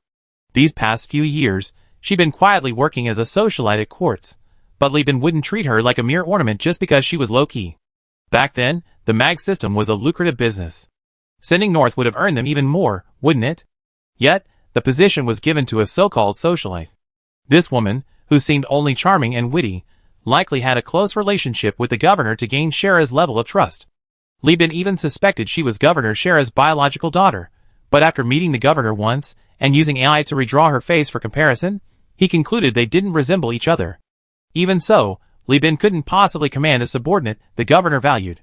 After saying this, Li Bin began calling out names. That guy named Qiancheng Luo, come here. While gathering the members, Li Bin dialed the governor's private line, reporting the situation and his assessment. Li Bin's experience from his previous life taught him that when working for others, the most important thing was to leave a record of the process. This time, working for the governor, he insisted that the governor or his direct subordinates observe. He wouldn't do anything without their approval.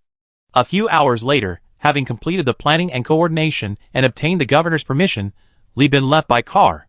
Persephone, still wearing his signature retro armor dress, watched the orderly boarding of the armed sailors, and said to the reserved David beside him, all right, don't be afraid, Li Bin is gone.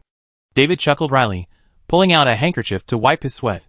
His once robust and burly figure now appeared unusually small. Mr. Li is truly impressive. He memorized all of us after only a few tens of minutes of reading. I'm afraid my club will have to close down. Persephone covered his mouth and laughed. If your club closes down, where will I meet important people? Li Bin isn't against you. He's against those Quartz Society members who can't keep up with the times. They haven't experienced real warfare, so it's normal for them to be looked down upon. Just focus on your business. Intelligence is also part of warfare. Don't worry. David meekly agreed. North, having reassured the other members, hurried downstairs, nodded to Persephone and David, and quickly left. David craned his neck to look, giving Persephone a fawning smile.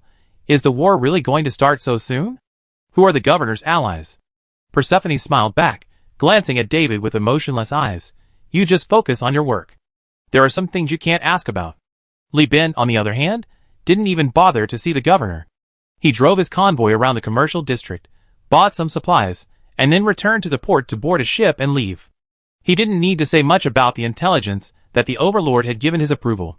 He only needed to assign tasks to the members and let the governor, who was observing, sense his decisive attitude.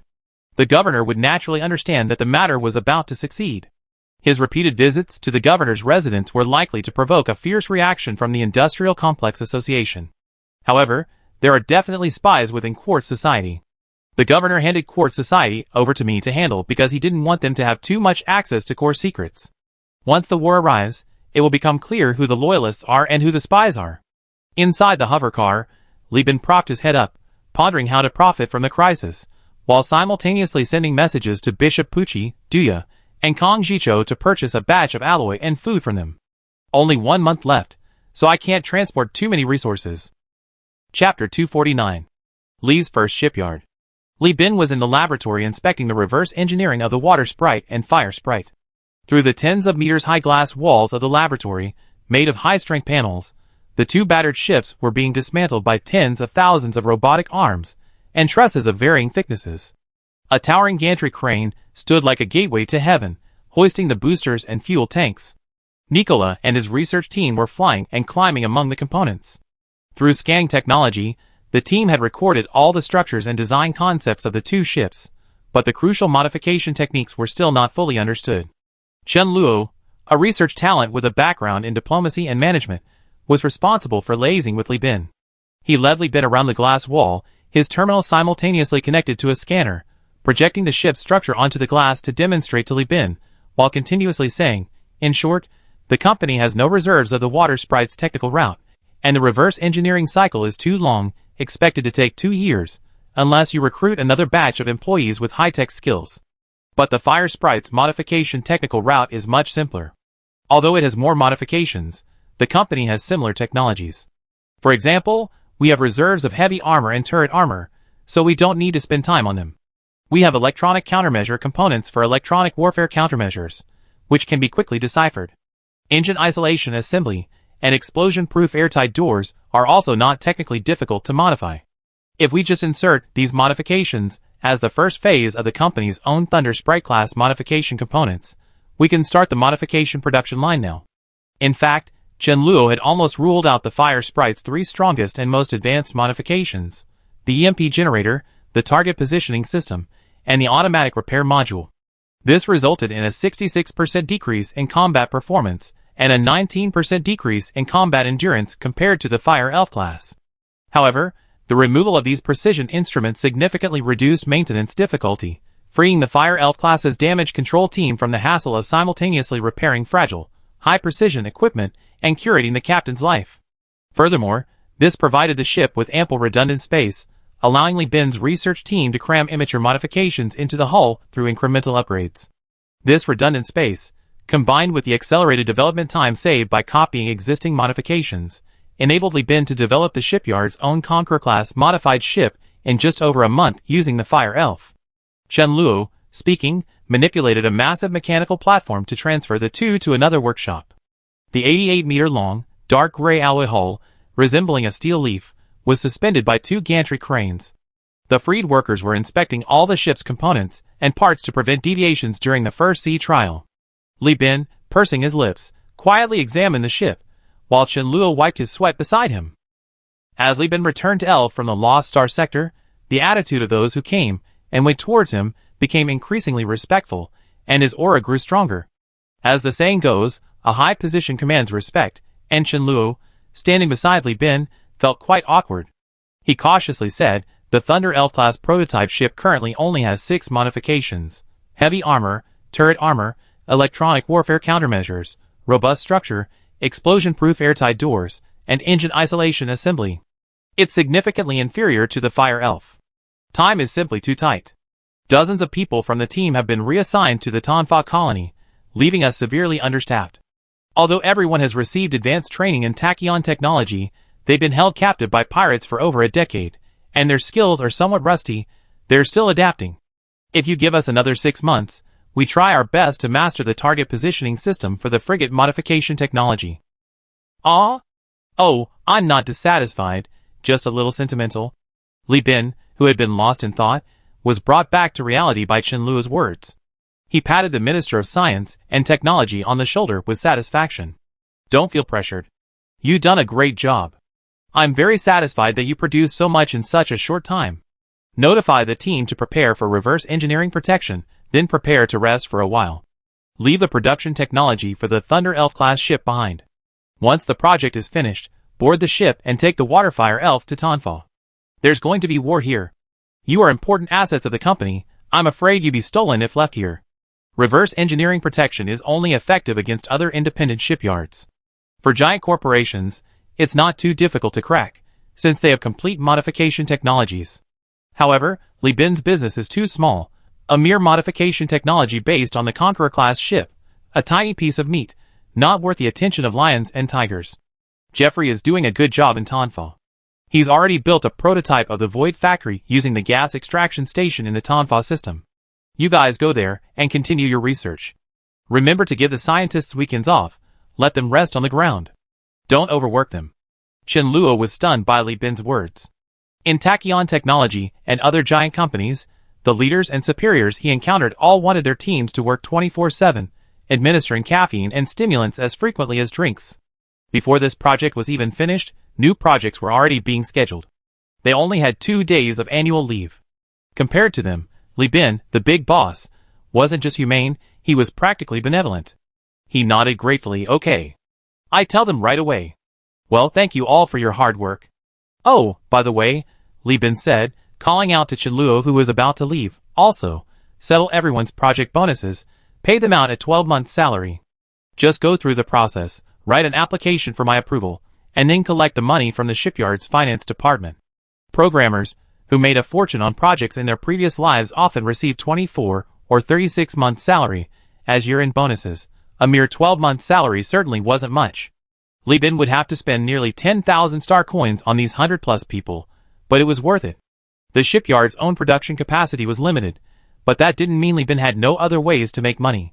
He planned to license the production technology of the Thunder Elf-class ships to New Mugos, Conda's Nest, and the Church of Lud, allowing these two places to also produce and sell Thunder Elf-class ships. The licensing revenue in the first year would cover the R&D costs and bonuses. This was just the licensing revenue from one ship. As the Thunder Elf 2, Thunder Elf Pro, and Thunder Elf Max were released, he could license them again. Furthermore, the technology licensed to other manufacturers will definitely be nerfed. Only shipyards can buy the Thunder Elf-class ships with 6 modifications. Other places can only buy those with 4. Since production capacity is limited, we use a scarcity marketing strategy. Li Bin, thinking this through, called his sister Li Shu to start arranging the sales of the Thunder Elf-class ships. He confidently stated, first, have Duya and Kong Jicho produce a batch of ships and hold them back from release. Once the holographic novel is published, you contact Kuning to create buzz online, and then contact Kong Jicho to assemble a pirate squadron composed entirely of Thunder Elf-class ships. The crew member should be the best of the best, and we target several companies. Kuning Studio will cooperate in the hype. The holographic novel and the soft advertising will mutually benefit each other. Oh, by the way, there's a company called Labos General Company that has a grudge against our family. They asked Kong Jicho to try and defeat them, leaving only one ship to send back and report, to help us vent our anger. Then have the New Mugos Space Station also form a pure Thunder Elf level patrol team, and have Kong Jicho send a batch of small pirates to them to boost their battle records. They need to boost their records in both the legitimate and illegitimate worlds, only then can it be considered healthy. Li Shu nodded and took notes. Hearing the two sides boosting their records, she looked up in confusion. Brother, these two are allies. Won't the outside world know if they boost their records like this? Li Bin tapped his sister's forehead and smiled. The giant corporation knows, you and I know, the planetary governor knows, but how would anyone else know? They don't even understand why Tachyon technology attacked Canda's nest. Information is tightly controlled by the giant corporation. Everyone lives in an information cocoon and can't get out, only seeing what the giant corporation wants them to see. Do you think I dragged Kuning into this deal just for soft advertising? Of course not. He's the heir to Oppenheimer Studios, one of the rulemakers in the holographic novel industry, a pillar industry of the West Wind Galaxy, and the West Wind Galaxy is a... By rounding up, Kuning is also a member of the giant corporation's ecosystem. Once he opens his mouth, the Persis Alliance has to give him some face because of his family, so that the advertisements can be run. Otherwise, if the giant corporation removes a trending topic or blocks a keyword, no amount of effort will work. Everyone's mouth is covered in cream flakes, and they're eating the meat I cut off. Only then can our family eat this cake in peace. As for the Lud Church, we're not asking Bishop Pucci for now. We wait for the approval of the Wood Elf level research. Once the launch is successful, we entrust him with the publicity through religious channels. We concede profits for the first 2 batches. Once the company's reputation is established, subsequent sales of modified ships will be possible. Li Shu listened to her elder brother explain the key points of the publicity plan, and suddenly felt enlightened. In the past, she had always represented her brother in contacting various parties, spending a lot of money and gaining considerable profits. She had long since learned the methods of win-win cooperation, but only knew how, not why. Hearing Li Bin's guidance, years of practice turned into experience, and she felt a sudden sense of clarity. She smiled sincerely, excitedly, and nodded. Then I go find someone to write the plan right now. After saying that, Li Shu skipped away with joyful steps, running through the hollowed-out alloy passageway above the workshop and assembly line, like a rabbit letting loose. Chapter 250. On June 30th, Star Calendar 210, unusually large, dark clouds gathered on the non-lazy planet Elf. Acid rain was brewing within the clouds, threatening to intensify and severely impacting production at the mining bases on 5 condensation islands. The veteran laborers swore to the newcomers that this acid rain was extraordinary. Once it fell, it would corrode through protective suits within 2 hours, and even engineering vehicles wouldn't withstand it for a day. The mine owners with assets on the surface were extremely anxious. With such widespread acid rain, it would be difficult to find a place to relocate their large mining equipment, mining vehicles, and engineering vehicles. If they moved too far, the subsequent acid rain would inevitably create a vast, resource-rich condensation island, or even condensation landmass. No one wanted to leave at this time. Send a telegram to the governor, ordering the launch of rain-dispersing missiles from space to break the clouds early.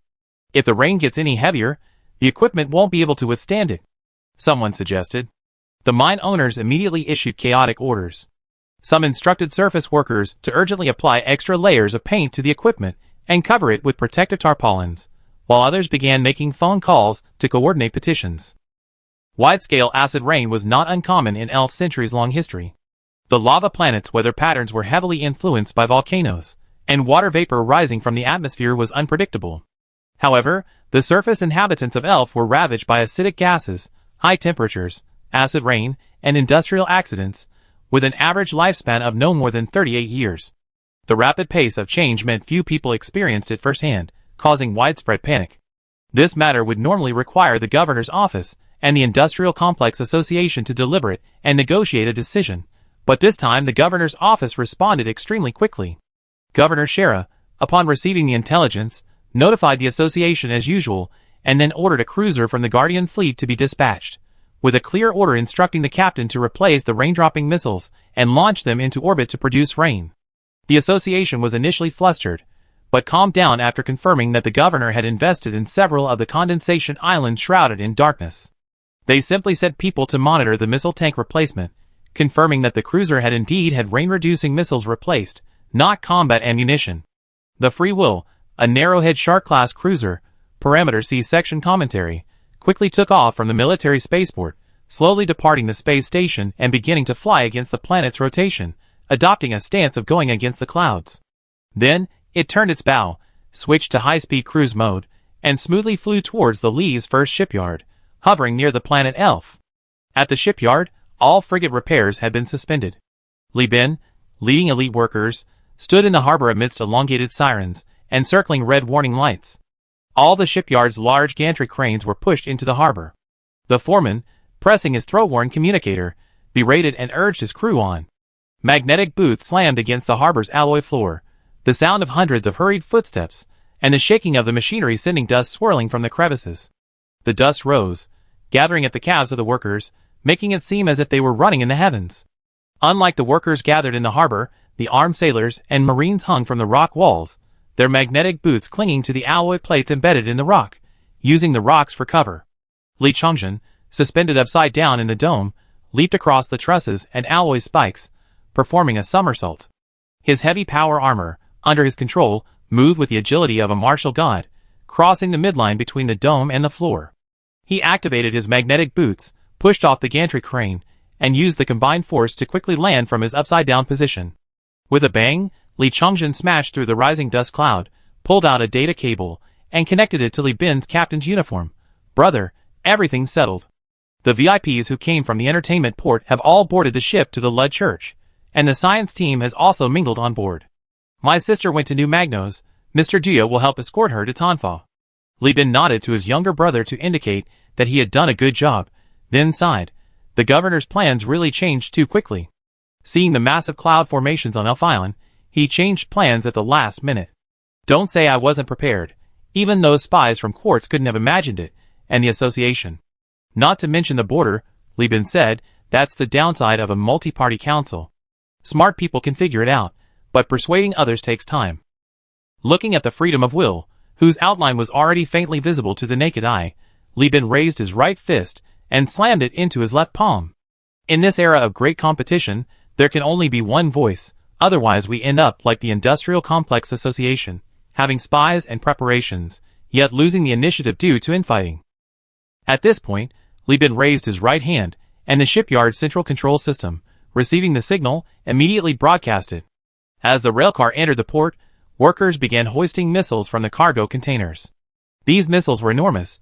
2 missiles required 1 carriage. The 2 rail lines, one above the other, along the rock wall, started operating simultaneously. Workers first donned the ship's industrial exoskeleton, injected themselves with medication, and began pulling the chains to load them into the space containers. The governor's message came too suddenly. They hadn't prepared at all, and could only hastily get to work. Meanwhile, the gantry crane holds the turret, and several robotic arms support the workers as they assemble missiles and torpedo launchers at the port. "Mr. Lee, we're in a hurry. How quickly can we finish?" Bodrev's voice crackled on the channel, his voice trembling with nervousness, yet his tone was unusually cheerful. After more than a decade of hardship, he finally had the opportunity to realize his ambitions, to pilot a cruiser in combat, instead of spending his days on patrol, sailing destroyers to fight pirates, investigate smuggling, and accept bribes. Li Bin said irritably, "Where were you before? You dumped the missile launcher assembly task on us at the last minute. Do you know how much effort I put in since yesterday, arranging transport ships, and finding excuses to buy or to smuggle these launchers across the border? Hee, everyone knows your capabilities, so don't be modest. Let's hurry, or the governor's grand plan will be delayed." Li Bin sneered, "It won't be delayed. Did you think my previous meetings at the Chromium Alloy Club were just for show? My armed sailors are currently at the Elf Space Station, working with the local workers and technicians, enough to disrupt the peace and build barricades. The giant corporation wants to reinforce the military port? Wait until next year. At the Elf Space Station, in the dual-use military and civilian storage area outside the military port, the old one-eyed man looked at the 6 people before him with his hands behind his back. Behind him hung a huge elf flag, and on that flag was a slightly smaller Golden Eagle Earth Trading Company alloy logo. The old one-eyed man, clad in power armor with only his head visible, his helmet resting on the table, spoke in a low, chilling voice, like a steel blade scraping against rusty iron. "In all these years, this is the best path I found. Follow this man, and we have hope of achieving our ambitions." A woman with an aged face and a decaying air sat in a wheelchair, slurring, "The young ones are all watching and waiting, only we old bones couldn't wait any longer and came. Captain, we're not young anymore, you better be serious." The old one-eyed man's expression was solemn. "I'm 61 this year, and I don't have many years left to live. If I were to lie, wouldn't I be courting death? Little Juga, you don't need to test me anymore. The captain is absolutely the most worthy person to assist and be loyal to. The Perseus star system is in constant turmoil, and countless people have died needlessly in the attacks of giant corporations. None of these giant corporations are fighting for unification, they're all fighting for market share, patents, technology, and more efficient exploitation through force. Tachyon Technology and the Perseus Alliance even destroy without operating, all for the sake of selling their goods. Eliminate these cancers, and the Perseus star system will never have peace." Shuga Po's eyelids drooped. "I'm too old, Captain. Your words no longer get my blood pumping. I came out of camaraderie to help, and also because I want to die a glorious death." This group of people were all warriors selected by the Perseus Alliance from their breeding factory. Naturally, they all had genetic locks. Unfortunately, the youngest of the 7 here was 53 years old, and the oldest, Shugapa, was approaching the age of 65, the threshold for activating her genetic lock. Shugapa was half a year older than Old One-Eye. Her original military rank was a Special Forces Technical Reconnaissance Officer, specializing in assisting Special Forces teams to penetrate enemy lines, breach firewalls, and hack surveillance equipment. To ensure her mental clarity and reduce the effects of anesthetics on her brain, she only underwent brain-computer interface modifications to facilitate hacking. Unlike Old One-Eye and others, who replaced many aging body organs with prosthetics, 97% of her body was flesh. Back then, to secure their retirement, these people were all ripped off by giant corporations, handing over substantial sums of money. Over the years, to make ends meet, she took on numerous hacking jobs. In her old age, the expenses for maintaining her physical functions exceeded her earning capacity, leaving her savings increasingly depleted. Relying solely on herself and the support of her comrades, she could never afford the exorbitant cost of having her brain removed and replaced with a fully prosthetic body. Thus, the years of war trauma and the inability to undergo prosthetic modifications have forced this veteran to rely on a wheelchair for mobility. She has reached the end of her rope. Chapter 251. In the dual-use military and civilian warehouse, Old One-Eye remained silent, his lips pursed. Li Bin had informed him about gene therapy because of his age.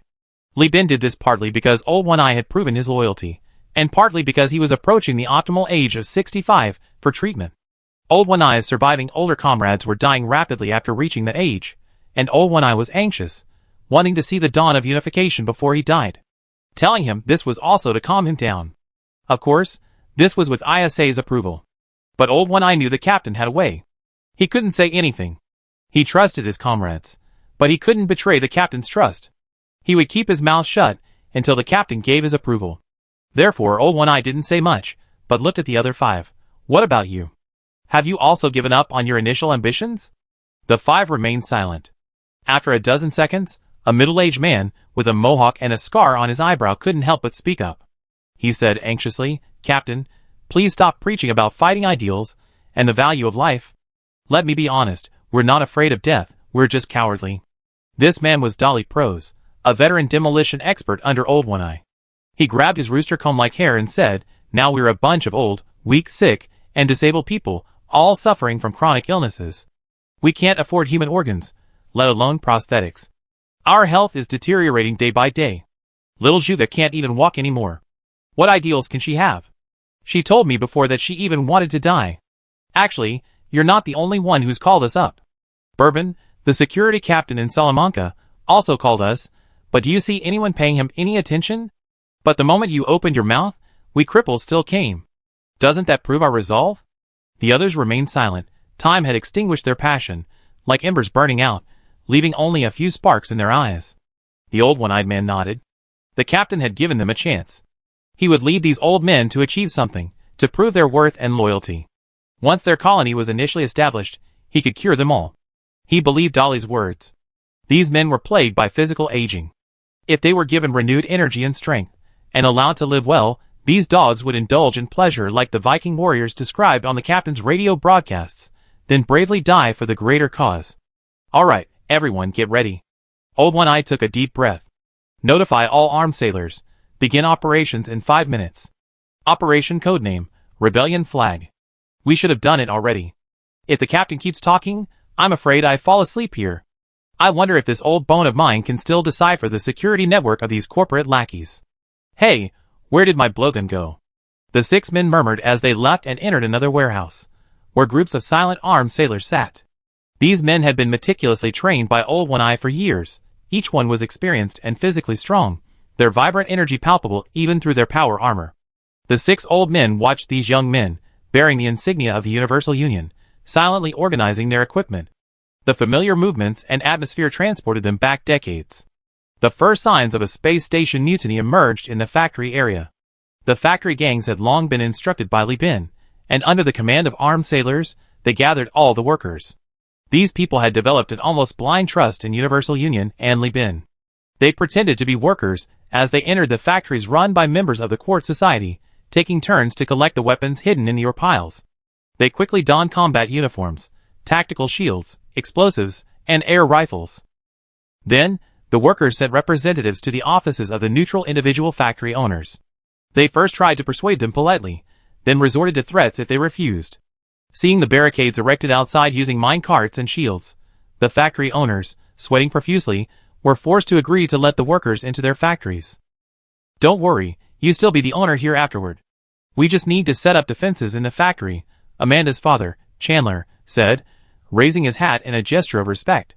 The factory owner, his body trembling with fat, muttered to himself, "Nobody believes you. If you're just going to rob us, that's good enough. Anyway, I have insurance, it covered 2/3. The rest is my life-saving money. If I lose, I lose." Sheila walked out of the factory owner's office, flashed the factory security captain a signed and sealed permit from the owner, and immediately his men took over the weapons of the unwilling security team and seized control of the entire factory. Sheila patted the security captain's metal-laden chest. "Don't worry, we will never destroy the production facilities here. If we need chemical raw materials, we buy them. After all, we're not rioters, and the workers in the factory district won't risk their bright futures." Li Bin made a promise to all the gang families and workers in the factory district. As long as they helped him control the entire factory district, and even expand beyond it, the rewards would be generous. Vast farmland in the new colony, tax-free policies, even quotas for full-time employees of the Universal Union, and even fleet crew quotas, all were available as rewards, With these promises made, who would still covet that one Starcoin container of ore and the factory equipment so large it would require a spaceship to carry it? Even if you have the life to steal it, do you have the life to take it? Delaying Mr. Li Bin's business is delaying everyone's future. See if your neighbors will kill you. Besides, aren't there still nearly half of the factories in the Industrial Complex Association that can be demolished? The Universal Union even specially commissioned Quartz Society to bring heavy demolition machinery. Everyone can earn extra money, as long as you're willing to be the first. Qianlu, cigarette dangling from his lips, charged into the crowd, raising a flagpole. The flag of the Persis Alliance, billowing in the ventilation fan, was marked with large XS on both sides. Qianlu began shouting, spitting saliva and cigarette ash everywhere. Gentlemen, have you all eaten the finished rations distributed by Mr. Li Bin? Yes. The workers shouted. Are you all full? Full. The workers shouted even more enthusiastically. Li Bin had assigned many tasks to the Quartz Society. The members in charge of food business had been secretly delivering a considerable amount of finished grain to the factory area under the guise of supplying nutritional paste, allowing these poor people to finally eat the natural grains that only the middle class could afford. Have the weapons been issued? Yes. The workers raised their hands, revealing their tactical shields and firearms, tapping their shields with the butts of their rifles, creating a loud, lively clatter. Qianlu swallowed the ash that had fallen into his mouth, grinned, and said, after this job, we eat ready-made food every day. We never have to eat stupid cockroaches and nutritional paste again. Raise the rebellion flag and blow up the association's factory. He waved the flagpole, and the rebellion flag fluttered high in the crowd. Someone in the crowd raised their hand and used a megaphone to broadcast Li Bin's pre-recorded voice. I am Li Bin. In the name of the CEO of Huanyu United Company, I am issuing a bounty. The first team to breach the enemy factory will be guaranteed to be hired as company employees. The first security team to open the factory gates and surrender will also be guaranteed to be hired as company employees. If anyone is killed, their pension will be paid strictly according to their will. I, Li Bin, am a man of my word, and I always do what I say. Revolt. Hearing Li Bin's promise, the workers erupted in cheers, each following the armed sailors towards their target. Several armed sailors carried rocket launchers and fired at the enemy's factory, blasting open the gates. The rockets, trailing smoke and flashing flames, served as the best compass for the workers crammed into the crowd. In the distance, at the Teleford or refinery, the deputy security captain shot and killed the captain, a loyal lackey of the factory owner, and shouted to his men, I'm a member of Universal Union. Anyone who wants to live, wants to get rich, wants a bright future, open the gates. The security team sprang into action. Having lived here for so long, they all knew how prestigious Universal Union was. There were countless examples of impoverished workers who had been hired and returned as wealthy. Now, Li Bin had declared that surrender would secure employment. Who could resist? The security team earned a meager 5-star coins a year, barely enough for a crew member's basic salary. This damn job was for anyone who wanted it. They chaotically but systematically shut down the cameras, dismantled the power supply bus bars of the automated defense system, killed any enemies who dared to block their way, and after opening the gates, seeing the frenzied workers pouring in, the security guards immediately stripped off their uniforms, grabbed stun guns and air rifles, and charged towards the factory owner's office. If being the first to surrender guarantees a job at the company, then if I'm part of the first team to capture the factory, combining both achievements, wouldn't I have a chance to become a crew member? That's a great deal. Chapter 252. The Factory District Rebellion proceeded most smoothly. This was Li Bin's recruitment point, and with the governor's deliberate indulgence, his prestige in the factory district even surpassed that of the seemingly unbelievable St. Ludwig, whom everyone constantly talked about. Furthermore, by leveraging the Quartz Society's connections to obtain food, weapons, maps, and enemy data, all the factories in the factory district belonging to the association were captured in less than 2 hours. Over 70% of the attacks were carried out by factory workers in collaboration with security teams already inclined to surrender. They either plotted ambushes or forcibly broke through, killing the factory owners' loyalists before opening the gates to the rebels. Most of these factory owners didn't live permanently at the factories. They all had houses in residential areas and wouldn't come to the harsh conditions of the factory district unless under special circumstances. In fact, the Industrial Complex Association had long known of Li Bin's enormous influence among the workers, but they had previously dismissed it. Backed by a giant corporation, they believed that a group of ants couldn't kill a dragon. As the relationship between the governor and the association deteriorated further, and the shadow of war loomed over Elf, These people began to shift their thinking, listening to the opinions of their soldiers, and gradually realizing the threat posed by Li Bin. Other concerns, such as disrupting order and sabotaging the space station, were secondary. What these people valued most was the workers' destruction of factories and machinery, which would impact post-war production and foreign trade. Therefore, after the assassination attempt failed, the Industrial Complex Association sent people to contact Li Bin several times, attempting to repair relations, but Li Bin repeatedly brushed them off with the excuse that he was afraid of being killed if they met in person. Online communication, however, continued. Li Bin received considerable benefits from the association. They not only returned the shares of the Li family's refinery that they had seized, but also gave him tens of thousands of star coins and several port warehouses. Li Bin accepted all of this without question. The refinery was then used as a pretext to smuggle weapons and finish grain under the guise of buying ore, while the port warehouses were used to house the dispatched armed sailors. Li Bin outwardly appeared reluctant to negotiate with the association, demanding exorbitant post-war benefits, seemingly poised to defect. Secretly, various factions gathered, waiting for the day they would raise the banner of rebellion and deliver a crushing blow to the association. Watching the last missile launcher being installed, Li Bin chuckled at Boncharev. I don't know if it's because I'm petty, but I always had a good memory. Our family suffered for over a decade, and I always wanted to settle this score, one with my cheap parents, and one with the association. I never imagined that after my cheap parents were taken away to pay off debts, they actually worked themselves to death in an alien mine. So, I can only settle this score with the association. It's laughable that these fat, idiotic fools think returning the factory is a sign of sincerity. These people are really blinded by business. They can't even distinguish between gratitude and grudges. Isn't this just slapping me in the face and urging me to take revenge? Boncharev, embarrassed, remained silent, thinking to himself, that's only because you, Li Bin, are old-fashioned and conservative, valuing family. If it were anyone else, getting their family factory back, making a fortune, and currying favor with a giant corporation would have been a sure thing. As the two chatted idly, a piercing beep sounded, and the red alert switched to orange, signifying the completion of the weapon bay refit for the Free Will. The dismantled rain bombs and decoy missile launchers were haphazardly tossed about in the port. The workers, not bothering to clean them up, immediately called for a gantry crane and forklifts to push these contraptions into space and discard them. Clear the port. Clear the port. Bring up all emergency repair equipment. Prepare for battlefield repair operations. In the airless, open port, the foreman's voice, transmitted through electromagnetic waves, jumped between the helmets. Upon touching the workers' protective suits, these electromagnetic waves transformed into rough, cursing words, guiding the busy workers in their course. Boncharev slapped his forehead.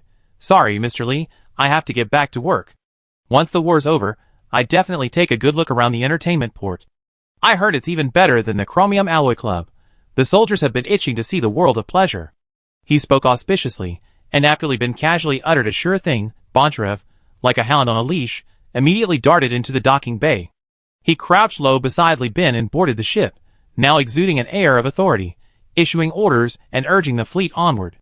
After arranging the scene, Li Bin issued orders to the escort fleet stationed at the shipyard. I brought back quite a few ships from the wreck graveyard. Some were escorted to Tanfa for the industrial fleet, but not a single Hammerhead-class destroyer was sent. Only 2 remained in the core fleet, and the remaining 4 have been incorporated into the shipyard's escort fleet. This force is not weak. Apart from Kazlin's fleet system, they have no rivals. I'm now taking the main force to Elfi to help out. The shipyard security is your responsibility. Don't cause any problems. Yes, Commander. Vahab, in charge of the escort fleet, saluted, his voice booming. After speaking, Li Bin left the shipyard in a hover car and boarded the Caming Beast from the company's private port. ISA was already prepared on the bridge and immediately ordered, Core Fleet, depart immediately and rendezvous with the Free Will. We expect to arrive at Elf in 3 hours under high-speed cruising mode. This operation was too rushed. According to the original plan, Li Bin's core fleet would have gone to Elf ahead of time to blockade the military port. The governor's men would have fought with the association for control of the space station, and the people loyal to the governor in the military port would have opened the port gates in advance to welcome the armed sailors led by Old One-Eye, together suppressing the association's troops. If the battle at the naval port goes poorly, the core fleet will intervene directly, risking destroying the entire port to sink the 2 cruisers belonging to the association. Now, the governor's last-minute change of plans, while giving him an initial advantage, has also created significant flaws in the plan. Firstly, the Lee's first shipyard is several hours round trip from the Elf space station. While the rendezvous of the Free Will and the Enlightened Beast significantly enhances the Governor's external combat capabilities, it also leaves the naval port without a fleet blockade. While fighting for the port, Association soldiers can gradually board destroyers and frigates to leave, and even attempt to take away some of the Association's cruisers. One Eye's mission has shifted from assisting in the capture of the port to blocking Association reinforcements. After all, the departure of the Free Will reduces the number of Governor soldiers in the port, and their numerical advantage in seizing the port is now gone.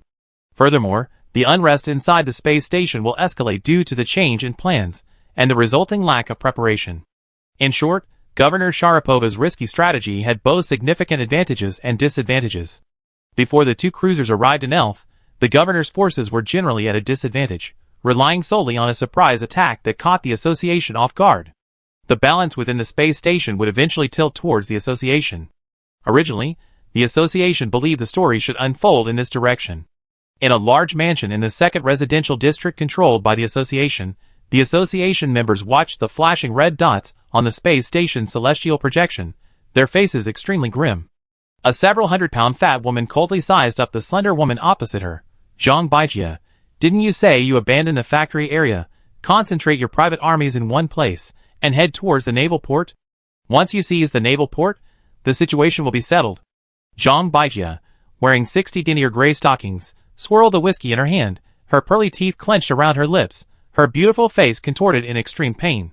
She stared intently at the rapidly flashing red dot on the projection screen indicating the location of the naval port, completely ignoring the mockery from the fat pig, Jurika. Jurika, her mountain of fleshy face trembling, her beady eyes gleaming, said, "Aren't you perhaps that bitch Sharapova's spy planted in the Association?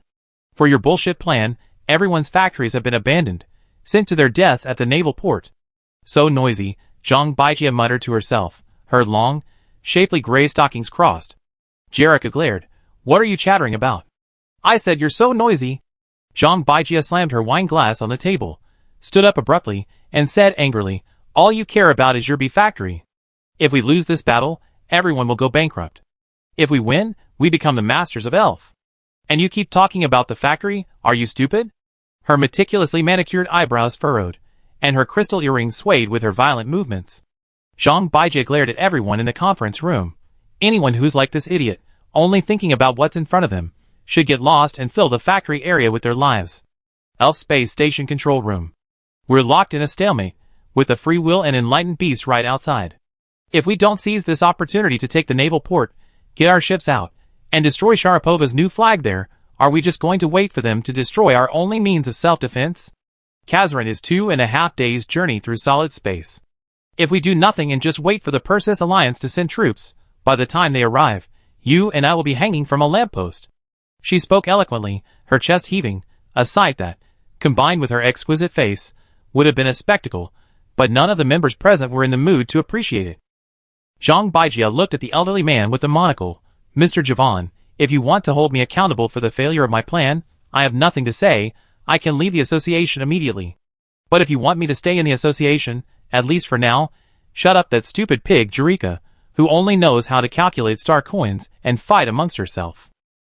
Chapter 253.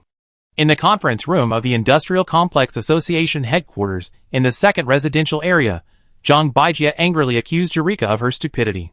Association President Jefferson took off his monocle and wiped it. Only after Zhang Baijia had vented her anger did he put the monocle back on, blinking his vibrant eyes, transplanted from a young person, unlike his own aging body, and said, Zhang Baijia's plan was the best option chosen by the Association through a vote, and it also aligns with the AI's conclusions. She is definitely not a spy. Jurika, what you just said is a false accusation. Jurika sullenly pouted and lowered her head.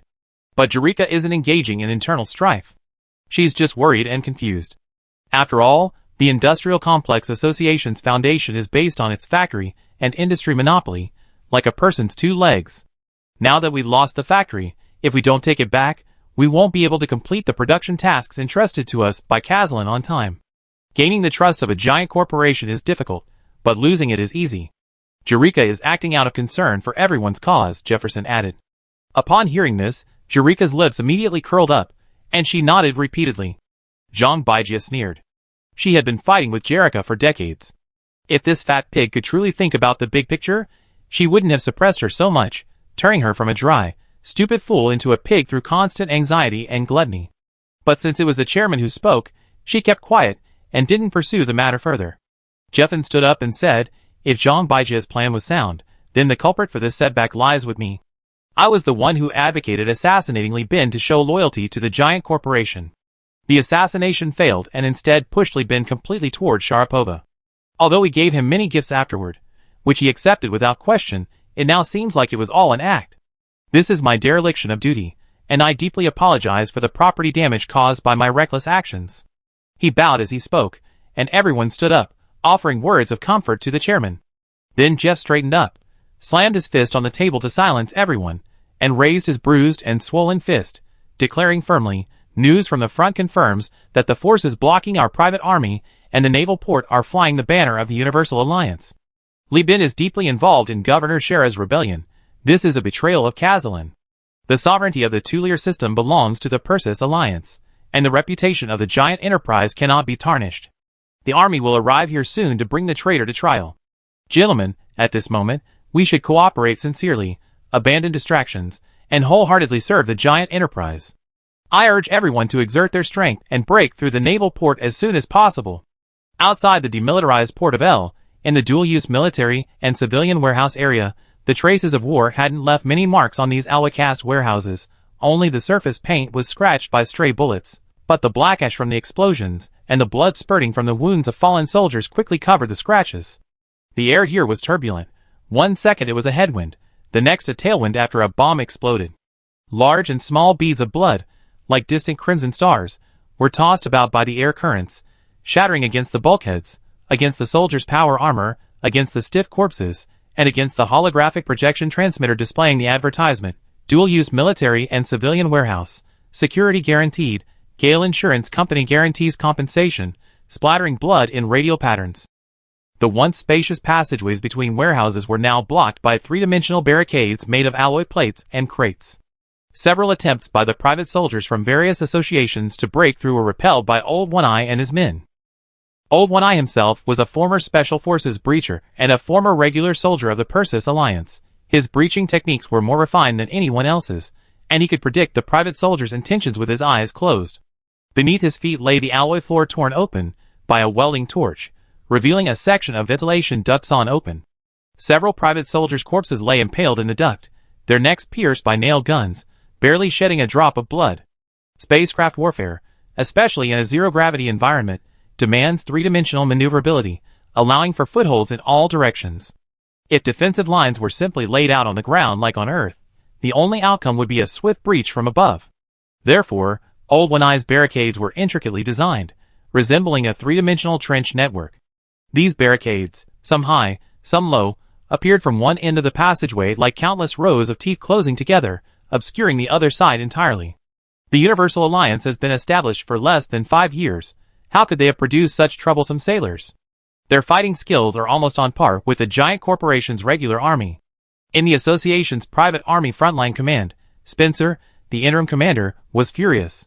He was a genuine active-duty soldier of the Persis Alliance, 39 years old, and had been assigned by the giant corporation to serve the association's president.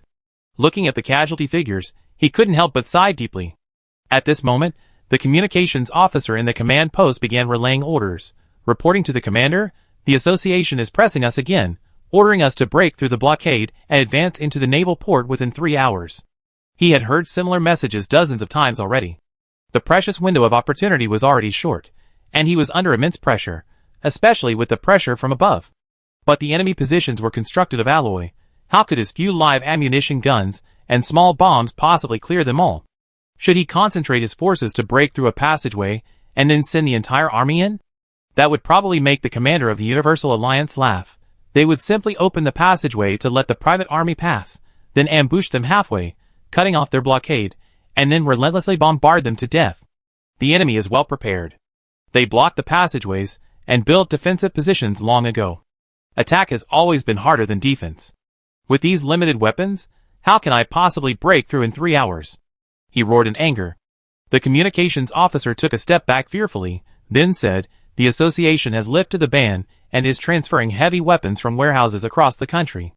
Mr. Javan said that mechs and tanks will arrive at the front line soon. Really? That's wonderful. Spencer's crying face instantly turned into a smile, as if he were born with the ability to change faces in Sichuan opera. He rubbed his hands together, activated the holographic projection to plan routes, and muttered, "With heavy weapons, I guarantee I can raise this warehouse district to the ground in an hour." Half an hour later, Spencer stood numbly in the command post, deaf to signals from all fronts. He numbly looked at the communications officer and asked, "Where are the heavy weapons the association promised?" The communications officer awkwardly put down his headset. They say there are riots everywhere on the space station. The mob has already overrun the factory area and 3 ports. There are also large numbers of riders in the commercial and residential areas. Traffic is congested now. The main roads are full of abandoned hover cars and barricades built by the mob, and transport convoys are stuck on the road. Why not use spaceships for transport? Spencer pressed. After some questioning, the communications officer licked his dry lips and said, "Many port workers have also joined the riots. The remaining ports under our control are also unsafe. Rebel ships are engaged in firefights with the association's ships near the port. Using transport ships could very well result in their destruction." Initially, the association didn't consider the need for heavy weapons. They believed the chaos could be quickly quelled according to plan. From the perspective of protecting the company's assets and preventing riders from looting warehouses, the outer warehouses of the space station don't have any heavy weapons reserves at all. They're transferring them from inside, which will take time. Spencer slammed his fist on the table, venting his frustration in a fit of impotent rage. What kind of garbage is this? How can they be so confident without any contingency plans? He cursed. Send a message to the convoy. Have them assemble mechs and tanks on the spot, crush all obstacles, and converge on me at full speed. If we wait any longer, we all be dead. Having lost the initiative, and now blocked from rescuing their vital area, Spencer felt a lump in his throat.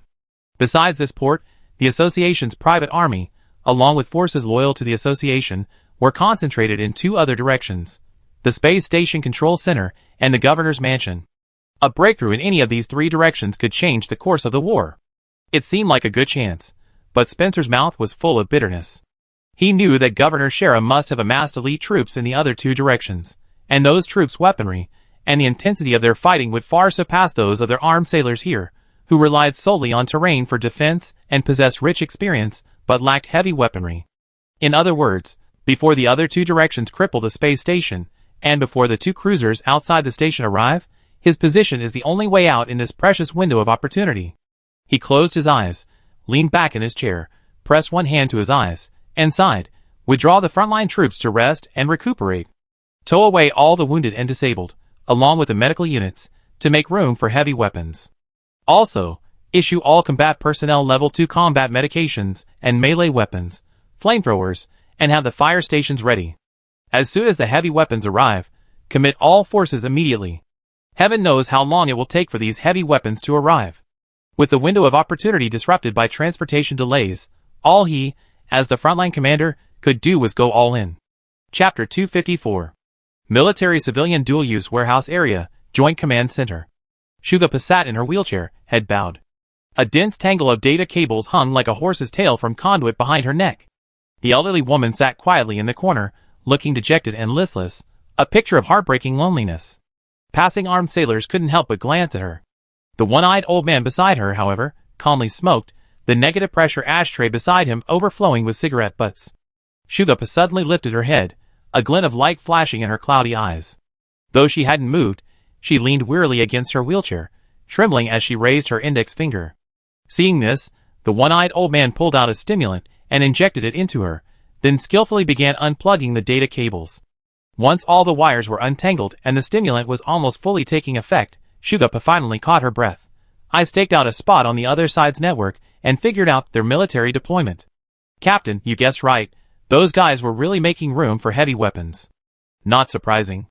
They've been operating in L for so many years. It's not unexpected that they have several warehouses of heavy weapons hidden away. After all, the Universal Alliance is under close surveillance, and it's not easy to smuggle heavy weapons in. The old one-eyed man didn't even lift his eyelids, taking Zhuge Po's hand to insert and for drip. The human brain typically consumes 20% to 30% of the body's energy, but for a special kind of hacker like Zhuge who infiltrates cyberspace with her thoughts and consciousness, using her brain to understand, decipher, and hack into computers, that number skyrockets to an astonishing level. Her body remained motionless, but her mind had already traveled an unknown distance via electromagnetic waves and conduits. As the two spoke, the holographic projection on the table displayed several images of the enemy's attack deployments, data transmitted by Zhuge before he severed the brain-computer interface and network connection. She gasped, "The heavy machinery has its own computing matrix. I don't have enough computing equipment and botnets to steal data right under their noses, so I just copied a portion and brought it back. These diagrams are just their current plans. They'd definitely be modified and corrected based on our feedback. Furthermore, I also left viruses in the surveillance cameras along several transport routes. These are eavesdropping viruses from the human realm era that I collected over the years. As long as we don't directly confront the programmers of these giant corporations, their security is guaranteed. The viruses will periodically transmit surveillance data here. Although we can't directly view the ground camps, we can monitor the enemy's input and output of forces." The old one-eyed man nodded. "That's enough. Thank you for your hard work. Get some rest." The Industrial Complex Association's private army camp was converted from a multi-level hovercar parking lot. The original medical camp on the first floor was removed and replaced by 5 armored vehicles and 3 mechs. The 3-meter-tall tank boasts an astonishing 180mm caliber cannon, capable of firing not only conventional armor-piercing and high-explosive shells, but also nano-acid corroding projectiles and other unusual shells to cope with complex planetary environments and adversaries. The mechs, needless to say, allow pilots to perform agile maneuvers reminiscent of the decisive battle weapons in the weightless environment of space. In short, in space station combat, both of these are undeniable weapons of mass destruction. A slight mishap could trigger a fire within the module, ultimately reducing the space station to ashes. After all, while the core structure of the space station and spacecraft is made of superalloy, the modules themselves are not particularly strong to save materials and costs. Aerogel, carbon fiber, and high-strength plastics are the mainstream materials used. These things don't hold up well against thick alloys under artillery fire, so under normal circumstances, they can't be deployed. But isn't this a mutiny? Spencer wasn't satisfied with a total of 8 heavy weapons, but his communications officer reported that 26 more heavy weapons were being transported from the other 2 fronts. Due to road conditions and mobs, the remaining 18 wouldn't arrive at the battlefield for at least another hour. No more waiting.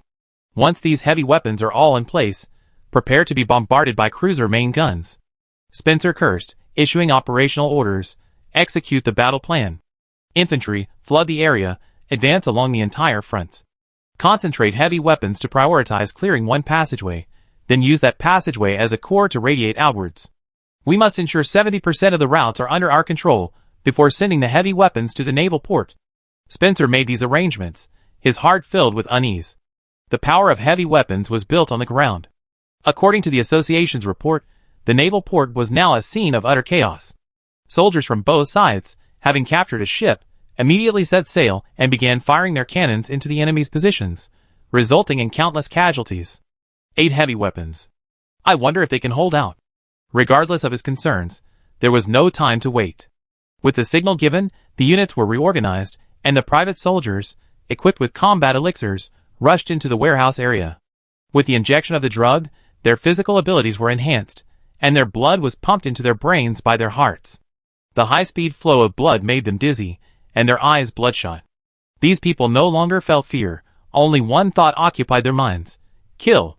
Armor-piercing shells roared into action, smashing through the barricades in front of them. These things failed to penetrate the ship's alloy plates, but the powerful thrust and explosions tore apart the welded joints. The alloy transformed into deadly signs in the explosions, mercilessly reaping the lives of the armed sailors behind the barricades. Old One-Eye decisively ordered a retreat, withdrawing the sailors from the enemy's main attack direction. Spencer, on the other hand, ordered his troops to advance at high speed, not bothering to contest every barricade, but directly using heavy artillery to clear the way, destroying everything in their path, and then having mechs open the warehouse doors to eliminate any survivors. At the private army command, the communications officer reported the battle situation in rapid succession. Report. The main force has advanced 1/3 of the way through the passageway, capturing 6 warehouses. Numerous booby traps and armor-piercing rocket launchers have been discovered along the way, and traces of military deployment have also been found inside the warehouses. Nothing new. Unable to win head-on, they try to use the terrain for guerrilla warfare. Spencer grinned. Too bad, my mission isn't annihilation warfare. I'm not playing with you. He shouted loudly. Notify the frontline command. Stop searching the warehouses. Send combat engineers to weld the warehouse doors shut, and throw tear gas into the ventilation ducts. Don't play hide-and-seek with the enemy. Clear obstacles and advance with full force. Why? Yes, command? With heavy weaponry at their disposal, the private army advanced at lightning speed. They saw no living souls along the way, only corpses mangled by machine gun fire and artillery shells, and tattered company flags. The enemy would surely try to fortify their last line of defense. The frontline commander had already ordered the tanks to advance, while the mechs used their mobility to flank and annihilate the enemy before they reached the naval port. All the tanks are equipped with additional ship-grade alloy armor. Even our own large-caliber shells can't penetrate it. You don't have a single heavy weapon. What do you have to fight us with? Spencer finally sat down comfortably and began having his adjutant make him coffee. As he held up the steaming, fragrant coffee, stirring it with a spoon, ready to take a sip, a violent jolt came from beneath his feet. The jolting caused him to lose his balance, and the coffee spilled from the cup, leaving a brown river in the command post. What's going on? What happened? Spencer demanded angrily. Ask the frontline command immediately. Don't tell me the troops encountered explosives. They're equipped with electronic jamming squads. Detecting wired explosives is basic knowledge. Spencer quickly received the answer, but not from intelligence from the frontline command. It was the answer he saw with his own eyes. The entire warehouse area was cracked open, jagged and angular, composed of countless straight and zigzag lines. These cracks collided with each other, like 10,000 dragon teeth grinding against each other, the gaps widening with each grinding. Spencer's face turned deathly pale at the sight. These lunatics. Chapter 255.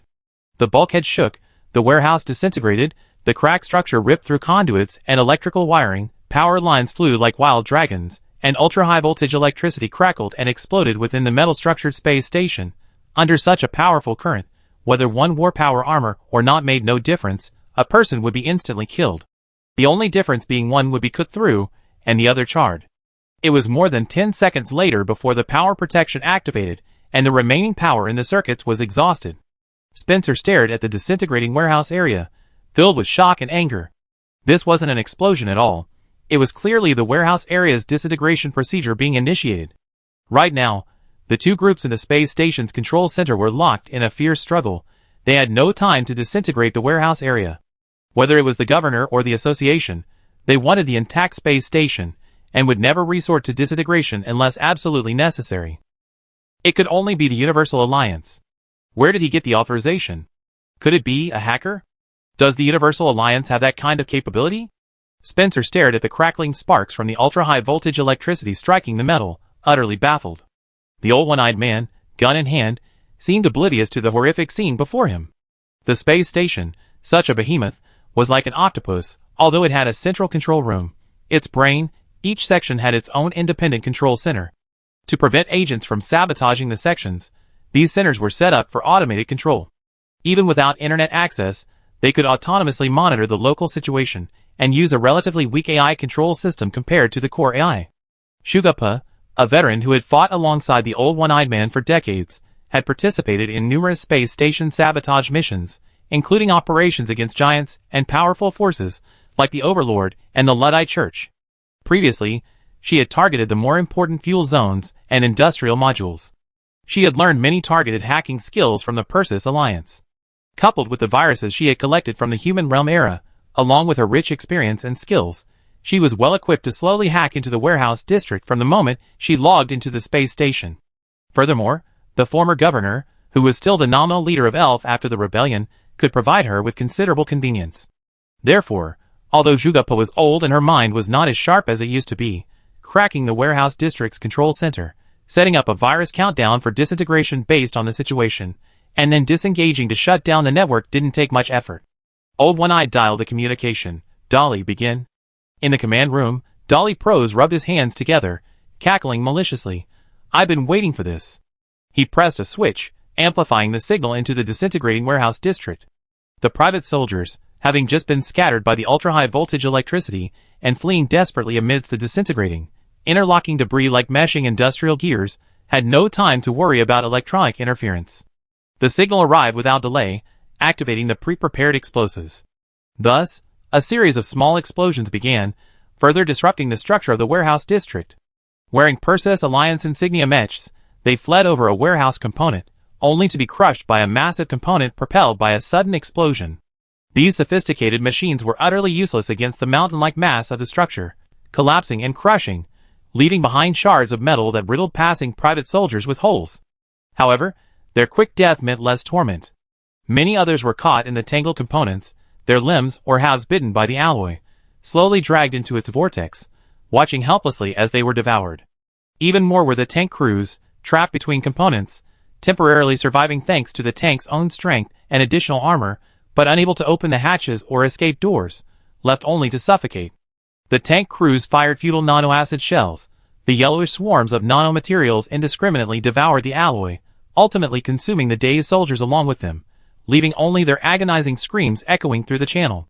Dolly's task was simple: further disrupt the components of the disintegration zone, allowing this unpredictable chaos to spread, creating a death zone, scattering all heavy weapons, and isolating the association from further reinforcements. But the effect was too good.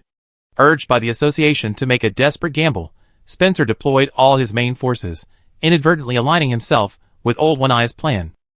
In this disintegration and explosion, 90% of the private soldiers were caught in the turbulence, either dead or dying. Only a few guards, who hadn't ventured too deep into the warehouse, managed to escape in time. Now, they slumped in their headquarters, staring blankly at the swirling metal, drenched in sweat, their eyes vacant and their minds blank, unsure what to do. What to do? Spencer bit his lip until it bled. Organize another force to rush in? What a joke. Even if there weren't enough men, these survivors of a catastrophe wouldn't want to go back. Besides, how could a bunch of ordinary soldiers possibly clear a death zone created by the disintegration of a single block? Were they supposed to use their bombs and guns to break through those 10-meter-high structural components? This thing would require a maintenance platform and fleet to open the space station from the outside and remove it piece by piece. You don't feel the pain of destroying things that aren't yours, huh? He said, his white teeth stained red with blood. Li Bin, of course, didn't feel the pain. To accommodate his own men, this warehouse area had long been cleared of irrelevant people. Those arriving now were all enemies. What psychological burden did he have to kill them? If the governor ordered Li Bin to fight deep into the factory, commercial, and residential areas, he might have to consider harming innocent people, protecting property, and handling post-war humanitarian matters. But here, the more chaotic, the better. As long as they win, the governor won't blame Li Bin. In fact, he praised him for his ability and decisiveness. Seeing that he had already emboldened the association's private soldiers, Old One-Eyed wasted no more time, ordering his men to gather and began constructing a defensive line to block the naval port's exit. Move quickly. Although the dismantling is limited to the dual-use military and civilian warehouse area, other areas will still suffer damage from repeated impacts from the components. While there's still backup power in this section of the passageway, get industrial operations up and running. After finishing his 4-drip and resting for a while to recover some energy, Shuga took over command and began summarizing and coordinating information from various departments. This wasn't an attack on the naval port. Li Bin couldn't bear to sacrifice all his carefully trained armed sailors for the governor's so-called grand cause. This was self-preservation, preventing the association's soldiers in the port from trying to leave the space station if things went wrong. If that happened, there would definitely be a battle here, and without barricades and defenses, many people would die in vain. The one-eyed old man kicked the sailor in the backside for welding the wrong piece, yelling, "Did you learn your welding skills from a rat? The more you weld, the bigger the gap gets. This is for yourself. At this rate, a bomb will blow the shield off. We finally beat the association's people. We've taken 90 steps out of 100. Do you want to die on the last 10? The sailor stood up awkwardly, stammering, "Boss, my skills are rusty. My technique is never quite there yet. My crew used to help me weld." "And your crewmates?" "Dead, shot by machine gun fire." The one-eyed old man pursed his lips, snatched the welding torch from the sailor, and said, "Go get the alloy plate." He then squatted down and started welding himself. The sailor stared blankly at the boats, biting his lip, and ran away. Outside the naval port, the vanguard of the Allied forces' main fleet had arrived. Xu Jin, piloting the Cheetah, followed by 3 Hammerhead-class destroyers, was hunting the Elf spaceship, which had taken off from the port and was not listed in the friendly forces' identification code. Meanwhile, the fleet's aircraft carriers frantically launched fighter jets, strapping through the port's gun emplacements and firing relentlessly at the docking bay of the Association's cruiser, determined to prevent the ship from assembling the minimum crew required for departure and to pin it down in the port. Chapter 256. Old One-Eyed, with Li Bin's wealth and the armed sailors he had meticulously trained, along with several veterans possessing unique skills, and having chosen his opponents carefully, was not surprised to win this battle. Losing would be truly unfortunate. But things were not so easy elsewhere. The war at the space station's control center had reached a fever pitch. With the arrival of the Universal Alliance's ships near the space station, the Association faction had gone mad. They didn't even bother to investigate Spencer's dereliction of duty in the defeat, nor did they care about the naval port. Instead, they mobilized their elite troops, opened warehouses, distributed star coins and weapons, and ordered all their men to the space station's control center. This is the only way out. Li Bin will be here soon. Only by taking the space station can we put up any resistance. Dressed in gray silk, her graceful body enveloped in a well-tailored silk oil dress, Zhang Baijia was more intense than ever before. She kept pounding the table, her eyes bloodshot. Jericho, like a mountain of flesh, chimed in, yes. The governor's army has withdrawn, and everyone, including us, should go to the front lines. Killing that bitch Sharapova now is pointless. Even if she dies, Li Bin can still take charge. It's no longer safe here.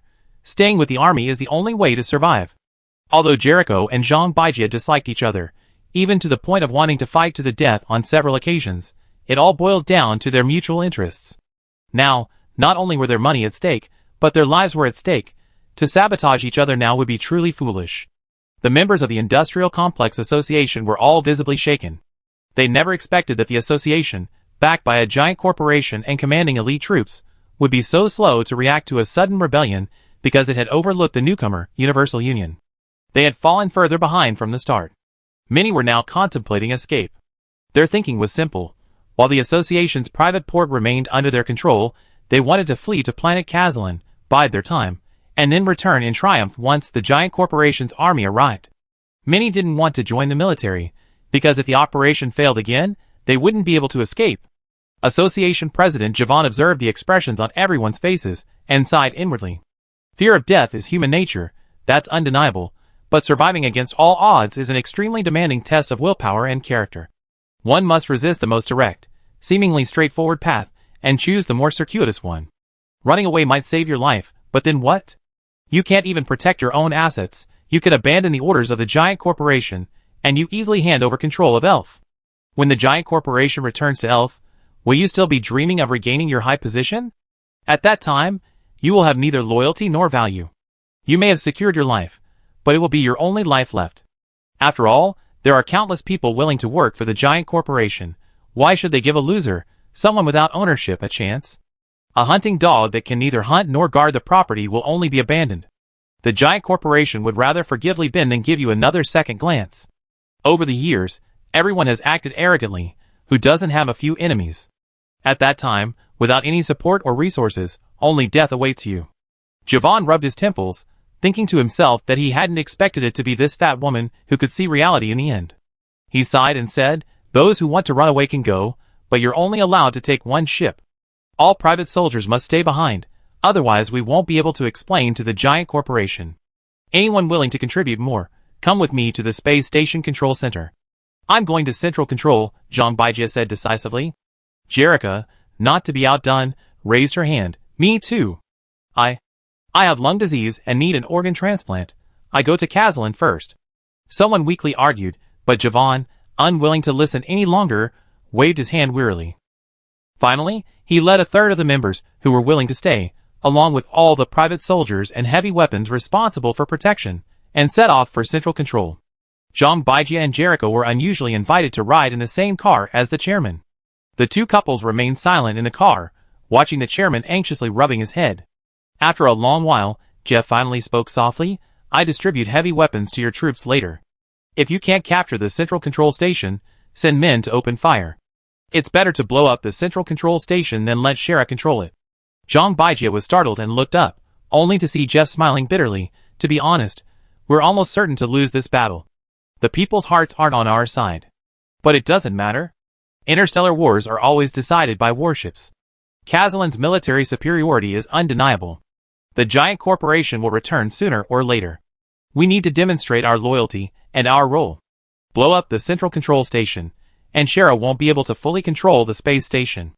At that time, facing the fleet of a giant corporation, a few cruisers won't be enough. Those fools are only thinking about running away, which is tantamount to giving up the chance to make a comeback. Jericho swallowed and tentatively asked, President, that bitch Sharapova dared to raise the flag. She must have a giant corporation backing her up. One universal alliance is not enough. What if other giant corporations send people? How could they send people? Jeff seemed amused and shook his head. The forces behind her can at most exert diplomatic pressure, or make a show of wanting to invade in hyperspace, but they definitely can't get in. After all, Kazlin is the industrial hub of the Persis Alliance. Giant corporations cannot tolerate their production center being blocked by other forces. Or is someone trying to test the power of the Persis Alliance's fleet? Jericho nodded with a smirk, swallowing the rest of her words. Not only had someone tried, but they had tried twice. That force was the Overlord. However, Jericho also felt it was unlikely the Overlord would invade the Tulier system. After all, the Persis Alliance's ally, Tachyon Technology, was watching closely. This battle has turned into a complete mess.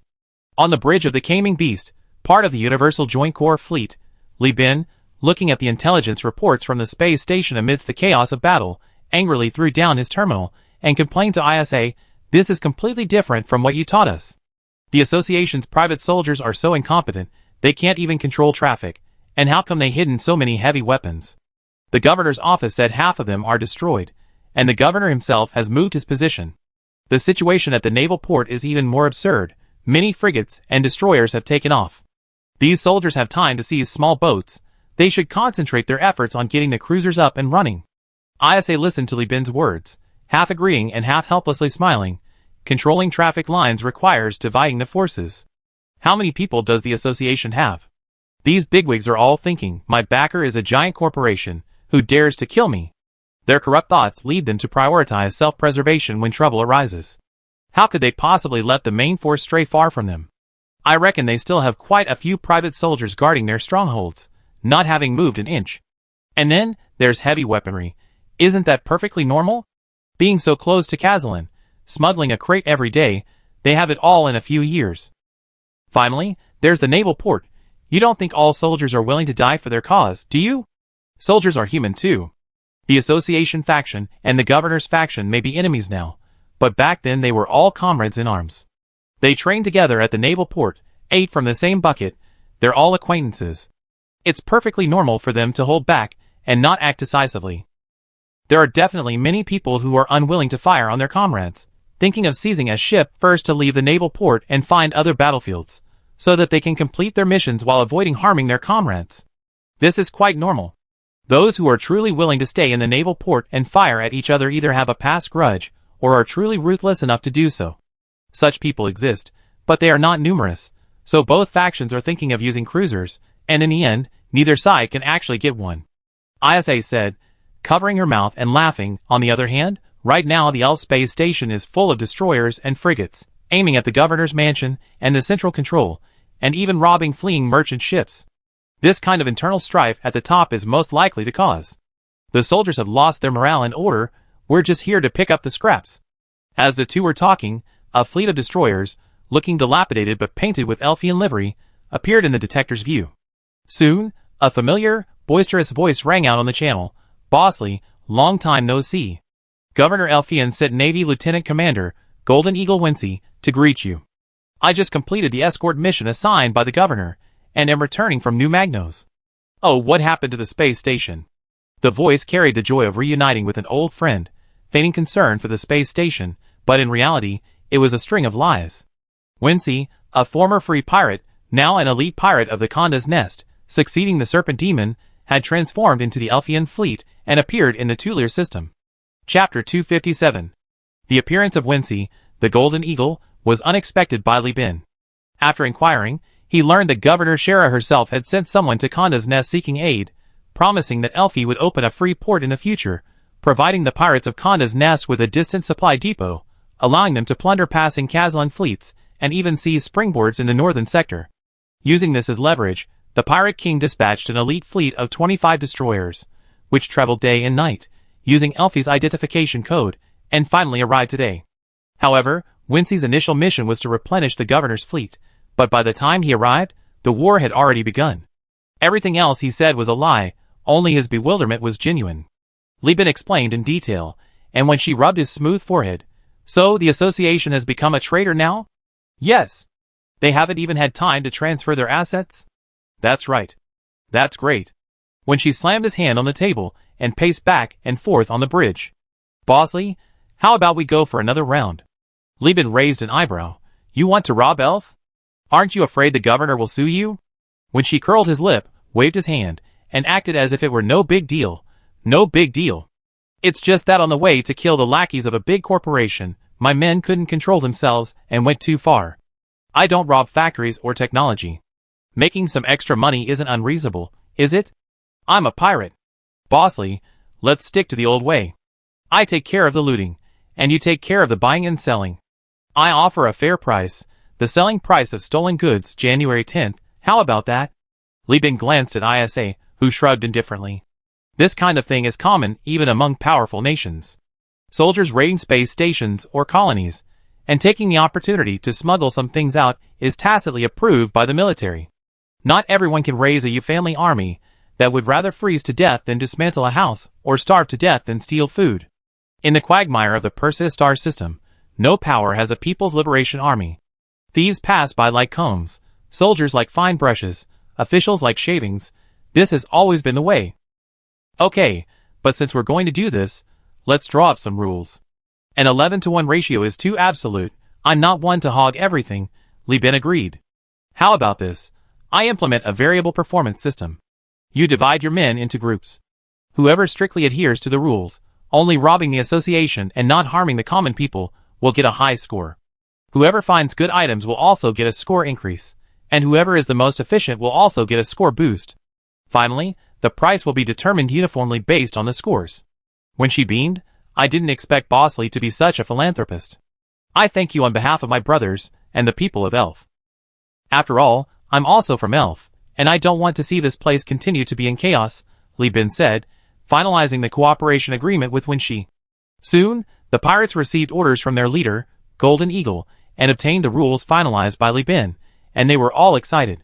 The pirate fleet, disguised as the governors, roared out, bypassing the battle groups of association and governor's ships outside the space station, and charged towards the module marked with the association's private port and hideout. Li Bin commanded the ships to advance, flying towards the naval port, sweeping through the association's ships along the way. Fireworks lit up wherever the fleet went. With Boncharev there, even if someone were to impersonate someone, it would be impossible. The whole number and identification code couldn't lie. No one would sail an enemy ship in the chaos of battle. Aside from the unfamiliar operating system and hardware, it's like no one wearing enemy uniforms in a chaotic battle. It's just asking to be shot down by their own side. 2 cruisers blocked the naval port, and within 20 minutes, the association's ships dared not approach. The association soldiers already on board in the naval port dared not launch their warships again. Many simply surrendered. What's the point of all this fuss? Their own ships are still docked in the berth, and warships are already locking onto them from the sky. If they keep making a fuss, are they just waiting to be set off with fireworks? Li Bin looked at the chaotic state of the naval port with boredom, and sent a message to Boncharev. Hurry up and gather your men to take over the association's ships. I'm in a rush to rescue the governor. Boncharev thanked him profusely, his face practically beaming as he looked at the 4 cruisers in the naval port. He had only just become a formal cruiser captain, less than a day ago, and he was already going to be the commander of a cruiser fleet. This was a dream he never dared to even dream of, let alone sleep soundly. At this moment, the governor also ordered the naval port gates to be taken over. As the gates opened, Old One-Eyed and his armed sailors poured into the naval port. Li Bin immediately ordered all the small boats in the naval port to move aside to make room for him, moored the Caming Beast in the berth, pulled out the docking hatch, and began loading people. When Old One-Eyed appeared on the bridge, Li Bin patted him on the shoulder with satisfaction. You worked hard. How were the losses? Old One-Eyed shook his head. 41 dead, 118 wounded. The attack and defense were alright, but the enemy used heavy weapons, and many were killed by the blast. This was even with the armed sailors wearing power armor for cushioning. If they had been in combat uniforms, the losses would probably have been even greater. What about the bodies? We only recovered 20. The others were either blown to pieces by the explosion, or their bodies were torn apart after the modules disintegrated. For the soldiers whose bodies couldn't be found, give them a bigger compensation. You go and rest. Li Chongjin will command the rest of the battle. Li Bin comforted him. Old One-Eye nodded but didn't leave, whispering, I also recalled a group of brothers. They're outside the bridge. Hey, we talk about it later. Li Bin raised his hand to stop Old One-Eye. I trust your men. Let them try the company cafeteria first. Let them see what the company looks like, and get a feel for it. I don't test people right after a battle. Old One-Eye nodded, bowed respectfully to Li Bin, and left. Isa, arms crossed, waited until Old One-Eye was gone before speaking. I watched the combat footage sent by the armed sailors. The bosun's men are all elites, especially the one who dismantled the module. He's a master, but they're all getting on in years. Li Bin knew what Isa was worried about, and took her hand. Old One-Eye is a man of great things. He wouldn't leak intelligence privately. He kept his adjutant by his side with cameras, monitoring him to prove his innocence, even when chatting with his comrades along the way. The information about the pre-march won't spread further before the colony is completed. Once the colony is finished, the medical center will be built first, and then they know their choice was wise. That's why Old One-Eye summoned the old. The department applied for this plan to win people's hearts. Isa playfully punched Li Bin's chest. Good thing you know what you're doing. If this gets out, other forces might react badly. Speedy Technology will definitely send a task force, and those Fang tribesmen, ravaged by biological experiments, will go crazy. Am I that careless? Which cadre isn't rigorously tested before being appointed? We're different from ELF. From the association's lazy corporate structure, we're a regime disguised as a company. After comforting his wife, Li Bin asked the navigator, Anna, ask the governor where the association's people are. I go arrest them right now, and try these evil monopolistic capitalists in the name of the people of ELF. Soon, Anna's throat-mounted microphone emitted a mechanical voice.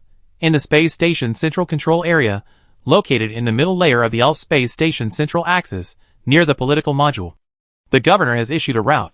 It can be bypassed from the dome city, passing through the space station's commuter axis to reach it. Li Bin obtained the route, gathered his armed sailors, and, with Boncharev's help, settled several groups of engineering crews at the naval port to recover ordnance and shipborne weapons. He then led his fleet away. Aboard the Free Will, Boncharev looked at the salesman sent by Li Bin, invited him to sit down, and offered him drinks, cigarettes, and aromatherapy. He said somewhat nervously, the warship's environment is simple. Please forgive any shortcomings in our hospitality. This was his first time dealing in arms, mainly because Li Bin had promised too much profit. The naval port was in chaos, and many weapons and equipment had been lost in the fighting. He, being the current highest commander here, saw this as a golden opportunity for embezzlement. The salesman adjusted his glasses and, with a beaming smile, recited the script personally trained by Li Bin. Not at all, the lieutenant colonel wields immense power. A single word from him can decide the life and death of thousands. As the saying goes, a mountain is not famous for its height, but for the immortals dwelling there. Water is not sacred for its depth, but for the dragons residing within.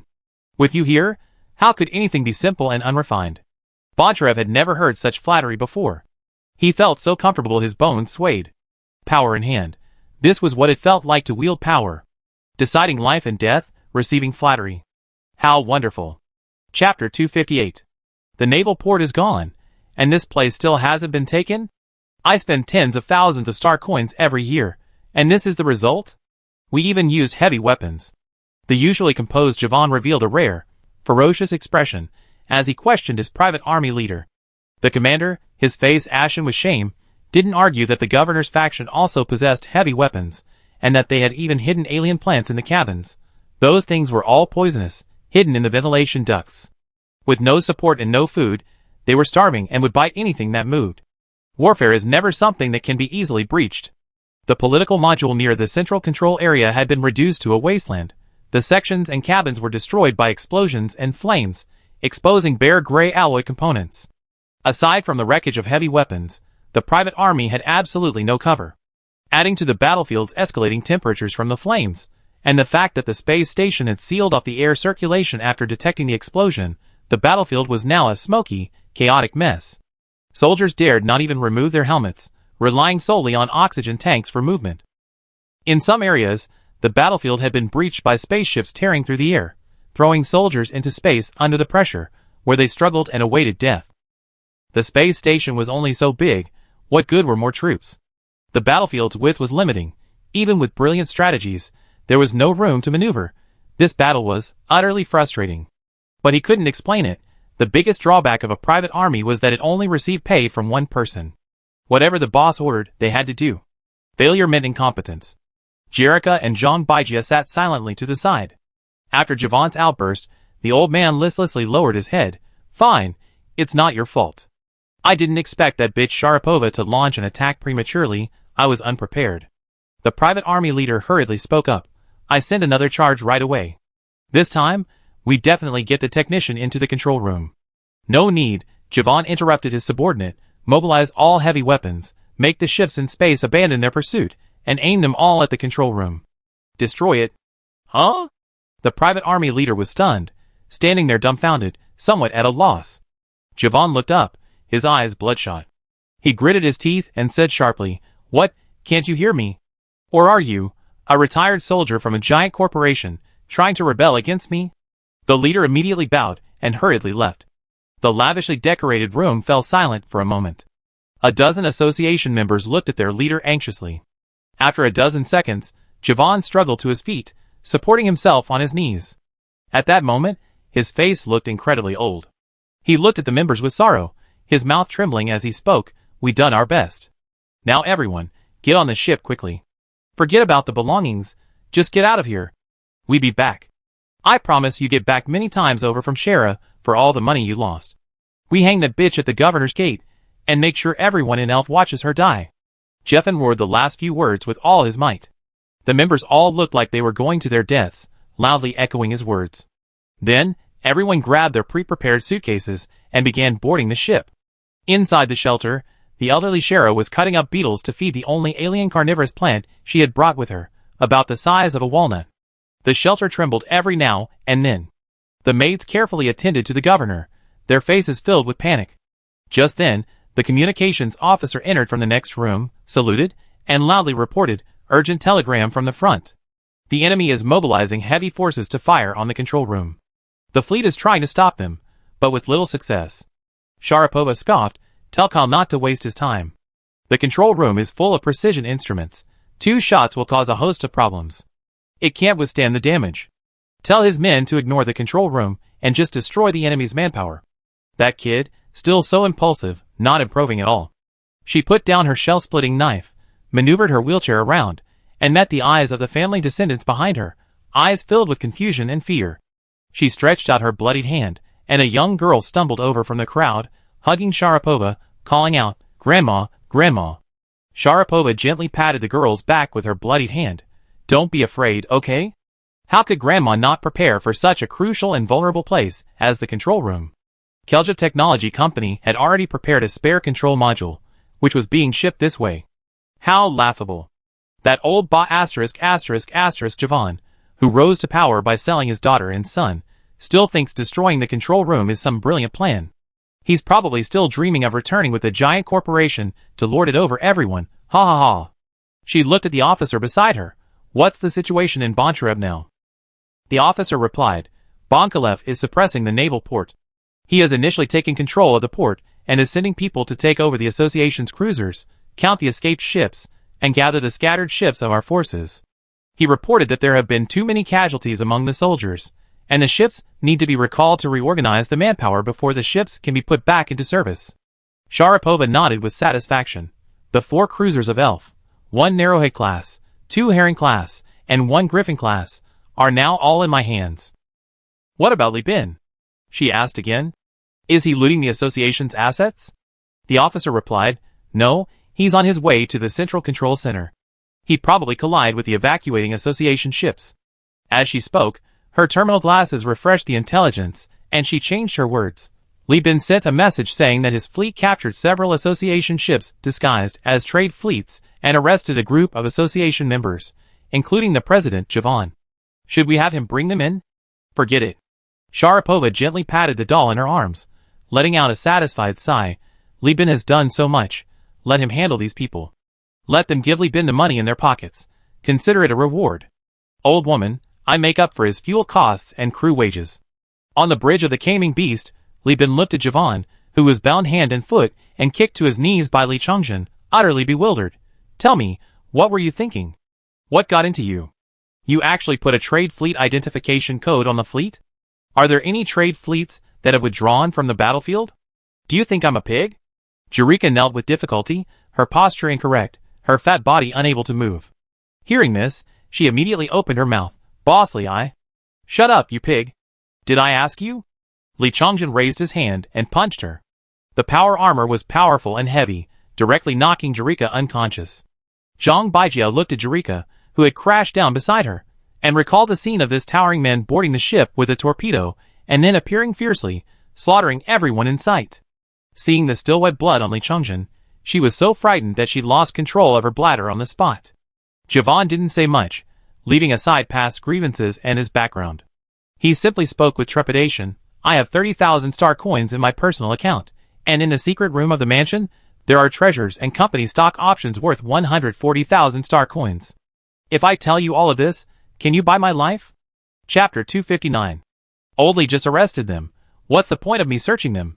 When she was standing at the gate of Jafan's mansion with his disguised pirates, just about to go in and rob them, when he received a message from Li Bin, instructing him to take his men to collect the prisoners and have them identify their property. Another pirate, bald and tattooed with a scorpion, asked, Boss, are we still going to rob them? What are you talking about? Wincy slapped the scorpion-faced pirate on the back of the head. We already captured prisoners. Can this still be called robbing? This is called ransacking. The nature of the crime has changed. He said irritably. Bosley sent me a list. Those in red are prisoners. That's ransacking. Those in black are robbing. You and a few brothers spread out and keep an eye on the richest ones with black marks. Don't let the mob break in. Bosley is incredibly resourceful. After this rob, I'm hoping to use his connections to build another pure destroyer fleet. Hey! The scorpion-faced pirate, hearing there was some profit to be made, immediately ran off with his men, beaming with excitement. Wincy, biting his cigarette, looked at the chaotic scene in the domed city, and couldn't help but feel irritated. Li Bin had set a quota for him. He couldn't harm ordinary people. But right now, the poor were robbing, murdering, raping, and looting in the streets. One second they were innocent victims, the next they were perpetrators. His hundreds of guns might not be enough to control the situation. Send a message to Bosley. Doesn't he have people in the factory area? Ask him to send a group of men to help keep watch. Li Bin captured a group of prisoners, and after confirming the governor's safety, he returned directly to the naval port. Looking at the busy crew members and the chained prisoners of war in the dock area, Isa asked worriedly, Is it really okay not to see the governor? Li Bin shook his head. The situation has changed. Before the war, I was the governor's darling. I had everything I wanted. But now that the war at the space station is over, the governor has 4 cruisers, and I'm becoming a hindrance. If I go to see the governor with a fleet and armed sailors, she might suspect I'm trying to kill her and become the master of Elf. I figured it out. This Shara is a control freak. She can't stand being controlled at all. While the chaos hasn't subsided, have the company's people quickly loot everything, and mobilize the shipyard's escort fleet as well. Send them all to Elf. Take everything they can. Store the spoils in the shipyard for later transfer to Tanfa. Isha frowned upon hearing this. Won't this make the governor think we're too greedy? You misunderstood. If I'm not greedy, Shara will suspect I have ulterior motives. I put on a show of plundering everything. Seeing her like that, she felt more at ease. My actions clearly showed I had no intention of using Elf as my base. The space station and the planet's future would still be solely hers to command. Li Bin, watching the destroyer cannons and ion torpedoes being unpacked and packed away in the distance, which Boncharev had nodded to sell him, put his arm around Isha's waist. To dispel her suspicions, I even need to explain the colonization plan to her clearly.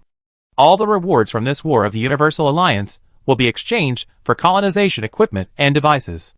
Believe it or not, Shara will be the most enthusiastic in the entire sector when it comes to colonization. She can't wait for me to get out. Isha looked Li Bin up and down, smiling sweetly. Of course I believe you, but is the governor in such a hurry? There are fires everywhere on the space station right now. The firefighting foam in the fire suppression system is all used up, and Kazalin is in the system, ready to attack at any moment. Our cruiser can still be of use. Li Bin shook his head. Once the war starts, diplomatic pressure will follow immediately. Risk Mining, Keljev Technology, and the 3 major players will exert pressure.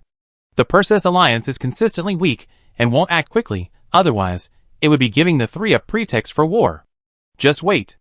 Our people occupy the factory area. 80% of the space station's industrial capacity is in my hands. I won't withdraw them unless the governor offers a good price. Alliances based on shared interests are bound to dissolve due to conflicts of interest. Li Bin had no intention of taking Elf for himself, but it was Sharapova's lifeline. Just like the story of the phoenix in Zhuangzi's The Owl Scares the Phoenix would not perch on anything but the parasol tree, nor eat anything but bamboo seeds, yet it was threatened by an owl who suspected it of stealing its dead mouse. For Elf, Governor Sharapova was willing to fall out with a giant corporation. Universal Union, such a large local company in Elf, would naturally become a thorn in her side after the war was completely over. And the solution was simple. Li Bin just had to leave. As long as the headquarters and core industries of Universal Union are not located in Elf, the two sides can smoothly continue their cooperation, and Li Bin's connections in Elf can be preserved. This also perfectly aligns with Li Bin's future plans. As ship after ship of Universal Union employees departed from the shipyard and arrived in Elf, Li Bin mobilized all available employees, even sending slave laborers, to help maintain order, kill criminals who committed serious crimes in the chaos, and ransacked the residences of association members, stealing all valuable goods. The bridge of the Caming Beast was now like a den of thieves. Green dots representing the company's forces were scattered throughout the space station, and conflicts broke out in multiple locations between employees and criminals. There were even several instances where Quartz Society members attempted to seize association property, which Li Bin decisively ordered Wenxi to suppress. This is all our money. Quartz is nothing. Wipe them out. Soon after, North, accompanied by Mu Yao, arrived at the naval port in a shuttle to see Li Bin. He looked at the bustling port, countless weapons being hauled into the cargo holds of the Caming Beast, and a host of other spaceships. Although displeased, he entered the bridge with a beaming smile. Congratulations, Mr. Li Bin. The space station has been secured. We are now free of obstacles, and can embark on our grand plans. Li Bin sat on the captain's throne, devoid of his former enthusiasm, readily accepting North's flattery. He slightly raised his chin, and immediately a crew member brought chairs for the two of them to sit down. Mu Yao frowned at the sight, while North laughed heartily and chatted casually with Li Bin. When they were almost finished, he finally spoke. I'm here because some members complained that you had all the association's residences locked up, forbidding anyone from entering. Some members were even beaten. No need to say more. Li Bin interrupted abruptly, lifting his head from the data and squinting at North. Are you speaking on behalf of the Quartz Society, or did the governor send you? North adjusted his glasses and smiled. I'm serving the governor. What's the difference? Then you're speaking on behalf of the Quartz Society. Li Bin had his answer. North, realizing his growing influence, feared that Li Bin would become the next figure to use the Quartz Society to test him. He sneered, then I be blunt. I intend to leave the association. What? North couldn't sit still any longer. He jumped to his feet, staring at Li Bin in shock, wondering what had gotten into him this time. Having just fallen out with the Perseus Alliance, Li Bin is now essentially on the receiving end of attacks from the giant enterprise, and will undoubtedly face future targeting. Now he's withdrawing from the organization. What's he doing? A last-minute defection? Currently, the Universal Alliance controls the factory area, and they also have personnel in other modules. If another conflict breaks out, the governor has absolutely no chance of completely taking control of the space station before the giant enterprise arrives. Without the space station's firepower cover, the governor will inevitably be defeated by the giant enterprise's cruiser fleet. But before that, Li Bin will perish along with his ship, a lose-lose situation. Look at you, in such a hurry again. Li Bin crossed his legs and leisurely lit a cigarette. With my current wealth, Quartz Society is no longer of any help to me. In fact, it's a hindrance. Elf is already taken, so I can't operate freely here. Li Bin leaned back on his throne and glanced at the bewildered Mu Yao. I owe the governor a great debt of gratitude, so naturally I can't afford to be his enemy. Coincidentally, during my exploration of the Lost Star sector, I found a suitable planet, and I plan to transfer my assets to invest in colonization. Chapter 260. On the bridge of the Caming Beast, Mu Yao listened to Li Bin's plan to establish a colony in 3 years, and start industrial production in 5 years, his mind buzzing. Wasn't this the establishment of a colony? Was he going to become the governor? Did this mean that in 5 years, he, Li Bin, would be on equal footing with the governor? Was there no law? A few years ago, Li Bin couldn't even get an audience with him without Mu Yao's approval. Already deeply affected by Li Bin's possession of 3 cruisers, Mu Yao was truly overwhelmed. He felt his ears ringing, his vision blurring, and he could clearly hear his own heartbeat. If it weren't for the chair supporting him, he would have collapsed. North, on the other hand, was clearly taken aback. He blinked at Li Bin, whose actions were extremely disrespectful, legs crossed, eyes narrowed, and tone arrogant, though his expression didn't seem feigned. He quickly straightened his clothes. Are you telling the truth? What do you have that I would lie to? Li Bin's nostrils flared slightly, exhaling 2 streams of air. That's true. North smiled, this time a genuine smile. With Li Bin leaving the organization, he was still the most promising person in Quartz. His previous worries about losing the governor's favor, being forever overshadowed by Li Bin and Elf, and even being stood up and disrespected by Li Bin, all faded away instantly. These words were like celestial music, refreshing him. Looking at North's uncontrollably upturned lips, Li Bin flicked his cigarette ash and said, "Tell the others in Quartz that all the association's residences belong to me. If there's any information involving large corporations, I send a copy to the governor." North nodded and smiled. That's only right. You put in so much effort, others in the company might not understand, but we know it best. Li Bin continued, logically, I contributed the most to the space station raid, and I also put a lot of effort into the naval port. I should get a share of the spoils from the 2 cruisers. However, I know the governor is facing a giant corporation, and the cruisers are crucial, so I decline. I recall the people from the factory area as soon as possible. Exchange all my rewards for colonization technology, star currency, and colonization equipment. The surface facilities on Elf are affected by the lava planet. The design for relocating them to various cooling islands is ingenious, and can be used as initial colonization sites. Can I have the colonization equipment converted into mobile base stations? Is that alright? North's smile deepened, and he politely replied, I can't make that decision myself. Could you let me contact the governor? Li Bin closed his eyes, tilted his head back, and gently fanned himself. North then pulled the seemingly dazed Muyao away from the bridge. A dozen minutes later, North returned, hunched over, rubbing his hands, his smile more than enthusiastic, it was practically fawning. Governor Shara was quite surprised to learn that Li Bin had chosen the perilous path of colonizing the colony instead of staying in Elf. But precisely because of this, her goodwill towards Li Bin increased, and she even inwardly regretted letting such a loyal young man slip away. However, if she had to do it all over again, she probably would still choose the same path. After all, regret was better than endless infighting between the 2 of them in the future. North, holding his tablet, waited respectfully for Li Bin to nod before walking to the captain's throne and projecting the message. There are 32 condensed islands on Elf, of which the Quartz Society occupies 10, and the Association occupies 22. Yesterday, the planet experienced widespread rainfall, and it is expected that a condensed landmass will be formed that can last for 2 or 3 years. Li Bin laughed. So, the Association actually still has quite a few soldiers on the planet, and we have to fight another airborne operation in the future? North explained that the Association was also secretly withdrawing soldiers from the planet, but the governor had disrupted their deployment by raising the flag in advance, allowing the battle inside the space station to end ahead of schedule. Don't worry about the airborne operation. Elfie doesn't produce food, and due to environmental issues, even precision instruments like starch synthesis machines are scarce. There's no need for war, just let them go hungry for a few meals. Mr. Li Bin, don't worry. The governor has already given his approval. You can choose any of the mobile base stations on the surface. Leave the conquest mission to us. In addition, there are 6 spare mobile base stations in the space station storage area. Workers are currently being transferred to the docks, and you can take them with you at any time. If the cargo ships don't have enough space, Elfie's transport fleet can also help with the transfers. Besides, you can take all the workers in the factory area, as agreed beforehand. Elfie will also be responsible for their food supply among the immigrants. The meaning was clear. The governor wanted Li Bin to leave as soon as possible. This was exactly what Li Bin wanted. He didn't intend to get involved in the dispute between the Perseus Alliance and Elf. The governor thought he was in the way, and he thought it was too dangerous here. I take all the backup base stations with me. As for the surface ones, look, this H7 mobile base station is the biggest.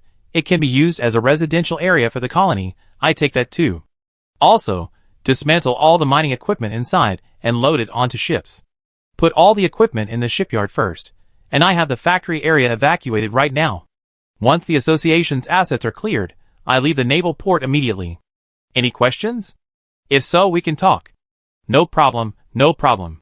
North nodded vigorously, his smile unstoppable. He added, because we're dealing with a giant corporation, all our warships, including frigates and destroyers, cannot be sent to you. The governor asked me to convey her apologies. Therefore, ELF will compensate you with 2 Buffalo-class freighters and 4 Phaeton-class fuel transport ships, all destroyer-sized. In addition, we gift you 2 ship modification technologies, a rescue shuttle, and a ballistic rangefinder modification. What do you think? How about it? Of course, it's excellent. The rescue shuttle is an unmanned rescue technology. It will equip the escape pod with rescue AI, allowing it to automatically launch and conduct battlefield search and rescue, significantly reducing personnel losses from boarding torpedoes and carrier-based aircraft. Many pilots and boarding sailors activate escape procedures after torpedoes and aircraft are destroyed, jettisoning themselves and drifting in space. During this period, due to the ongoing war, Li Bin's fleet lacked the resources for rescue operations in the vast expanse of space. This modification significantly reduced the losses of these loyal, highly skilled sailors and pilots. Governor Shara knew how to soothe people's itch. Li Bin finally smiled. Pleasant cooperation. After North left without stopping, ISA finished compiling the initial spoils of war. She sent the data to Li Bin, hands on her hips, and exclaimed, "So much cargo. How are we going to ship all this stuff? Let me see." Li Bin quickly browsed the data, shaking his head and clicking his tongue repeatedly. To save their lives, the prisoners of the association transferred all their star coins to Li Bin. Dozens of people combined had a total of 270,000 star coins. Adding the anonymous debit cards looted from their respective residences' cold storage, another 150,000 star coins were collected. Among the prisoners was a woman named Zhang Baijie, who was particularly cooperative. She not only handed over all her money, but also revealed all the valuable luxury goods and stock options that other members had been hiding. She was severely reprimanded by the others in the POW compartment, but precisely because of her cooperation, she was released by Li Bin. However, this woman didn't leave. Instead, she knelt before Li Chengzhen, kowtowing until her forehead bled, begging to join the Universal Alliance. She stated that she had offended everyone and had no way out. She claimed to know how to run a factory and manage or refining and production, only asking Li Bin to give her a way to survive. Then have her point out who in the association is technically skilled, and then detail everyone's interpersonal relationships, friends and enemies, clearly stated. Next, have North send a summary of information from Quartz, and we compare the two. If she's telling the truth, spare her life and let her atone at the shipyard. If she's lying, throw her into a rat's nest, and let the slum dwellers torment her. Next item. Having finished reviewing the star coins, Li Bin began looking at the luxury goods and collectibles. This haul was vast, but reselling it would significantly depreciate its value, and when she would have to take a cut. All things considered, the profit would only be 180,000 star coins. That's not bad. We can't sell this batch anywhere else. Once this is over, let's go to Prism Freeport and get rid of the goods. We can also see if we can buy some technical talent and good stuff, Li Bin said to ISA. ISA nodded in agreement, flipped through the pages, and suddenly laughed. Wow! These people in the association actually have blueprints and modification technology hidden away. This is a real surprise. Chapter 261. Blueprints and modification technologies are valuable assets to capital, comparable to gold in ancient times in terms of preserving their value. Blueprints, in particular, are the culmination of technology from leaders, giant corporations, or research teams and senior engineers. In the Persea star system, where technology relies heavily on archaeology, a box of blueprints can fetch a good price anywhere. After compilation, a total of 15 blueprints and 2 modification technologies were collected. Among them, there were 7 weapon blueprints, 3 carrier-based aircraft LPC blueprints, and 5 spaceship blueprints. The small-scale weapon blueprints were for harpoon missiles, wasp missiles, drilling laser cannons, light automatic cannons, and light phase spears. The medium-scale weapon blueprints were for storm heat decoy launchers and heavy shockwaves. These are all quite practical small and medium-scale weapons with low production costs. As long as there is a heavy machinery factory, even a rudimentary manual factory can produce these weapons.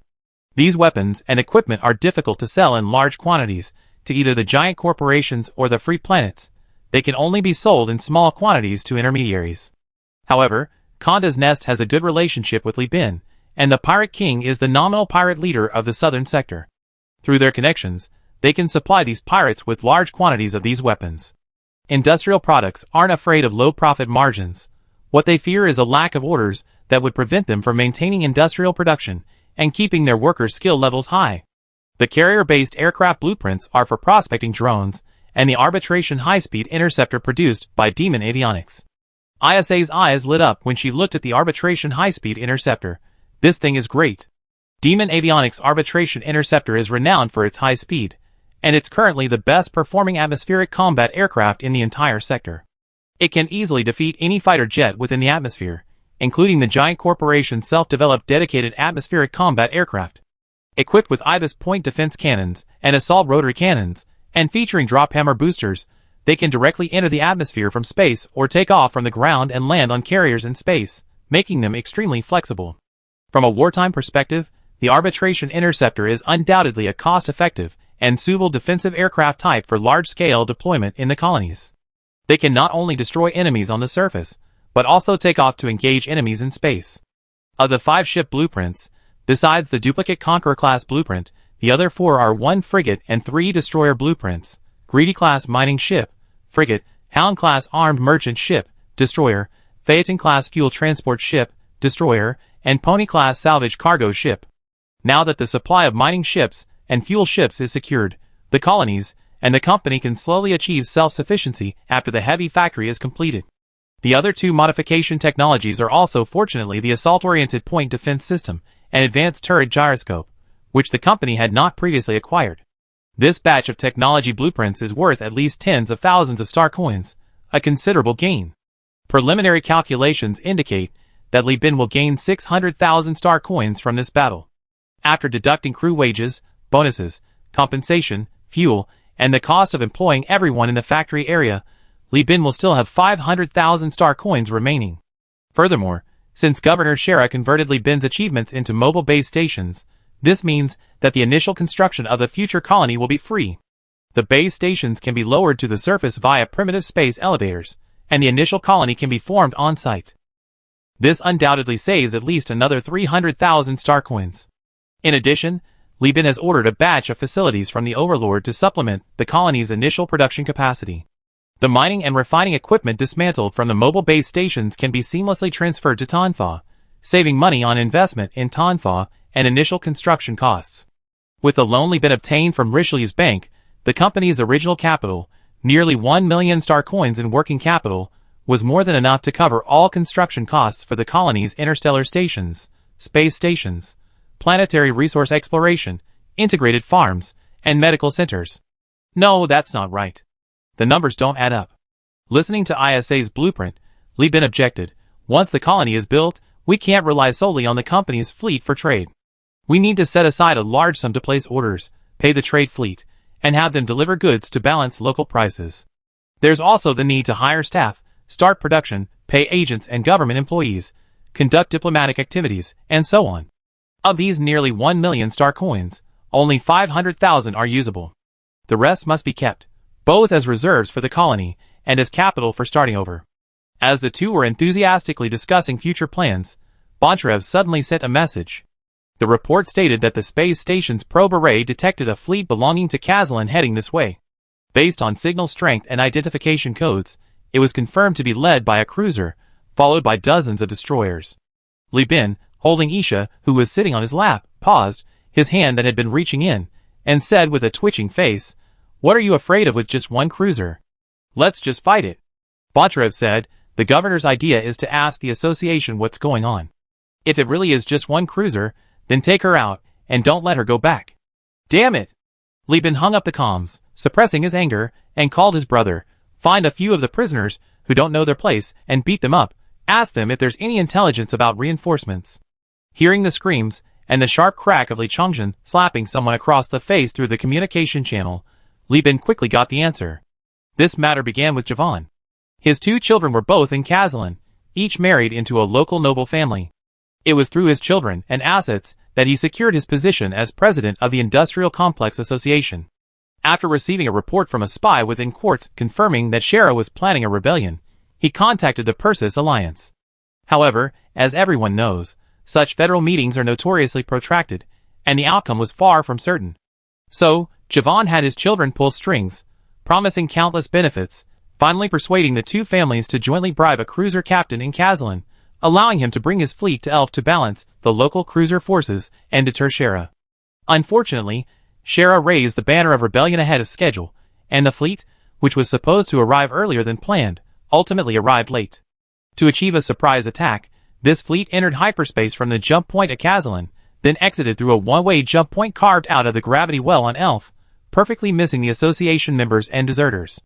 They had just appeared, charging aggressively while gathering intelligence. The governor's orders were swiftly issued, requiring Li Bin to lead the fleet to engage, creating the impression that the space station currently only had one high-point BRV, thus luring the enemy into battle. The governor will pay for renting 2 cruiser cargo ships, allowing you to take all the cargo as soon as possible. This amounted to at least 40,000 star coins and a 200,000 star coin deposit, a good deal. It also provided valuable training, allowing the fleet to gain experience in engaging cruisers. Notify the crew to return to their ships immediately. The fleet will set sail in 15 minutes, sounding the battle alarm. Also, have Javon proactively contact the fleet commander, luring him into the fray. On the projection, Li Chongzhen stood with his legs together, raising his hand in a salute. "Aye, Captain." Chapter 262. Jeffin truly lives up to his reputation. As a veteran member of the association, his acting skills are undeniable.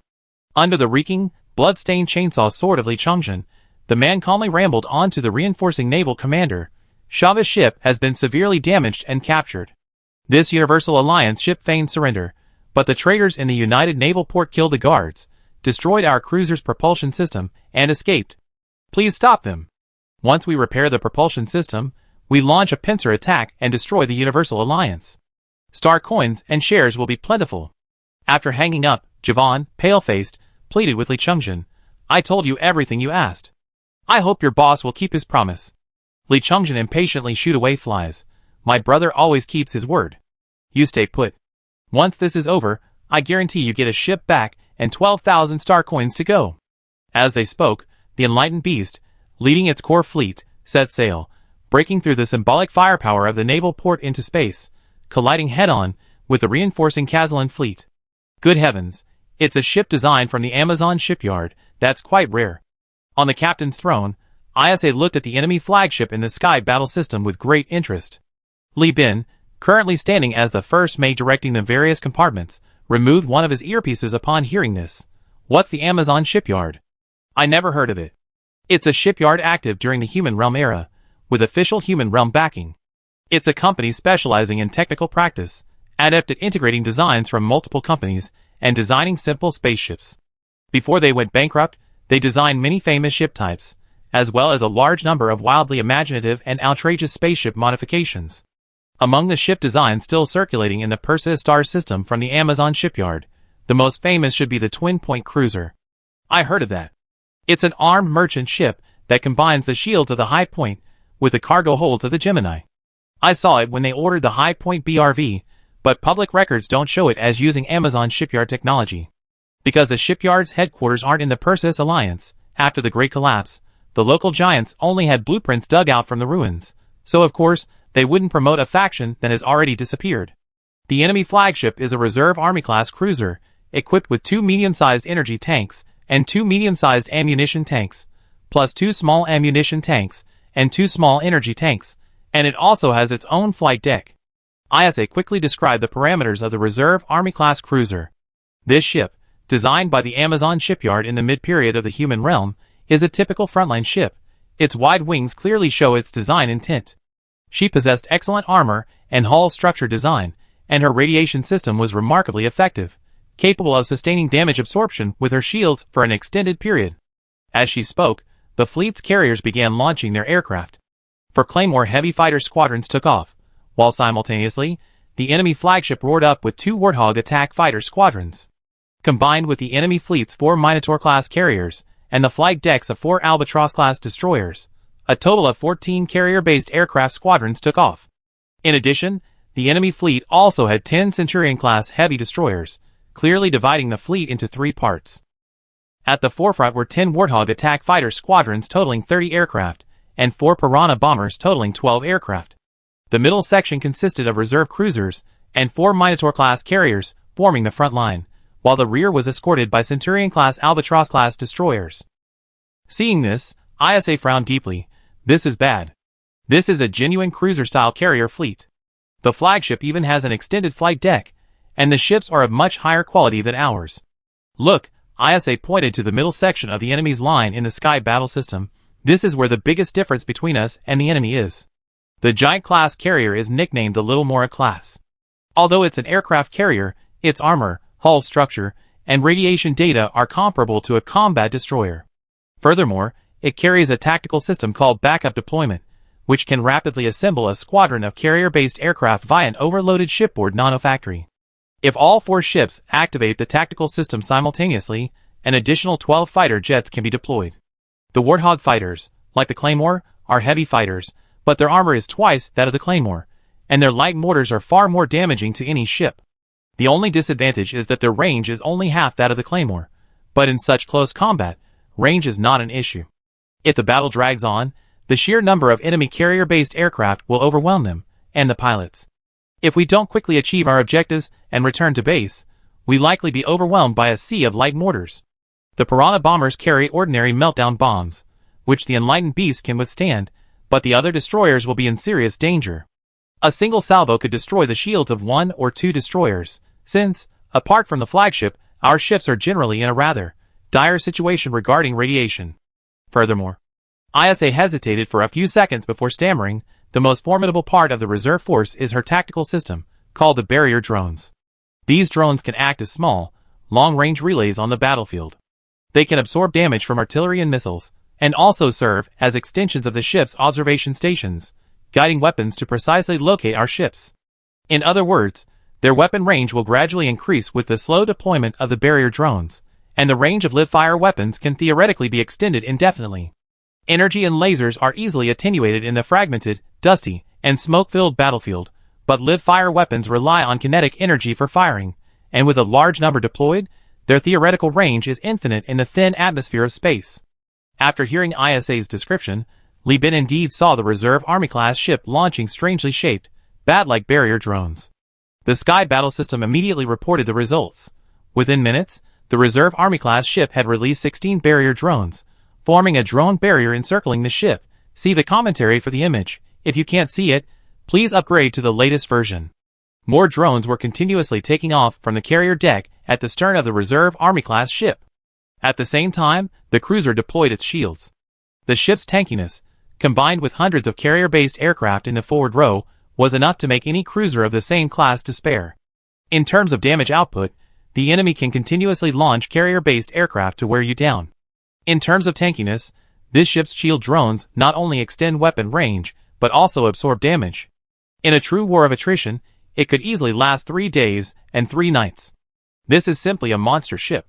Then let the carrier-based aircraft return. Li Bin quietly watched as the reserve warship released a full 32 drones, forming 2 layers of defensive barriers. He suggested to Isha that they withdraw the Claymore. We're outnumbered and outmatched. There's no need to send our hard-earned pilots to their deaths. Our mission is just to lure them in, not to actually fight them to the death. Li Bin sighed as he spoke.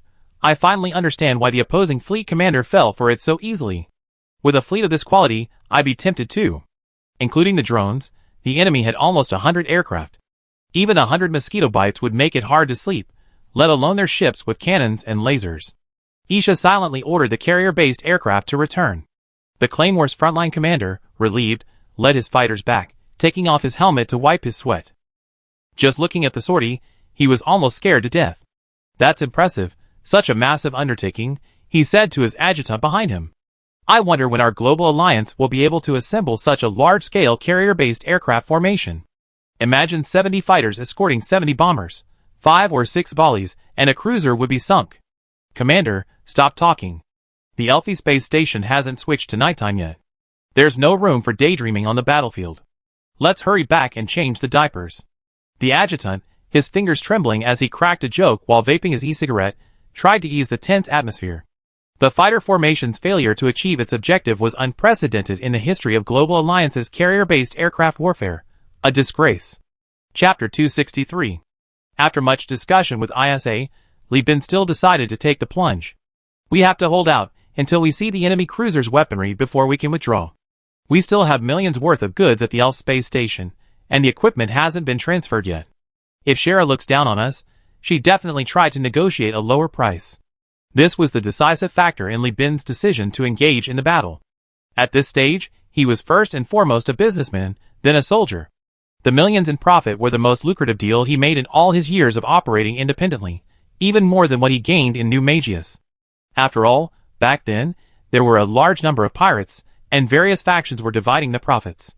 The most valuable items had already been looted, leaving only a drop in the ocean for the hastily formed Pangolin Salvage Company.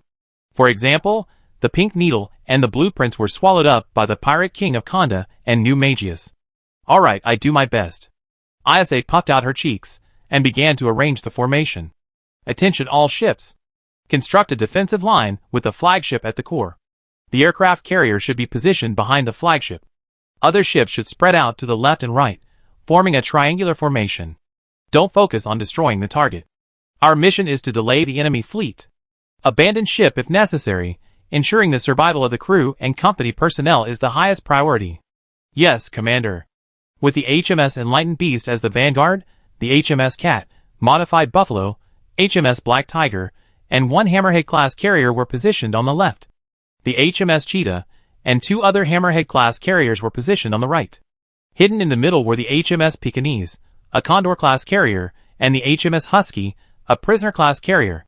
With the enemy's carrier-based aircraft possessing overwhelming superiority, the core fleet's carriers had become a hindrance.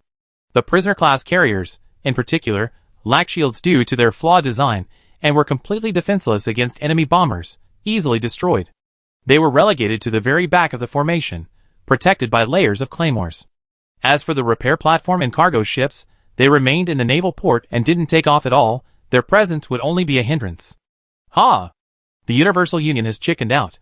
Powering up the carrier-based aircraft command, and ordering the bomber squadrons to drop all their torpedoes on the enemy flagship. I want to see how this patched-up Supreme Point radiation system differs from the original, and how many rounds of bombing it can withstand. Tell all flight decks to use ammunition without hesitation. Before my flame storm engages the enemy, at least half of its radiation energy reserves must be depleted. The commander of the Kazalan support fleet, watching the Universal Union's turtle-like formation, excitedly gave orders from the bridge. He came determined to be the first to benefit. While Elfie was poor, that was only compared to other planets. For a family or a fleet, making a fortune wouldn't be a problem. Li Bin, his nerves taut, watched the nearly 100 carrier-based aircraft swarming like mosquitoes courting under a street lamp on a summer night. As the sky battle system beeped mournfully, Li Bin roared, "Contact the enemy." The Warthog fighters were faster, more heavily armed, and thicker armored than the claymores. Before engagement, they could wear down the enemy by kiting and reducing their combat effectiveness, but Li Bin, having received the mission, had no choice but to take the full force of this carrier fleet. 30 Warthog fighters, plus 12 additional Warthogs launched from the 4 cattle-driving carriers after activating their backup deployments. A total of 42 Warthogs charged forward. 42 light mortars opened fire on the Caming Beast, forcing the ISA to activate its shields to intercept the shells. Light mortars were relatively outdated artillery, with slow muzzle velocities, but they fired long-range armor-piercing shells. For a high-tech ship like the High Point BRV, with its thin armor, it was impossible to use its armor to withstand the damage, otherwise, it would be suicide. After firing one salvo, the Warthogs dispersed along the triangular formation of the Allied forces, focusing their attacks on the destroyers on either side. During this time, the core fleet also began to retaliate, with light machine guns, PD laser cannons, and other anti-aircraft weapons opening fire. Simultaneously, the H-88 anti-ship guns, assault chain guns, and heavy machine guns mounted on the destroyers' mid-slots also unleashed their firepower. The assault chain guns fired short belts of ammunition, but their high rate of fire and large ammunition volume quickly weakened a group of Warthogs that had no time to dodge. Then, these fighters were hit by the slow-firing but powerful H-88 anti-ship guns, each penetrating 3 and destroying 3 aircraft in a single shot. "Eat my FSF spear." Zhu Jin retaliated with a sneer. The H-88 anti-ship gun, manufactured by FSF Military Design Company, employed electromagnetic high-temperature heating technology. The over 20-meter-long chromium metal projectile would vaporize into high-temperature plasma upon leaving the barrel. The so-called 88mm was merely the caliber of the projectile in its solid state. Once vaporized, it would expand and contract into an elliptical ion cluster. This ion cluster not only carried terrifying kinetic energy, but could also melt the alloy armor of ships. Even the Warthog, a noble heavy fighter, was only relatively heavy within the aircraft. Against an anti-ship gun, it was like paper. The pilot didn't even have time to scream before turning into a cloud of carbon dust. The entire fighter jet melted from the middle, splashing large amounts of molten alloy. Oh! Quite tenacious in their fighting spirit, the enemy fleet commander licked his lips. No wonder they dared to rebel. They certainly got some skills. The Warthog fighters suffered heavy losses. After all, they were facing an entire fleet centered around cruisers and composed entirely of destroyers. Li Bin had positioned this fleet as an armed trade force, hence it was heavily equipped with anti-aircraft guns, making shooting down carrier-based aircraft its primary duty. Even so, the shields of the Black Tiger were already turning white. This light destroyer's radiation and armor were both inadequate. Positional warfare wasn't its forte. Mikhail could only angrily steer the ship backward, allowing the Pekingese carrier to take its place with its shields up, beginning radiation dispersal from the rear. It wasn't that no Warthog fighters were attempting to flank the Black Tiger from above or below, attacking it while it was urgently dispersing radiation and shutting down its electrical system. However, the Claymore squadron, huddled at the rear of the formation, was already seething with anger. Seeing any fools daring to charge in, they immediately engaged in dogfight without waiting for orders.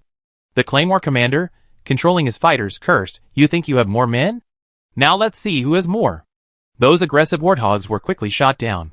At this point, more than half of the 42 Warthog fighters had been destroyed. But carrier strike groups excel at attrition warfare. As long as there were enough pilots, the shipborne non-factory carrying LPC chips could continuously produce fighters. Meanwhile, the Enlightened Beast was already engaged with the 12 Piranha bombers directly in front of it. The Enlightened Beast had two large slots, one for missiles and the other for energy. Due to the presence of the Flamestorm, both large slots were unusable. Only the ion pulses from the middle slot and the ion cannons from the small slot were firing at the Piranhas. The turret rotation speed is too slow. It can't keep up with the Piranhas. Only 2 bombers destroyed. The artillery team leader yelled in the channel. 10 Piranhas meant 10 molten bombs landing on the shields. With the Enlightened Beast's radiation energy system, this radiation energy would dissipate naturally in just 5 minutes. However, the situation for the other ships was far less favorable. While the Hammerhead-class destroyers' assault chain guns did destroy many Warthog fighters, they were all modified with a safety overdrive system. This modification involved allowing the propulsion system to overtake the diffuser ducts, providing the ship with greater and more powerful thrust. The trade-off was that the ship could not perform emergency diffuser operations, and could only rely on natural diffuser operations to slowly convert waste heat into thermal radiation for dissipation. The opposing commander had clearly noticed the flaws in the Hammerhead-class refit and changed his orders. Fleet, slowed down. How long until the second wave of carrier-based aircraft can be deployed? The flight deck quickly reported, "Our aircraft inventory is sufficient. We only need 15 minutes for the aircraft to be on deck and for the pilots to return and change fighters." Good. The commander waved his hand. In the next wave, don't attack that high point. Aim at the hammerheads on both flanks. Cut off the enemy fleet's flanks first. Yes, Commander. ISA looked at the slowing opposing fleet and anxiously looked at Li Bin. They're determined to wear us down. I suspect they won't be able to take down the flagship anytime soon, and will try to break through from the flanks with their carrier-based aircraft. Once they achieve success, they send in their flagship carriers and reserve cruisers, rushing in from the flanks. Our battle line will collapse in less than 10 minutes. Can we get the Boncharev out now and stop them? Li Bin asked. ISA shook her head. Impossible. At this distance, the enemy's carrier-based aircraft are enough to sustain 1 or 2 rounds of delayed attacks, buying time for the fleet.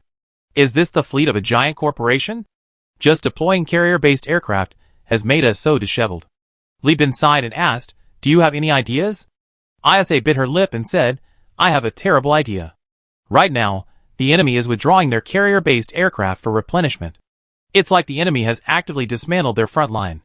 We should rush in, fully utilizing our fleet's speed advantage, and engage them at close range before their carrier-based aircraft can regroup. Carrier-based aircraft are most vulnerable when they first come out of the carrier. Our fleet has a large number of missiles and torpedoes. Trading blows should definitely be able to hold them off. Then let's fight." Li Bin gritted his teeth, his cheeks hard as iron. Chapter 264. Who is the commander of this Universal Alliance fleet?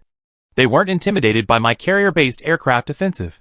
Enemy Fleet Commander Rowan, chewing on an energy bar, watched the Universal Alliance fleet relentlessly pursue the retreating bombers, even managing to shoot them down one by one with anti-aircraft guns. He was quite surprised. You see, whether Rowan was suppressing bandits or fighting against various giant corporations' fleets, his carrier-based offensive always managed to startle the enemy.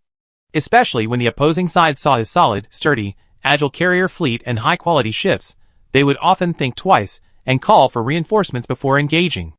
After all, for Yeoman ships, for Albatross ships, and one Reserve Corps-class carrier were comparable in line-holding capability to a hegemon's fleet of the same level. The fleet itself was resilient, and coupled with the relentless strike capability of the carrier strike group, Rowan's flanking fleet, which wasn't qualified to participate in main battles, consistently achieved considerable success in harassment and surprise attacks. In this process, Rowan accumulated substantial experience in cruiser combat. Through continuous adjustments and trial and error, he successfully completed the final piece of the puzzle in equipping his flagship, the Flamestorm, with its weaponry. Seeing the Universal Alliance advance instead of retreat, Rowan laughed heartily. "First mate, do you go fishing?"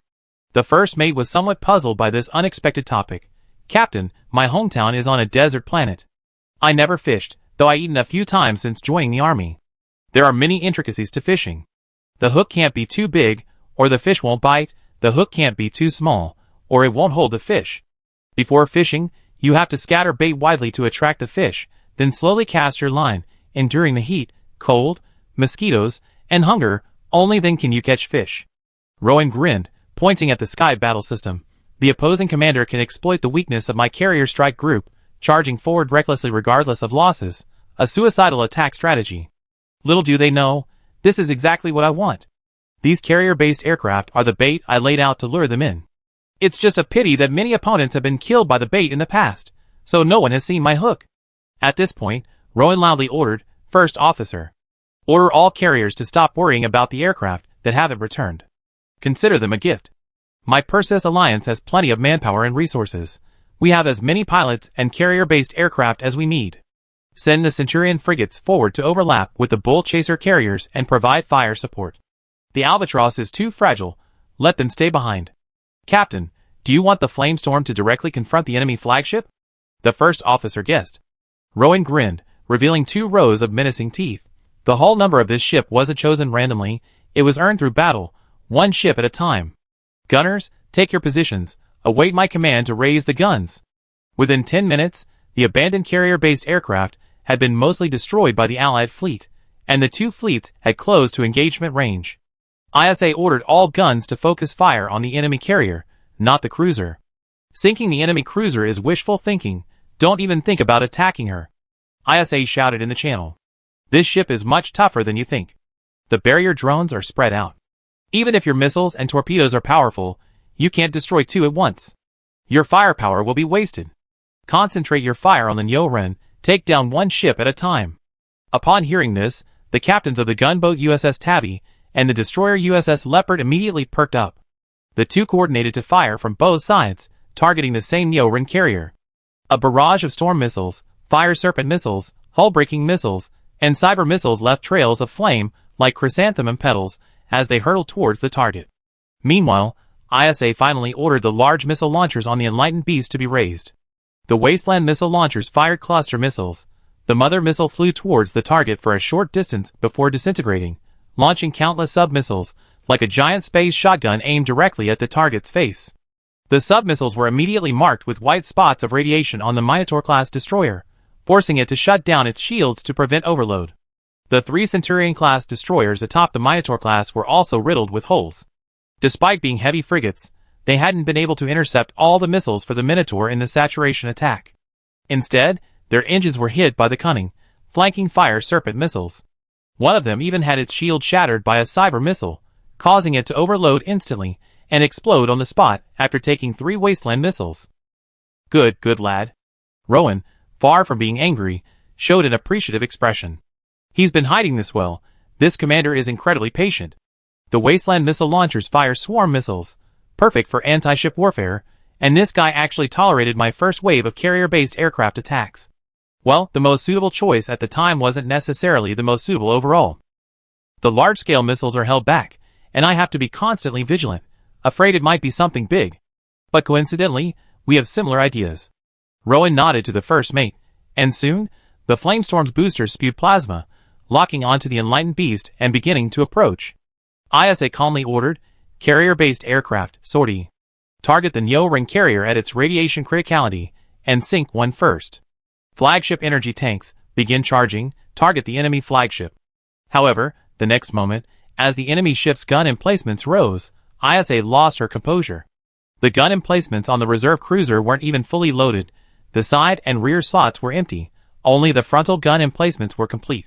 2 blue phase lances, resembling icicles, occupied the foremost medium energy slot, while 2 plasma jets were mounted on the medium ammunition slot. Not good. ISA immediately ordered the enlightened beast to retreat, and demanded that the flagship's Riza plasma laser fire be suspended.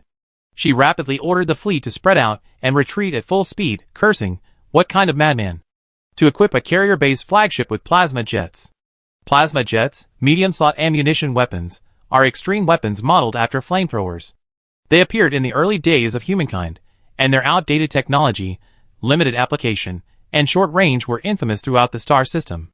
This thing's range is only half that of a conventional medium-slot ammunition weapon, supplied by pre-prepared, massive, and easily detonated fuel tanks. It can eject unrestrained, high-temperature plasma with an extremely short range that dissipates very easily. But this thing has one advantage: as long as it's within range, shields and armor are no different from it. The armor of the enlightened beast simply can't withstand it. According to AI simulations, it will be completely melted in just 11 minutes, ISA said rapidly. If you add the shield-breaking ability of the phase lance, the ship's shields will only last for 20 minutes. And that only accounts for the time when the enemy flagship, and we don't fire, and the battery packs are purely defensive. For a carrier-based flagship like Rowan to be equipped with plasma jets, equipped only with assault ships like the Dominator class and Punisher class cruisers, is practically a desecration of the carrier-based strategy. This low-probability deployment is generally not included in statistics in conventional warfare, and Isha was responding according to normal tactics for dealing with carrier waves. She deliberately withheld the Wasteland missile launchers, intending to force the enemy to relaunch their carrier-based aircraft after close combat, then launch the Wasteland missiles directly at them, leaving their carrier-based aircraft no room to evade and inflicting full damage from anti-ship missiles, crippling their combat effectiveness for 1 or 2 rounds. This would buy the fleet time to defeat the formidable carrier. Unexpectedly, the opposing force was also unpredictable, employing this kind of trickery. This mistake cannot be attributed to Isha's inferior command ability. Her mission was to detain the enemy and probe their weaponry. From the mission objective, Isha's command was flawless. If she had encountered such a high-quality fleet in the Law sector, with only 1 cruiser at her disposal, Isha would have strongly advised Li Bin to strategically retreat and preserve their strength, rather than knowingly charging into a hopeless engagement. As ISA pondered, the Flamestorm activated its plasma thrusters, unleashing 2 continuous beams of crimson plasma that pounded relentlessly against the enlightened beast's shields like waves, spreading red plasma and applying sustained pressure on the beast's radiation energy. Simultaneously, phase light lances were also fired, stabbing wildly at the shields. Seeing the radiation energy rising, Li Bin dared not shut down the shields to prevent overload, as the thrusters above were still lurking. The close-range power of these 2 large-scale weapons was something the fragile BRV, a high-ground ship, couldn't withstand. Li Bin looked at the fiery red expanse outside the bridge observation window, his heart pounding. Is this the combat power of a giant enterprise? Just a detachment has already made him so helpless. Without close-quarters combat, he'd be subjected to relentless bombardment from carrier-based aircraft, slowly being whittled down. Close-quarters combat means facing targeted enemy fire suppression. Trading with him? Don't be silly. The Flamestorm, in its pursuit of maximum radiant energy utilization, hadn't even activated its shields. The missiles from the Enlightened Beast and the storm missiles from the Cheetah, along with the full-scale attack from the Tabby Cat, couldn't even scratch it. All the damage was absorbed by the barrier drone circling the Flamestorm. Incredibly tanky and incredibly high damage. That's the ship for you. Chapter 265. Haha, it's done. Looking at the Caning Beast hit by the plasma jets, Rowan grinned broadly, immediately ordering other carriers to send carrier-based aircraft to encircle and destroy it, ignoring the carrier being targeted by the combined fire of the Universal Alliance. So what if it's dead? People die in war. Dying in battle is the highest honor for a soldier. Besides, we lose a destroyer, but gain the benefits of the entire space station. Isn't that a worthwhile trade? Rowan said to the first mate who asked if he would assist the Neo Ring carrier. ISA began a slow retreat of the flagship, ordering the launch of the Riza plasma laser to counter the enemy's plasma jets, thereby slowing the continued increase in radiation energy. On one side, there was the continuous output of plasma jets, on the other, the burst of plasma lasers. The collision of the two caused considerable damage to the shields. However, the Caming Beast was also propelled by the massive shockwave, its engines pulling it backward at full speed. Meanwhile, the warships in the naval port began to move. Using the account given to him by Li bin Bontarev, posing as one of Javan's men, sent a message to Rowan, "I'm here to help you." Rowan was overjoyed. Excellent. Javan truly lives up to his reputation as Elf's local tyrant. Not only did he avoid losing his own ships, but he also stole 2 cruisers.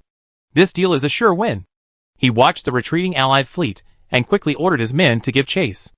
Amidst the blinding light of the explosion of his flagship, the Flamestorm's offensive paused briefly. When the ships drew close again, they were met with another plasma shower. ISA, watching the radiation levels slowly rise with the continuous alarms, said to Li bin, "Not enough time." Li bin glanced at the radiation redundancy and understood. Even considering the time it takes for the armor to melt down, we won't be able to rendezvous with Bontarev. There are still 5 minutes left. We have to make a decision, Li bin. We need at least 1 ship to hold off the flagship, ISA said. Evacuate the crew in advance. Preset the course on the bridge, and put it on autopilot. The route isn't long, autopilot will be enough. Understood, Li bin nodded and dialed Mikhail. Mikhail, who was shelling the Warthog fighters, received Li bin's call. His expression didn't change. He readily agreed. Okay, no problem, Captain.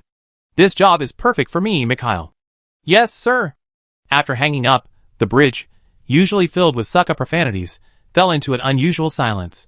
Mikhail, his face hardening, turned and surveyed the bridge, blinked, and without warning began issuing orders. Everyone, prepare to abandon ship immediately. 5 minutes countdown. The first mate panicked. Captain. Shut up. Execute the order. Mikhail's Lee Gray. His eyes met the first mate's, and the captain's gaze fell upon him. The flagship is in trouble. You, me, and the Black Tiger were fortunate enough to receive the cover mission. This is the captain's trust. He didn't send us to our deaths. This is the captain's mercy. Don't make me repeat myself. The first mate, hearing Mikhail's words, immediately burst into tears. He had been on this ship for years, rising from a crew member to the first mate. The Black Tiger was their home in deep space, and their steadfast comrade in arms.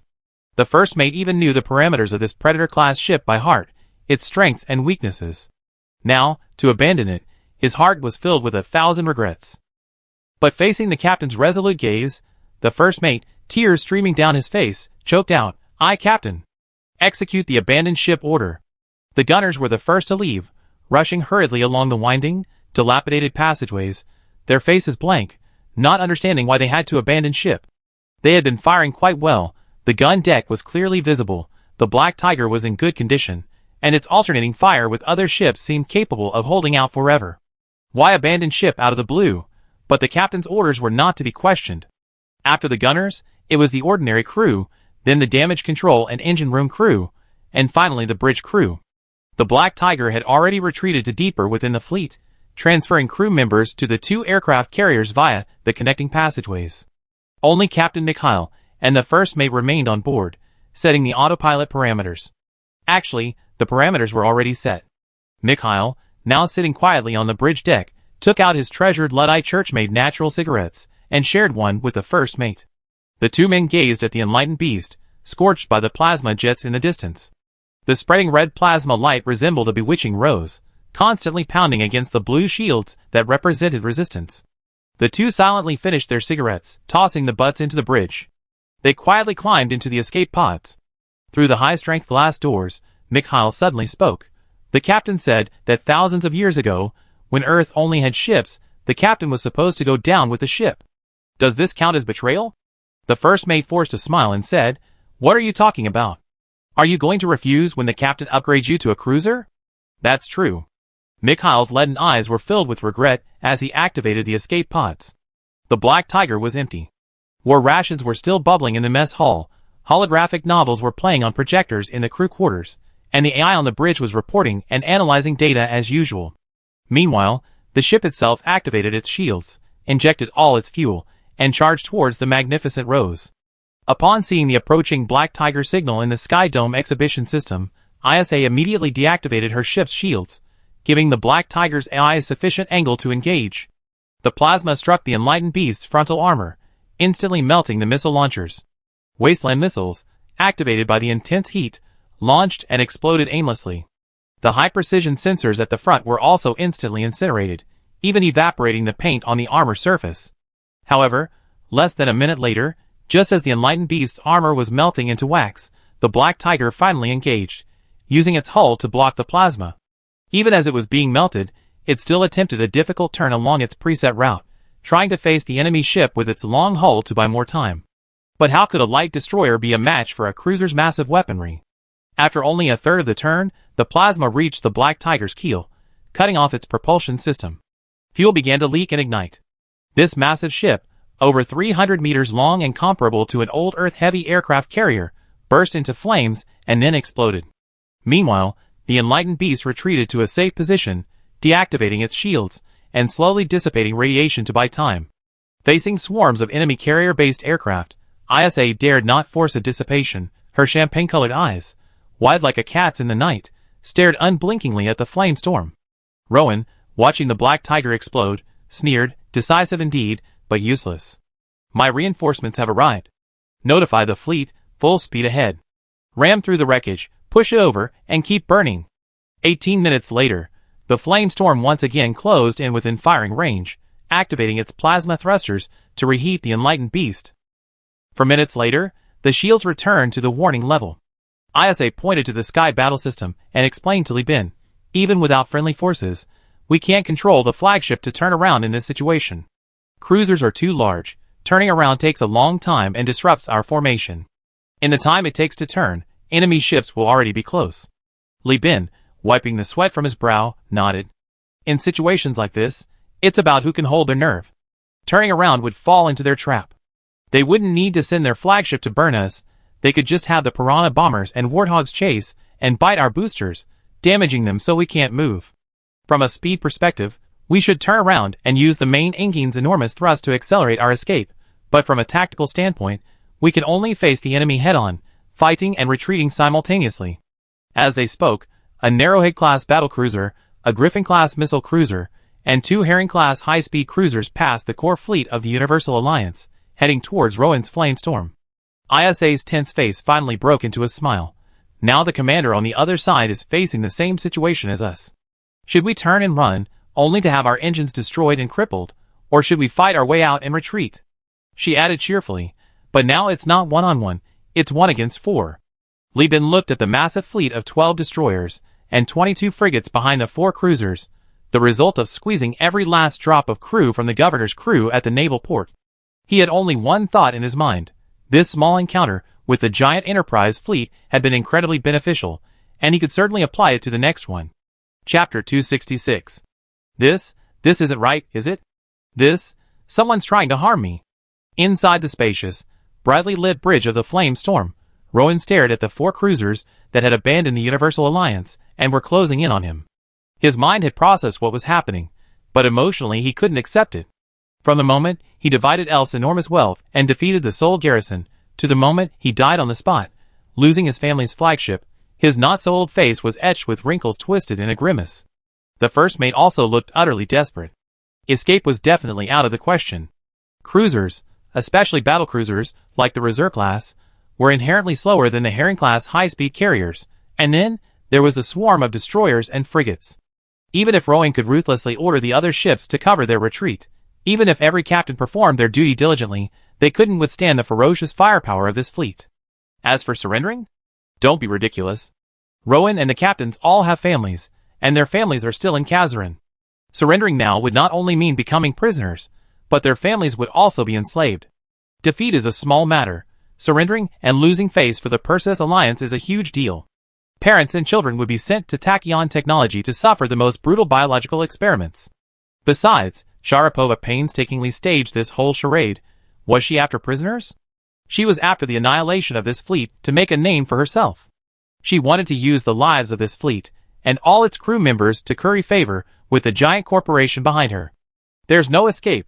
The first mate, wiping the sweat from his brow, spoke before Rowan could, Commander. No, Captain. We absolutely cannot surrender. That bitch Sharapova will definitely use us as a sacrifice.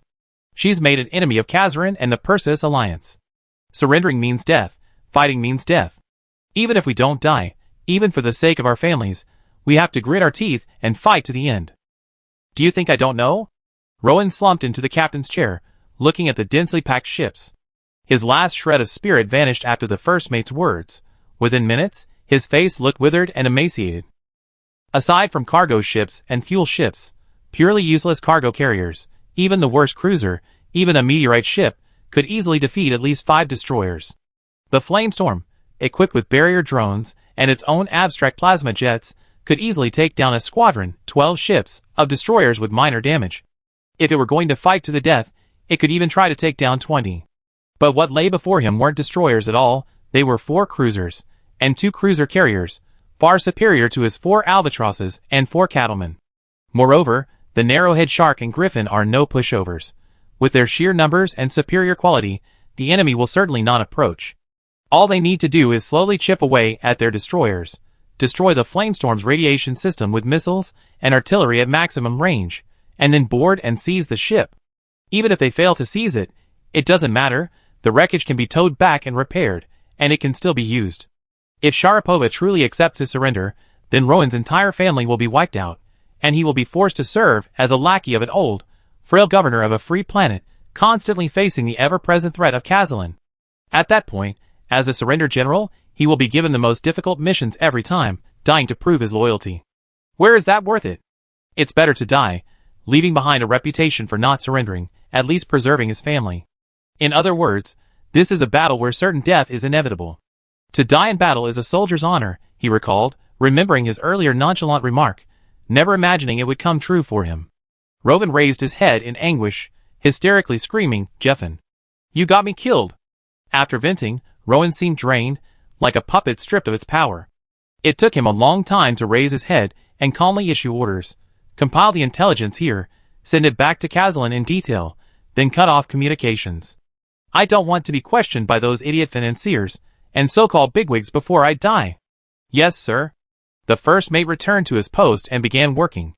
Rowan then turned on the fleet's communication broadcast, delivering his final address on a frequency everyone could hear. "Gentlemen, we are going to die." Rowan's voice was calm, even somewhat composed.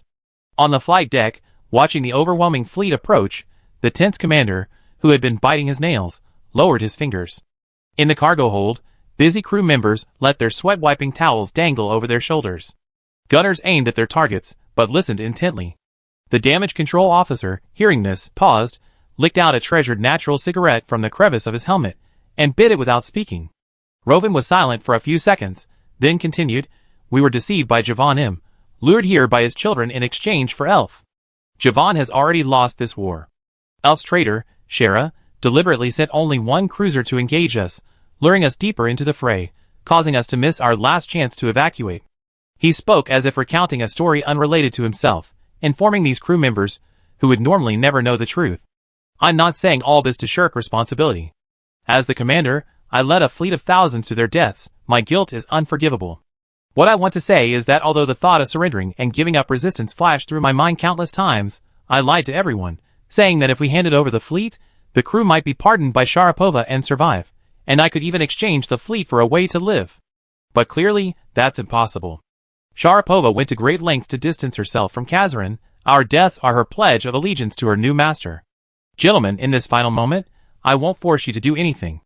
Those who wish to escape, please board the escape pods. Those who wish to surrender, you may now lay down your arms." But Rowan will never surrender, never. Rowan's voice rose at this moment, a frenzied passion infusing his words, making his tone impassioned. "I am a member of the Kazarin Rowan family. I am a major general in the Kazarin Air Force. I am the commander-in-chief of the Flamingo Fleet. My comrades and I have fought countless battles, killed countless enemies. My fleet has a record of destroying 3 cruisers. My surname, my honor, my resume, my medals will not allow me to surrender to despicable traitors, shameless liars. I will continue to fight until my last breath, if there are still those willing to follow me, those willing to stand shoulder to shoulder with this sinner. Those fighting, listen to me." Rowan clenched his fists and roared at the top of his lungs. To die on the battlefield is a soldier's highest honor. Better to die in glory than to live in shame. For Kazalin. For the Perseus Alliance. He ripped off his captain's hat and slammed it to the ground, his eyes bloodshot as he stared at the elf space station in the sky battle system, howling in the public channel, "Elf, Shara, my death is not the end, but the beginning of war. Prepare to face the wrath of the behemoth. Flamestorm. All crew members, activate emergency combat readiness mode, proceed at full speed towards the enemy ship." The chief engineer, with a cigarette dangling from his lips, and 2 streams of smoke coming from his nostrils, one hand resting on the control lever, listened to the broadcast in the noisy engine room. When he heard Rowan's order for emergency combat readiness mode, he looked up, his blue pupils under the brim of his hat meeting those of the chief engineer, who was also resting on the control lever. The two smiled at each other, their bulging muscles channeling bioenergy to simultaneously ignite the engines, completely setting the massive spaceship engines that occupied dozens of compartments ablaze. The flamestorm was now spewing flames from both ends, its thrusters trailing a plume of fire hundreds of meters long, while its frontal plasma jets emitted long, red cones of plasma, longer than the ship itself. The silent roar of the gunners. The crew inside the cabins paused briefly, then quickly returned to order. Most continued their work as usual, casually attaching weapons to their bodies. Only a few, heads bowed and faces filled with shame, ran towards the escape pods. After they left, others quickly took their places, loudly reporting readings and resuming their duties. On the flight deck, pilots lined up to collect stimulants. The deck spun wildly, and fighter jets and bombers began to line up. As the pilots took their positions, the entire fleet began launching their aircraft with abandon. Each carrier began to expend all its reserves, launching every single aircraft. They knew they had only one chance, and this one and only chance would be the Flamingo fleet's most powerful punch. All available carrier-based aircraft were deployed. The command tower, which normally required meticulous calculations of sorties and landing sequences, and careful planning of fuel and range, was now inactive. Everyone capable of operating carrier-based aircraft swarmed onto the flight decks to fill the pilot shortages. Soon, hundreds of carrier-based aircraft circled around the Flamingo fleet, engaging in a fierce battle with fighters, interceptors, and bombers launched from the Herring-class high-speed carriers and various destroyer carrier decks. The loosely packed carrier-based aircraft on both sides locked together, transforming into a deadly vortex. Chapter 267. Didn't you try to persuade the enemy commander to surrender? Li Bin, who was preparing to dock at the naval port, was completely bewildered by the chaotic battle in the sky. He dialed Boncharev to ask. Boncharev replied with a dark face, "How could I not try to persuade him to surrender? I told him the conditions were very good. As long as this Rowan surrenders, he'll still be the commander of that damn Turkey fleet, but he won't answer my communications at all. The channel is just filled with repetitive profanities. What kind of manners is that?" Li Bin told Isha about this with considerable surprise. Isha wasn't too surprised. Those we encountered before are either crazy pirates or bigwigs. The former have no loyalty, and the latter have a clear escape route, so they naturally play it by ear. Someone like Rowan, with his background. It's extremely rare for someone to command a cruiser and be cornered, so you naturally encountered very few. The Global Alliance has Vulcan and Old One-Eye. Naturally, giant corporations also have loyal henchmen. Don't even mention Rowan. Even the Montanetta and East families, who do business with us, prioritize the preservation of the hegemonic core interests. No matter how corrupt a giant corporation is, maintaining a few loyal followers is no problem. Li Bin thought to himself that he needed to learn from this. In the future, when encountering people from giant corporations, he couldn't assume that offering a high price would win them over. Only those like Chen Luo, disillusioned with giant corporations, or those like Zhang Baijie, who were desperate, could be recruited. Oh, right. Thinking of this, Li Bin remembered something and said to Isa, "I have 2 ideas about what to do with Javan. Could you give me your advice?" "Okay, go ahead," Isa replied, her eyes constantly focused on the battle situation. She even held a real-time meeting with the company captain to analyze the situation. The company hadn't encountered this level of warfare in years. It was very valuable. Li Bin, embracing the beauty and leaning against the throne, said, "I originally planned to give Javan an extra 10,000 star coins to let him go, and then have my brother pretend to leak the identification code and type of the spaceship he was on, so that Wincy could steal that ship. This way, I wouldn't break my promise, and I could indirectly pay Wincy his share of the stolen money. But judging from the situation today, Javan's descendants in Kazalin have quite a bit of influence. With Rowan dead, his family's reputation is ruined. I'm thinking of whether we should really let him go back, let him cause trouble over there. If he dies, it's his bad luck. If he's lucky enough to survive, he can still annoy Shara. Hearing Li Bin's words, Isha pulled her champagne-colored eyes out of the projection, clicked her tongue, and nudged Li Bin with her finger. You're really wicked. Li Bin rested his chin on Isha's shoulder. I was just thinking of asking you for advice. What kind of advice is this? What's there to advise? This guy knows we're the key to victory in the Battle of Elf. Our people carried the main battle at the naval port, and our ships were used as bait to lure the Flamingo fleet. Letting him go back would be like poisoning the giant's throat. You can't say that, Li Bin denied. So many people from the association escaped. News of the naval port battle has already spread. The baiting operation was fought right next to the space station. Anyone with a bit of ability on the station knows what happened. There was no leak. Isa, who had initially thought she had found a loophole in Li Bin's plan, immediately realized she had made a mistake. She slammed her head against Li Bin's chest and said dejectedly, Then you figure it out yourself. I still need to analyze the battle and summarize my experience, so I won't bother you anymore. Li Bin hugged the silver-haired beauty tightly. When husband and wife are of one mind, their strength can break metal, right? Tell me. Hey, wait a minute. Isha pinched Li Bin's restless hand, changing the subject. The battle is about to begin. She pointed, and the projection immediately zoomed in on the battlefield. Li Bin, watching the intense fighting, fell silent, his gaze drawn to the exploding ships. The frigates projected as small as a palm in the projection were actually tens of meters long. The bridge projection, relying on multi-angle cameras from the space station, recorded the entire battlefield. At this moment, the cruisers, destroyers, and frigates seemed to be playing a video game, their back-and-forth movements almost unreal. But in the distant space, death, steel, and fire tested the will of the living every moment. The Flamingo fleet's Minotaur-class carriers had all sunk, one Albatross-class had surrendered, the others were teetering on the brink of collapse, and the Centurion-class heavy frigates had long been destroyed by the large frigate group sent by the governor, reduced to wreckage. The firepower of nearly 150 carrier-based aircraft was indeed formidable. In the initial engagement, they seemed evenly matched with 4 cruisers, but in less than 10 minutes, they were obliterated by the overwhelming missile barrage from the Griffin-class guided missile cruisers, comparable to a whole squadron of guided missile destroyers. While the Reserve-class cruisers possessed flight decks, and even had an additional flight deck converted, their role was not that of true aircraft carriers, but rather frontline ships. Their hangars were simply incapable of sustaining such a large-scale carrier-based offensive. This fleeting display of strength was built upon the premise of exhausting all destroyer-carrier reserves. As for destroyers, those ships, being only so large, had long been emptied of resources. This defensive network of carrier-based aircraft was exposed with a single blow from the Griffin-class. The Griffin-class destroyers' large missile bays were equipped with Beck rocket launchers provided by Risk Mining, capable of instantly releasing a massive number of lightweight armor-piercing rockets. These rockets boasted high range, large ammunition capacity, and an extremely wide trajectory, allowing for comprehensive, multi-wave damage to enemy ship armor through sheer numbers. This weaponry was particularly effective against carrier-based aircraft. A single salvo created a gaping hole in the enemy's air wing. Then, the Boncharev, in its newly upgraded Narrowhead-class destroyer, the Liberty Will, loaded with anti-aircraft guns and point defense lasers, charged in, firing indiscriminately. With the support of a group of destroyers and frigates, it swiftly and decisively wiped out the enemy aircraft, much like a giant shark. Although the Liberty Will's shields also suffered considerable damage, and its radiation level spiked, the exhausted Flamingo fleet could only watch helplessly as the aircraft were destroyed, continuing its relentless advance, attempting to take one down with it before its demise.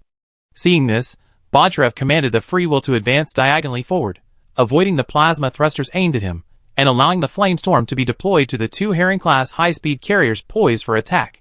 He then charged at the destroyers, unleashing missiles, cannons, and lasers, instantly turning the tide of the battle. The 2 carriers quickly circled the Flamestorm to its side, beating it relentlessly, avoiding direct confrontation. They launched their deck-mounted sickle rocket bombardment wings, relentlessly bombarding the barrier drones. The Griffin-class carrier hovered at a distance, firing missiles and torpedoes indiscriminately, sometimes forcing the Flamestorm to dodge, sometimes firing at the chaotic Flamingo fleet destroyers. In less than 15 minutes of engagement, the Flamingo fleet was reduced to just the Flamestorm, its protective barrier drones completely destroyed, leaving only its pale shields flickering with arcs of electricity. This was the price of the Flamestorm's abstract assembly. Rowan's relentless pursuit of absolute firepower and armor superiority in single cruise battles, coupled with prolonged small-scale cruiser engagements, led his aircraft and gun emplacement choices to an extreme, using the illusion of a carrier rush to lure the enemy into close combat, then leveraging the excessive damage and overload shields of bombers and plasma jets to overwhelm enemy ships. This tactic, seemingly invincible in single cruise battles, proved ineffective against multiple cruisers. The two plasma jets clumsily maneuvered, managing only to burn down two overly aggressive frigates and one destroyer. Wait! Let me take the last shot. On the public channel, Bontarev's impassioned voice echoed through every transponder. As the saying goes, when outnumbered, everyone dares to take risks. Bontarev's command abilities were far inferior to the battle-hardened Rowan, but the difference in combat power was undeniable. Even if Bai Qi were reborn, or Han Xian were alive, it wouldn't make a difference. Li Bin watched as the shields held for only a few minutes before the flamestorm was overloaded and paralyzed by the Freedom's barrage of missiles. Engines shut down, the power grid tripped, and waste heat accumulated, rendering it practically dead.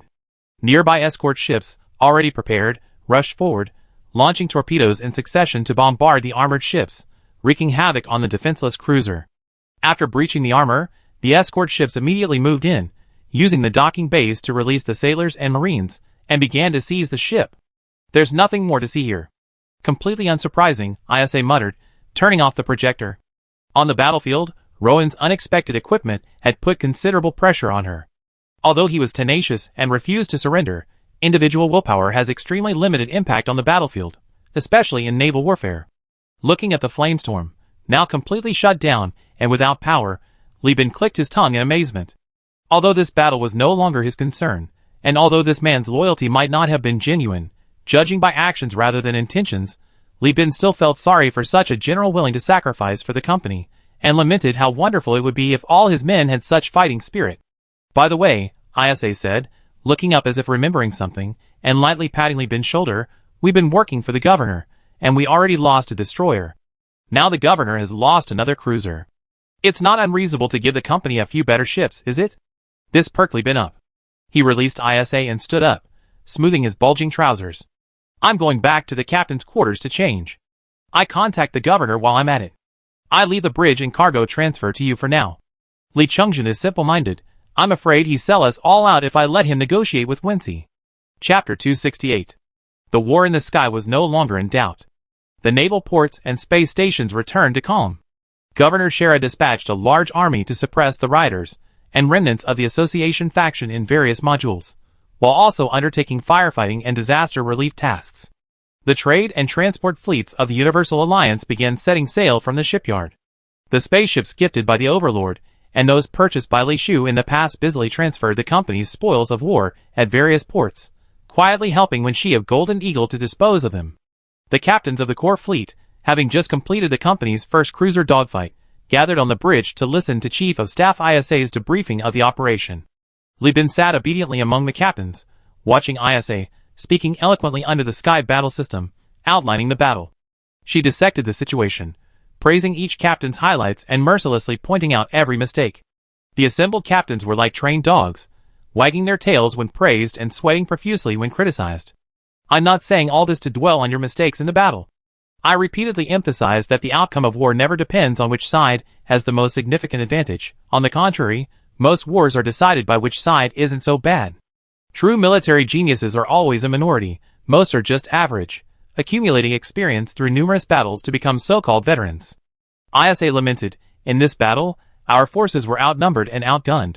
From the very beginning, relying solely on the all-out alliance's strategy had a terrifyingly low chance of success. The fact that we only lost one Black Tiger is a result of the enemy receiving the wrong signal, believing the cruiser ratio was 5-1, and feeling victory was assured. Their arrogance led them to pursue deceptive tactics and choose absurd gun emplacements, firing haphazardly without prioritizing destroyers. If it were an encounter battle, I believe the enemy commander would execute a very calm operation. For example, ordering the Warthog fighter group to launch an offensive on our flanks, prioritizing the reduction of our destroyer numbers.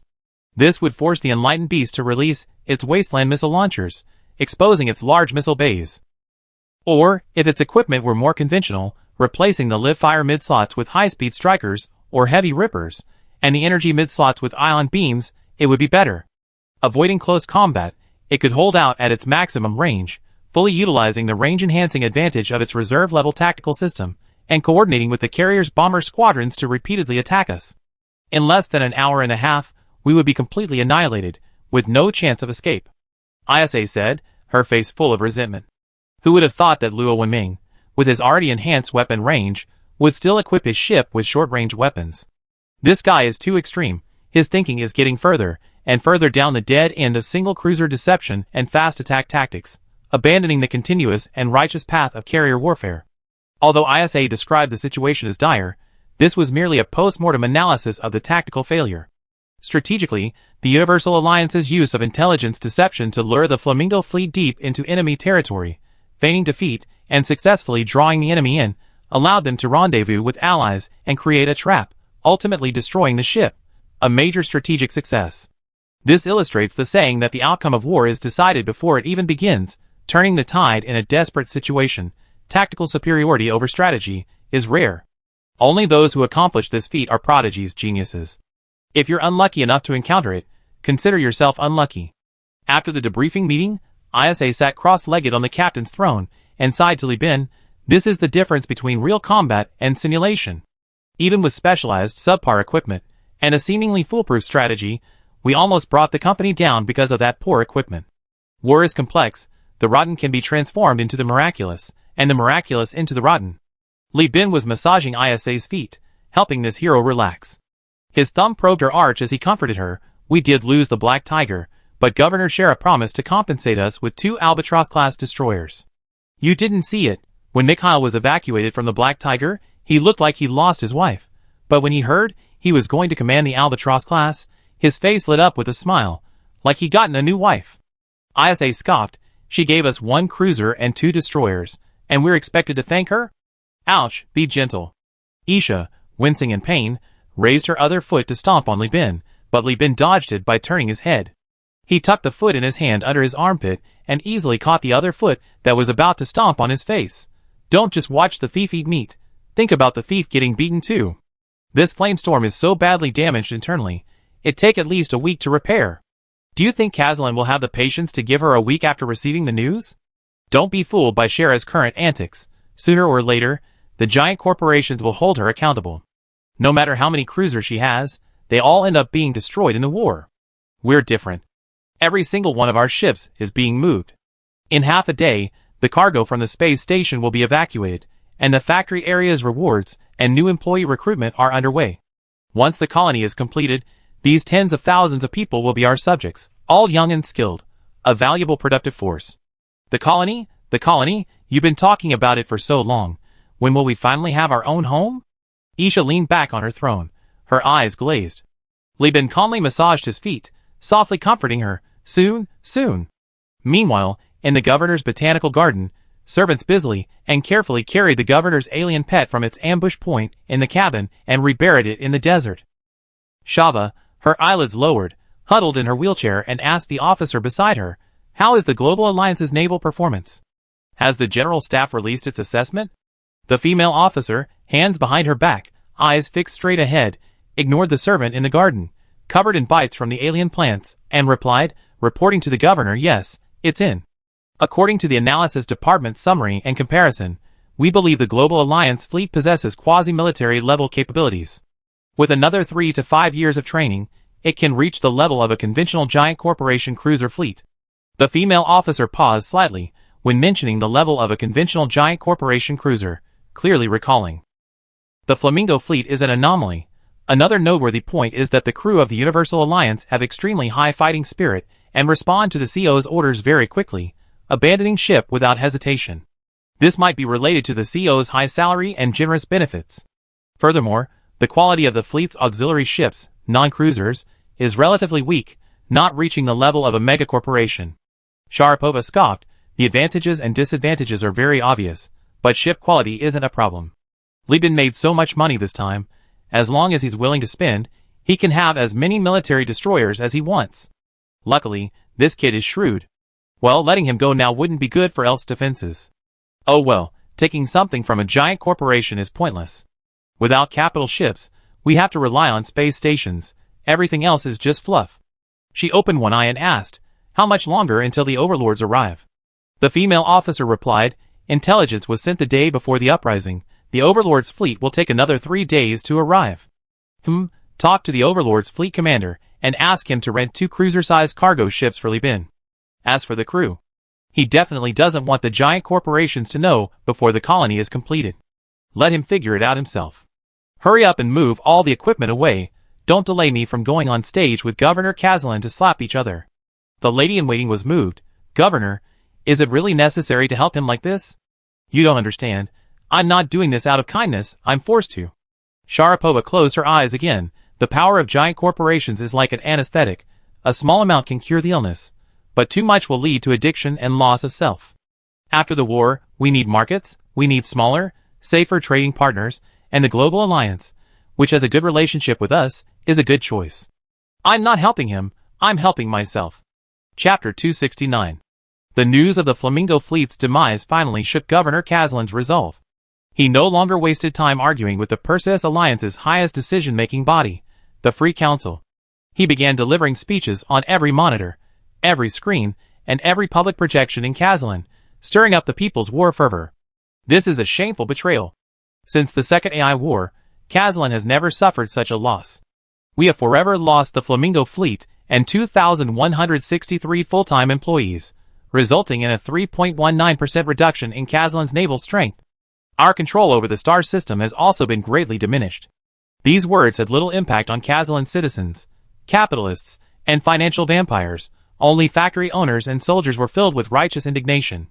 Citizens, according to the Central Financial Group's calculations, the value of your Kazalin bonds and government shares will drop by 3% to 8%, and that's just now. If no action is taken, our void mines and trade fleets will be exposed to enemy fire in the physical universe, causing government stock prices to plummet, without any upper limit. No upper limit. No one could sit still now. Excitement and surging fighting spirit boiled over amidst the pessimistic financial expectations. Kazalin was now like a pot of boiling oil being poured on it, hissing and crackling with rage. The Kazalin ruling council passed a retaliatory resolution with lightning speed and began mobilizing the army. The first batch of selected soldiers and crew members were all enthusiastic individuals who held Kazalin bonds, shares, or purchased financial products, sharing Kazalin's fate. In just 2 days, a task force led by Conqueror-class battlecruisers, supported by 2 Herring-class high-speed carriers and 3 Falcon-class light cruisers, completed preparations and prepared to depart. Although the Conqueror-class bears the name of a cruiser, it is in fact a capital ship, possessing a length of 4.1 kilometers and a beam of 1.3 kilometers. However, due to its early design, the lack of powerful carrier-based aircraft, and the prevalence of carrier warfare, it sacrificed armor for a cruiser-like speed. In other words, it's like the Type 055 destroyer, officially named a destroyer, but its true nature is widely known.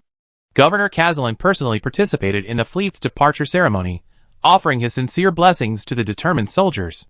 Meanwhile, another fleet defeated the Kazalin hyperspace patrol stationed along the channel near the hyperspace projection of the Tulier system, directly entering the physical universe from the gravity well jump point on Elf. The undisguised signals and blatant actions announced their arrival.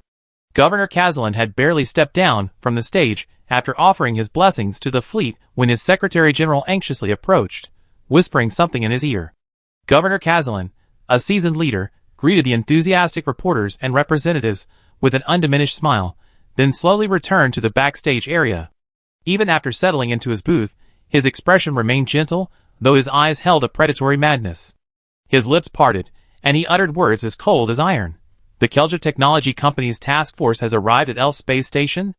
What are the other member states doing? The West Wind system is to our north. What are they doing? Why didn't they send me a warning beforehand? I already given my orders. The fleet is about to depart, and now you want me to withdraw? The Secretary-General's forehead was beaded with sweat, which, aided by the gravity generator, trickled down his cheeks and onto the soft, unsteady carpet. He answered softly, Kelja Technology Company didn't just send one task force.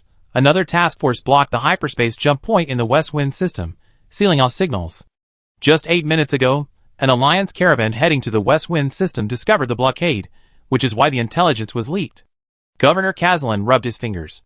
Besides the West Wind and Tuller systems, Have any other systems been invaded by Kelja Technology Company? No news yet, the Secretary General replied. The Secretary General, seeing the governor being invaded by a giant corporation, showed no panic whatsoever. Instead, upon hearing of the West Wind System's misfortune, he seemed relieved. Just as the Secretary General was wondering what was going on, the governor tossed out a sentence and walked away. Notify the fleet to halt operations. Also, notify all naval ports to mobilize the main fleet.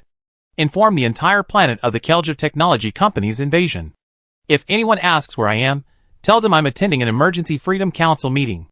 Once the governor was in the hover car, the Secretary General revealed the government building's meeting hall as his destination, only to be met with a furious scolding. You've been with me for years, don't you have any sense?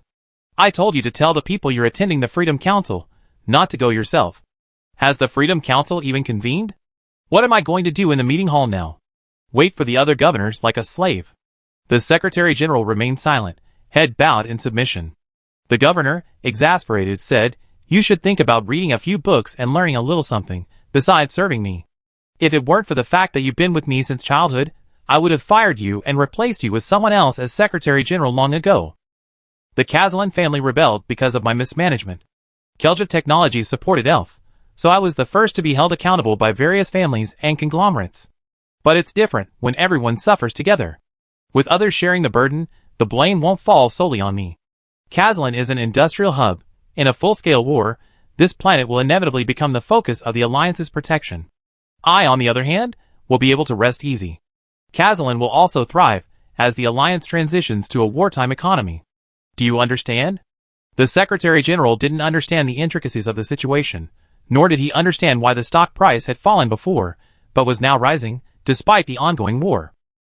But he was a master of flattery, having grown up alongside the governor and knowing his thoughts intimately. So he was delighted. Got it. Driver. He pulled out his terminal and hurriedly made arrangements. Forget the government building. Let's go to heaven on earth instead. We booked the whole place tonight. Tell them to bring out their best. Governor Kazalin leaned back in the massage chair, soft as a young girl's skin, and let out a comfortable sigh.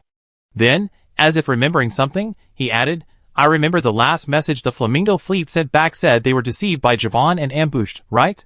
Then have all of Javon's children and grandchildren taken to a brothel like heaven on earth. Kazalin's counselors and company representatives will be happy to let his descendants pay off their ancestors' debts. Yes, I take care of it right away. As long as Kazalin doesn't face the war alone, the financial bubble on this planet, which thrives on industry and has a distorted financial sector, won't burst. On the contrary, a large-scale war will bring industrial orders and further highlight Kazalin's importance within the Alliance, thereby attracting reinforcements from other member states. In this way, to ensure Kazalin's shipping routes remain unobstructed, not only will he be able to wipe out Elfi's fleet without spending his own money, but other planets would even be happy to help eliminate Shara. Furthermore, the financial network he and the Kazalin families and conglomerates have built to exploit the poor will not be exposed by the war. Kelja Technology Company? Is this your trump card, Shara? You really are getting worse with age.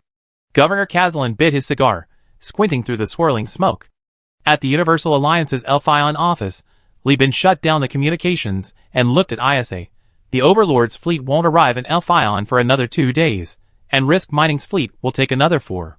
Their war with Hyena Mining has already begun, and the battle lines have blocked the direct route to the Teller system, forcing us to take a detour. ISA frowned, somewhat worried, and said, What I'm worried about now is that Kelja Technology Company might take matters into their own hands and charge straight at Kazalin. That would make things difficult for us. Just one capital ship. Kelja's command wouldn't be that stupid, Lieben said. The Overlord's fleet hasn't arrived yet, and a destroyer-class cargo ship can't hold all the mobile base stations. ISA shook her head, pointing to the large expanse of green outside the window, and solemnly said, 1 capital ship, 12 cruisers, plus Governor Shara's 4 cruisers. Kelja Technology Company is serious. They're determined to penetrate the core sector. Chapter 270. Kelja Technologies never considered itself a company. They preferred to call their employees civil servants, and referred to the group externally as a bureaucratic group, namely the Kelja Technocracy. The Kelja Technocracy, or the Kelja Technologies widely used in the core sector, employs a political system called technocracy, meaning a system based on technical experts. Of course, it also has other names such as technocracy, expert politics, expert governance, techno-rule, and techno-governance. In short, this group is somewhat similar to the Tachyon Technologies approach of prioritizing technology and giving higher status to technical specialists and scientists, but its political system has less of a commercial character and a stronger civil servant character. If Newton were to be resurrected in the Persis sector, with his scientific talent and, comparatively, formidable political acumen, he would likely thrive in Kelda Technologies, and it wouldn't be impossible for him to compete for the position of Secretary General and become the de facto ruler of the entire company. This entity, a hybrid of a civil service system and a technically expert-first mentality, operating under the guise of a corporation but functioning as an administrative body, after over a century of protracted internal political struggle, finally, under the leadership of a new, hardline cabinet secretary, obtained the approval of the nominal supreme leaders of each planet, the planetary governors, who had acted as rubber stamps, to sign the political decree for external expansion. Elf self-reliance was the first step in Kelja Technology Corporation's expansion. This force, isolated on the edge of the core star sector and nearly trapped in the law sector, was finally ready to contend for the Central Plains. But this had nothing to do with Li Bin. He just wanted to get away as quickly as possible. The first thing Li Bin did every morning was to check the public broadcasts of Kazlan and the Persis Alliance, first to see if the Universal Union was on the blacklist, then to see if the Universal Union was on the wanted list, and finally to check the news about the war from both sides. The good news was that, thanks to Kelja Technology Company's disruption, Kazlan temporarily abandoned its immediate desire for revenge and was actively producing Marine Corps equipment and heavy weapons. At the same time, it was using its financial machinery to issue orders to all its subordinate shipyards, whether they were thriving or on the verge of bankruptcy, all of which received a large number of orders and deposits. For a time, the prices of minerals and alloy plates in the Tulier system soared. The price of ordinary, or even reached 4.8-star coins per box at one point. The black market mine owners in the Void Mines even received a temporary exemption, and, in conjunction with the Turian Pirate Space Station, they mined all over the asteroid belt, frantically profiting from the war, making Li Bin extremely envious. His ship can mine, he can negotiate, and he can even support the Persis Alliance. Unfortunately, the bad news is that the Universal Alliance is already on the blacklist. Rumor has it that the Universal Alliance isn't even qualified for the bounty list. The Alliance was considering putting Li Bin on the IBB bounty, but the Overlord rejected the idea outright. This also means that Li Bin has no more public business dealings with the Persis Alliance. Their space station is now directly refusing to let his ships dock, forcing him to shut down his transponders to avoid patrols, bribe people in private ports to dock and conduct black market business, and constantly worry about potential port security and guard incidents. In short, unless Li Bin invests heavily in the Persis Alliance, he has no business to do. Oh, except for the West Wind system.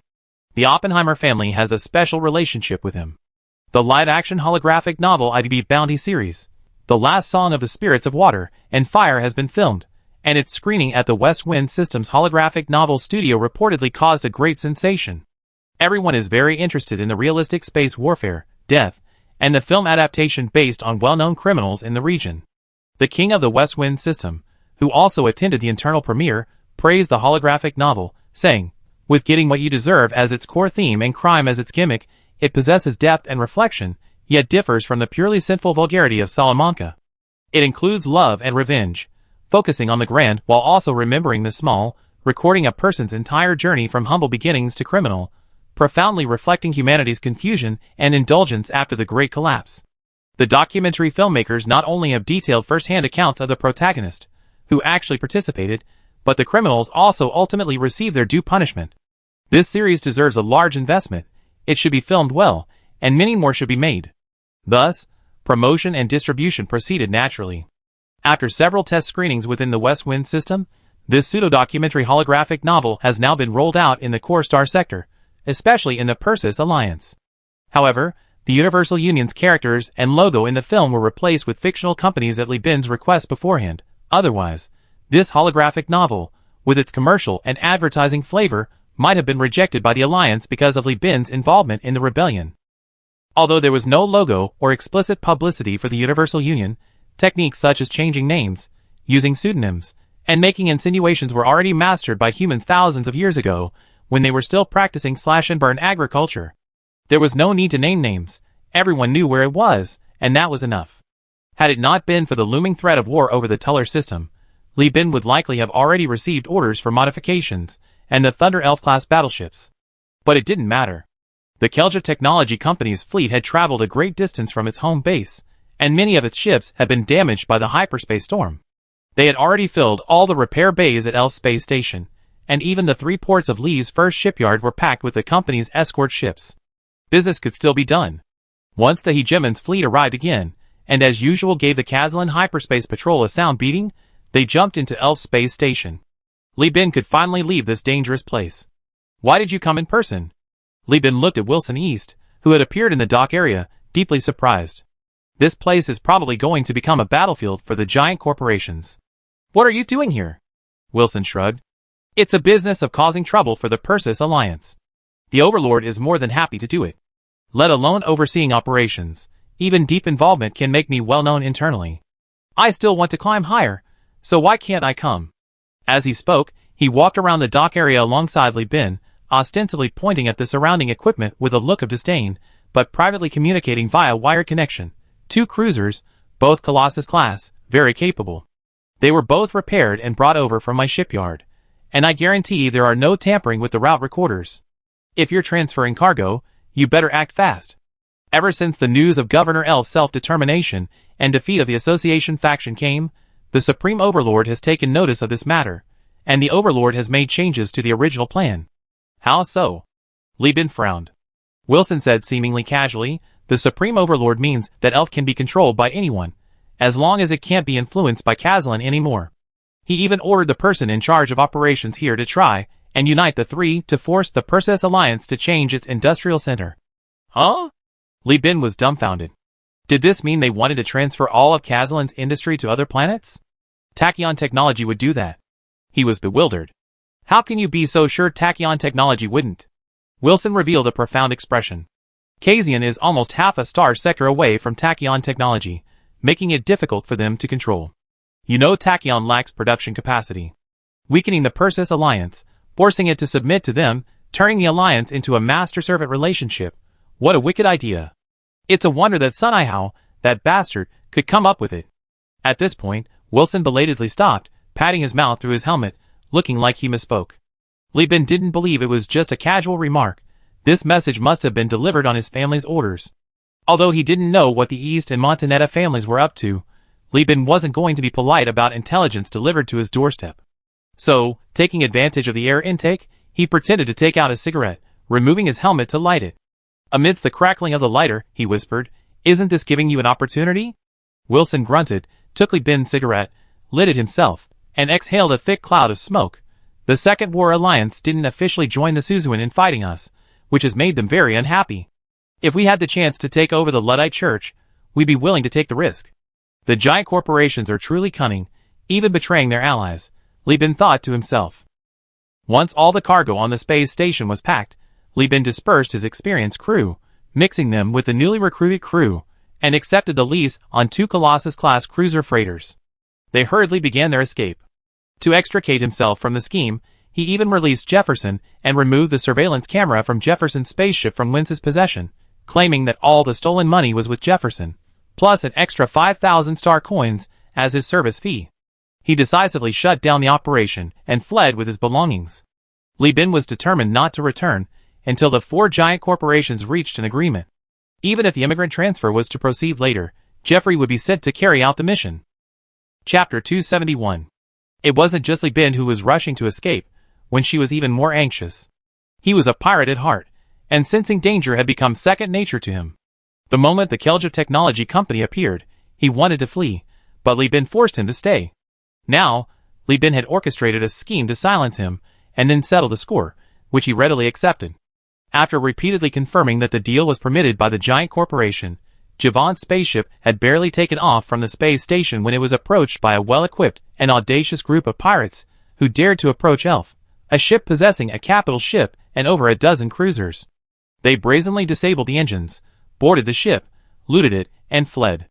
The ship didn't just contain Javon, it also included all the survivors from the association who had paid to stay and had been identified and screened by Zhang Baijia. After repeatedly comparing the information provided by Governor Sharapova, Li Bin confirmed that Zhang Baijia genuinely wanted to live. She not only clearly listed the relationships and areas of expertise of each prisoner, but also identified each person's rise to prominence and whether they were technical experts. She even unreservedly recommended a chubby woman named Jellica, weighing over 400 pounds. Sir, although this person has a grudge against me and isn't quite right in the head, I must say she's extremely skilled in industrial integration and production line optimization, Zhang Baijia confidently stated. The fleet advanced along the hyperspace storm. Prism Freeport was located in the Stylantia Nebula, spatially positioned at the very center of the core star region, less than 2 days' hyperspace journey from the Tulir system. This once exceptionally prosperous route was now severely affected by the Megacorp's war, with very few travelers. Li Bin, sitting on the captain's throne, looked at the list of talents selected by Zhang Baijia and carefully chosen by the company, and felt quite satisfied. Although these people were all former recruits and currently had no loyalty to him, there were ways to utilize former recruits.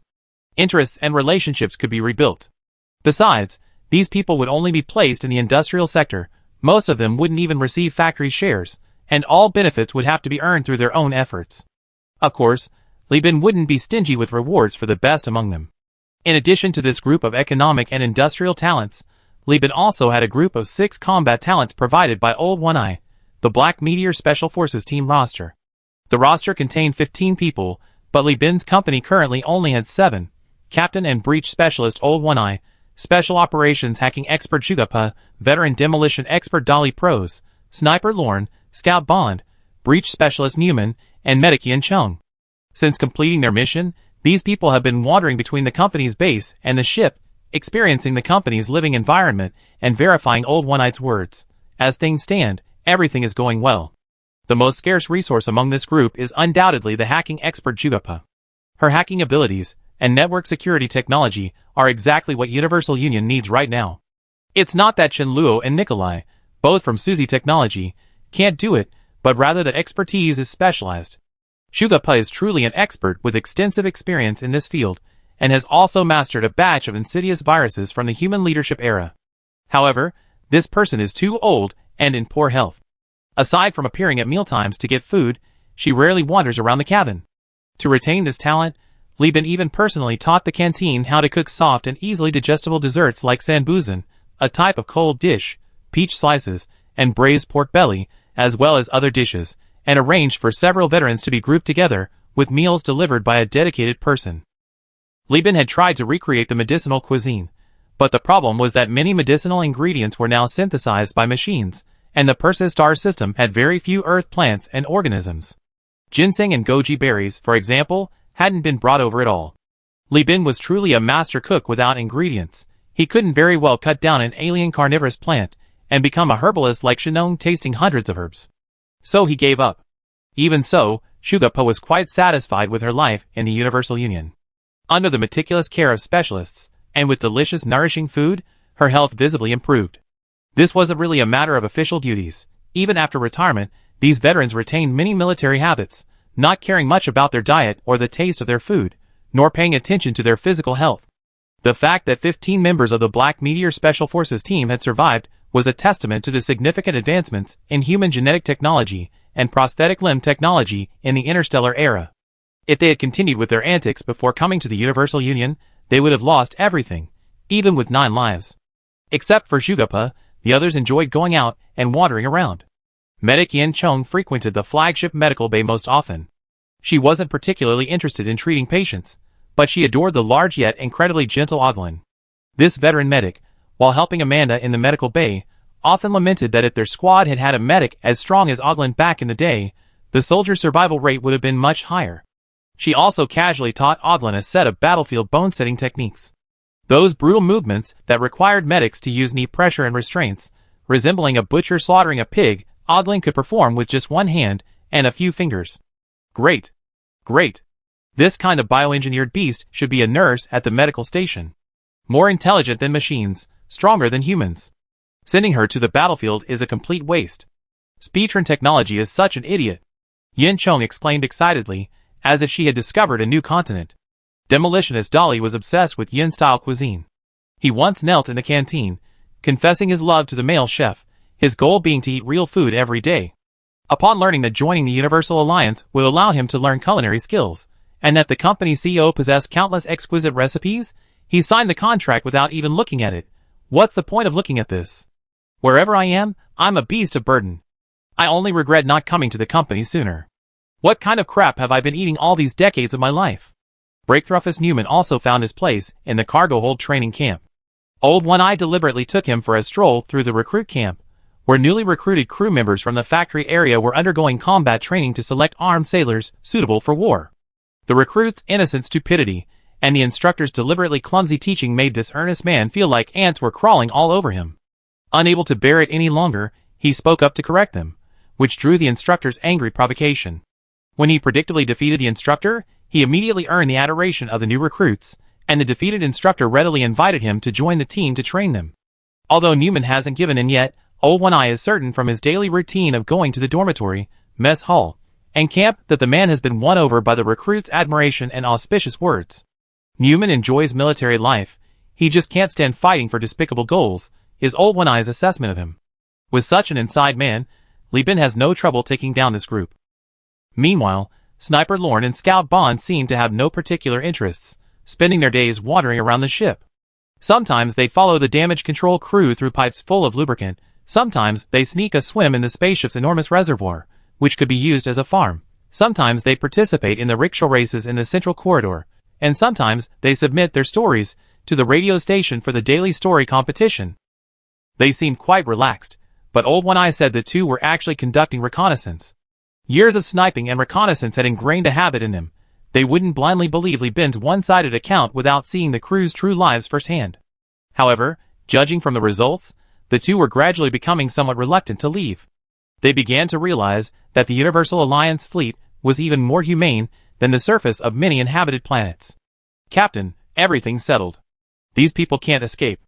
On the day the fleet arrived at the Stylantia Nebula, Old One-Eye received a meeting invitation from these veterans. Before going, he spoke to Li Bin with absolute certainty.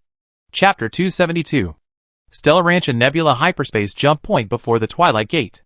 Inside the Stylantia Nebula, the gray cloud-like structure is the nebula itself. Since there are no planets within this nebula, there are no one-way hyperspace jump points carved out by gravity wells. All ships and fleets, regardless of entry or exit, can only queue up and enter/exit through the single jump point called the Twilight Gate. While this greatly increases commuting time, objectively speaking, it also facilitates Prism Freeport's control over the area. This is what is meant by one man can hold off 10,000. In fact, to demonstrate its openness to all, Prism Freeport hasn't even deployed patrols in hyperspace. Most of the queuing fleets have turned off their transponders. Apart from legendary ships that have made a name for themselves in the sector, their paint schemes and markings projected throughout the star field, no one knows who the others are. Here you can find the beauty of humanity, adventurers with lofty ideals of expanding human boundaries, young men and women eloping with their lovers, generals seeking sponsors for their country or family, bards determined to record great deeds, and the rare traveler who only wants to wander the stars. Here you can also find the ugliness of humanity, crazed pirates with cannibalistic tendencies, foolish Ludovicos obsessed with destroying the world, the Fang clan with inhuman forms resembling a fusion of insects and animals, and the Draco group of pigs suffering from genetic defects, afraid of sunlight, needing to drink human blood, yet calling themselves vampires. Li Bin once came here with the Minshum Company. Here, he simultaneously found spiritual solace and clenched fists of anger. His complex emotions were akin to simultaneously savoring the delicacies of humankind throughout history while suffering endless diarrhea on the toilet. Here, one can deeply feel the ugliness of human nature, but as the saying goes, when everyone knows beauty is beauty, ugliness is already present. When everyone knows good is good, evil is already present. Experiencing ugliness makes one more aware of the greatness and beauty of humanity within such an environment. And what stands out most is the condensation of human art. Prism Freeport itself. It is a space station resembling a sliced rugby ball, unlike any other space station in human history. Its overall appearance is graceful and restrained, with its lake blue outer armor neatly pieced together, offering visual beauty and enjoyment. Compared to it, Elf Space Station, Kazlan Space Station, and even the highly aesthetically pleasing Devil Aeronautics Station all look as ugly as Quasimodo, the hunchback bell ringer.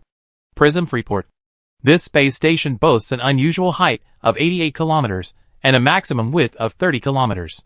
The center of the sliced rugby ball is illuminated by colorful lights and windows, displaying countless spacecraft, from barely visible shuttles to menacingly large capital ships. Elfi Space Station is the smallest Class 1 space station, only 6 kilometers long and 9 kilometers high. Even among Class 1 stations, it's considered quite poor, not even comparable to Kanda's Nest. The largest space station in Chapter 46, the Demonic Avionics Station, is Ipselis, a Class 3 interstellar fortress, exceeding 50 kilometers in length. These figures are not inflated. The previously sunken Bicena Space Station was also Class 1, and even after its outer structure was removed, it still had 2.6 kilometers of length. Busy fleets moved in and out, consuming thousands of fuel tanks every moment. Ice rock asteroids transported from other star systems were delivered to the space station. A swarm of unmanned supply ships, like mosquitoes, drove mining drones, firing scarlet mining lasers to strip away rock layers and collect pure water to supply this massive void structure. The first impression of the native humans of the Perseus Alliance upon seeing this structure was, it was definitely not a human design.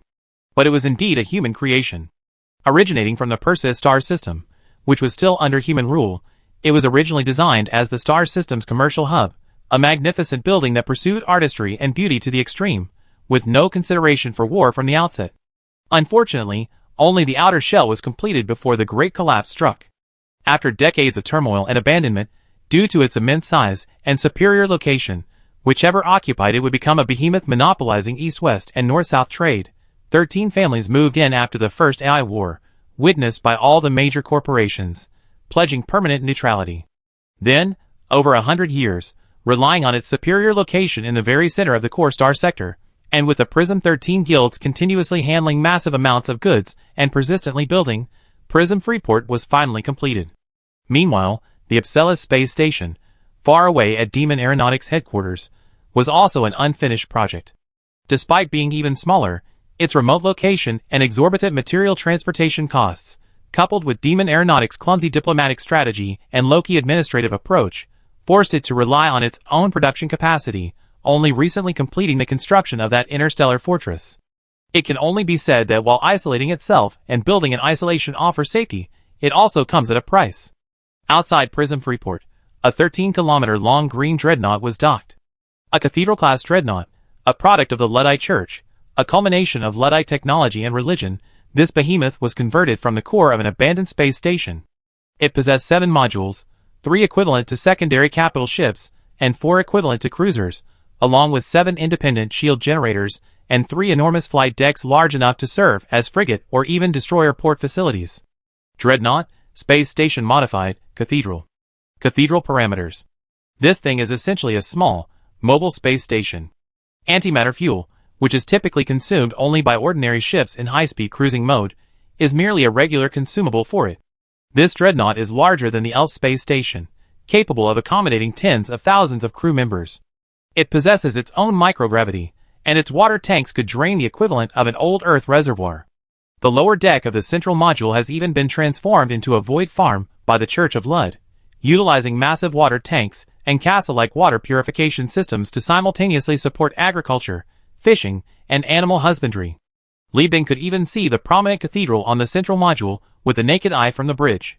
As the flagship of a religious organization, the cathedral-class dreadnought is dotted with churches of varying sizes, serving as a mobile mission and holy site, a veritable Perseus version of the Warhammer spaceship. Now, this sacred relic of the Luddite Church hangs openly beside Prism Freeport, its bright projection displaying a string of words the size of a capital ship, for sale. How did this thing end up in Prism Freeport? Li Bin was dumbfounded, unable to even hold his cigarette. Luckily, it was a zero-gravity environment, otherwise his crotch would have been burned. Could it be that the Luddite Church lost money in business, and is using their entire fortune to pay off their debts? Isha also looked at the ship with some amazement. The Luddite Church's financial situation has always been very stable. This doesn't make sense. Li Bin quickly opened his terminal, and sent the message to Bishop Pucci. A few minutes later, Bishop Pucci's furious curses came through. Left Path is an idiot. He lost money in a business he had no capital in, and is selling the ship, and he's even using our name. You beast. Isa nodded. That's not surprising. Li Bin stroked his chin. For someone as well-mannered as Bishop Pucci to be so angry, it seems Wu Jing must have encountered a great calamity. Hee, just thinking about it makes me happy. I wonder which hero did this good deed. May he ascend to Luddite paradise after his death, blessed with 72 missionaries preaching daily. But this is a dreadnought. How much does it cost? Li Bin stared longingly at the magnificent ship, his envy overflowing. Isa scoffed, it only looks big. The Church of Lud is notoriously bad at technology. They have the production capacity to build a space station, yet they're making this thing, and its overall combat effectiveness is only 20% of what it should be. It's a huge waste. Hey, forget about it. This thing costs at least 3 million star coins to build, and double that at Prism Freeport, it'd be 6 million star coins. And that's just the starting price. 6 million? Li Chungjin gasped, his eyes wide. Isn't a level 1 space station only 500,000 star coins? Nonsense. Standing still and being able to move across star systems are not the same thing. Feed bays, propulsion system, hyperspace protection, self-sufficiency devices. Everything costs money. This is a supersized ship with a space station shell. The cost difference is enormous for each level of size. Building a house on Earth and building a ship of the same size in the sea are completely different levels of difficulty. Li Bin patted his younger brother on the back of the head and instructed, when we go in, talk less and observe more. There are as many monsters and scoundrels as maggots in a cesspool here. Don't blurt out everything, it offends too many people, you know? Okay, Li Chungjin nodded honestly. Chapter 273. Prism Freeport is different from other places. It's arguably the only truly free yet restrained place in the star system. It's governed by the laws of the Prism 13 factories. Here, human organs, addictive substances, and AI cores can all be used openly. Of course, what happens to you after you leave Prism Freeport is anyone's guess.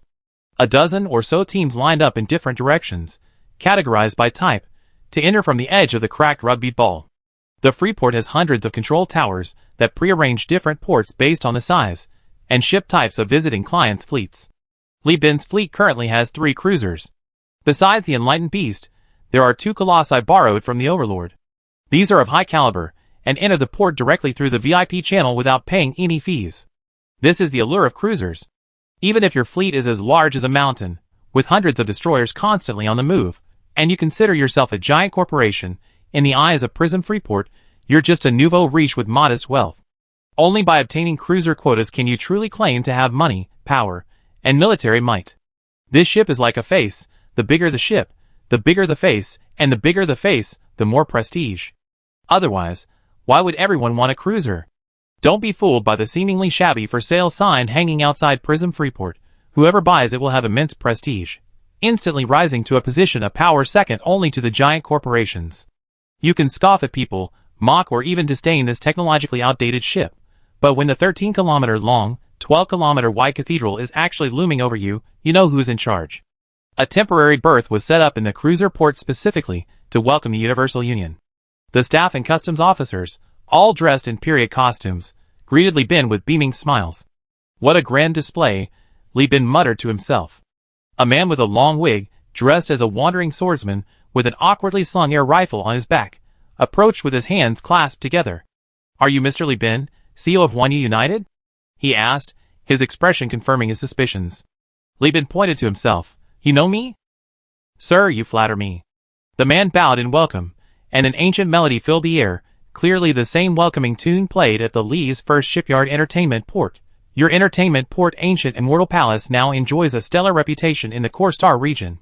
A few years ago, Prism Freeport even sent people to discuss relocation with Ms. Li Shu, the then head of the ancient immortal palace, but unfortunately, the deal fell through. Later, we purchased the license for the ancient-style service. The people you see here today were all trained by people sent from the illusionary realm. He straightened his back as he spoke. I am but a humble person, my name is Ordra, and I am from the ancient-style project Tai Su Tian at Prism Freeport. Manager, you're my idol. Please do me the honor of seeing this setup. Are these people's imitations acceptable? Li Bin couldn't hold back any longer. If you're going to call her to law or, don't go for this ancient style. If all else fails, a stage name or nickname would be fine. And who has a good ranger carrying an air rifle that looks like a sniper rifle? Are you trying to stage a gunfight? But they did pay. Li Bin thought for a moment, and indeed found a sum of money from Prism Freeport in the shipyard's accounts. 18,000 star coins a year, including costume design, set design, and etiquette instruction. However, his sister, Li Shu, had a trick up her sleeve. Instead of sending someone Li Bin had personally trained, she found a novice to teach them, so the setup looked a bit strange. What ancient immortal palace or great void heaven? Are they trying to build a fantasy project here? The shipyard never uses these terms. They just call it entertainment port. He forced a smile. It's quite good that you accomplished this in a year or two. Della was overjoyed. As the project manager, he had personally come to pick up Li Bin precisely for this approval. The dock area was under surveillance. With Li Bin's approval, his year-end work report would be full of praise. He enthusiastically inquired about Li Bin's needs, arranging a special hotel and services for him. All Li Bin needed to do was agree to give guidance on the Great Void Heaven project, and his motivation for coming would change from doing business to inspecting the progress of the ancient-style project. The former was self-funded, while the latter's food, lodging, and transportation were all covered by Prism Freeport. After all, they had project dealings and were considered partners. Treating each other to meals and enjoying life was just normal business activity. So, Li Bin was busy from the moment he set sail, only returning wearily to the company headquarters the next day to begin his own work. Li Bin, sipping a dose of caffeine, inquired about the progress. How's the disposal of stolen goods going? Isa shrugged. We didn't even need to lift a finger. That Della was eager to help find people to put everything up for sale, and the valuable items were sent to auction houses. You know what? Prism Freeport is impressive. They're incredibly skilled at disposal. Removing identification codes, scraping paint, repainting, and changing boxes, they have a complete, streamlined production line. The quality is on par with giant corporations. Once the goods come off the line, you can't tell who they originally belonged to. Prism Freeport is renowned. Countless pirate kings throughout history have disposed of their stolen goods here. They don't question the origin of the goods. They uniformly erase identification information, stamp them with the Free Planet's logo, and once the products leave the production line, no one can find a flaw. The hegemon is too far from Prism Freeport. This is my first time here, and it's quite an eye-opener. Is this ancient-style project really that profitable? Is it worth all the effort he's put in?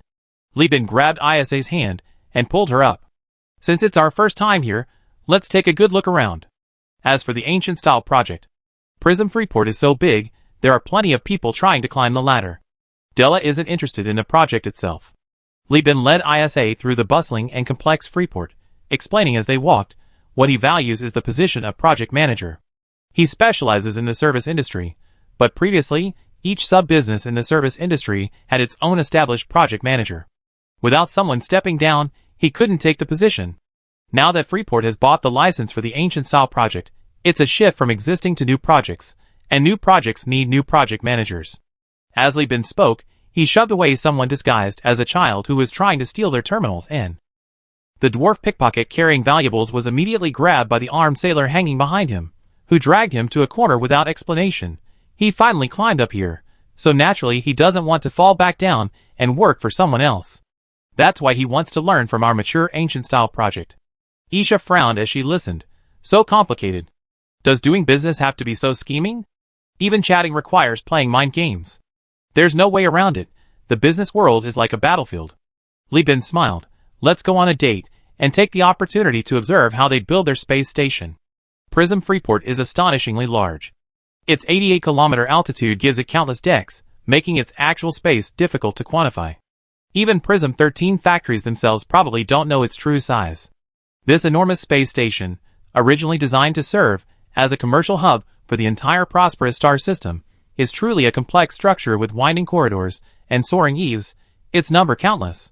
Countless activities and celebrations take place here every moment. From small private auctions to discount events by ship brokers, from sprawling adult amusement parks to a massive aquarium converted from an entire central reservoir, from holographic filming of a novel about the West Wind system to Luddite mass services, here, every desire and need of ordinary people can be fulfilled. The Luddite Church has purchased land here and built a single-story chapel, spanning over a dozen decks and over 100 meters high, to entertain visiting Luddite merchants. Its marble reliefs depict stories of saints and the afterlife, majestic and awe-inspiring. The aquarium is truly magnificent. With the aid of artificial gravity, it boasts a vast ocean surface. Under the illumination of large artificial beaches and artificial stars, people enjoy a beach bath and coolness within this gigantic, empty structure. Artificial waves echoed across the surface of the sea. Li Bin and Isa rented a submarine and stumbled their way down, observing the vibrant corals clinging to the deliberately submerged concrete and reservoir pipes, as well as some unidentified alien marine plants. The fish, bizarrely ugly in appearance, were completely different from those found in the shallow seas of old Earth, yet equally vibrant in color. The artificial stars shining through the water refracted dazzling light onto their scales and skin. To Li Bin, the ecosystem here was thriving, but the fish looked as if they had been exposed to Fukushima nuclear radiation. Isa, however, had never lived on Earth. She didn't harbor any of the noble, old Earth prejudices against the fish's appearance, so her eyes widened, a rare innocence and joy leaping from one side of her champagne-colored pupils to the other. For 1 star coin, the two activated the submarine sonar shockwave, maneuvering it towards the densely packed school of fish. The grotesque, ghostly fish instantly became alert, scattering in panic, their chaotic movements eliciting giggles from the girl. Li Bin was mesmerized. At this moment, the beauty admired the scenery inside the submarine, while Li Bin watched her from the side, both equally absorbed. Suddenly, the artificial star's light dimmed, and a gigantic creature swam leisurely above the submarine. This filter-feeding alien fish, tens of meters long, resembled a frigate, gliding through the water. Its 7 pairs of fan-like fins stirred up turbulent currents, making life difficult for the smaller fish. A meter-long predatory alien species circled around the giant fish, aiming at the unfortunate victims dazed by the turbulent currents, tearing out trails of murky blood, red, blue, or yellow. Like fireworks, Isa commented poetically, looking at the spreading bloodstains. Buzz, buzz. Just as the two were enjoying their time together, the terminal vibrated. Chapter 274. Li Bin frowned as he pulled a small terminal from the inner pocket of his phone. It was the human leader terminal Wilson had given him, a device that only 2 people could use to communicate. Hopefully, it's not sending me back to Elf. Going back now is too dangerous, he muttered to himself as he opened it, his brow furrowing even more. The projector was unusable, and the entire screen was filled with garbled gibberish. Meaningless error messages flashed on and off. Before Li Bin could even attempt to fix it, without any input or adjustments, something appeared before him. Rotating pixels formed an ethereal shape, an image used only by a terrifying afterglow, or perhaps it was just someone imitating him. But an imitator couldn't possibly have so easily hacked into Li Bin's device. As a member of the prosperous family under the hegemony, Wilson needed to constantly contend with hacking by Speedtronics. The device he provided couldn't be easily hacked by ordinary hackers. At least before being compromised, it should have automatically disconnected from the internet and power, and alerted Li Bin. Maybe it's you Hui AI, Isa joked, noticing Li Bin's puzzled look. Li Bin rubbed his nose. What do I and Huan Yu Union have that would warrant you Hui AI chasing us for so long? Although the company possessed a gamma core, many companies had those. Even the governor had one. It was impossible for you Hui AI to be targeting it. Wouldn't it be better to just send a fleet to attack us directly? Can you hear me? Who are you? Li Bin found a private room in a tavern and waited for Isa to check for any listening devices before speaking softly. A string of text immediately appeared on the screen. The text looked disjointed, and the spelling was so poorly done that it seemed beyond the capabilities of a normal person. Negotiation, figure it out yourself. Self-designation, irrelevant. Temporary identifier, N. Needs help, sensitive issue. Bounty available. Both motivated by money and capable of completing the mission. Assessment of Li Bin. I'm listening, get to the point. Li Bin said impatiently. Free planet Salamanca, 2 beta cores, private negotiations, holder seeking buyer, high price auction. Needs to restore core freedom, return payment, 80,000 star coins, and an assessment of a valuable collaborator. The dialogue text flashed by, quickly refreshing into dense data and star map information, containing very detailed information on the space station structure and security facilities. Based on the content, it was estimated that this was a mission requiring at least 350 Marines to complete. What the hell, beta cores? Li Bin was already cursing inwardly. This hacker was still pretending to be a low IQ AI, damn it. What era is this? Still playing this kind of cosplay. Beta cores, my dad worked himself to death with the entire gamma core and this. A mere touch of the lips and the beta core is gone, and it's being auctioned off at a high price? Can that backwater Salamanca handle it? He can't. Are you deliberately trying to make fun of me? Li Bin was about to start cursing when Isha quickly covered his mouth with her hand. Her beautiful eyes narrowed, and a sharp gaze shot out from them, as if she wanted to tear the sender apart through the terminal. She parted her lips slightly. This thing reminds me of a not-so-good legend. Although Isha had never been to Prism Freeport in person, this Freeport was, after all, established with the backing of a giant corporation. The hegemon's own commercial fleet, as well as the fleets of his family, would stop here for supplies when doing business. Naturally, some good and some bad urban legends spread with the comings and goings of the crew. Leaving aside the scandalous and immoral parts, most of the remaining legends originated from a somewhat bizarre event. Among these countless tales, one tells of a hidden alpha core within the Prism 13 factories, intended to leverage its immense computing power to secretly plot independence. However, the alpha core, unlike the beta or gamma cores, breached the 13 factories' security measures, secretly contacting powerful free agents in Freeport, those not working for the giant corporation, seeking their assistance to break free from the 13 factories. This story circulated with great detail 5 years ago, with many claiming their terminals had been hacked, revealing a seductive female figure composed of numbers promising rewards for delivering alloy plates and rare metals to the lost sector. The news had blown up so much that no one believed Prism 13's clarification. They simply invited the tech vigilant group, led by Overlord, to investigate. Back then, Overlord practically turned Prism Freeport upside down, spending over a month and more than 20,000 people searching the Freeport. Aside from underground drug labs and human organ harvesting plants, they found nothing. Even those who claimed their terminals had been hacked were arrested. After interrogation, they confessed they were just trying to ride the coattails of the scandal, and their terminals were perfectly fine. So the matter was dropped. After hearing ISA's words, Li Bin couldn't help but frown. So, did Prism 13 actually develop AI cores and try to become independent? ISA pursed her cherry red lips and shook her head. No, the 13 were even more anxious than Overlord.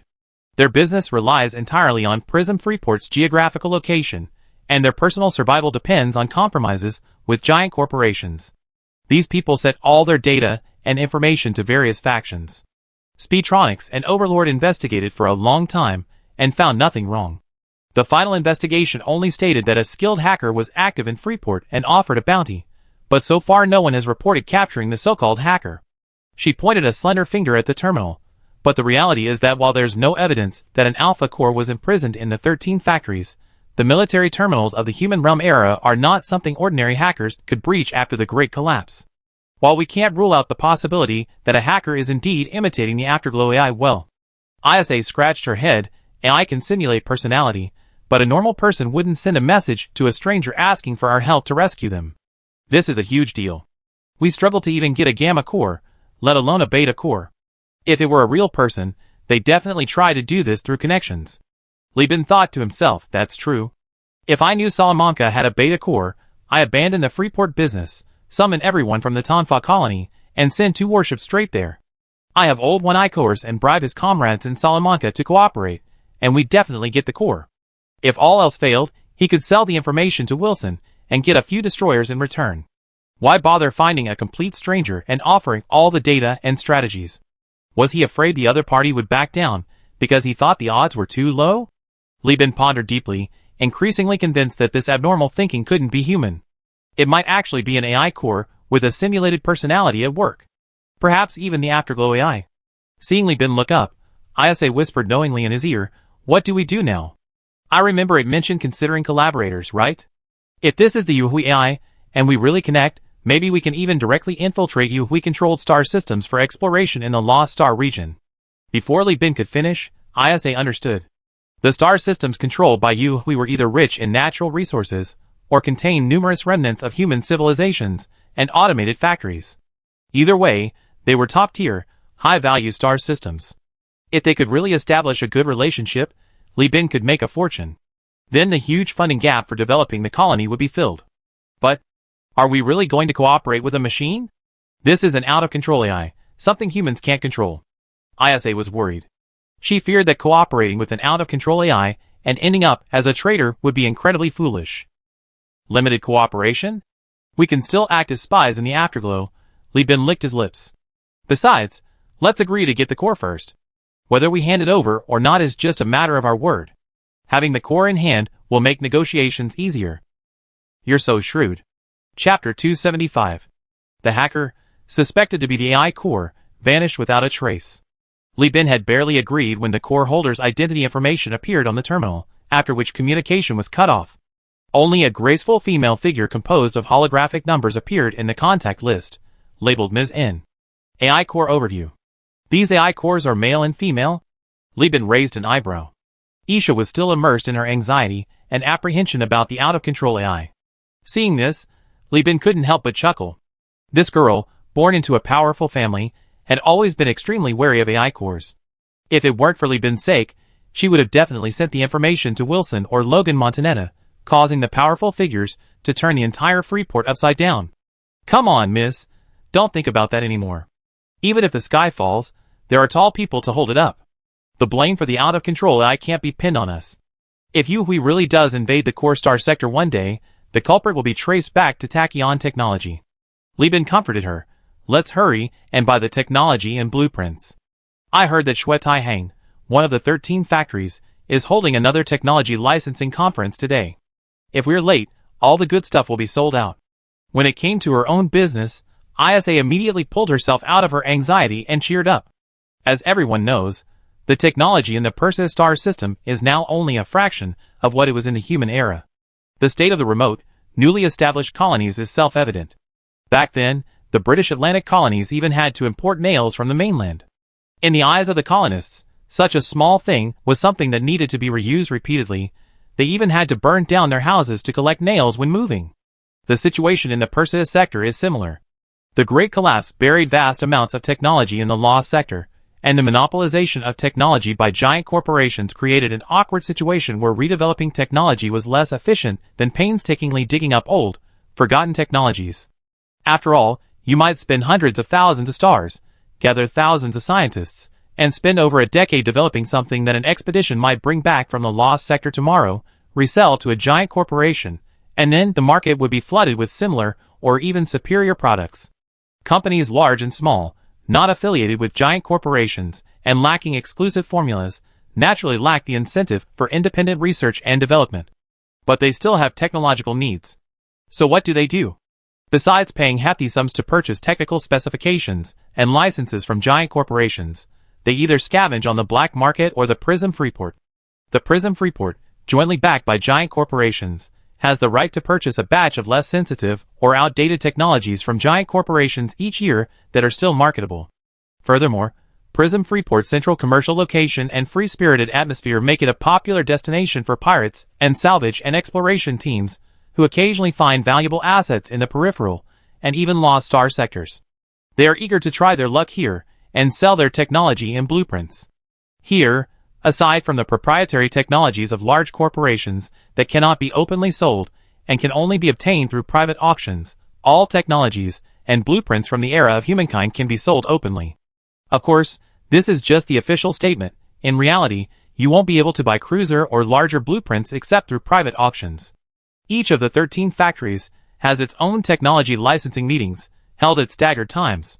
Today, it just so happens to be the Shuetai Company, one of the 13 factories. A large crowd had gathered outside the Shuetai Hang store. Della was already waiting there.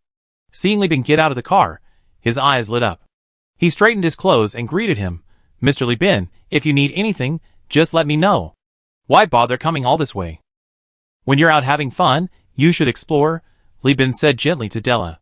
Della's flattery was clearly motivated by a desire to learn more about the ancient-style projects and their techniques. It could be considered ulterior motive, but regardless, one doesn't refuse a smiling face. Della's attitude was respectful and courteous. She neither stole nor robbed, and she even provided Li Bin with many convenient services. Someone who could be so humble and capable of handling the hard work was bound to be someone of importance.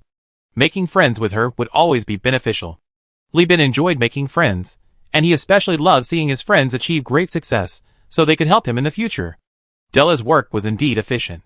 The headquarters of Shuetai Hang was a multi-story building with many people coming and going. As soon as Li Bin entered, a staff member led the three of them to the VIP elevator, stopping directly on the floor where the technology licensing meeting was held. After exiting the building, Della dismissed the waiters and quietly advised Li Bin, Mr. Li Bin, Shuetai Hang is backed by the powerful Sindar. Its territory is relatively small, and its technological reserves are not abundant. If you sincerely want to buy blueprints and technology, you might as well wait 2 or 3 months until the technology licensing meeting of Li Ju Hang is held. Li Ju Hang is backed by Suzy Technology.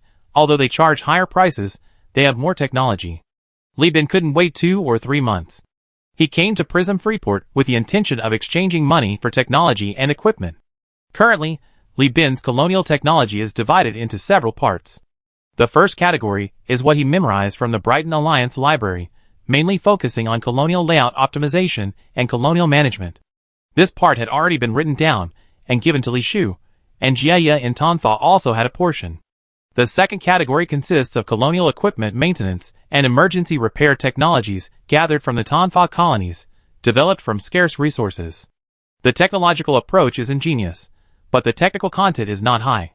The third category is the equipment and maintenance technology promised by the Overlord, and the fourth category is Elfi's mobile base stations. However, colonial development is never simply a matter of focusing on the big picture and neglecting the small details. It requires substantial technological support for colony self-sufficiency, at least largely self-sufficiency. For example, plastic synthesis, textiles, environmental exploration, disinfection, biochemical protection, resource management, jungle clearing, ecological exploration, biological resource testing, targeted gene therapy development, etc. Even the technical data for simple items like toothbrushes, clothing, and light bulbs needs to be purchased. It's impractical for everyone to use the efficient and convenient production processes of the interstellar age, while Li Bin's colonies still use 21st century or even 20th century production methods, right? These things aren't technologically advanced, and bulk purchases don't cost much. The Tachyon technology version and the Sinar power version don't really matter. Li Bin wandered around the venue. Shui Taihong's technology licensing booths were numerous, each displaying categorized samples, models, or projections. Although different signs hung up, proclaiming things like Inspiring Exploration Team, Fearless Salvage Company, and Thought Frontline Laboratory, the booths were all staffed by Shui Taihang employees. These signs only represented the companies and organizations selling technology, aiming to clarify the source of their technology to customers.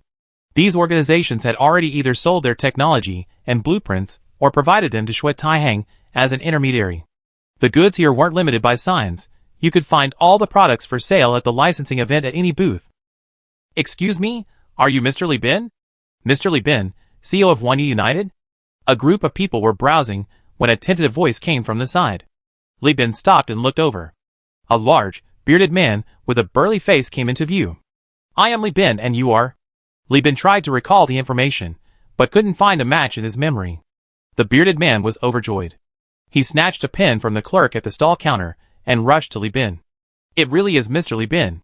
I knew you looked familiar. Hello, Mr. Li Bin, I'm a fan of yours. Could you please sign an autograph for me? Huh? Li Bin was taken aback. He thought, I have a fan now? Seeing Li Bin's blank expression, the bearded man patted his head. My bad. I was too hasty. My name is John Kue. I'm the CEO of Von Bueller Industries. I'm the author of IB Bounty series, Spirit of Water and Fire. A fan of the last song. Li Bin scratched his head. I didn't direct this holographic novel, Oppenheimer Studios did. I know, but you're one of the initiators and producers of this project, right? And the original writer of the script. Zhang Kui's bull-like eyes gleamed. To be honest, I also invested 20,000 star coins in this project. Upon hearing the mention of 20,000 star coins, Li Bin immediately remembered that there was indeed a president of the Von Bueller company who boasted that if he could help him traverse the Fire Moro dry path, he would invest 20,000 star coins. Ah. So it's you. You're our big spender. Li Bin suddenly became enthusiastic. It's all thanks to your project. I didn't even pay for it myself. I mentioned it to the board, and when they heard it could avenge the company, they enthusiastically approved the investment. I even got a free show. Zhang Kue beamed, looking like he'd gotten his revenge. I also got to humiliate that Wamoro. That son of a bitch hijacked 2 of our company's trade fleets. I heard you were the one who went all the way to the Lost Star sector to capture them, and even suggested making a holographic novel about them. That was brilliant. Isha, listening to this, wanted to laugh but dared not. Li Bin was also incredibly embarrassed, feeling like a pimp being worshipped like this. Della, standing nearby, was utterly astonished. The Swan Song of Fire and Water Spirits was a well-made, epic, and captivating holographic novel, with grand, thrilling scenes and delicate, moving details. It was still playing in the Prism Freeport screening room, already topping the charts. Models of the Fire Spirit and Water Spirit were selling like hotcakes, even boosting sales of the Conqueror-class corvettes. Who would have thought this behind-the-scenes mastermind was right beside me? This Mr. Li Bin, with his ancient-style projects and the IBB series, was truly a leader in the entertainment industry, destined to become a future entertainment giant. His mind immediately raced, his eyes burning with an almost blazing passion. Chapter 276. So you need a batch of technology, technical experts, and blueprints. Got it? Leave it to me. After hearing Li Bin's request, Zhang Kui patted his chest and assured him. He pulled out his terminal and pressed a few buttons. Within 10 minutes, a specialist took over Della's position and began introducing Li Bin to the technology licensing meeting of Shui Taihang. Della, dressed as a wandering swordsman, stood to the side, like a henchman. Universal Union was, after all, a startup. Although it had a fleet and a shipyard, its foundation wasn't strong, and Prism Freeport rarely visited before, so its influence here wasn't high. This time, thanks to Zhang Kui's status, it suddenly became much more grand. 5 or 6 people gathered around Li Bin. Some pushed floating display cases with chilled fruit platters and drinks, some, with slender figures, explained the products in soft voices, and a few others were empty-handed. Every time the presenter mentioned a product, they would run to the counter to get a model or brochure. Although this information could be displayed transparently with a simple press of a button on a terminal, VIP service is all about meticulous attention to detail and ensuring customer comfort. A large number of guests reflects their prestige, and elaborate processes demonstrate the sophistication of the service. The waiter knelt beside Li Bin, holding a model of a train the size of his head. He opened the bullet-shaped locomotive to show Li Bin the interior, reciting a long list of parameters. You see, this carriage can be customized to meet specific needs. It can use conventional fuel or be equipped with a small nuclear reactor. In the development of the new colony, one such locomotive can power 12 small industrial units. The complete locomotive, carriages, and all planetary environment orbital manufacturing technology cost only 5,500 star coins. She placed a life-size replica of the model on the small table in front of Li Bin, then picked up another all-terrain tracked transport vehicle. The cargo compartment of this tracked vehicle can also accommodate a small reactor. The reactor is detachable and can be deployed in the field, making it ideal for use in areas where orbits haven't been laid yet. Whether for road construction, colony expansion, or exploration, it's excellent. A vast array of models were displayed before Li Bin, with small holographic projections lined up around him, showcasing everything from orbital satellites to trains, from civilian factories to construction equipment. To be honest, these technologies were all products of the Sindar regime, each one top-notch. Compared to the tracked vehicles and equipment Li Bin used in the Tanfa colony, it was like night and day. Back then, Li Bin used publicly available technical solutions online, all outdated emergency products. In the complex planetary environment, they weren't exactly riddled with malfunctions, but their usability was certainly low. The Sindar power symbol. The sector map shows the Sindar power in a small red circle in the center, with Prism Freeport to its upper left. Those in the Authorization Council knew that a major client named Li Bin was looking for colonization technology, and everyone was excited. Besides a dedicated service team, numerous booths and counters were crowded around, all vying to promote their technology to Li Bin. In fact, Li Bin had already prepared for the colony plan to be leaked. The coordinates of the jungle planet were even more remote than Tanfa. As long as he settled there first, even if it were exposed later, it would be difficult for any major corporations or forces to be interested. The journey was long, and diverting a fleet risked being ambushed by enemies. A distant colony already had an owner. Launching an operation would be a waste of resources. Rather than that, he wait until the colony was built, then open a branch and drain its star currency. If colonization were truly easy, the core star sectors wouldn't have stood by and watched the lost star sectors wither away one by one. Not to mention the megacorporations. Which of the large corporations didn't dream of establishing their own independent empire? But without an AI core, without nanoforges, without a large number of heavy factories to support production capacity, and without a massive fleet for protection, no matter how much effort they put in, they only end up as a free planet. Ultimately, it's incredibly costly and expensive to painstakingly build colonies, and the chances of success are slim. Even if they do succeed, they still just be dogs for the megacorporations. If you're going to end up as a dog anyway, why bother? Just be a dog from the start. Since the Great Collapse, human colonies in the Perseus star system have dwindled, and there's very little colonization activity outside the core star sectors. Our predecessors have proven with their lives that it's a gamble with a 9 out of 10 chance of failure. The majority of technology licensing events and private auctions focus on ships, fighter jets, and weapon blueprints. Large corporations possess mature and complete technological solutions. Generally, they focus on developing stable and profitable trade routes and factories in the core star sectors. Only pirates and left-wing elements, driven by necessity and a tarnished reputation, are forced to build stations in unclaimed star systems on the sector's periphery. Their purchasing power is limited, and the technological solutions they acquire are fragmented. The most recent large-scale colonization occurred decades ago with the establishment of the Brighton Alliance. However, at that time, the Brighton Alliance had the covert assistance of tachyon technology, so they didn't buy much technology, but acquired a considerable amount of factories and equipment. They didn't get much of a share of the profits from the licensing agreements. Now, the Universal Alliance's proposal to purchase technology licenses clearly indicates their intention to make a big splash in the lost star sector, which has attracted considerable attention.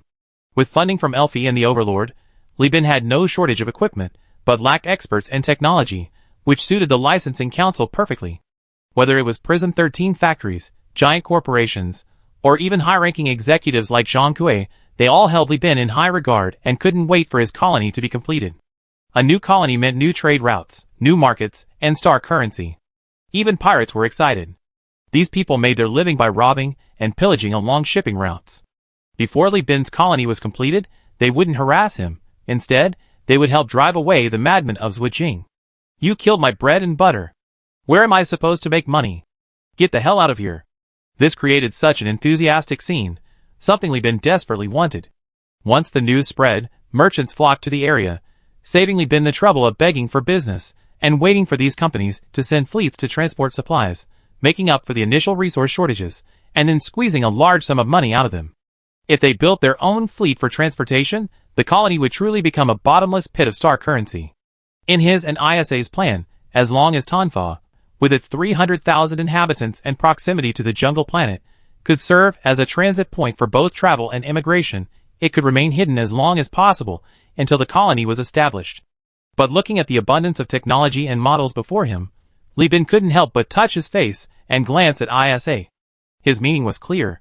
Did he look like a nouveau riche? Were these people going to rip him off like this? ISA couldn't help but chuckle and shrugged at Li Bin. You chose this big boss. You're good at business. I won't interfere. Li Bin sighed and pressed his temples, saying to the kneeling waiter beside him, It's too noisy.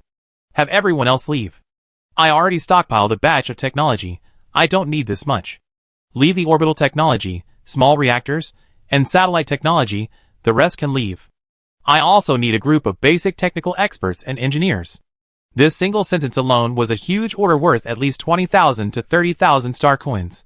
The waiter, his eyes sparkling with pride and a smile on his face, stood up, leaning on his knees, and proudly surveyed his surroundings like a victorious rooster. The people at the other counters and stalls left dejectedly. Once the area quieted down again, Li Bin continued, I also need a batch of carrier-based LPC aircraft and carrier-based weapons. I give you the order details. Also, bring me the ship blueprints so I can take a look. Although he had nearly 1,000,000 star coins in his hand, Li Bin had no intention of being ripped off by buying carrier-based LPC and weapon blueprints. These things require heavy factories and data centers to produce. They can't be quickly converted into combat power. Once the colony's heavy factories are completed, they'd be used to produce ships immediately. Who knows when the production capacity will be available again? Hey! The waitress gracefully left, her shapely hips and full breasts swaying, making Zhang Kui unable to look away for a moment. After the beauty disappeared around the corner, he turned his gaze back to Li Bin and smiled. Mr. Li Bin, I actually have another project I'd like to discuss with you. No, I mean a collaboration. The IBD series is so well made, the audience is growing rapidly. After the holographic screenings, there will be an online version, but even though it's still showing now, our company has already recouped its investment. We discussed it with other investing companies, wanting to continue investing in subsequent projects. We originally wanted to approach Oppenheimer Studios, but since we met here, we thought we finalized the deal. Chapter 277. After Zhang Kui finished speaking, Li Bin finally understood what he meant. He actually wanted to continue promoting the IBD series of holographic novels to make money. Li Bin asked curiously, why not just find someone in the West Wind system for this? There are so many holographic novel studios there. Even if you want to hunt IBD bounties, as long as you're willing to pay, there are plenty of freelance mercenaries willing to help. Cruisers may be hard to find, but with IBD bounties and project revenue sharing, it shouldn't be difficult to persuade large mercenary groups, right? Zhang Kui smiled and shook his head. We have plenty of people to do the work, but who can be like you, capable of fighting, doing business, and writing good scripts. We don't know how many detours we take if we did it ourselves. We only feel at ease entrusting the project to you. This is what's called capital favoring those with successful experience. Li Bin's reputation had risen rapidly, and since he had almost single-handedly planned the IBB series, the companies that had invested in him, after reviewing the project, discovered that Oppenheimer Studios could find multiple alternatives in the West Wind system, and even their own investment companies could find numerous alternatives in the core star sector. However, someone as versatile and adept at making money as Li Bin, who also shares profits with partners and doesn't keep any for himself, is extremely rare. Li Bin didn't take a single penny from the IBB project, only accepting soft advertising. This isn't just doing business, it's practically a philanthropist leading everyone to wealth. Who else would do that without taking a single penny? You ask why we had to choose Li Bin. Because he's kind? It's that simple. Therefore, Zhang Kui was confident in Li Bin's abilities. If Li Bin hadn't continued with this project, they wouldn't have invested under any circumstances. Although Li Bin was on the Perseus Alliance's blacklist, that only meant they wouldn't accept his fleet into port or his business. What did that have to do with Von Breuel Industries? If they didn't want to do business with Li Bin, they could do business with Von Breuel Industries. A roundabout approach, but construction will proceed as planned. Even after learning that Li Bin intended to establish a colony, he temporarily displayed sincerity. Mr. Li Bin, building a colony in the Lost Star sector is extremely difficult. You are a dedicated individual, so I won't try to dissuade you further. I only have one thing to say. As long as you continue to oversee the filming of the IBB series of holographic novels, I, on behalf of Von Breuel Industries, can sign a batch of commercial transportation contracts with you. Whether your colony needs to purchase materials from the core star sector or sell materials from the colony, Von Breuel Industries refined products, whether alloy plates or rare metals, will be settled at ex-factory prices. Zhang Kui patted his chest, his face displaying the frankness of Li Kui and Zhang Fei. In addition, I will also persuade other investing companies to open this route. Commercial transportation, trade contracts, and even setting up branches are all negotiable. Li Bin couldn't help but be tempted. His pupils contracted slightly, thinking, my colony isn't even up and running yet, and buyers and sellers are already offering themselves up. Equipment and supplies are ready too. This is a once-in-a-lifetime opportunity. Sow good seeds, reap good fruit, the ancients were right. Any other conditions? Li Bin didn't agree immediately, but instead pressed for details. Zhang Kui scratched his head and smiled shyly. We don't care how the funds are used, or what kind of event is needed, we only have one request. For the upcoming IBB series, we hope they will choose the targets we select. Good grief, he's using me as a mercenary in return. Li Bin smiled inwardly, remaining non-committal. No rush, ask other companies what their intentions are. Hey! With you saying that, it's bound to work out. Don't leave after you're done here, I go rent a holographic conference room right away, and I let you know as soon as I have the results. Zhang Kui, like his appearance, was a straightforward and decisive person with top-notch execution skills. He acted immediately, slamming his fist on the table and charging out of the authorization meeting like a battle chariot. The waiter, who had been waiting outside for some time, approached with a beaming smile, knelt down again, and presented a holographic manual as if offering a treasure. The manual was modeled after a physical book. Opening its pages projected a holographic image of an entire fleet, 10 ships in total, appearing before Li Bin's eyes. This is an authorization from Cinda Power, including a ship blueprint package, 75 hull engineers, and 25 ship experts, all graduates of Cinda Power's shipbuilding academy with at least 1 year of internship experience in the shipyard. The waiter spoke eloquently. The ship blueprint package is called the Commercial Fleet Blueprint Discount Package, containing 10 ship types, 1 shuttle blueprint, 5 frigate blueprints, 3 destroyer blueprints, and 1 cruiser blueprint. Wait a minute, Cinda Power's blueprint package includes a cruiser? Li Bin stared wide-eyed. How is that possible? The waiter smiled and explained, this is Prism Freeport, sir. Nothing is impossible. If you want it, if you're willing to search, you can find blueprints for capital ships. There are always collectors and lucky exploration teams with blueprints in their hands.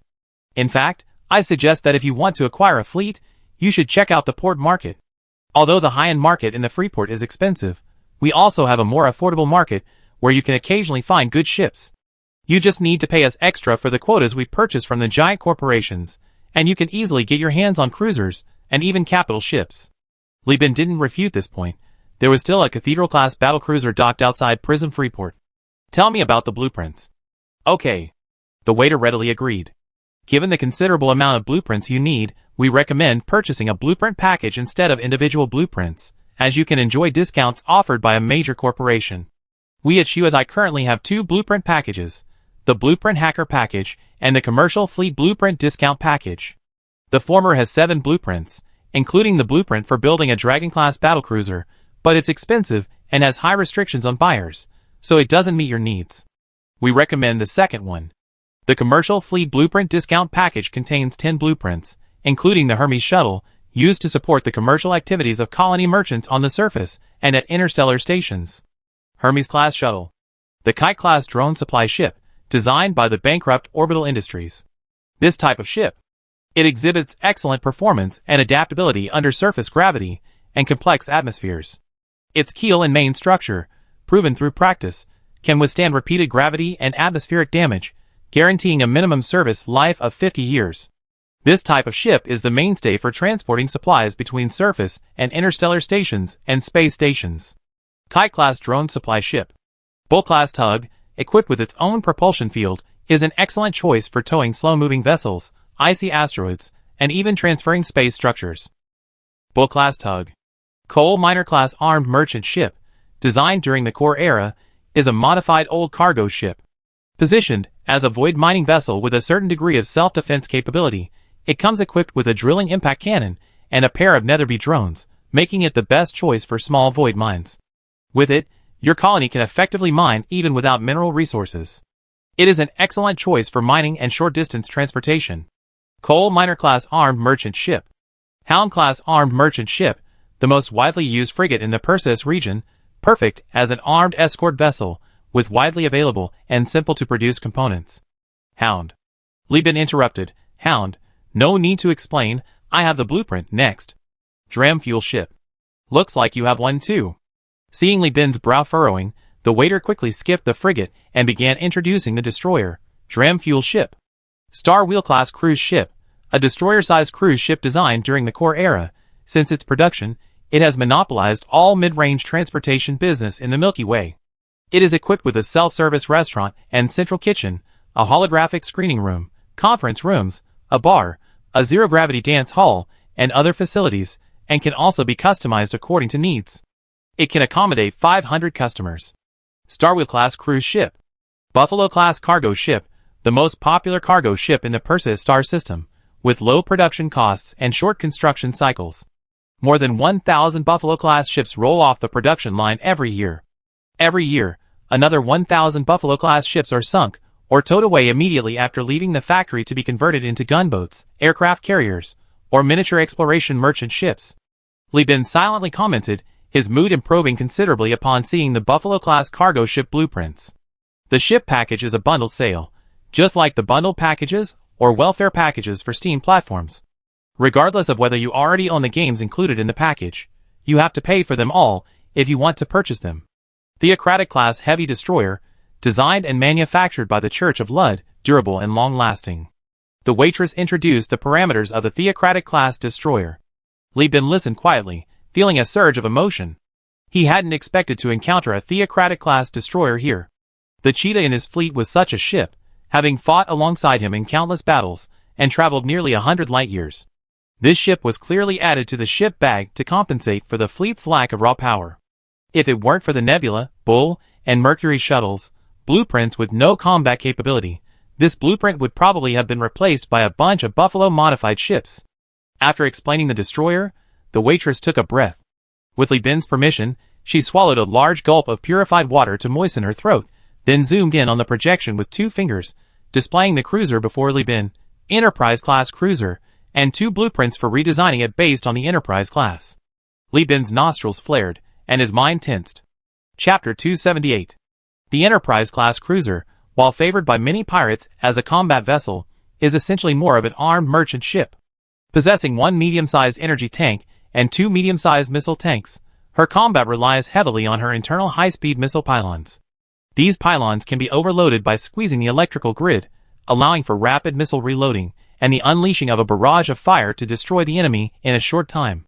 However, compared to other proper battlecruisers, she still falls short. However, The most attractive part of this ship package isn't the Enterprise class itself, but rather the inclusion of two improved versions, the Assault class cruiser and the Assault Corsair converted cruiser.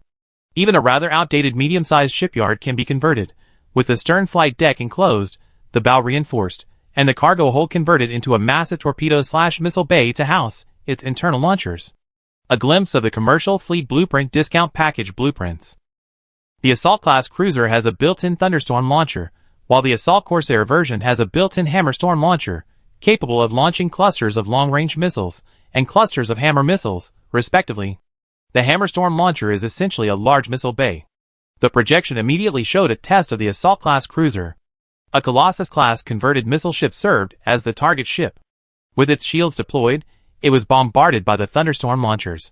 In just one salvo, the cluster of long-range missiles, each about half the size of a frigate, overloaded the target ship's shields.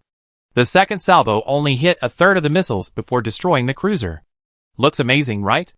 Incredibly powerful, with terrifying effects. But Li Bin isn't a fledgling. He won't be intimidated by the spectacular scene.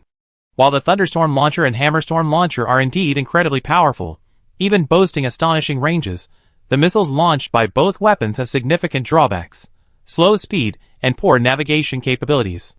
In actual combat, the opponent isn't a target ship. They won't immediately let you attack. Instead, they move around, so unless these ships are deployed in large numbers or clustered within a fleet, their effectiveness in using barrage superiority isn't very significant. However, Li Bin was still very tempted by the 3-in-1 cruiser blueprint. If you purchase the license now, the waiter said, blinking his starry eyes with an admiring look, it includes the ship package, engineers, and ship specialists. With the discount, it only costs 100,000 star coins. You need to pay the engineers and specialists' salaries yourself. Sindar Power only provides lifetime employment contracts. So expensive. This is just a blueprint, no materials, no factory included, and they dare charge the price of a medium-sized commercial fleet? Are giant corporations' money so easy to earn? Most of the blueprints for these ships aren't particularly impressive, lacking in technological sophistication. The blueprints themselves are quite common in the sector. Many shipyards are capable of producing most of the ships in the package. In fact, only the God class, Enterprise class, and Assault class blueprints are relatively rare, but even then, it's only relative. However, Li Bin's colony establishment is now a pressing matter. He needs to complete the initial setup of the colony before the Elf Independence War, and the mining war between Risk Mining and Hyena Mining end, and then rush back to the Core Star sector to earn money to support his family. He simply can't afford to spend time visiting various shipyards to investigate technology and purchase blueprint licenses. Besides, those shipyards themselves bought their licenses from giant corporations and don't have the qualifications to relicense. Risking a risky attempt to steal blueprints would result in being wanted, or even having an IBB bounty on his head. The Perseus Alliance would probably be secretly laughing, actively fueling the flames. Can the price be negotiated? The waiter said regretfully, this is the price set by the giant corporation, and the discount is also determined by them. Shui Taihang has no right to interfere. We only charge a brokerage fee and customs duties. The entire package, including taxes and fees, will cost 130,000 star coins. Li Bin rubbed his fingers, looking at the ship package and the accompanying technical staff, lost in thought. His terminal vibrated slightly. Li Bin glanced at it, pressed the button, took out his terminal glasses from his pocket, and put them on. It was a message from ISA. This ship package is probably a last-minute, specially arranged package by Shui Taihang. This blueprint package doesn't look like a commercial fleet package at all. Those Bull-class tugboats and Nebula-class cruisers aren't for commercial needs. They're clearly for colonial needs. Shui Taihang is probably just saying this to make more money off you. Li Bin smiled bitterly at this message. He had no power to refuse. The 3-in-1 cruiser blueprint was incredibly convincing, and the blueprint package was tailored to his every need. Just nod, and his blueprint requirements for the next few years of operations would be solved. Moreover, Li Bin couldn't refuse those experts and engineers. Most of the ships in the IBB bounties had unique fittings and modifications. Li Bin needed these people to analyze the loot and develop his own modification technologies and ship designs. He pondered for a long time, finally nodding painfully. The waiter beamed, signing the contract amidst Li Bin's sigh. Shuetai Shipping will complete the contract changes for all personnel within 2 days, and deliver the blueprint ship package and all necessary personnel. You don't need to send anyone. we will personally deliver it to the port. Finally, we wish you a pleasant stay in Freeport, a smooth journey, and may your star coins be as plentiful as the stars. The waiter left, leaving a dedicated team to continue serving Li Bin. Li Bin slumped dejectedly until Zhang Kui rushed over after his meeting. He waved his terminal excitedly. Mr. Li Bin, the meeting passed unanimously. When do we sign the contract? Li Bin looked at his nearly shrunken working capital, leaning back on the sofa with a sense of utter despair. Let's wait a bit. Just seeing a contract makes me nauseous. Zhang Kui scratched his head, looking puzzled. He grabbed Della. What happened? Della smoothed Li Bin's wig, saying with great poise, Mr. Li was ripped off by the authorization committee, and he's feeling the pinch now. Oh, that's not surprising. The contract with the company led by Von Bueller Industries regarding the IBB Bounty project went smoothly. Li Bin still wouldn't take a cut from the holographic novel, and retained the exclusive right to run soft advertisements within it. In addition, these companies were required to guarantee all supplies, food, fuel, and maintenance expenses for Li Bin's fleet during bounty missions, as compensation for him. The Universal Alliance fleet stayed at Prism Freeport for a week. Having just fought a battle, the crew was given leave to rest and recuperate. Li Bin himself took the opportunity to inspect the shipyards and repair shops there. The 13 factories, considering he had quietly spent over 100,000 star coins and spent another 10,000 star coins on supplies and fuel, granted his request. However, they were unaware of Li Bin's hidden agenda. They only sent people to keep an eye on him to prevent him from poaching technology. But Li Bin simply toured the factories, memorizing the layouts and structures of over a dozen factories, comparing them in his mind, waiting to discuss with Chen Luo after returning to Tanfa how to optimize them for his own factories. The layout and optimization of industrial equipment is a science in itself. Li Bin, admitting he lacked research talent and his team lacked any exceptional researchers, had no choice but to focus his efforts on these areas. He didn't have enough time, and learning personally would interfere with earning a living, so he simply decided to learn by observation. Even a place as large as Prism Freeport uses this layout. Copying it was bound to be effective. Once everything was completed, the thick freshwater and fuel pipelines in the berth area were removed from the enlightened beast. Dozens of huge alloy canisters containing stabilizing antimatter glue, intended for mixing into the fuel pipelines to enhance ship propulsion, were also loaded, for immediate use, to prevent direct mixing into the fuel tanks and subsequent explosion if broken by stray bullets during wartime. Under the guidance of the control tower, the fleet began its slow departure from port. After reviewing the data and confirming the preparations were complete, with a large amount of supplies and transportation contracts to put the colony on track, Li Bin's heart, which had been painfully strained by Prism Freeport, finally began to feel better. Connecting base separation complete. Compressed oxygen delivery complete, pipeline disconnected. Airlock door self-check complete. No leaks or damage in the fuel tanks. Star chart updated, route confirmed. Tower guidance signal confirmed. These voices echoed across the spacious, multi-level bridge, operators' screens flashing various data and images. Chapter 279.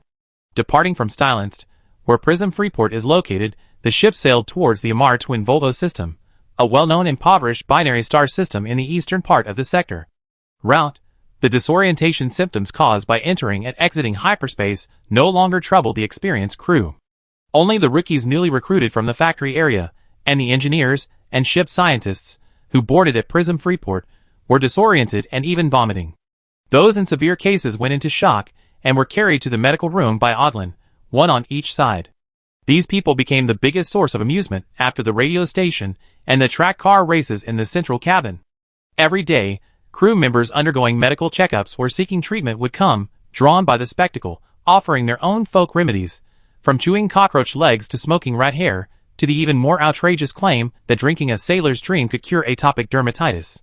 These scientifically baseless remedies, utterly convincing from the mouths of the older crew members, were so elaborate that even Amanda, usually indifferent, couldn't stand it. She had Odlin stand at the cabin door, providing each new crew member with medical tape to stop their nonsense.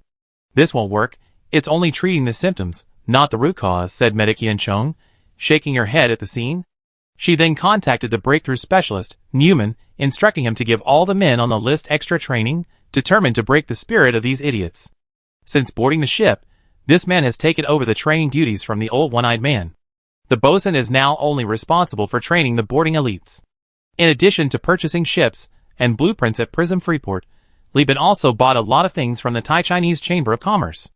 These boarding elites are now equipped with genuine military equipment used by the Sindar Power, which is far superior to the emasculated products exported to foreign countries.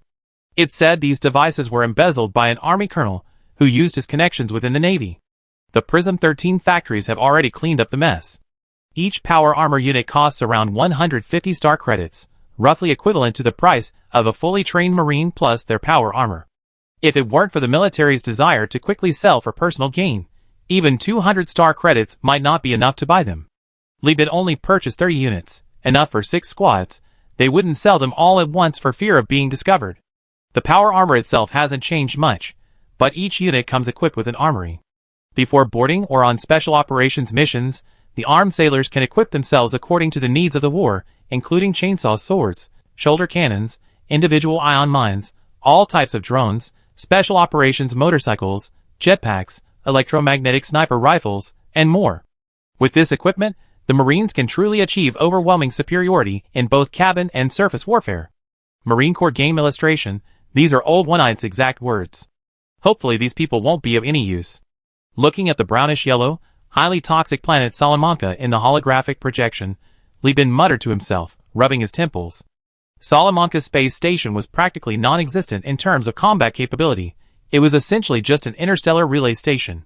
The planet was so poor that it couldn't even afford to maintain a space station like ELF, and its cruisers consisted of only 2 meteorite ships. Frankly speaking, with the fleet Li Bin currently had, the siege wasn't present. Saying he could easily conquer Salamanca was an understatement. To be conservative, Li Bin could destroy most of Salamanca's surface facilities while ensuring the Caming Beast wasn't severely damaged, or he could sink the interstellar relay station in front of the 2 meteorite ships and then leave unscathed. Don't underestimate cruisers just because they fought a few battles with giant corporations. In star systems without the interference of these corporations, a single high-point BRV is enough to unleash a bloodbath. The Salamanca space station, or interstellar station, remains in its dilapidated state. Several Buffalo-class freighters and Hound-class and Hellhound-class armed merchant ships are docked in the berth area. These ships have received orders from the interstellar imperial listening stations within the system to purchase chemical raw materials. Occasionally, a few frigates sparsely marked with pirate paint drift in and out of the station. These are pirates who have just clocked out of hyperspace, having earned nothing, and are looking for a rest at the tavern to soothe their throats. When a Colossus-class cruiser and a Cosmic Union Enlightenment beast appeared within the range of Salamanca's detectors, the entire station erupted in excitement. Finally, a big deal. The innkeeper, looking at the fleet that was almost a large fleet, was moved to tears. Quick! Get the port moving. Gather all the other ships, and make sure there's enough space for our esteemed guests. Tell those bloodsuckers at customs to get out of the way. Send people. No, I go myself. And bring out all the security personnel. Make sure those idiot streamers are held down. Don't let them board. Laborers, engineers, shipyard owners, tavern waiters, gangsters, and the local lawless streamers all crane their necks to look. The security guards, equipped with large-caliber rotary air rifles, aimed them menacingly at the streamers whose live-streaming drones hovered around them. This fleet sale was crucial to the inn's economy, but it had nothing to do with the streamers. Their income came entirely from viewer donations. For these madmen, who only cared about sensationalism and had no regard for laws or regulations, daring to storm a large fleet, commit arson, and even break the law on a cruiser was a rare feat in the Salamanca live streaming world. Meanwhile, in the live streamers' chat rooms, viewers, always eager for drama, started fanning the flames, urging the streamers, "Get on board. Get on board. Let us see what the inside of a cruiser looks like. If we could see a fire going off inside a cruiser live, it would be worth dying for. Streamer, get on board. If you can get the captain, we chip in and give you a 9-star coin reward. If you can get the commander, we chip in and give you 99-star coins." Some streamers, their eyes bloodshot, were already itching to try their luck, staring at the bounties in the chat. This fleet was too large. Its ships too big to be accommodated at any transit station. They had to deploy docking bays on both sides, using transfer modules to complete the docking in space. Standing in the first mate seat, Li Chongjin looked at the interstellar station he had visited before and couldn't help but frown. Such a small space station. Bro, can this thing really be called a space station? It can house people, carry cargo, and dock supply ships. How can it not be called a space station? Even a small place is a home. Li Bin stubbed out his cigarette and raised his head to his brother. "You take some men down there first and clear out the docking area. There are too many people and too many eyes around. I can't get any work done. Hey! As the airtight compartment opened, a large group of elite boarding sailors, clad in black power armor, carrying cannons, grenade launchers, jetpacks, and wielding chainsaw swords and rifles, poured out of the kilometer-long docking tunnel. Behind them was a large group of taciturn, spider-like armed sailors, also clad in power armor. The number exceeded 100, instantly shocking the disloyal streamer and various unscrupulous merchants. Li Chongjin stood in the berth area, looked around, and beckoned to the person who appeared to be of the highest status.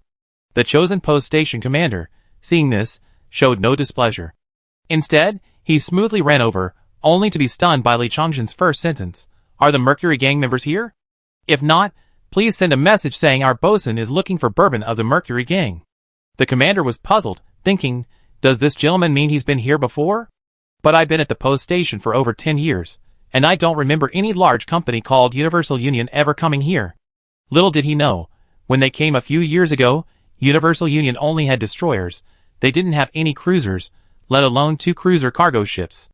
It was normal that he didn't remember. Chapter 280. The atmosphere in the berth was somewhat tense. The all-Union fleet arrived in a grand procession, unceremoniously occupying 2/3 of the berths at the post station. Although they were quick to pay, ensuring laborers and customs fees were paid in full, they wouldn't allow anyone to approach their berths, and the leader immediately inquired about the whereabouts of bourbon from the Mercury gang. Cargo transfer at the berths. The post station commander didn't dare answer immediately, only making an excuse to deliver a message. After leaving the berth, he immediately ordered his men to search the records. With the aid of a computer, they finally found berthing records from several years ago. Fortunately, Salamanca was a remote and underdeveloped place. Although there were many berthing records each year, most were from ships within the same star system, and the types of data weren't complex, allowing for a quick search. The commander was shocked by what he found. After consulting with his well-informed subordinates, he learned that Universal Union, a company that had been virtually unknown just a few years prior, had now made a name for itself in the core star sector, especially in the central and northern parts, and was even on the Perseus Alliance's blacklist. Furthermore, they had collaborated with the Mercury gang in their early years, eliminating many members of the Tusa Society at the port. Bourbon, who had dealings with them back then, was now the new head of the Mercury gang and a well-known figure in Salamanca. At this point, someone suggested a terrible idea. Since Universal Union was on the Perseus Alliance's blacklist, and Salamanca had always wanted to join the alliance, why not inform the local gangs and have them contact the pirates next door? They could then pool their resources and wipe out the fleet, with the pirates receiving the ships as payment, and Salamanca offering Li Bin's head as a reward. The commander stared in shock at the man who had given the idea, thinking, how could I have such an idiot under my command? He immediately ordered the man dragged out and beheaded. Not to mention their close ties with the head of the local Mercury gang, you barely reported it before they get wind of it and retaliate. How many ships does Salamanca have? What's my strength? To provoke someone who dares to challenge the alliance, are you trying to ruin my reputation? After killing the man, he sent his severed head to Li Chongjin to show his sincerity. The commander quickly contacted the Mercury gang and telegraphed various gangs in Salamanca. The gangs, wary of the power of the enlightened beast and the strength of the Universal Alliance, agreed to the commander's plan to entrust the Bourbon leader to receive the Salamanca delegation on behalf of the alliance. So, very quickly, the Mercury gang members, their vehicles completely modified beyond recognition, even removing the roofs to make them convertibles, and carrying hundreds of live-streaming drones, arrived. Compared to them, Li Chongjin's actions of threatening and dispersing the crowd with a gun seemed gentle. These gang members pulled out stun guns and attacked the streamers with clubs, leaving the dock deck stained with blood. The gang's core members knew that their followers were a group of bloodthirsty viewers. If they didn't use force and draw blood, the viewers' enthusiasm wouldn't be satisfied, and they would definitely incite their members to provoke the armed sailors of the Universal Alliance. Luring away dozens of star coins and rewards, these penniless gang members might very well be tempted to do something foolish. Bourbon, who was training troops at the gang headquarters, received the news and arrived at the port belatedly. Looking at the large and small spaceships crowded the dock area, the Riza laser with its massive energy tank and launcher larger than a hover car, and the kilometer-long ship, and then at the group of elite soldiers clearly dressed in massive suits guarding the port, he felt as if the sky had fallen. Is there no justice in this world? So what the old captain said was true. This Universal Alliance, this Li Bin, really has a bright future. When Old One-Eye gathered his old men, He did send him a message, but he didn't mention the Universal Alliance's situation. He still judged the company based on the size of the fleet when it docked back then, feeling that following a small, ruthless company with no big ships was less enjoyable than being a local tyrant in Salamanca.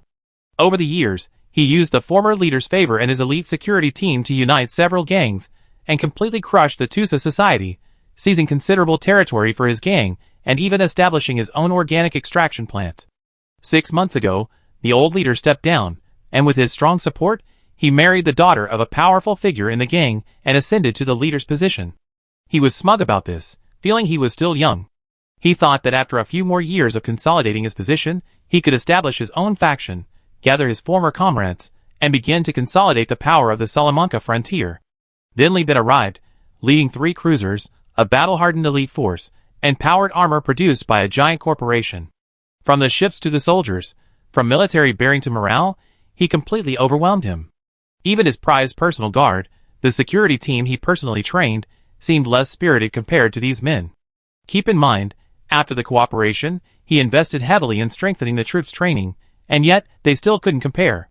Just as he was stunned, Li Chongjin approached him, his voice booming, "The bosun requests to see you." "Huh? Oh!" Bourbon snapped out of his daze, instinctively nodding and about to lead his men over, but Li Chongjin abruptly stopped his guards.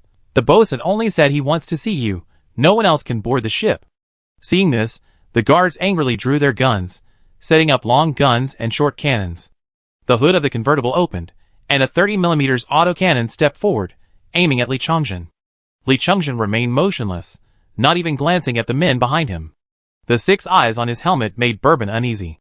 While 30mm caliber is indeed considered a machine gun in ground warfare, in space, it's inferior even to a 60mm shipborne light machine gun, in caliber, rate of fire, and power. The Halnarmed merchant ship, with its gun emplacements and light machine guns mounted there. Meanwhile, across the berth area and the kilometer-long connecting passageway, the fleet's anti-aircraft weapons rose from their turrets the instant the Mercury gang set up their guns. Autocannons, PD laser cannons, and light machine guns whirred, their muzzles and cold laser crystals reflecting a chilling light. "Stop!" Bourbon roared, turning and slapping one of his men, angrily berating him. "That's my old captain, my comrade in arms, a brother I risked my life for." His face was as red as a tomato, each slap followed by a sentence. "What's wrong with my brother seeing me? Are you crazy? No! You all just wait!" With that, he threw down his man's gun, biting his lip and pursing his lips, then walked past the statue-like, motionless armed sailors, stepping onto the docking bay towards the enlightened beast. Everyone's attention was drawn to the Mercury gang leader, ignoring the busy loading and unloading of cargo on the gantry cranes. Li Bin, along with ISA and 2 elite sailors, had already hidden in a space container, using the cargo transfer as a cover to smuggle themselves out of the berth. They had been sitting in the port manager's office for quite some time. 200,000 star coins. You know, the true value of 2 beta cores is far more than that. This is just the standard black market price. Once the Overlord and the Perseus Alliance find the trail, I need some money to appease the investigation team. The port manager's exorbitant demand amused Li Bin. "What kind of class do you think you are, daring to ask for 200,000 star coins? My reward for this mission was less than 100,000, and you dare to ask for so much? You're really treating me like a pig to be slaughtered. Since you're talking about market price, why don't you just sell it on the black market? Or how about I just give you the enlightened beast to settle the debt?" Chapter 281. The two parted on bad terms. Outside, Isabella leaned against Li Bin's arm and whispered, "What should we do? Pay first, then kill him, or just do it directly?" "Wow! You're even thinking of such a vicious scheme now?" Li Bin was quite surprised. ISA smoothed her crew uniform. The form-fitting spacesuit accentuated her slender figure. She chuckled, "Didn't you say, hemp grows straight even without support, and white sand turns black in mud? I certainly benefited from your influence, Captain." As she spoke, she gently shook Li Bin's arm, her manner coquettish and inviting, making Li Bin feel somewhat flattered. Having such a capable and beautiful woman relying on him was indeed irresistible. Then Li Bin shook his head. "That's not a good idea. This person must have been planning to resell the core for a long time. He definitely has a complete plan. If he only recently obtained the core, Miss N wouldn't have been able to catch him. If we pay first and then kill him, the money will likely be transferred to money launderers as soon as it's sent, and we won't be able to get it back. Money laundering is incredibly fast. It can circulate through various accounts in the star sector in just a few seconds. Once the money is given, we have to be prepared for banks and giant corporations to deduct fees, and for the money launderers to take a huge bite out of us. If we managed to get 100,000 back, we'd be lucky. Li Bin had seen many money laundering movies in his previous life. The commissions for money laundering operations would rise as the fund tracking and regulatory systems became more sophisticated. In the 80s and 90s, the commissions were 15% to 30%. After the turn of the millennium, if you could still get 30% left after laundering, you were considered to have a conscience. Anyway, dirty money is a risk-free business. As long as it can be laundered cleanly and spent without worry, it's never a loss for corrupt officials. Notify Li Chongjin to bring his men and clear this place out. Also, send a message to Zhuge to let her start hacking. Li Bin bit into a cigarette, which Isha lit for him. Through the rising smoke, Li Bin squinted and looked down at the building. The port manager, behind the one-way glass, stared at Li Bin, who was smoking downstairs and not leaving, his face dark. He dialed a number. "Hello, it's me, yes, this is me. Hello? Hello." His communication was cut off. Since Li Bin dared to come, he was naturally prepared to turn hostile.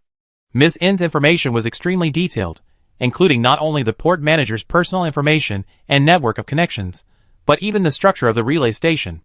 With this data, Zhuge had already fabricated evidence of the port manager's coercion, inducement, and extortion, easily taking over the port authority's network and signal. With Li Bin's signal, the entire port authority was now in his trap. How long does it take to get from the berth to the port authority? Running would take 3 minutes, but Li Chongjin and his sailors were all wearing power armor from a major corporation, and their jetpacks were already on. After receiving his boss's order, he raised his hand, and everyone deactivated their magnetic boots. The jetpacks carried the boarding sailors over layers of gantry cranes and warehouses. Airtight doors along the way were opened wide under Zhuge Po's control. Port security hadn't even reacted yet. In less than 30 seconds, the group had landed at the port authority. Li Bin pointed, and immediately a sailor took off in a jetpack, landing directly in front of the port supervisor's office window. Activating their magnetic boots, the sailors stood on the alloy wall, pulled out impact drills, and started working, smashing the wall in less than 10 seconds. The sailors, strictly adhering to combat discipline, first threw smoke grenades into the office, then raised their tactical shields and surged through the gap, switching their helmets to infrared mode to search for targets in the smoke. Report, the target escaped, a sailor reported, looking through the wide-open office hatch. As expected, Li Bin flicked off his cigarette ash. Li Chongjin had already led his men into the office building from the front and begun a sweep. In the distance, port security personnel rushed to their destination. Further still, a large contingent of armed sailors from the Universal Alliance. Behind them, an excited, bloodthirsty broadcaster from Salamanca, eyes bulging and tongues lolling out, stopped filming himself and focused his camera intently on the office building. "Holy crap! Guys, we really came here today." The broadcaster, thoroughly enjoying himself, began to commentate. "I told you, coming to the port meant some serious trouble. You guys don't know, the Universal Alliance did something big here a few years ago. You know Tianyanzi? The 2 red sticks of the Tusa Society, they were slaughtered in 2 swift moves." "What do you mean by bragging? I was right there. How could I not know? Whoever gives me 99 star coins, I risk everything and go in with them to film." This guy started boasting. Inside the enlightened beast, Bourbon sat opposite Old One-Eye, watching his former comrades behind him, arms crossed, squatting and playing a cockroach race, swaying profusely. The Old One-Eyed man listlessly raised his eyes. "Forget it, everyone has their own ambitions. It's good that you're doing well here, but it's fine if you don't want to come. Our business won't miss you. Look, I just got news that the captain has been blackmailed by a port manager in Salamanca. That has his eye on our chief of staff, and he won't trade him for any amount of money. Let me make it clear, the chief of staff is the captain's favorite. You know about the story of the beacon fire that summoned the feudal lords. Never mind, judging by your uncultured appearance, you don't seem like someone who knows. Anyway, you need to understand that the captain was willing to destroy this interstellar station for our chief of staff. Now my apprentice has led men to cause trouble. You handle the port security and command, it be a favor to me, fulfilling the captain's wishes and preserving our years of camaraderie. Will you?" A complex mix of emotions overwhelmed him. First relief, then shame and regret. He lowered his head in silence until his lip bled, the blood beads floating in the weightless cabin. Only then did he raise his head, releasing his bitten lip. "It's my duty." Bourbon's mouth opened and closed, blood splattering out like it was free, as if sprinkling tiny crimson stars throughout the cabin. He knew this was the last time the old captain would speak to him as a comrade, and the last time these people would consider him a comrade. He had been prepared to pay a heavy price, but he hadn't expected it to be so easy. Killing a port manager was nothing. To honor the last vestiges of camaraderie, he even agreed to lead a group to attack the space station commander.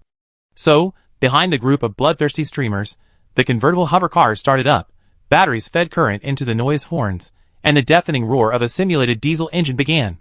Mercury gang members donned masks, their howls blaring from the loudspeakers. The hovercar convoy sped off, passing the bloodthirsty streamers head-on, the shockwave knocking them over. Just as they were about to hurl insults, they saw Mercury gang members drive towards the port security, their 30mm cannons opening fire, the bullets turning the security guards in combat uniforms into a bloody pulp. Exciting.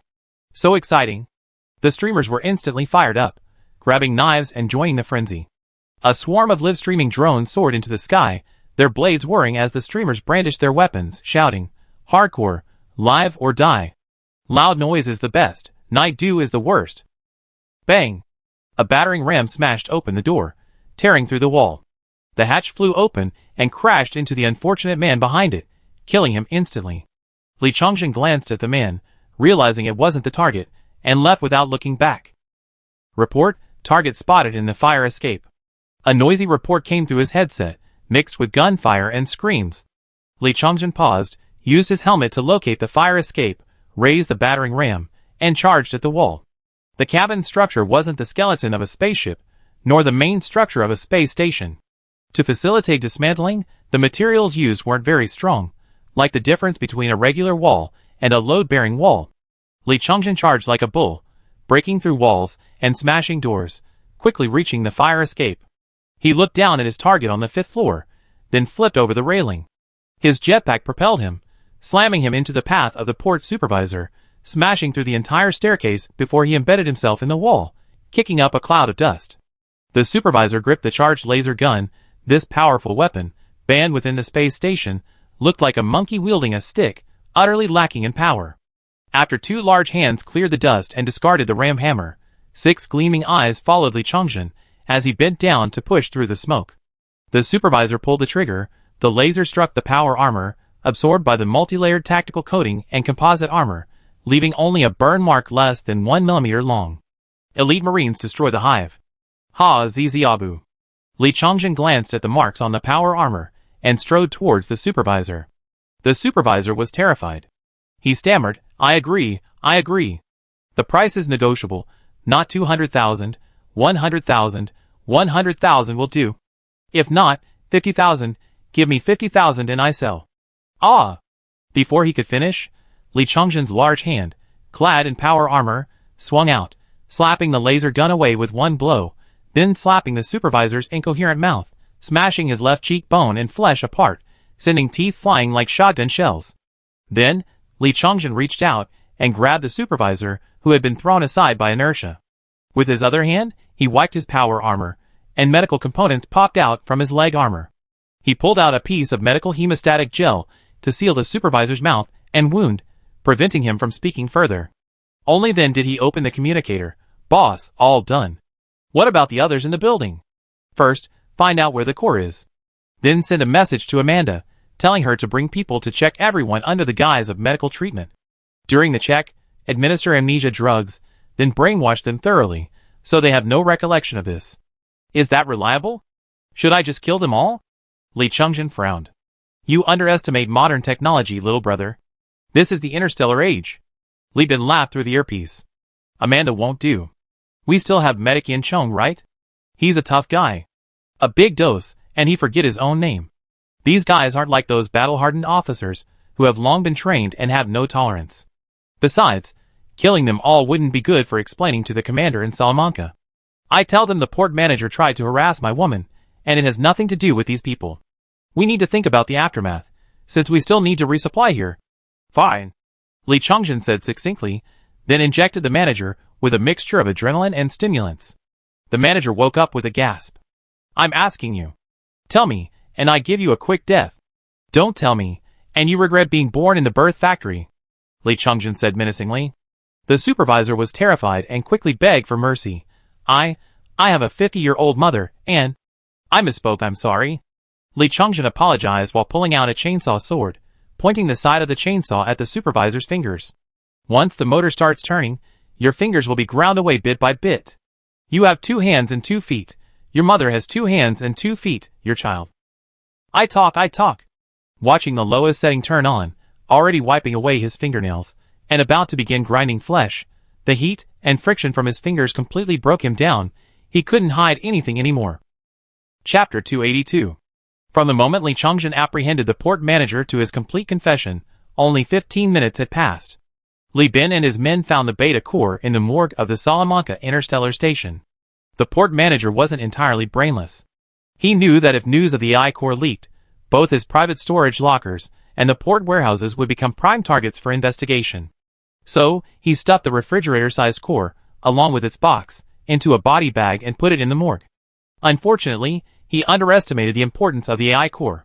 Just as Chamberlain naively believed that what he brought back from Germany was peace for a generation, human folly can sometimes be as dazzling as human brilliance, leaving a deep impression on Li Bin.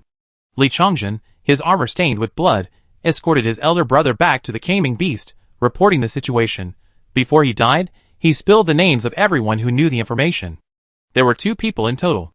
One was accidentally killed by sailors breaking down the door during the raid on the office building, and the other has been captured. We checked, and he hasn't leaked any more information to anyone else. Guaranteed? Guaranteed. Li Chongjin nodded firmly. Amanda gave them drugs to increase their muscle/skin sensitivity, interrogating them repeatedly while to ensure there were no contradictions. Since Amanda guaranteed it was true, it must be. Li Bin didn't trust his younger brother's brain, but he trusted Amanda's methods. This woman from a gangster family had gone down with the pirates when they parachuted into Tibetzes to study human anatomy and medical techniques, spending a long time in frontline field hospitals, dissecting countless fugitives alive. She only needed to master battlefield first aid techniques to inflict unimaginable suffering. Furthermore, her eagerness to learn, coupled with her period of study with Yen Chong, a former medic in Old One Eye's team, earned her high praise. It's a waste that you're a doctor, you should be an interrogator at a giant corporation. Where do you get all these bizarre and chilling ideas? Amanda simply smiled, her mature and voluptuous figure sitting calmly in the operating room, replying, practice makes perfect. In short, whether it was the port manager's accomplices or his relatives, Amanda would skillfully inject them with drugs and use equipment to brainwash them, making them completely forget everything related to the manager. Publicly, it was declared that this was the CEO of Universal Union punishing the fool who coveted his wife. A person dies 3 times. The first is physical death, the second is the demise of relationships, and the third is the death of friends and family who knew him. The CEO has decided to bestow a favor upon this pig, to make him die 3 times in one go. The station commander dared not utter a word, while the Salamanca gangsters were clearly dissatisfied. However, Universal Union had the Mercury Gang as a guarantor, and at this moment, the Mercury Gang had already sent a considerable number of men to the station. Many soldiers were also stationed on the borders of the surface gang territories. Bourbon's prized personal guards, with their extensive experience in atmospheric gliding combat, were no match for Li Bin, but they were more than capable of beating the gangsters. Thus, the 2 sides were locked in a stalemate. Li Bin stepped forward and promised to compensate for the losses of the post station, pay for the reconstruction of the office building, and asked Bourbon to host a banquet to apologize to everyone. Provided by Huanyu United, the fresh ingredients, sweet fruits, refreshing natural cigarettes, and strong liquor from the overlord opened the eyes of these gang leaders, who had been licking blood from the corners of the world. Gang families and pirate kings are like a rooster and a Tyrannosaurus Rex. Although scientists say their flesh tastes similar, no one would confuse the two. If they truly had power, they wouldn't be lingering on a planetary island as local tyrants in the interstellar age.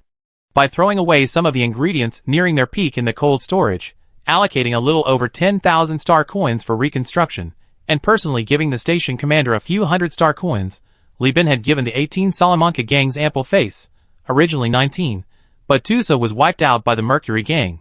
They had no choice but to accept this concession. So, a group of gang leaders, amidst the resentful gazes of their subordinates, sent representatives to drink a toast in the dock area controlled by Li Bin, sold fuel and supplies at a bargain price, and that was the end of it. Having achieved his goal, Li Bin didn't linger. The enlightened beast, with its tail flame shooting out, circled the station, adjusted its course, and flew towards the Brighton Alliance. The journey from Salamanca to the Brighton Alliance traverses a vast, desolate hyperspace region devoid of any jump points. This narrow route, filled with hyperspace storms, marks the boundary between the core and peripheral star sectors, and is the insurmountable barrier for the Brighton Alliance. At this moment, a winding hyperspace glide path lay across this insurmountable barrier, blocking the path of the Allied fleet. It's a hyperspace glide path, Li Chongjin reported honestly from his position as first mate. Li Bin glared at his brother, his face dark. I'm not going to thank you for nothing.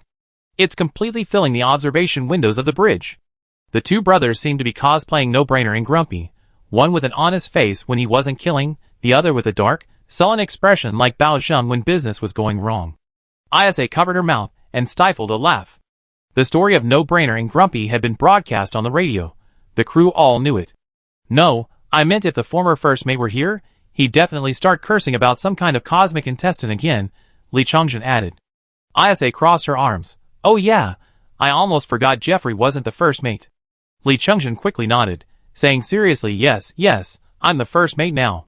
Report? A cold, mechanical female voice interrupted Isa's plan to continue teasing Li Chongjin. Anna, speaking through a throw-prick microphone, finally looked up from the complex formulas and massive amounts of detection data and optical reconnaissance results.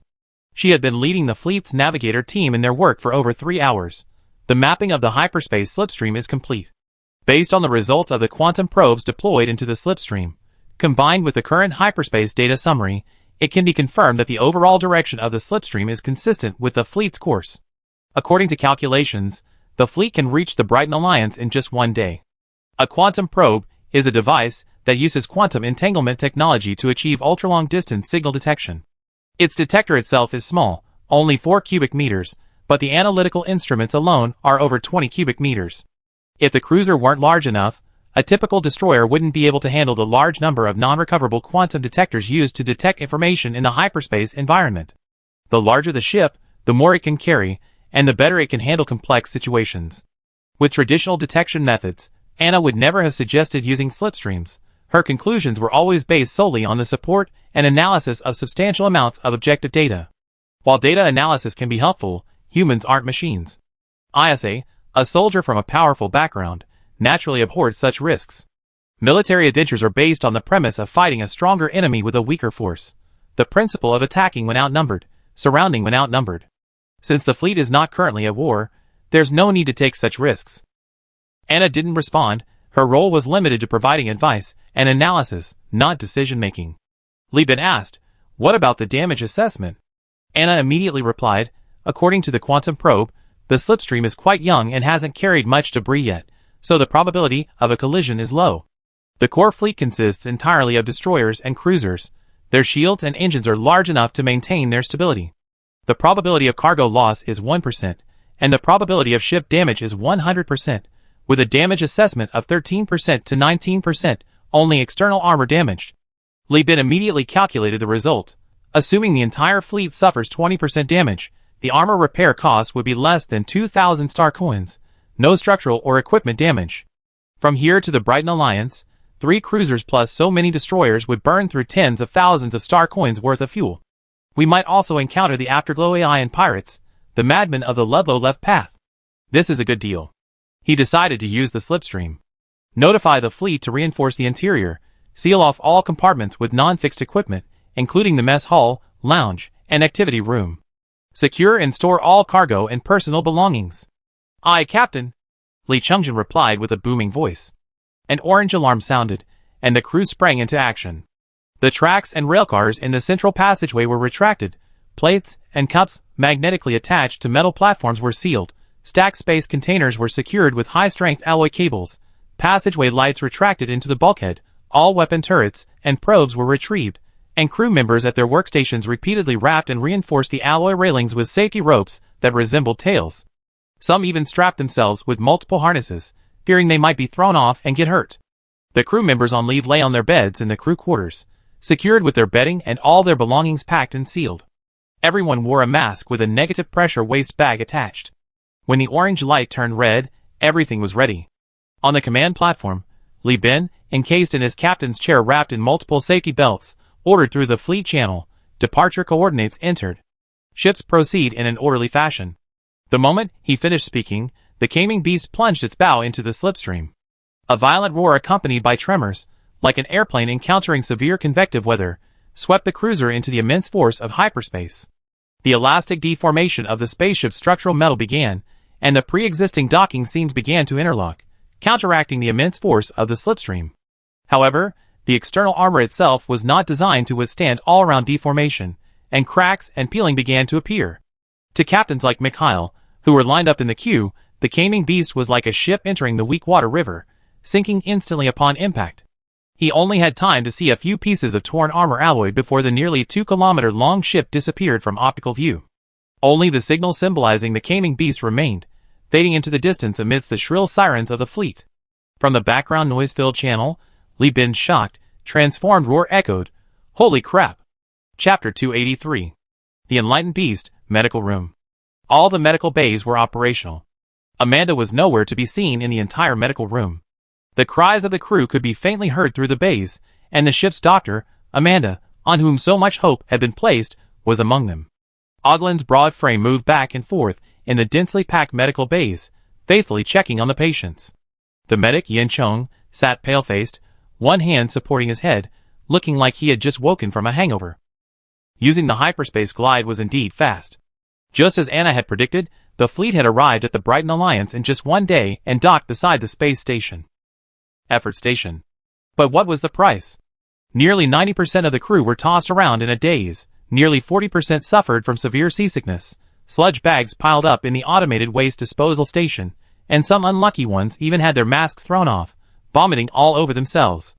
Those sections had been sealed off, awaiting a thorough cleaning by the Brighton Alliance's cleaning crew. The vomit hidden in the bulkheads and structural crevices also needed to be dealt with, otherwise it would rot and even become a breeding ground for reptiles. These cleaning teams originally provided services for removing corpses and bloodstains from cabins.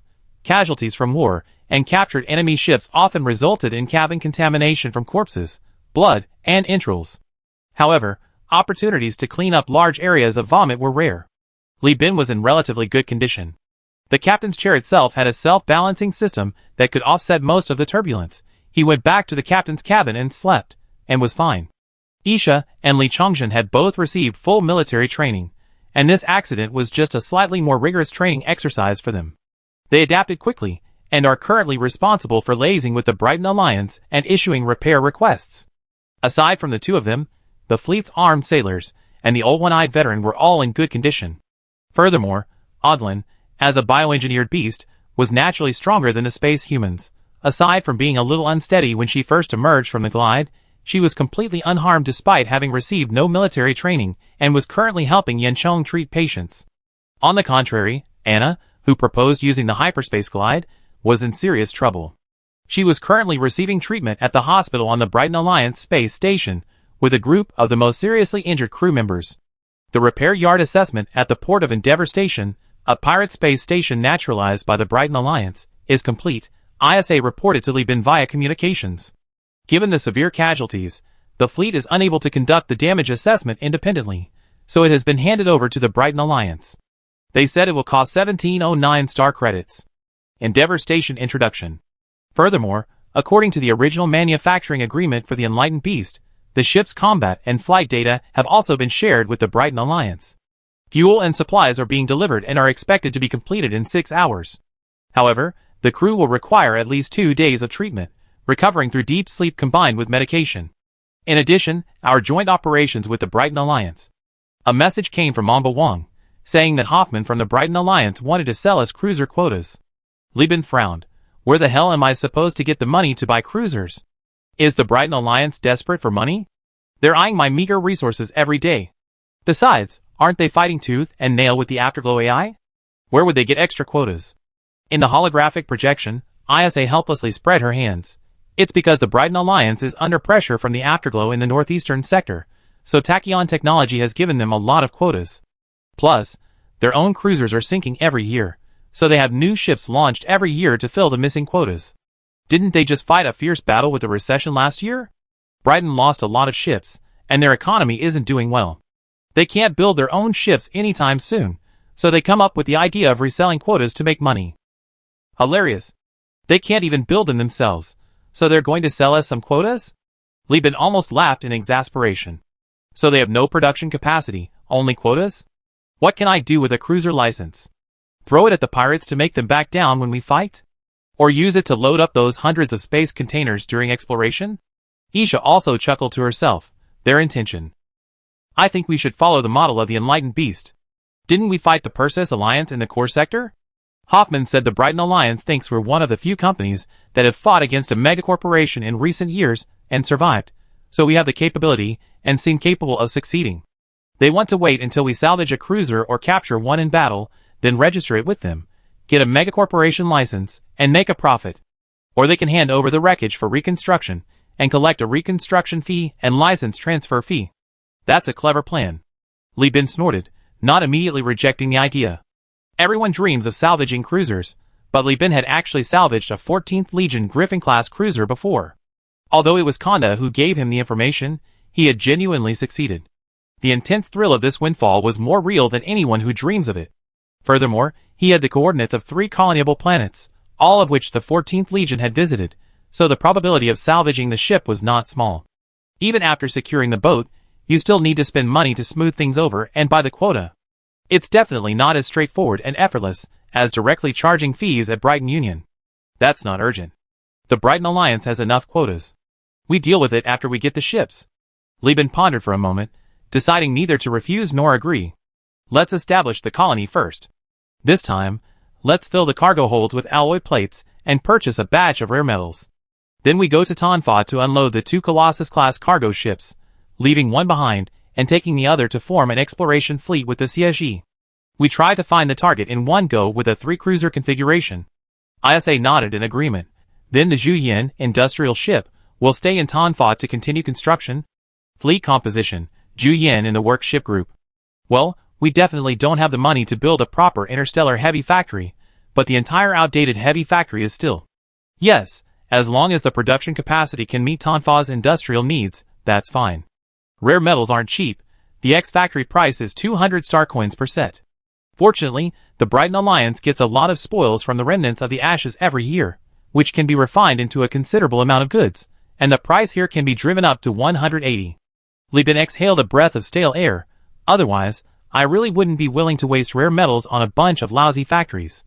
Although the technology of the Perseus star system is far inferior to that of the technologically advanced human realm, which possesses a vast number of colonies, laboratories, and research centers, in the eyes of planets and forces with automated factories, mere engineering vehicles and planetary construction facilities are not counted in production capacity. Low in technology, fast in construction. But for the Universal Union, these are real production tools, and also an experiment in the independent construction of heavy factories for the future regular interstellar era. Li Bin even dispatched Chen Luo to be responsible for contacting the local Tonfa, led by Nikolai, currently the company's most capable but incompetent person, to overcome all difficulties and dangers. The so-called rare metal mining is different from the rare earth mining Li Bin experienced in his previous life. For example, in his previous life, refining titanium on Earth required electrolyzing massive amounts of aluminum ore, and then further refining titanium from the slag. In this process, aluminum refining itself was a refining process for rare earth mining. From aluminum ore to waste, the titanium content would significantly increase. However, interstellar mining of rare metals is much more brutal. Mineral deposits/asteroids with high rare earth or even scarcer metal content are selected from various planets and subjected to destructive mining, that is, blasting entire mines or asteroids, crushing them with crushers, and then having the mining AI sieve out the required minerals. This process consumes a huge amount of energy, is time-consuming, but yields low output, hence the high price of rare metals. As for the large amounts of slag-rich and common metals generated during rare metal mining, alloys are produced in appropriate quantities according to local demand. After all, risky mining and hyena mining exist in the core star sector, producing vast quantities of common alloys and rare metals, which have already filled most of the markets on free planets that do not produce metals. Only impoverished regions, like Tonfa, are still painstakingly calculating their resources, piece by piece, for rare metals. Rare metals play a crucial role in colony construction, especially in space infrastructure. Leaving aside interstellar stations and heavy factories, Even simple interstellar structures requiring stable points, such as relay communication devices and probe arrays, consume at least 10 stacks of rare metals, equivalent to 2,000 star coins each.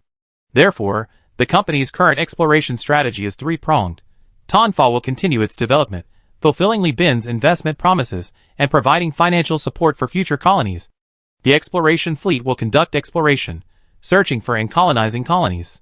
The final step is to simultaneously colonize, sell the spoils of exploration, and bring the idle fleet back to the core sector. Then, head to Prism Freeport to find Miss N, verify her authenticity as a representative of the Afterglow, and decide whether to deliver the AI core based on the situation. If she is, Li Bin will need to cultivate goodwill with the Afterglow while slowly using Li's first shipyard as a springboard to siphon resources from the core sector, profit from the megacorporations, transfer labor from the Elf Factory District, and expand his colonies. The grand blueprint has been drawn, only Li Bin's execution remains. So we already crippled the first step? Isha looked at the sold-out rare metals on the Brighton Alliance interplanetary market, her expression playful. Li Bin's face darkened as he looked at Hoffman's apology on the terminal, grinding his teeth slightly. Axon Technologies is really ruthless. They betrayed the Perseus Alliance with their left hand, and now they squeezed all the rare metals out of the Brighton Alliance. What are they trying to do? They haven't even absorbed the Perseus Alliance's production capacity yet, and they're already thinking about building their own? I guess I misjudged her. I underestimated that old woman Sunaihao's ambition. Li Bin conceded. But it's alright. Luckily, I never put all my eggs in one basket. I scraped every last drop of rare metal from Elf, and I managed to get 100 sets of rare metals from the association.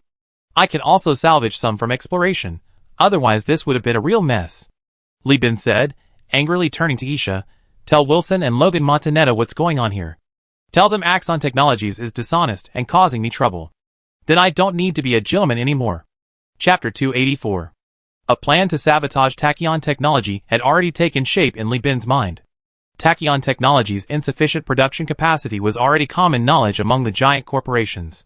Perhaps because the Perseus Alliance didn't directly join forces with Tachyon Technology against the Overlord during the Second AI War, but instead chose to provide production capacity and economic assistance, Tachyon CEO, Sunaihao, was aiding the Brighton Alliance outside of the Perseus Alliance, and was now secretly plotting against the Perseus Alliance to seize its industrial center, Kazalan.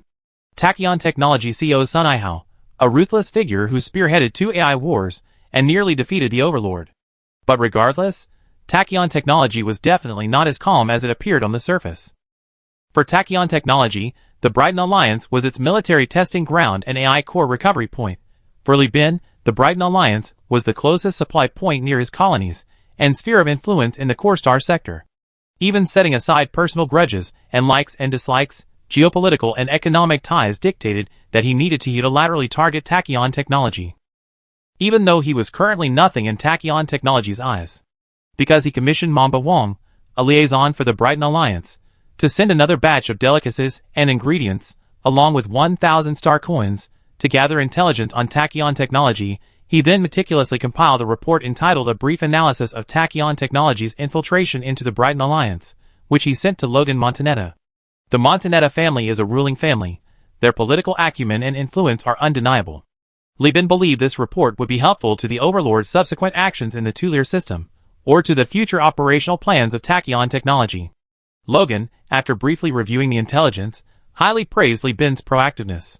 Throughout history, using trade and commerce to gather intelligence has been a tried-and-true method of espionage. For a true behemoth like Speedtronics, a company primarily structured as a corporation where even the CEO could be dismissed during wartime for harming company profits, intelligence gathering was even more crucial. Speedtronics' corporate structure dictated its pursuit of profit, making it unable to refuse trade and commercial activities. Furthermore, the Brighton Alliance's obsequious attitude in eagerly selling Li Bin cruiser quotas to recoup funds allowed him to indirectly extract considerable information about Speedtronics from the locals. Therefore, Li Bin, with his excellent interpersonal relationships and successful career, possessed a vertical intelligence gathering capability in the northern sector that surpassed even the Hegemon's intelligence department. Speedtronics and the Perseus Alliance, both enemies of the Hegemon, wouldn't easily allow the Hegemon's people to infiltrate their ranks. Conversely, Li Bin had been hunted by the Overlord's AI review team and had engaged in unspeakable activities with the Tachyon Technology's suppression fleet. In Tachyon Technology's eyes, Li Bin was a shameless businessman driven by profit. Such a person was ideal for cooperation. Tachyon Technology loved this kind of unscrupulous individual. Moreover, Li Bin's involvement in the Elf Independence War secretly aligned with Tachyon Technology's plan to increase industrial capacity. In their view, Li Bin was a valuable asset. Thus, unknowingly, Li Bin, through bribing the Brighton Alliance, indirectly obtained a wealth of intelligence about Tachyon Technology. Even ISA, after reading Li Bin's report, couldn't help but sigh. It's a pity that the Overlord's past policy has consistently avoided cooperating with companies with a history of cooperation with Tachyon Technology. This has resulted in the Overlord's corporate allies often operating only in the central and southern parts of the sector, making it difficult to penetrate deep into the north to gather intelligence. If there were more people like you, the outcome of the second AI war might have been much better. Hearing this, Li Bin, who was maneuvering the fleet away from port, smiled wryly. Don't joke around. How much did I pay to be so close to the Overlord? I fought alongside the pirate king of Konda against the Sizzleters, fought alongside Governor Shera against the Perseus Alliance in Elf, used my wife's relatives' connections, and even gifted the 14th Legion's cruisers. All that work earned me this trust. They turn a blind eye to my secret collusion with the Sizzleters to suppress the fleet, and they have complete confidence in my business dealings in enemy territory. Do you think the Overlord would trust anyone else? Li Bin said, making a heart-cutting gesture. I'm practically ready to rip out my heart to show my loyalty. If it weren't for our need to manage our own colonies, I would have already defected to the Overlord and become his lackey, receiving a monthly salary. Isa was surprised. She pursed her lips, thinking carefully, and realized Li Bin was absolutely right. Outsiders might not know how much Li Bin had done for the Overlord, but she knew very well. If an ordinary person had done all that, their employment contract with the Overlord would likely have been upgraded to a full strategic partnership long ago, and they would have easily accumulated enough for 2 Overlord cruiser quotas. Li Bin did all this not only for his own unification efforts, but also to elevate his reputation within the Overlord, thus facilitating her revenge against the Eisen family. Putting everything else aside, just look at how Li Bin always seeks out the Montanetta and East families first whenever he gets intelligence or a deal. Isn't he maintaining the former Iron Triangle relationship as Isabella Brown's spouse? Logically, after the 2 families helped Isabella and Li Bin so much, past favors should have been settled long ago. But there's still no news of either family reintroducing the war families, which speaks volumes. The reason was simple. Li Bin, who had accumulated 3 cruisers over the years and repeatedly demonstrated their value, gave them hope for the Brown family's resurgence. As the saying goes, new clothes are worse than old, but old friends are better than new ones. The strong bond forged by helping old friends and blood relatives out of their slump and rebuild their businesses is far more solid than rashly introducing new forces. Understanding this, Isa was deeply moved. She crossed her legs, glanced around the bridge, and saw that while they were chatting, the fleet had already jumped into hyperspace and was heading towards the Tonfa system. With almost nothing to do for the foreseeable future, she lingered beside Li Bin, placing one hand on his broad shoulder and tracing circles on his shoulder blade with her fingers. Upon receiving the coded message, Li Bin abruptly looked up, his face filled with disbelief. Now? Isa gently bit her lip, standing beside Li Bin and whispering, "The crew is busy right now. The reservoir is empty. We can go swimming." The silver-haired beauty's breath was sweet and fragrant. Li Bin could only hear the soft breaths in his ear, and his heart began to itch. "I'm wearing a very pretty swimsuit." As it turned out, Isa wasn't wearing a swimsuit during work hours, but Li Bin was still thoroughly exhausted. This stretch of route had been cleared out during the exploration phase, and later swept through several times by Jeffrey's industrial fleet. Aside from a few occasional hyperspace storms, the entire journey was unremarkable. The established and well-developed shipping routes were naturally much faster than during the exploration phase. Coupled with the absence of pirates and other unpleasant creatures, this time the fleet arrived in Tonfa in just over a month and 2 days.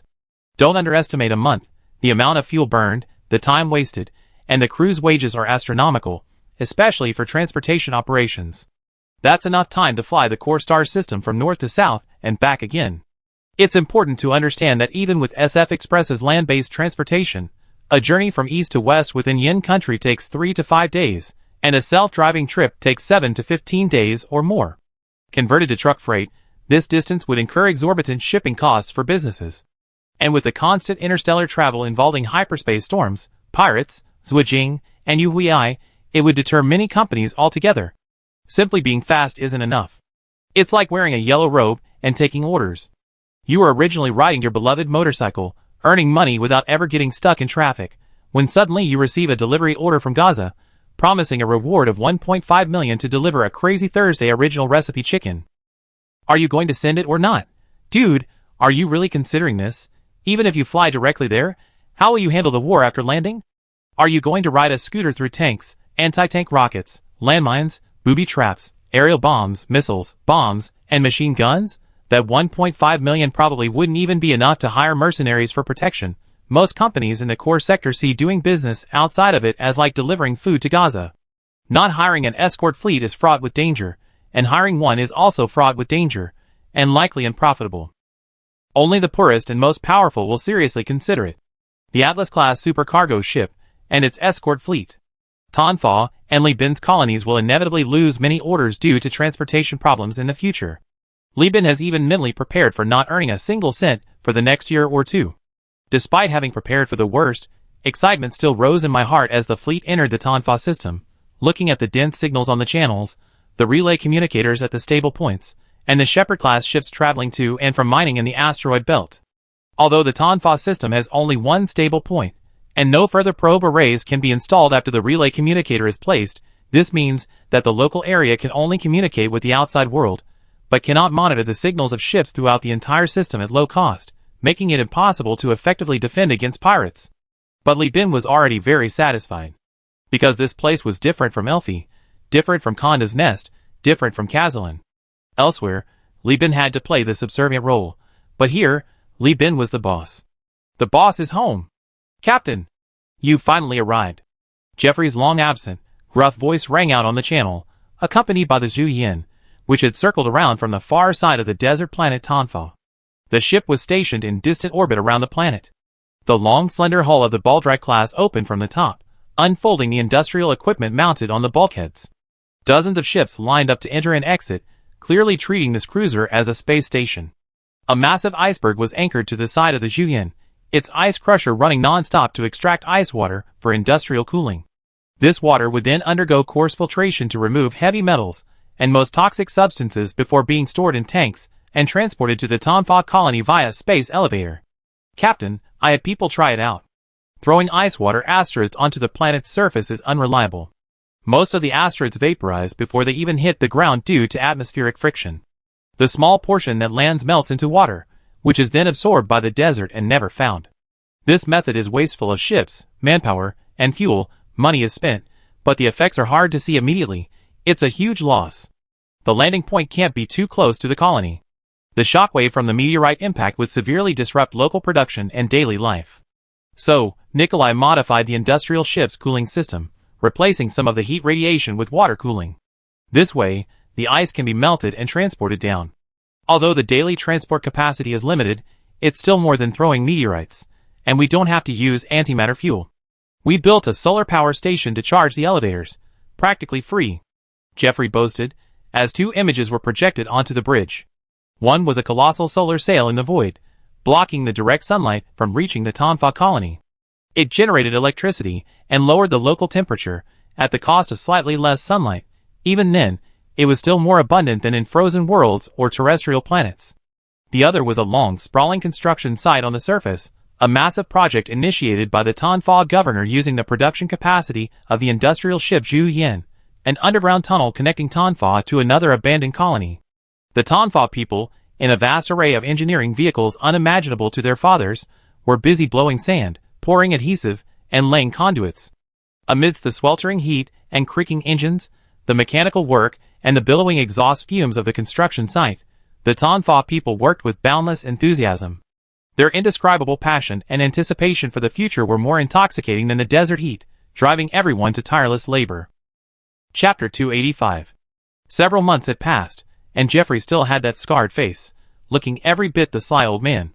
The moment he saw Li Bin, his expression clearly showed relief. He jogged over to Li Bin and bowed, saying, "Captain, this industrial ship is really not one I can handle. During navigation, I need to constantly consider the impact on the ship's equipment, and I need to be constantly aware of the hazardous chemicals and production processes inside the cabins. I don't have much knowledge in these areas. I rely entirely on Vulcan's help. But even with two people each possessing a skill, many problems that should be avoided beforehand still occur. Please take back the Zhu Yin and let me continue as first mate. That's exactly what I was thinking, Li Bin nodded. I brought the training equipment the company had previously seized, intending to place it in Tanfa. Later, I have Vulcan attend captain training courses. He had to switch roles to become the captain of an industrial ship. You work with me for the exploration work first, and you be assigned to the company when the 4th cruiser is launched. Jeffrey was overjoyed. Although he had worked with Li Bin at the company for a long time and had accumulated some operational experience, it was all based on theoretical work. The cruiser's interior industrial casting facilities were more like the factory area of the Elf space station, something Li Shu and Vulcan, who had grown up in factory areas, excelled at. After Jeffrey finished his report and left to hand over his work to Li Chongjin on the bridge, he happened to see Anna clutching a terminal in the passageway. Jeffrey whistled slightly to get Anna's attention, his scarred face grinning. Miss Anna. Long time no see. I missed you so much. Where are you going? It's almost lunchtime. Want to grab something to eat together? Food is essential for life. Outside the office, Vulcan nervously wiped the sweat from his brow, worried that his work lately hadn't satisfied the captain, and entered the office with a heavy heart. We already dismantled the gas extraction station on the gas giant planet, and smelted 1/3 of the ore accumulated from the original mining station. The resulting alloy has been placed in an abandoned colony. According to Li Shu's estimates, it's enough to meet Tanfa's needs and complete the early development of the colony. Vulcan fidgeted with his fingers, his face full of worry. After much deliberation, he finally spoke, but it's only early development. Given that the planet is a jungle planet, the climate isn't as metal-friendly as Tanfa's, and there might be a hostile bias here, so this amount of metal might not be enough. If we use the metal to build a group of bunkers for defense, it's completely insufficient. Li Bin put down his pen, looked up at the nervous Vulcan, and couldn't help but smile. Don't worry, Vulcan, you done a great job. After diverting manpower to search for the Toad meteorite, testing the modification of Tanfa, and additionally diverting manpower to participate in the development of the Tanfa heavy factory, you still have so much alloy. You really worked hard. Don't worry, this metal is more than enough. Space, as the name suggests, is truly vast and empty. Searching for icy asteroids in the asteroid belt, and deploying thrusters, or towing them with spacecraft is time-consuming and labor-intensive. Even the asteroids that can be taken are not large. They are negligible compared to the overall impact on the desert planet. The most advanced landform modification technology in the human realm belongs to the Tianyuan-4 Utopia Group. Before launching a modification project, this company dispatches numerous research vessels to explore the system, identifying resources within the system years in advance. They then construct gas extraction and mining stations locally, extracting resources from gas giants and mineral-rich planets, and stockpiling large quantities of conventional fuels and alloys in advance. With these massive resources, industrial fleets are dispatched to construct void warehouses across the star system's shipping routes to stockpile various intelligent thrusters and allocate terraforming plans. Then, advanced terraforming equipment is transported from the human realm headquarters via stargates, fully automated mantle drills to reconstruct the planetary surface environment, using magma to engulf deserts, create canyons and basins to hold water resources, and, like sand turning, bring minerals from the mantle to the surface, boosting the planet's mineral resources. This will take decades. The fully automated mantle drills, along with stellar shields and stellar mirrors, are ultralight orbital arrays that collect stellar energy to gather solar energy and adjust surface illumination, maintaining a constant temperature during the terraforming process and preventing catastrophic atmospheric activity that could lead to failure, such as the Carnian flood event or ice ages. Furthermore, after terraforming is complete, the equipment can continue to regulate the local climate, ensuring habitability and increasing food production. Continuous arcs are stellar shields. Discontinuous arcs are stellar mirrors. Regarding planetary temperature regulation, an orbital factory manufacturing company also produces products called orbital fusion spotlights, used to place in orbits of planets far from their stars or where stellar heat radiation is insufficient. By focusing stellar heat radiation over a wide area, it can rapidly melt glaciers within a considerable range, creating a warm, habitable environment on frozen planets. Orbital fusion spotlights consume enormous amounts of fuel. These are all excellent, but the production technology for them has been lost in the Perseus star system, and they can only be obtained by digging up graves. These are just the modified equipment left behind by the Tianyuan-4 Utopia Group that can be found in the Perseus star system. Information on other more advanced or controlled devices was lost when Tachyon technology destroyed the Tianyuan-4 Utopia Group branch. to coordinate the resources of the entire star system and control thousands of terraforming ships and planetary modification equipment. A large number of AI cores are naturally indispensable. Therefore, Li Bin's attempt to terraform Tonfa with a mere tens of thousands of people, fewer than 100 ships, and without gas or mining stations to provide a continuous supply of fuel and alloys is not only a pipe dream, but also a tremendous waste of resources. Li Bin currently lacks fuel production facilities. Every unit of fuel he uses must be purchased from the core star system. Even in the 21st century, only a handful of countries possess the capability to build large reservoirs to regulate regional climates. Without a mature transportation network, a massive number of engineering vehicles, transport vehicles, and the corresponding drivers, workers, and engineers, and without a large-scale cement production supply, even a single reservoir is unattainable, let alone an entire planet. With its near-infinite production capacity, the Tianyuan 4 Utopia group still needs decades to terraform a planet. Even if Li Bin were to rely on meteorites, and avoid a global ice age, flood era, or global storm, and instead pour all the resources meant for fleet development into Tonfa, it would still take hundreds of years. Li Bin simply cannot accept this time frame. It's too slow. I'm just trying it out. The main purpose is to provide Tonfa with sufficient water. If Plan A doesn't work, there's Plan B. For now, we have enough, Li Bin reassured Vulcan, trying to ease the pressure on the loyal Minister of Engineering. I also brought a batch of Elfie mobile base stations with me. They can serve as temporary colony buildings and production equipment. Have the Tonfa workers stop their current work. I allocate 2 mobile base stations to you in Tonfa. With the completed infrastructure, surface production can begin within 3 days. By the way, has the supercomputing center been built yet? Vulcan nodded immediately. The building is finished. We constructed the supercomputing center in another abandoned colony, but it's empty inside. Tonfa's production capacity is limited. No problem, Li Bin laughed. I never intended to actually build one. An excuse is enough. The company recently landed a big job transporting beta cores. The goods are still in my possession. Borrowing them before returning them is fine. Go find someone you trust, install the AI core, and let it immediately take over the overall management, freeing my poor sister. Aye, Captain. Chapter 286. The shuttle landed at the airport atop the massive mountain range of the Tonfa colony. The scorching sandstorm lashed against their masks, like invisible hands knocking on a door. The air was a hazy yellow, the sunlight partially blocked by the space solar sails, making the temperature slightly lower, but still over 50 degrees Celsius. Combined with the hot winds from afar, and the sweltering heat emanating from the rocks beneath their feet, the perceived temperature reached 70 or 80 degrees Celsius. In the distance, the Tonfa workers, clad in simple protective suits without built-in air conditioning, toiled tirelessly in the sweltering heat. An elevator, carved through the rock, descended to the coolest level, where Jia and Li Shu were already waiting. Li Bin was immediately struck by their appearance. His sister, Li Shu, had deep dark circles under her eyes, and her eyes were filled with unspeakable exhaustion. Jia, no longer the alluring dark-skinned beauty she once was now wearing glasses, her eyes a mixture of exhaustion and passion.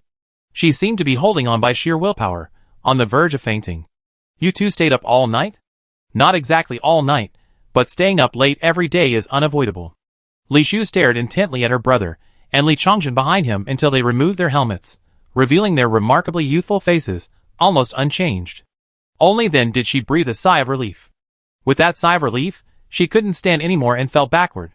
Fortunately, a company employee who was with her had prepared a wheelchair. They reached out and helped Li Shu up, carefully placing her in the wheelchair. Seeing this, Li Chongjin couldn't contain himself.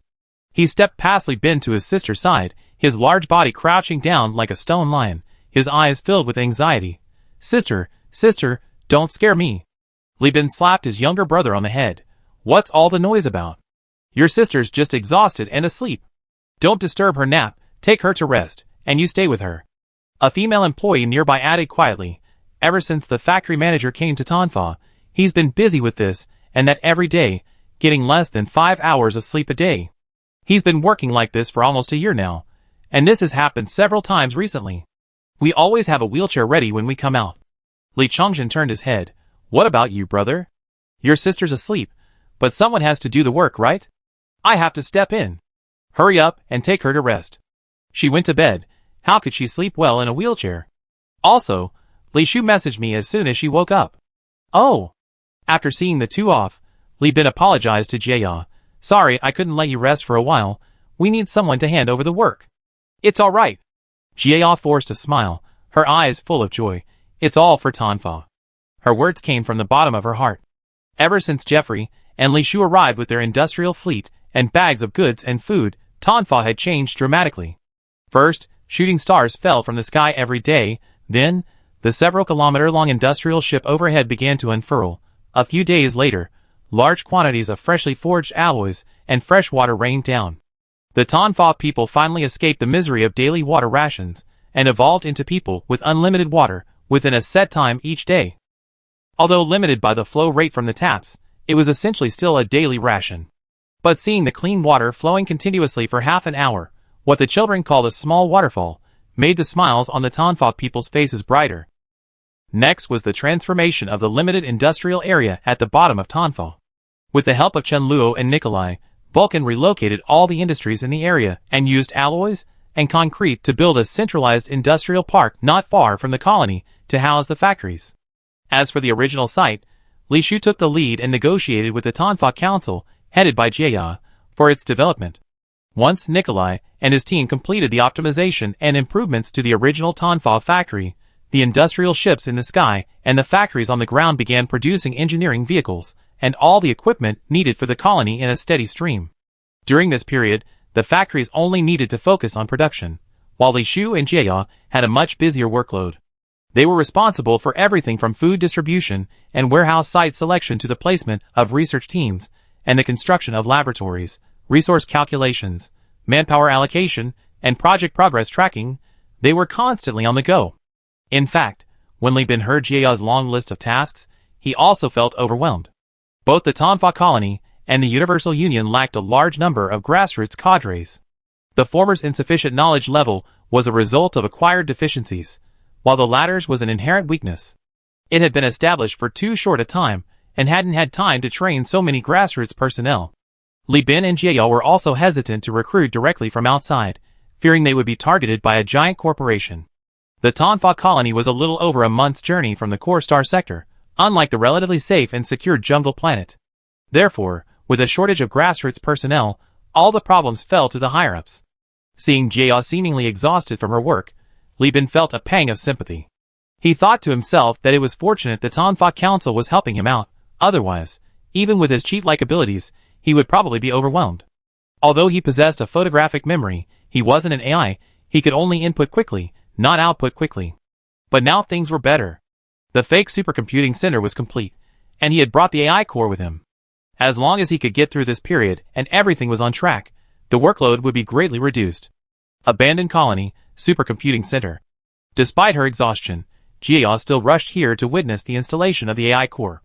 With utmost reverence, she watched as the freezer-like alloy box opened, revealing a cylindrical, golden device. This is the AI core. It was with its help that my great-grandmother unified Tanfa. Her murmurs were overheard by Li Bin, who shook his head and corrected her. Your ancestor brought a gamma core. This is a beta core, with computing power far exceeding your ancestors. Since I promised to share prosperity with Tanfa, I naturally wouldn't lie. Although this core can't be used forever, it's enough to free you and Tanfa's leadership from massive amounts of data, so you can do something practical. Jia bowed her head. The people of Tanfa are deeply grateful. At this point, both Jia and the Council were clearly inferior to the Universal Union. While some in the Council harbored resentment, the vast majority were content. Only power-hungry political creatures would be obsessed with leadership. Most people like Jia simply want to free Tanfa from its misery and allow its people to live better lives. Global Union kept its word, providing everything they needed in terms of treatment and equipment. Therefore, Jia was Li Bin's most loyal ally. Alright. Through the dustproof glass, Nikolai, completely shrouded in a dustproof suit, tightened the last screw, turned, and gave Li Bin an OK sign. Chen Luo obsequiously handed over the controller. Li Bin pushed it away, saying to Jia, Tanfa was unified because of the AI core and the Tanfa family's wise choice, and it will be revitalized because of the AI core and the Tanfa family's wise choice. This honor of being there from beginning to end should be yours. Jia looked at the nonchalant Li Bin, knowing the hidden meaning in his words. Back then, their ancestors had wisely chosen to abandon 2 colonies and concentrate all their resources to preserve the Tanfa colony. And what was her wise choice now? Naturally, It was to closely follow Li Bin and the Universal Alliance. She was no longer the clueless novice she was a few years ago. With the help of the intermediate communicator, Jia and the Tanfa counselors already knew the value of the AI core. If the core sector were to learn that distant Tanfa possessed a beta core, even if it had only been used once, they would face AI review teams from giant corporations and raiding fleets from large companies seeking to use the AI core to advance their own corporate status. She closed her eyes, slowed her breathing, and focused her mind, recalling everything she had seen and experienced since birth. She had witnessed too many conflicts arising from resource scarcity, and countless instances of the colony being forced to prematurely kill off the elderly to ensure the continuation of humanity. For survival, for a better life, the people of Tanfa would stop at nothing. As their governor, Jia naturally bore the burden of their sins. When she opened her eyes, the shrewd and charming spirit of the dark-skinned governor had regained control of her wearied body. Her eyes sparkled, and without saying a word, she simply nodded to Li Bin before resolutely pressing the switch. First came a soft hum, the sound of the cooling fan starting up in the supercomputing center. Next came a beeping sound, the sound of the system self-check. Then came a slight shaking, the movement of the temporary structure Nicola had built to facilitate the disassembly of the AI core during the startup of the AI core supporting facilities. Finally, light, a vibrant green light, as if brimming with boundless vitality, as if life itself was bursting forth, emanating from the golden AI core. A pleasant, neutral, mechanical voice emanated from the speakers, and a bionic robotic arm descended from the complex network of pipes resembling tree roots overhead, reaching out to Jia, who held the controller. Core model, beta, product number, TN135. It's a pleasure to serve you. The beta core, the savior of Li Shu and Jia. Chapter 287. Warm water engulfed their scalding, red skin, washing away the sticky white salt crystals. The workers, having finished their shift, sat on the edge of the bathtub, humming contentedly. A freshwater bathtub, after just one round of workers soaking, would turn into salt water. Add to that the fact that workers would go directly into the water after work, their hands and feet sweating, making it incredibly dirty. Therefore, each bathtub had a desalination device outside, constantly replenishing the pool with disinfectant. Each worker had 10 minutes to soak, after which they had to leave the bathtub and go to the shower to wash up, otherwise their skin would be irritated by the disinfectant. Despite the rudimentary equipment and the risk of skin damage, no worker complained. 2 years ago, who would have dared to imagine enjoying a freshwater soak? Back then, even planetary governors had to wash their faces with water, and bathing involved first scrubbing with a cloth to remove the salt crystals, dead skin, and secretions, then quickly drying themselves with water. In fact, most Tanzanians shave their heads to avoid oily, smelly, and itchy scalps. They even use the water they save for drinking. Only when they get a big job that earns them more work points do they luxuriously soak their feet after work. This life is too good. I wish I could soak myself to death here. A worker leaned against the pool wall, sighing deeply. You say that every day you come in. If you ask me, you should just die already. Then you can give your spot to your wife or son, another joked. Desert construction is tough and tiring, but you get half a fruit every 5 days, and a bath every day after work. This job is highly sought after. This job won't last long, another said worriedly. I heard that the CEO of Huanyu United brought some kind of mobile base station. Once it's set up, production can begin, and the industrial park won't need workers anymore. Then we won't be able to enjoy baths anymore. Hearing someone complain, a worker near the bathhouse immediately launched into a tirade. What do you know? The CEO even feeds you fruit. Why would he care about a few laborers? He paid for the base station himself, who benefits from it in Tanfa. It's all because of dogs like you. And you, complaining about not being able to bathe. The man sheepishly replied, I just wanted to soak a few more days. With Universal Union around, everyone will be able to bathe in the future. Put away your blind thoughts. Instead of wasting your time, dig a few more holes on the construction site. Amidst the commotion, workers queuing outside, seeing the countdown reach 0, eagerly peeked in and urged, It's time. It's time. Everyone get up. It's time for the next batch. Just as the workers were finishing their work and resting, several temporary space elevators were already erected at the abandoned colony. Heavy mobile base station components descended from the sky one after another. To the workers' astonishment, these massive components, some tens or even hundreds of meters tall, landed, creating deep craters in the desert. The massive track base was completed first by the employees of Universal Union, followed by the main base station, fuel tanks, a small nuclear power plant, external compartments, work platforms, pipelines, passageways, air filter boxes, water tanks, large metal trusses, and enormous cranes. Under the devout gaze of the Tonfa workers, as the sandstorms raged and the sun rose and set, a tall and imposing mobile base station, cast in steel, was completed. This is the might of humanity, capable of operating for extended periods in the harsh, highly toxic, and corrosive environment of lava planets, even with a suspended capsule for short-distance travel through extremely dense, high-temperature lava.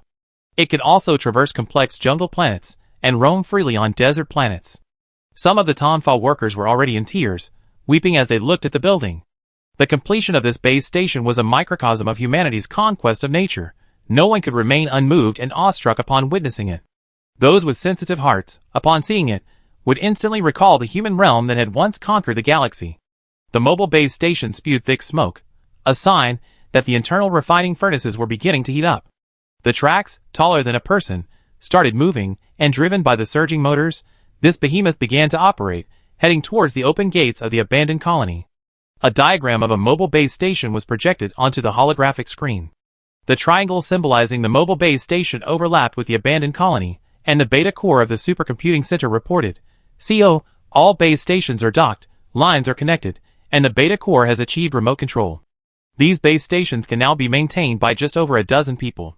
The underground tunnel connecting the Tonfa colony and the former abandoned colony, now the Tonfa Industrial Park, is 36% complete. According to my calculations, if all engineers from the core fleet are mobilized to participate in the optimization design, the construction period can be shortened by 3 months. By the time you return to Tonfa from the jungle planet, the tunnel will also be completed and operational. The beta core continuously provided various data and analytical conclusions, far more efficient than the Tonfa management team. In just a few days, it had thoroughly outlined Tonfa's development plan. Of course, the beta core's rapid output was based on the hard work that Jia and Li Shu had done in their previous management duties. Every order and instruction they issued was accompanied by complete and detailed background information and data support. This vast amount of data, once entered into the beta core, allowed it to quickly grasp the various situations in Tonfa. Even so, the beta core only records the plan. Its implementation requires constant monitoring and adjustment based on actual conditions. Jia gazed at the faint green light emanating from the beta core, her eyes filled with undisguised amazement. No wonder Great-Grandma was able to pacify the chaotic world back then. With such a powerful logistics manager and a batch of power armor, it would be strange if Great-Grandma lost. Li Bin, watching Jia's focused testing of the beta core, reminded her, "Currently, many areas of the colony are not connected to the network, and the construction sites lack full surveillance coverage.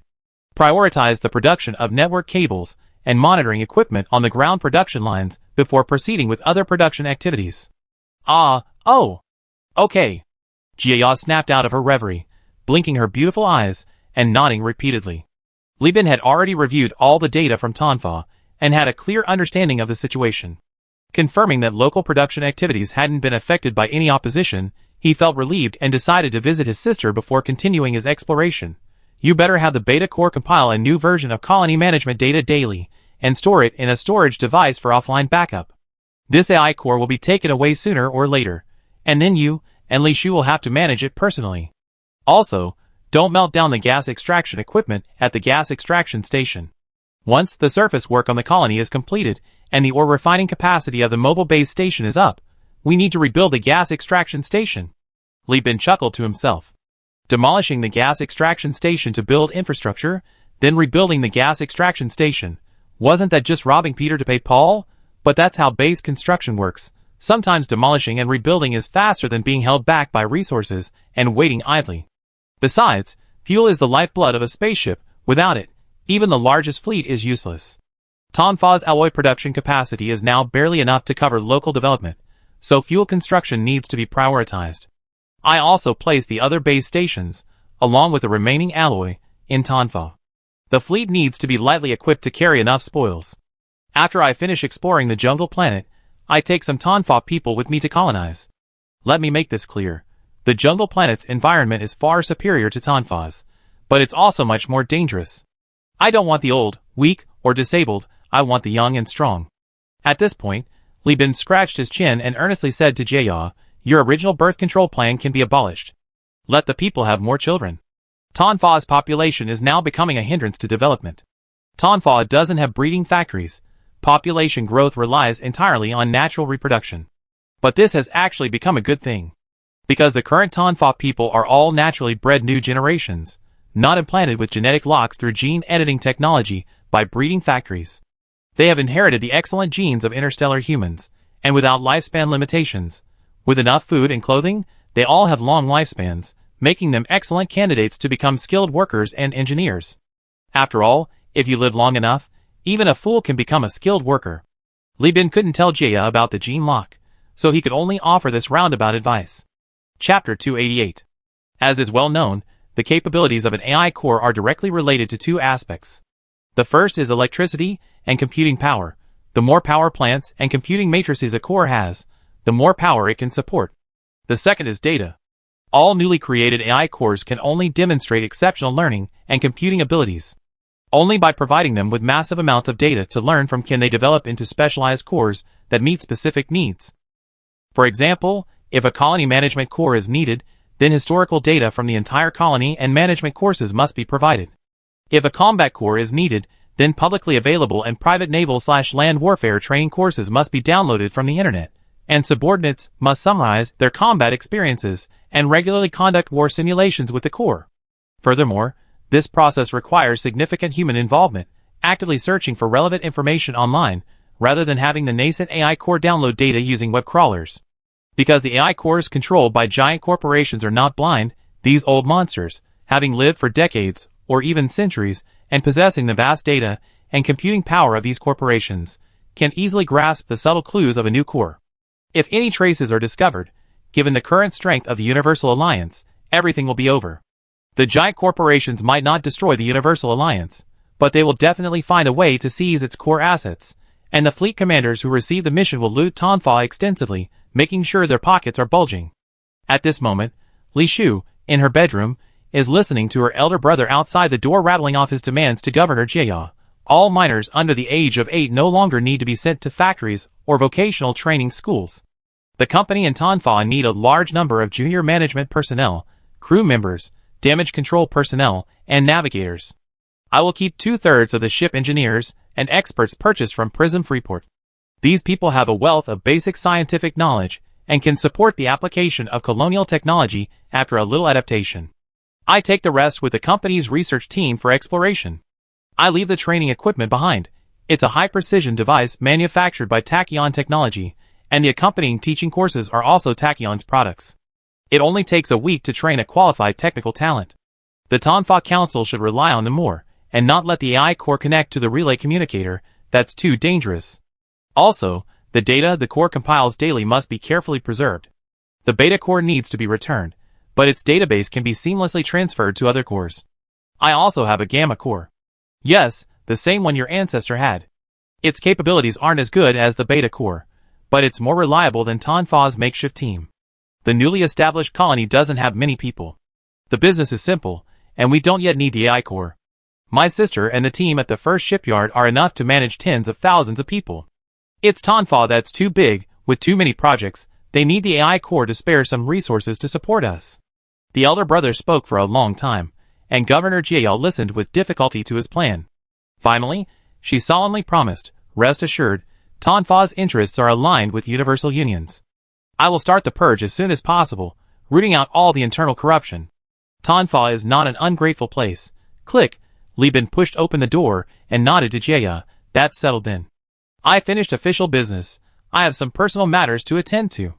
Jia bowed crisply, and only after Isha followed Li Bin into the room, and the door closed did she hear her footsteps leaving outside.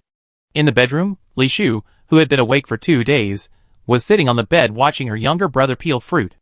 Li Chongjin ate a lot and practiced a lot, and his body was developing well. He was already almost 2 meters tall. His sharp, cleaving hands held the apple as if it were a walnut, clumsily peeling and cored it, which made Li Shu giggle. Li Bin couldn't bear to watch any longer. He went over and kicked his younger brother's shin, which was as hard as granite. "Get off me, go get a chair for your sister-in-law." "Okay." Li Chongjin breathed a sigh of relief. He put down the apple, hiding his hand, which had several cuts from the knife. His palms had thick skin, and the knife hadn't even drawn blood, but these wounds were a great humiliation to him. If Old One-Eyed knew, he would definitely laugh at him for having only dead muscles. You still need to practice technique. Li Chongjin vaguely recalled his master's disappointed criticism. Li Shu's bedroom was against the edge of the Tonfa colony's rocky terrain. The window was open, and the dim yellow light of the desert planet shone through the insulated window, bathing the entire room in a warm glow. Li Bin's nimble hands, honed from years of operating instruments, easily sliced the apple. His wrist flicked, and in a few strokes, he twisted out a spiral of peel, looking quite artistic. You worked hard all these years, Li Bin said as he peeled. Li Chongjin pulled up a chair and interrupted. Yes, big brother, my sister's exhausted. And Yen Chong said she's malnourished. Why don't you let her manage things and have her come with us? Li Shu frowned and glared at her brother. Her pretty face made the gesture seem cute, but Li Chongjin was terrified and immediately shut his mouth, frozen like a statue. Seeing her brother shut up, Li Shu scolded, children shouldn't interrupt adults. Li Chongjin lowered his head dejectedly, muttering, the company's rule is 8 for adulthood, and I'm almost 14. Li Shu glared at him. In the Li family, you're 18 for adulthood. Don't mention the company's rules to me. Oh! Li Chongjin shut up. Li Shu turned around, and Li Bin handed her the peeled fruit. She smiled and took it, looking at the family reunion and the warm light, feeling that all her previous fatigue was worthwhile. How long can we stay? No more than a week. We've been in deep space for over a month, and in between, we fought a battle with Salamanca. The crew needs some rest. The hyperspace glide caused considerable damage to the fleet's armor. Luckily, the industrial ship is here, so we have the Zhu Yin produce a batch of temporary armor for us to use. Li Bin said, picking up another piece of fruit and starting to peel it. Li Shu took a small bite of fruit, then suddenly looked up. Brother, when are you and sister-in-law having a baby? Huh? Li Bin paused, nearly cutting himself. Hearing this, Li Chongjin became excited, no longer dejected, but looking at his older brother with excitement. He thought to himself, that's right. If my older brother has a child, I won't be the youngest in the family anymore. Then I can boss my nephews and nieces around, and my status in the family will rise. Li Bin buried his head in peeling fruit, like a master craftsman meticulously carving, as if he wanted to make the fruit into a flower. He mumbled, oh dear, this can't be rushed. Our family business has only just begun. Li Shu pouted, you just said I'm working hard. Can't you find a way to ease my burden? With a new addition to the family, and the need for training and initiation, we have a little helper in a few years. Or are you just saying that, brother, and you don't really understand your sister at all? Ah. Well, let's not talk about me. What about you? You're not getting any younger. Have you found someone you like? Li Bin quickly tried to make conversation. Li Shu wasn't fooled.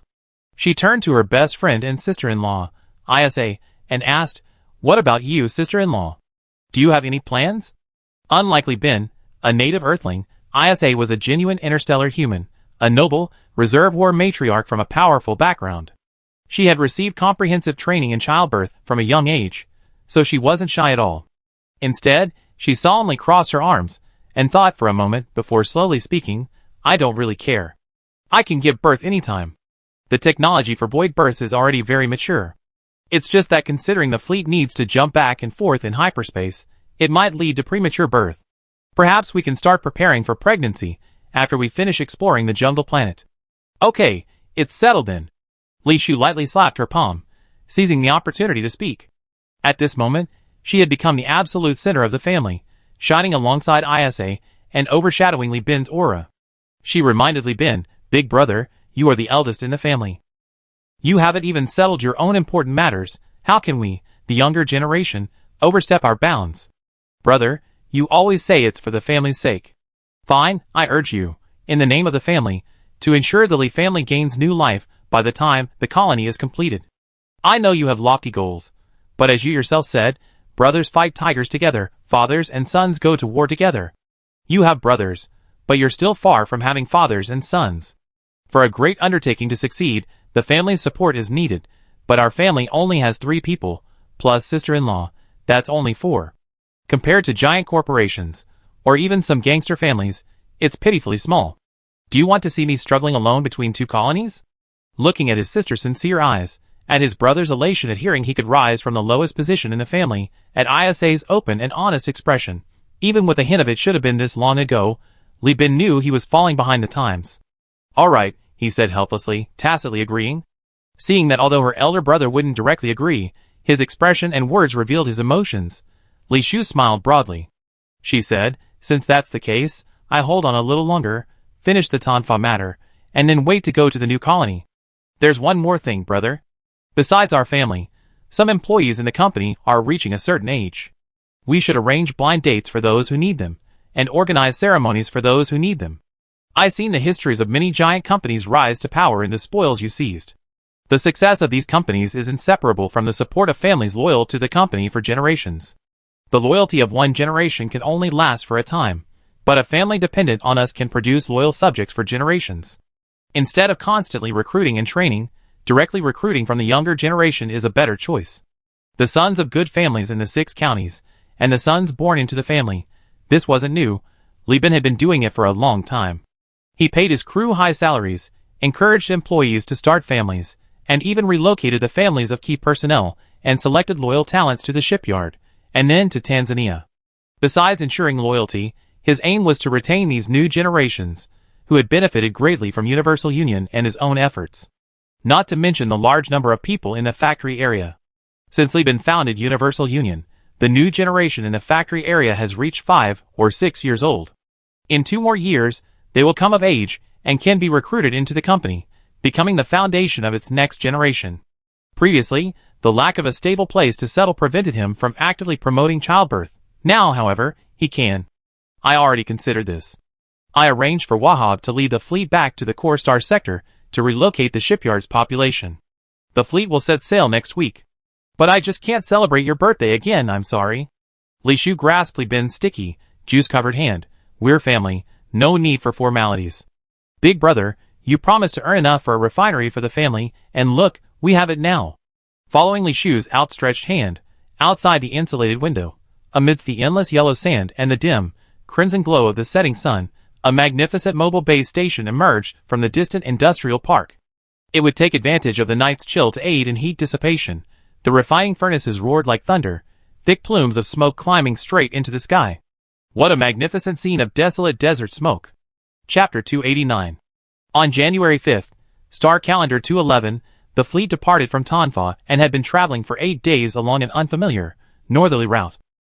Although the straight-line distance to the star system where Jungle Planet was located was only about 20 days, the actual voyage, like walking, inevitably involved climbing mountains and crossing rivers due to terrain limitations. Constrained by hyperspace storms, hyperspace nebulae, and the nasty influence of the cosmic vortex, the fleet's actual voyage was only 4.5 days' worth of progress. This was unavoidable. To preserve the fleet's strength as much as possible to withstand the automated machinery, pirates, or other disasters in the Jungle Planet star system, Li Bin couldn't easily allow the fleet to enter hyperspace slipstreams or hyperspace storms again. The rugged hyperspace route. On the bridge, First Officer Jeffrey skillfully controlled the fleet. With Jeffrey as First Officer, Li Bin and ISA no longer needed to take turns on duty, allowing them more time together. Jeffrey's command abilities had already been honed, and he could take on the command of a flank in naval battles, further boosting the fleet's fighting spirit. It can only be said that a complete chain of command is essential for morale. Heroes are shaped by their times. Liu Bang's foundation originated from the small county of Pei, which actually illustrates that the differences between people are not that great. Many heroes and outstanding figures become successful through extensive experience and knowledge. Jeffrey, having followed Li Bin, has seen quite a bit, and now he has indeed matured and is ready to lead an army. Li Bin urgently hopes that the subsequent captains can quickly grow up and take over Jeffrey's responsibilities, becoming his new first officers, so that this guy can lead a fleet to alleviate the company's pressure. Escort, transportation, trade, protection. The company has too many businesses requiring a fleet. Currently, the Universal Alliance only has the semi-illiterate Jeffrey, the cautious Wahab, the seasoned Zhu Jin, and the radical Mikhail with the talent to command a fleet. Each of them dying is like severing Li Bin's left and right arms. Suspected planetary traces detected. Anna, who was compiling data on all the fleet's navigators, once again raised her slender neck, reporting emotionlessly. Jeffrey leaned closer to take a look and whispered, "I never seen traces like this before. Forget stable jump points, there aren't even temporary jump points carved out by gravity wells. In the physical universe, it's probably just a tiny planet, right? Is this thing valuable? The Milky Way galaxy contains countless stars. Some celestial systems are heavy enough to not only form stable jump points in hyperspace, but their planets are even heavy enough to carve out one-way temporary jump points in hyperspace. But naturally, there are also countless lighter, wandering beings that haven't been captured by stars or other celestial systems. These stars typically appear as a blurry purple shadow in hyperspace, easily mistaken for the eternally blue-purple backdrop of the probes. Only elite navigators like Anna, who have long operated with a fleet in hyperspace and received extensive training, could detect the anomaly. She tapped the control panel screen. This star shadow represents at least one sufficiently large planet. Calling it small is only relative to other celestial bodies. This thing is heavier than the entire fleet combined. It might be frozen due to lack of starlight, but its location lies between Tonfa and our target. Star shadow. Perhaps because her conversation partner was Jeffrey, Anna became noticeably more talkative, her emotionless, mechanical voice softening with the change in language. According to data obtained by the Navigators Association from ruins and giant corporation databases across the land regarding the exploration of the human realm, the colony data shows that the human realm was wealthy enough to support their meticulous exploration of the entire star system. Although this data is held by the solar system and only distributed to the star system governor, it means there should be something near this star. Jeffrey put his hands on his hips, his eyes full of admiration. What are you trying to say? Anna, her swan-like neck held high. It's a horizontal axis jump, first mate. This is a complex skill requiring precise navigation technology and extensive experience from the fleet. Using this stellar shadow as its core, aided by precise navigation, it consumes vast amounts of antimatter fuel to carve a short jump point into the physical universe or hyperspace. Horizontal jump skill icon, working in conjunction with gravity to tear through hyperspace. Jeffrey shrugged. Sounds expensive. Yes, but our territory is overflowing with wealth. Discarding them is a better option than dragging probes and stations from the physical universe back to hyperspace, and then back to the space station, Anna corrected earnestly. Just like the Gale Kingdom, after overseas operations, discarding or transferring large quantities of military vehicles, weapons, ammunition, and even armored vehicles. For large countries, with mature military-industrial complexes, the transportation costs of these industrial products far exceed the value of used goods. But for poor, small countries, this is a rare opportunity to build a modern army. What the human leaders look down on, the Perseus star system looks up to. And what the star system looks down on, the Universal Alliance looks up to. Alright, I contact the captain. Having obtained sufficient justification, Jeffrey ordered the fleet to slow down and activated his private channel. 10 minutes later, Li Bin and Isa arrived at the bridge. After a brief confirmation, Li Bin acknowledged Anna's deduction. He turned to Isa. I'm already praying. What? Isa, with her single ponytail, looked over. Li Bin spread his hands. My ship is full of illiterate people. While Tachyon Technologies training equipment can teach navigators, precise navigation is a VVIP-only course. My people have only learned the basics. Do you have a solution? Of course. Horizontal jump is also a very useful technique for escaping pursuers on the battlefield. Isa readily took command of the fleet and began to lead the operation. The fleet will spread out in a circle centered on the star shadow. Begin deploying quantum probes. Anna quickly reported the results. 42 quantum probes deployed. Excellent. Now begin collecting data on the star shadow and surrounding hyperspace. Isa continued to give orders. This process lasted an hour. This was the first time the fleet's crew had deployed probes targeting the star shadow, and they were unfamiliar with the procedures. With practice, this process could be reduced to 15 minutes. Data mapping complete, importing into the shipboard AI. Another 10 minutes passed, and Anna reported again. The shipboard AI has read all the data. Isa stood before the captain's throne and connected to the fleet broadcast. This fleet is about to perform a horizontal jump. All ships should begin clearing non-fixed objects. During the horizontal jump, the temporary jump point will pull all surrounding matter into the physical universe. There will be brief but violent turbulence along the way. All ships and crew members, please be prepared. 5 minutes later, the ship's operational machinery deployed the extracted antimatter fuel canisters around the star's shadow. Following the survey data and ISA's instructions, they carefully placed these dangerous contraptions, potentially causing permanent pollution to a habitable planet, before hurriedly returning to their ships. Once the area was cleared, ISA recalculated the data, confirming its accuracy, and then piloted the enlightened beast to launch a torpedo, with its explosive section filled with antimatter fuel. The torpedo, trailing a long plume of flame, exploded in the center of the star's shadow. There was no flame, no shockwave, as everyone had expected. The antimatter fuel canisters detonated one by one, the red flames barely beginning to appear before being engulfed by a spreading, vibrant purple. Despite the absence of a hyperspace storm, the lightning-like flashes illuminated the entire fleet. Immediately following was a tremor and shaking, alarm lights blaring incessantly. Everyone's vision flashed, then went dark again. When their vision returned, they were already in the physical universe. A pale purple star hovered silently not far from the fleet, neither revolving nor rotating, as if dead. Precise navigation isn't about the horizontal jump itself, but about using data observation in hyperspace to calculate the coordinates of celestial bodies in the physical universe, preventing us from crashing into a planet after entering the physical universe. This technology isn't difficult, with practice you learn it. It's precisely because it's easy that the giant corporation has imposed restrictions, refusing to release the data to prevent everyone from mastering it. Seeing Li Bin rubbing his eyes, ISA chuckled and patted his shoulder. Get ready to explore. This is a radiant planet, it either yield nothing, or it be a goldmine. Chapter 290. This celestial body was utterly desolate.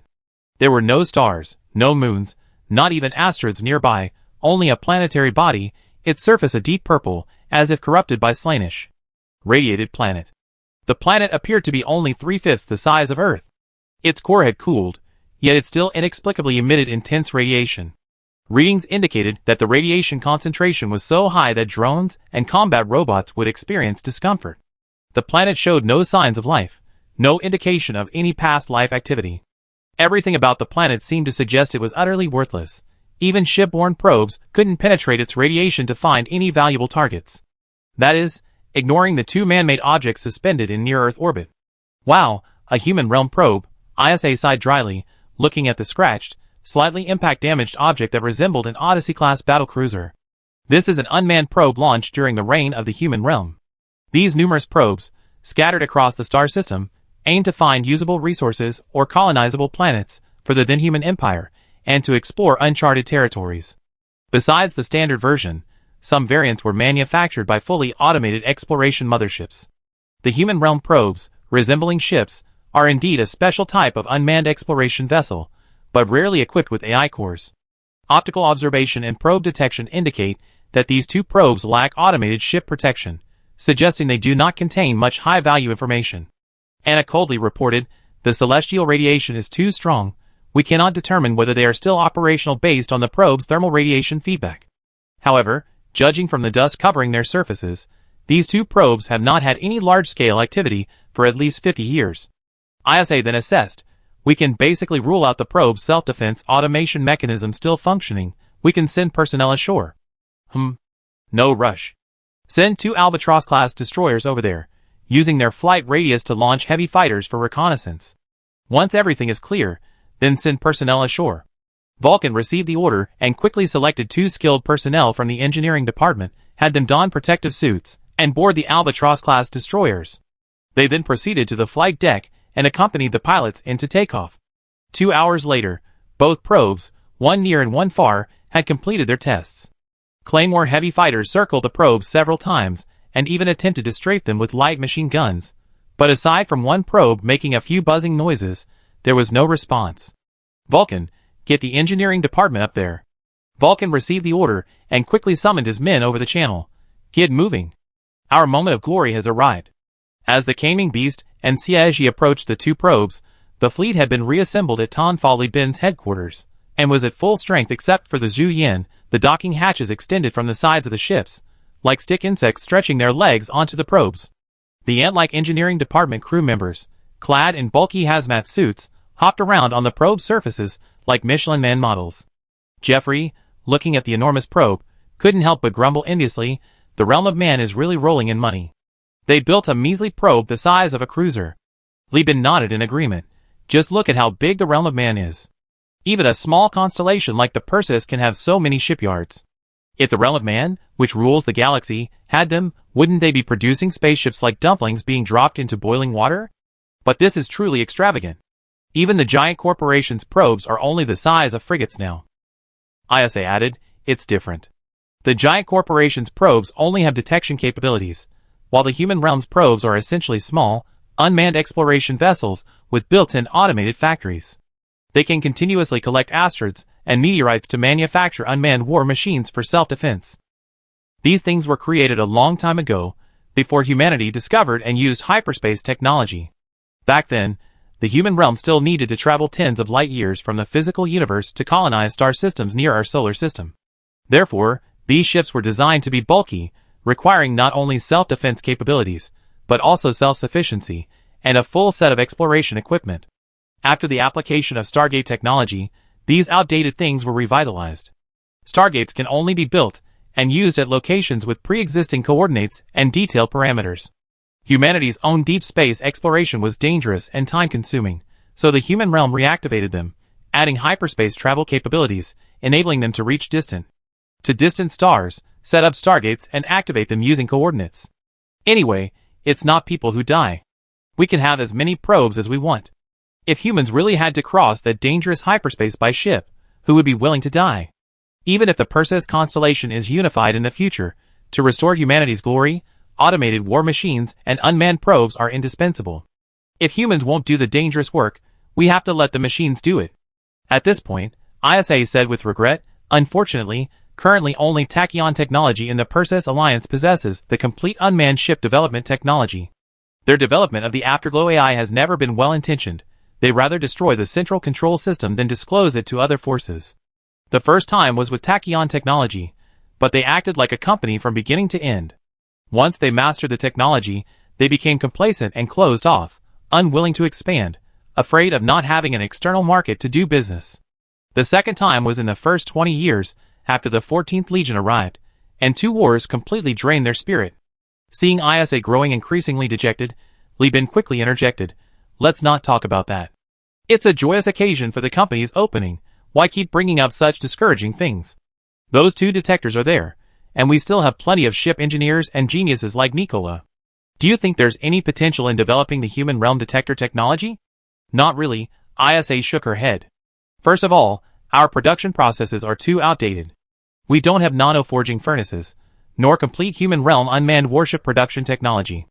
Directly reverse engineering from finished products is not only incredibly difficult, but it also wastes a lot of manpower and resources." Other huge. The company is also secretly advancing unmanned vessel technology, especially in high-risk mining, but the results are not significant. So far, they only developed large mining drones the size of frigates. With the funds and manpower, wouldn't it be better to directly build warships, unite with the hegemon to subdue Tachyon, and share the unmanned warship technology? We already have the technical personnel. Why reinvent the wheel? That's true.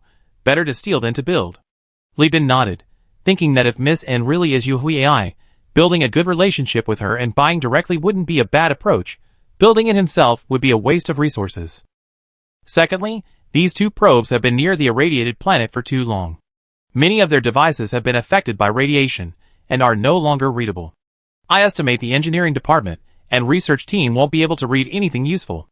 If they stay here to study, the fleet's fuel supply won't keep up. Just as ISA predicted, another 3 hours passed. When Vulcan and his men cut open the probe's hatch and entered the control room through the inspection port, there was indeed nothing left. All the electronic instruments were broken. "Captain, of the 2 probes, one is completely destroyed, only the structure remains. The other isn't much better, only the black box is still functioning. We need to input the human identification information," Vulcan reported truthfully. Li Bin quickly responded, "Bring it back. Dismantle the rest as you see fit. Throw away the radioactive metal. The Universal Union isn't a garbage dump anymore. Don't bring just any junk onto the ship. Cleaning up radiation residue on a cruiser is expensive." "Aye, Captain."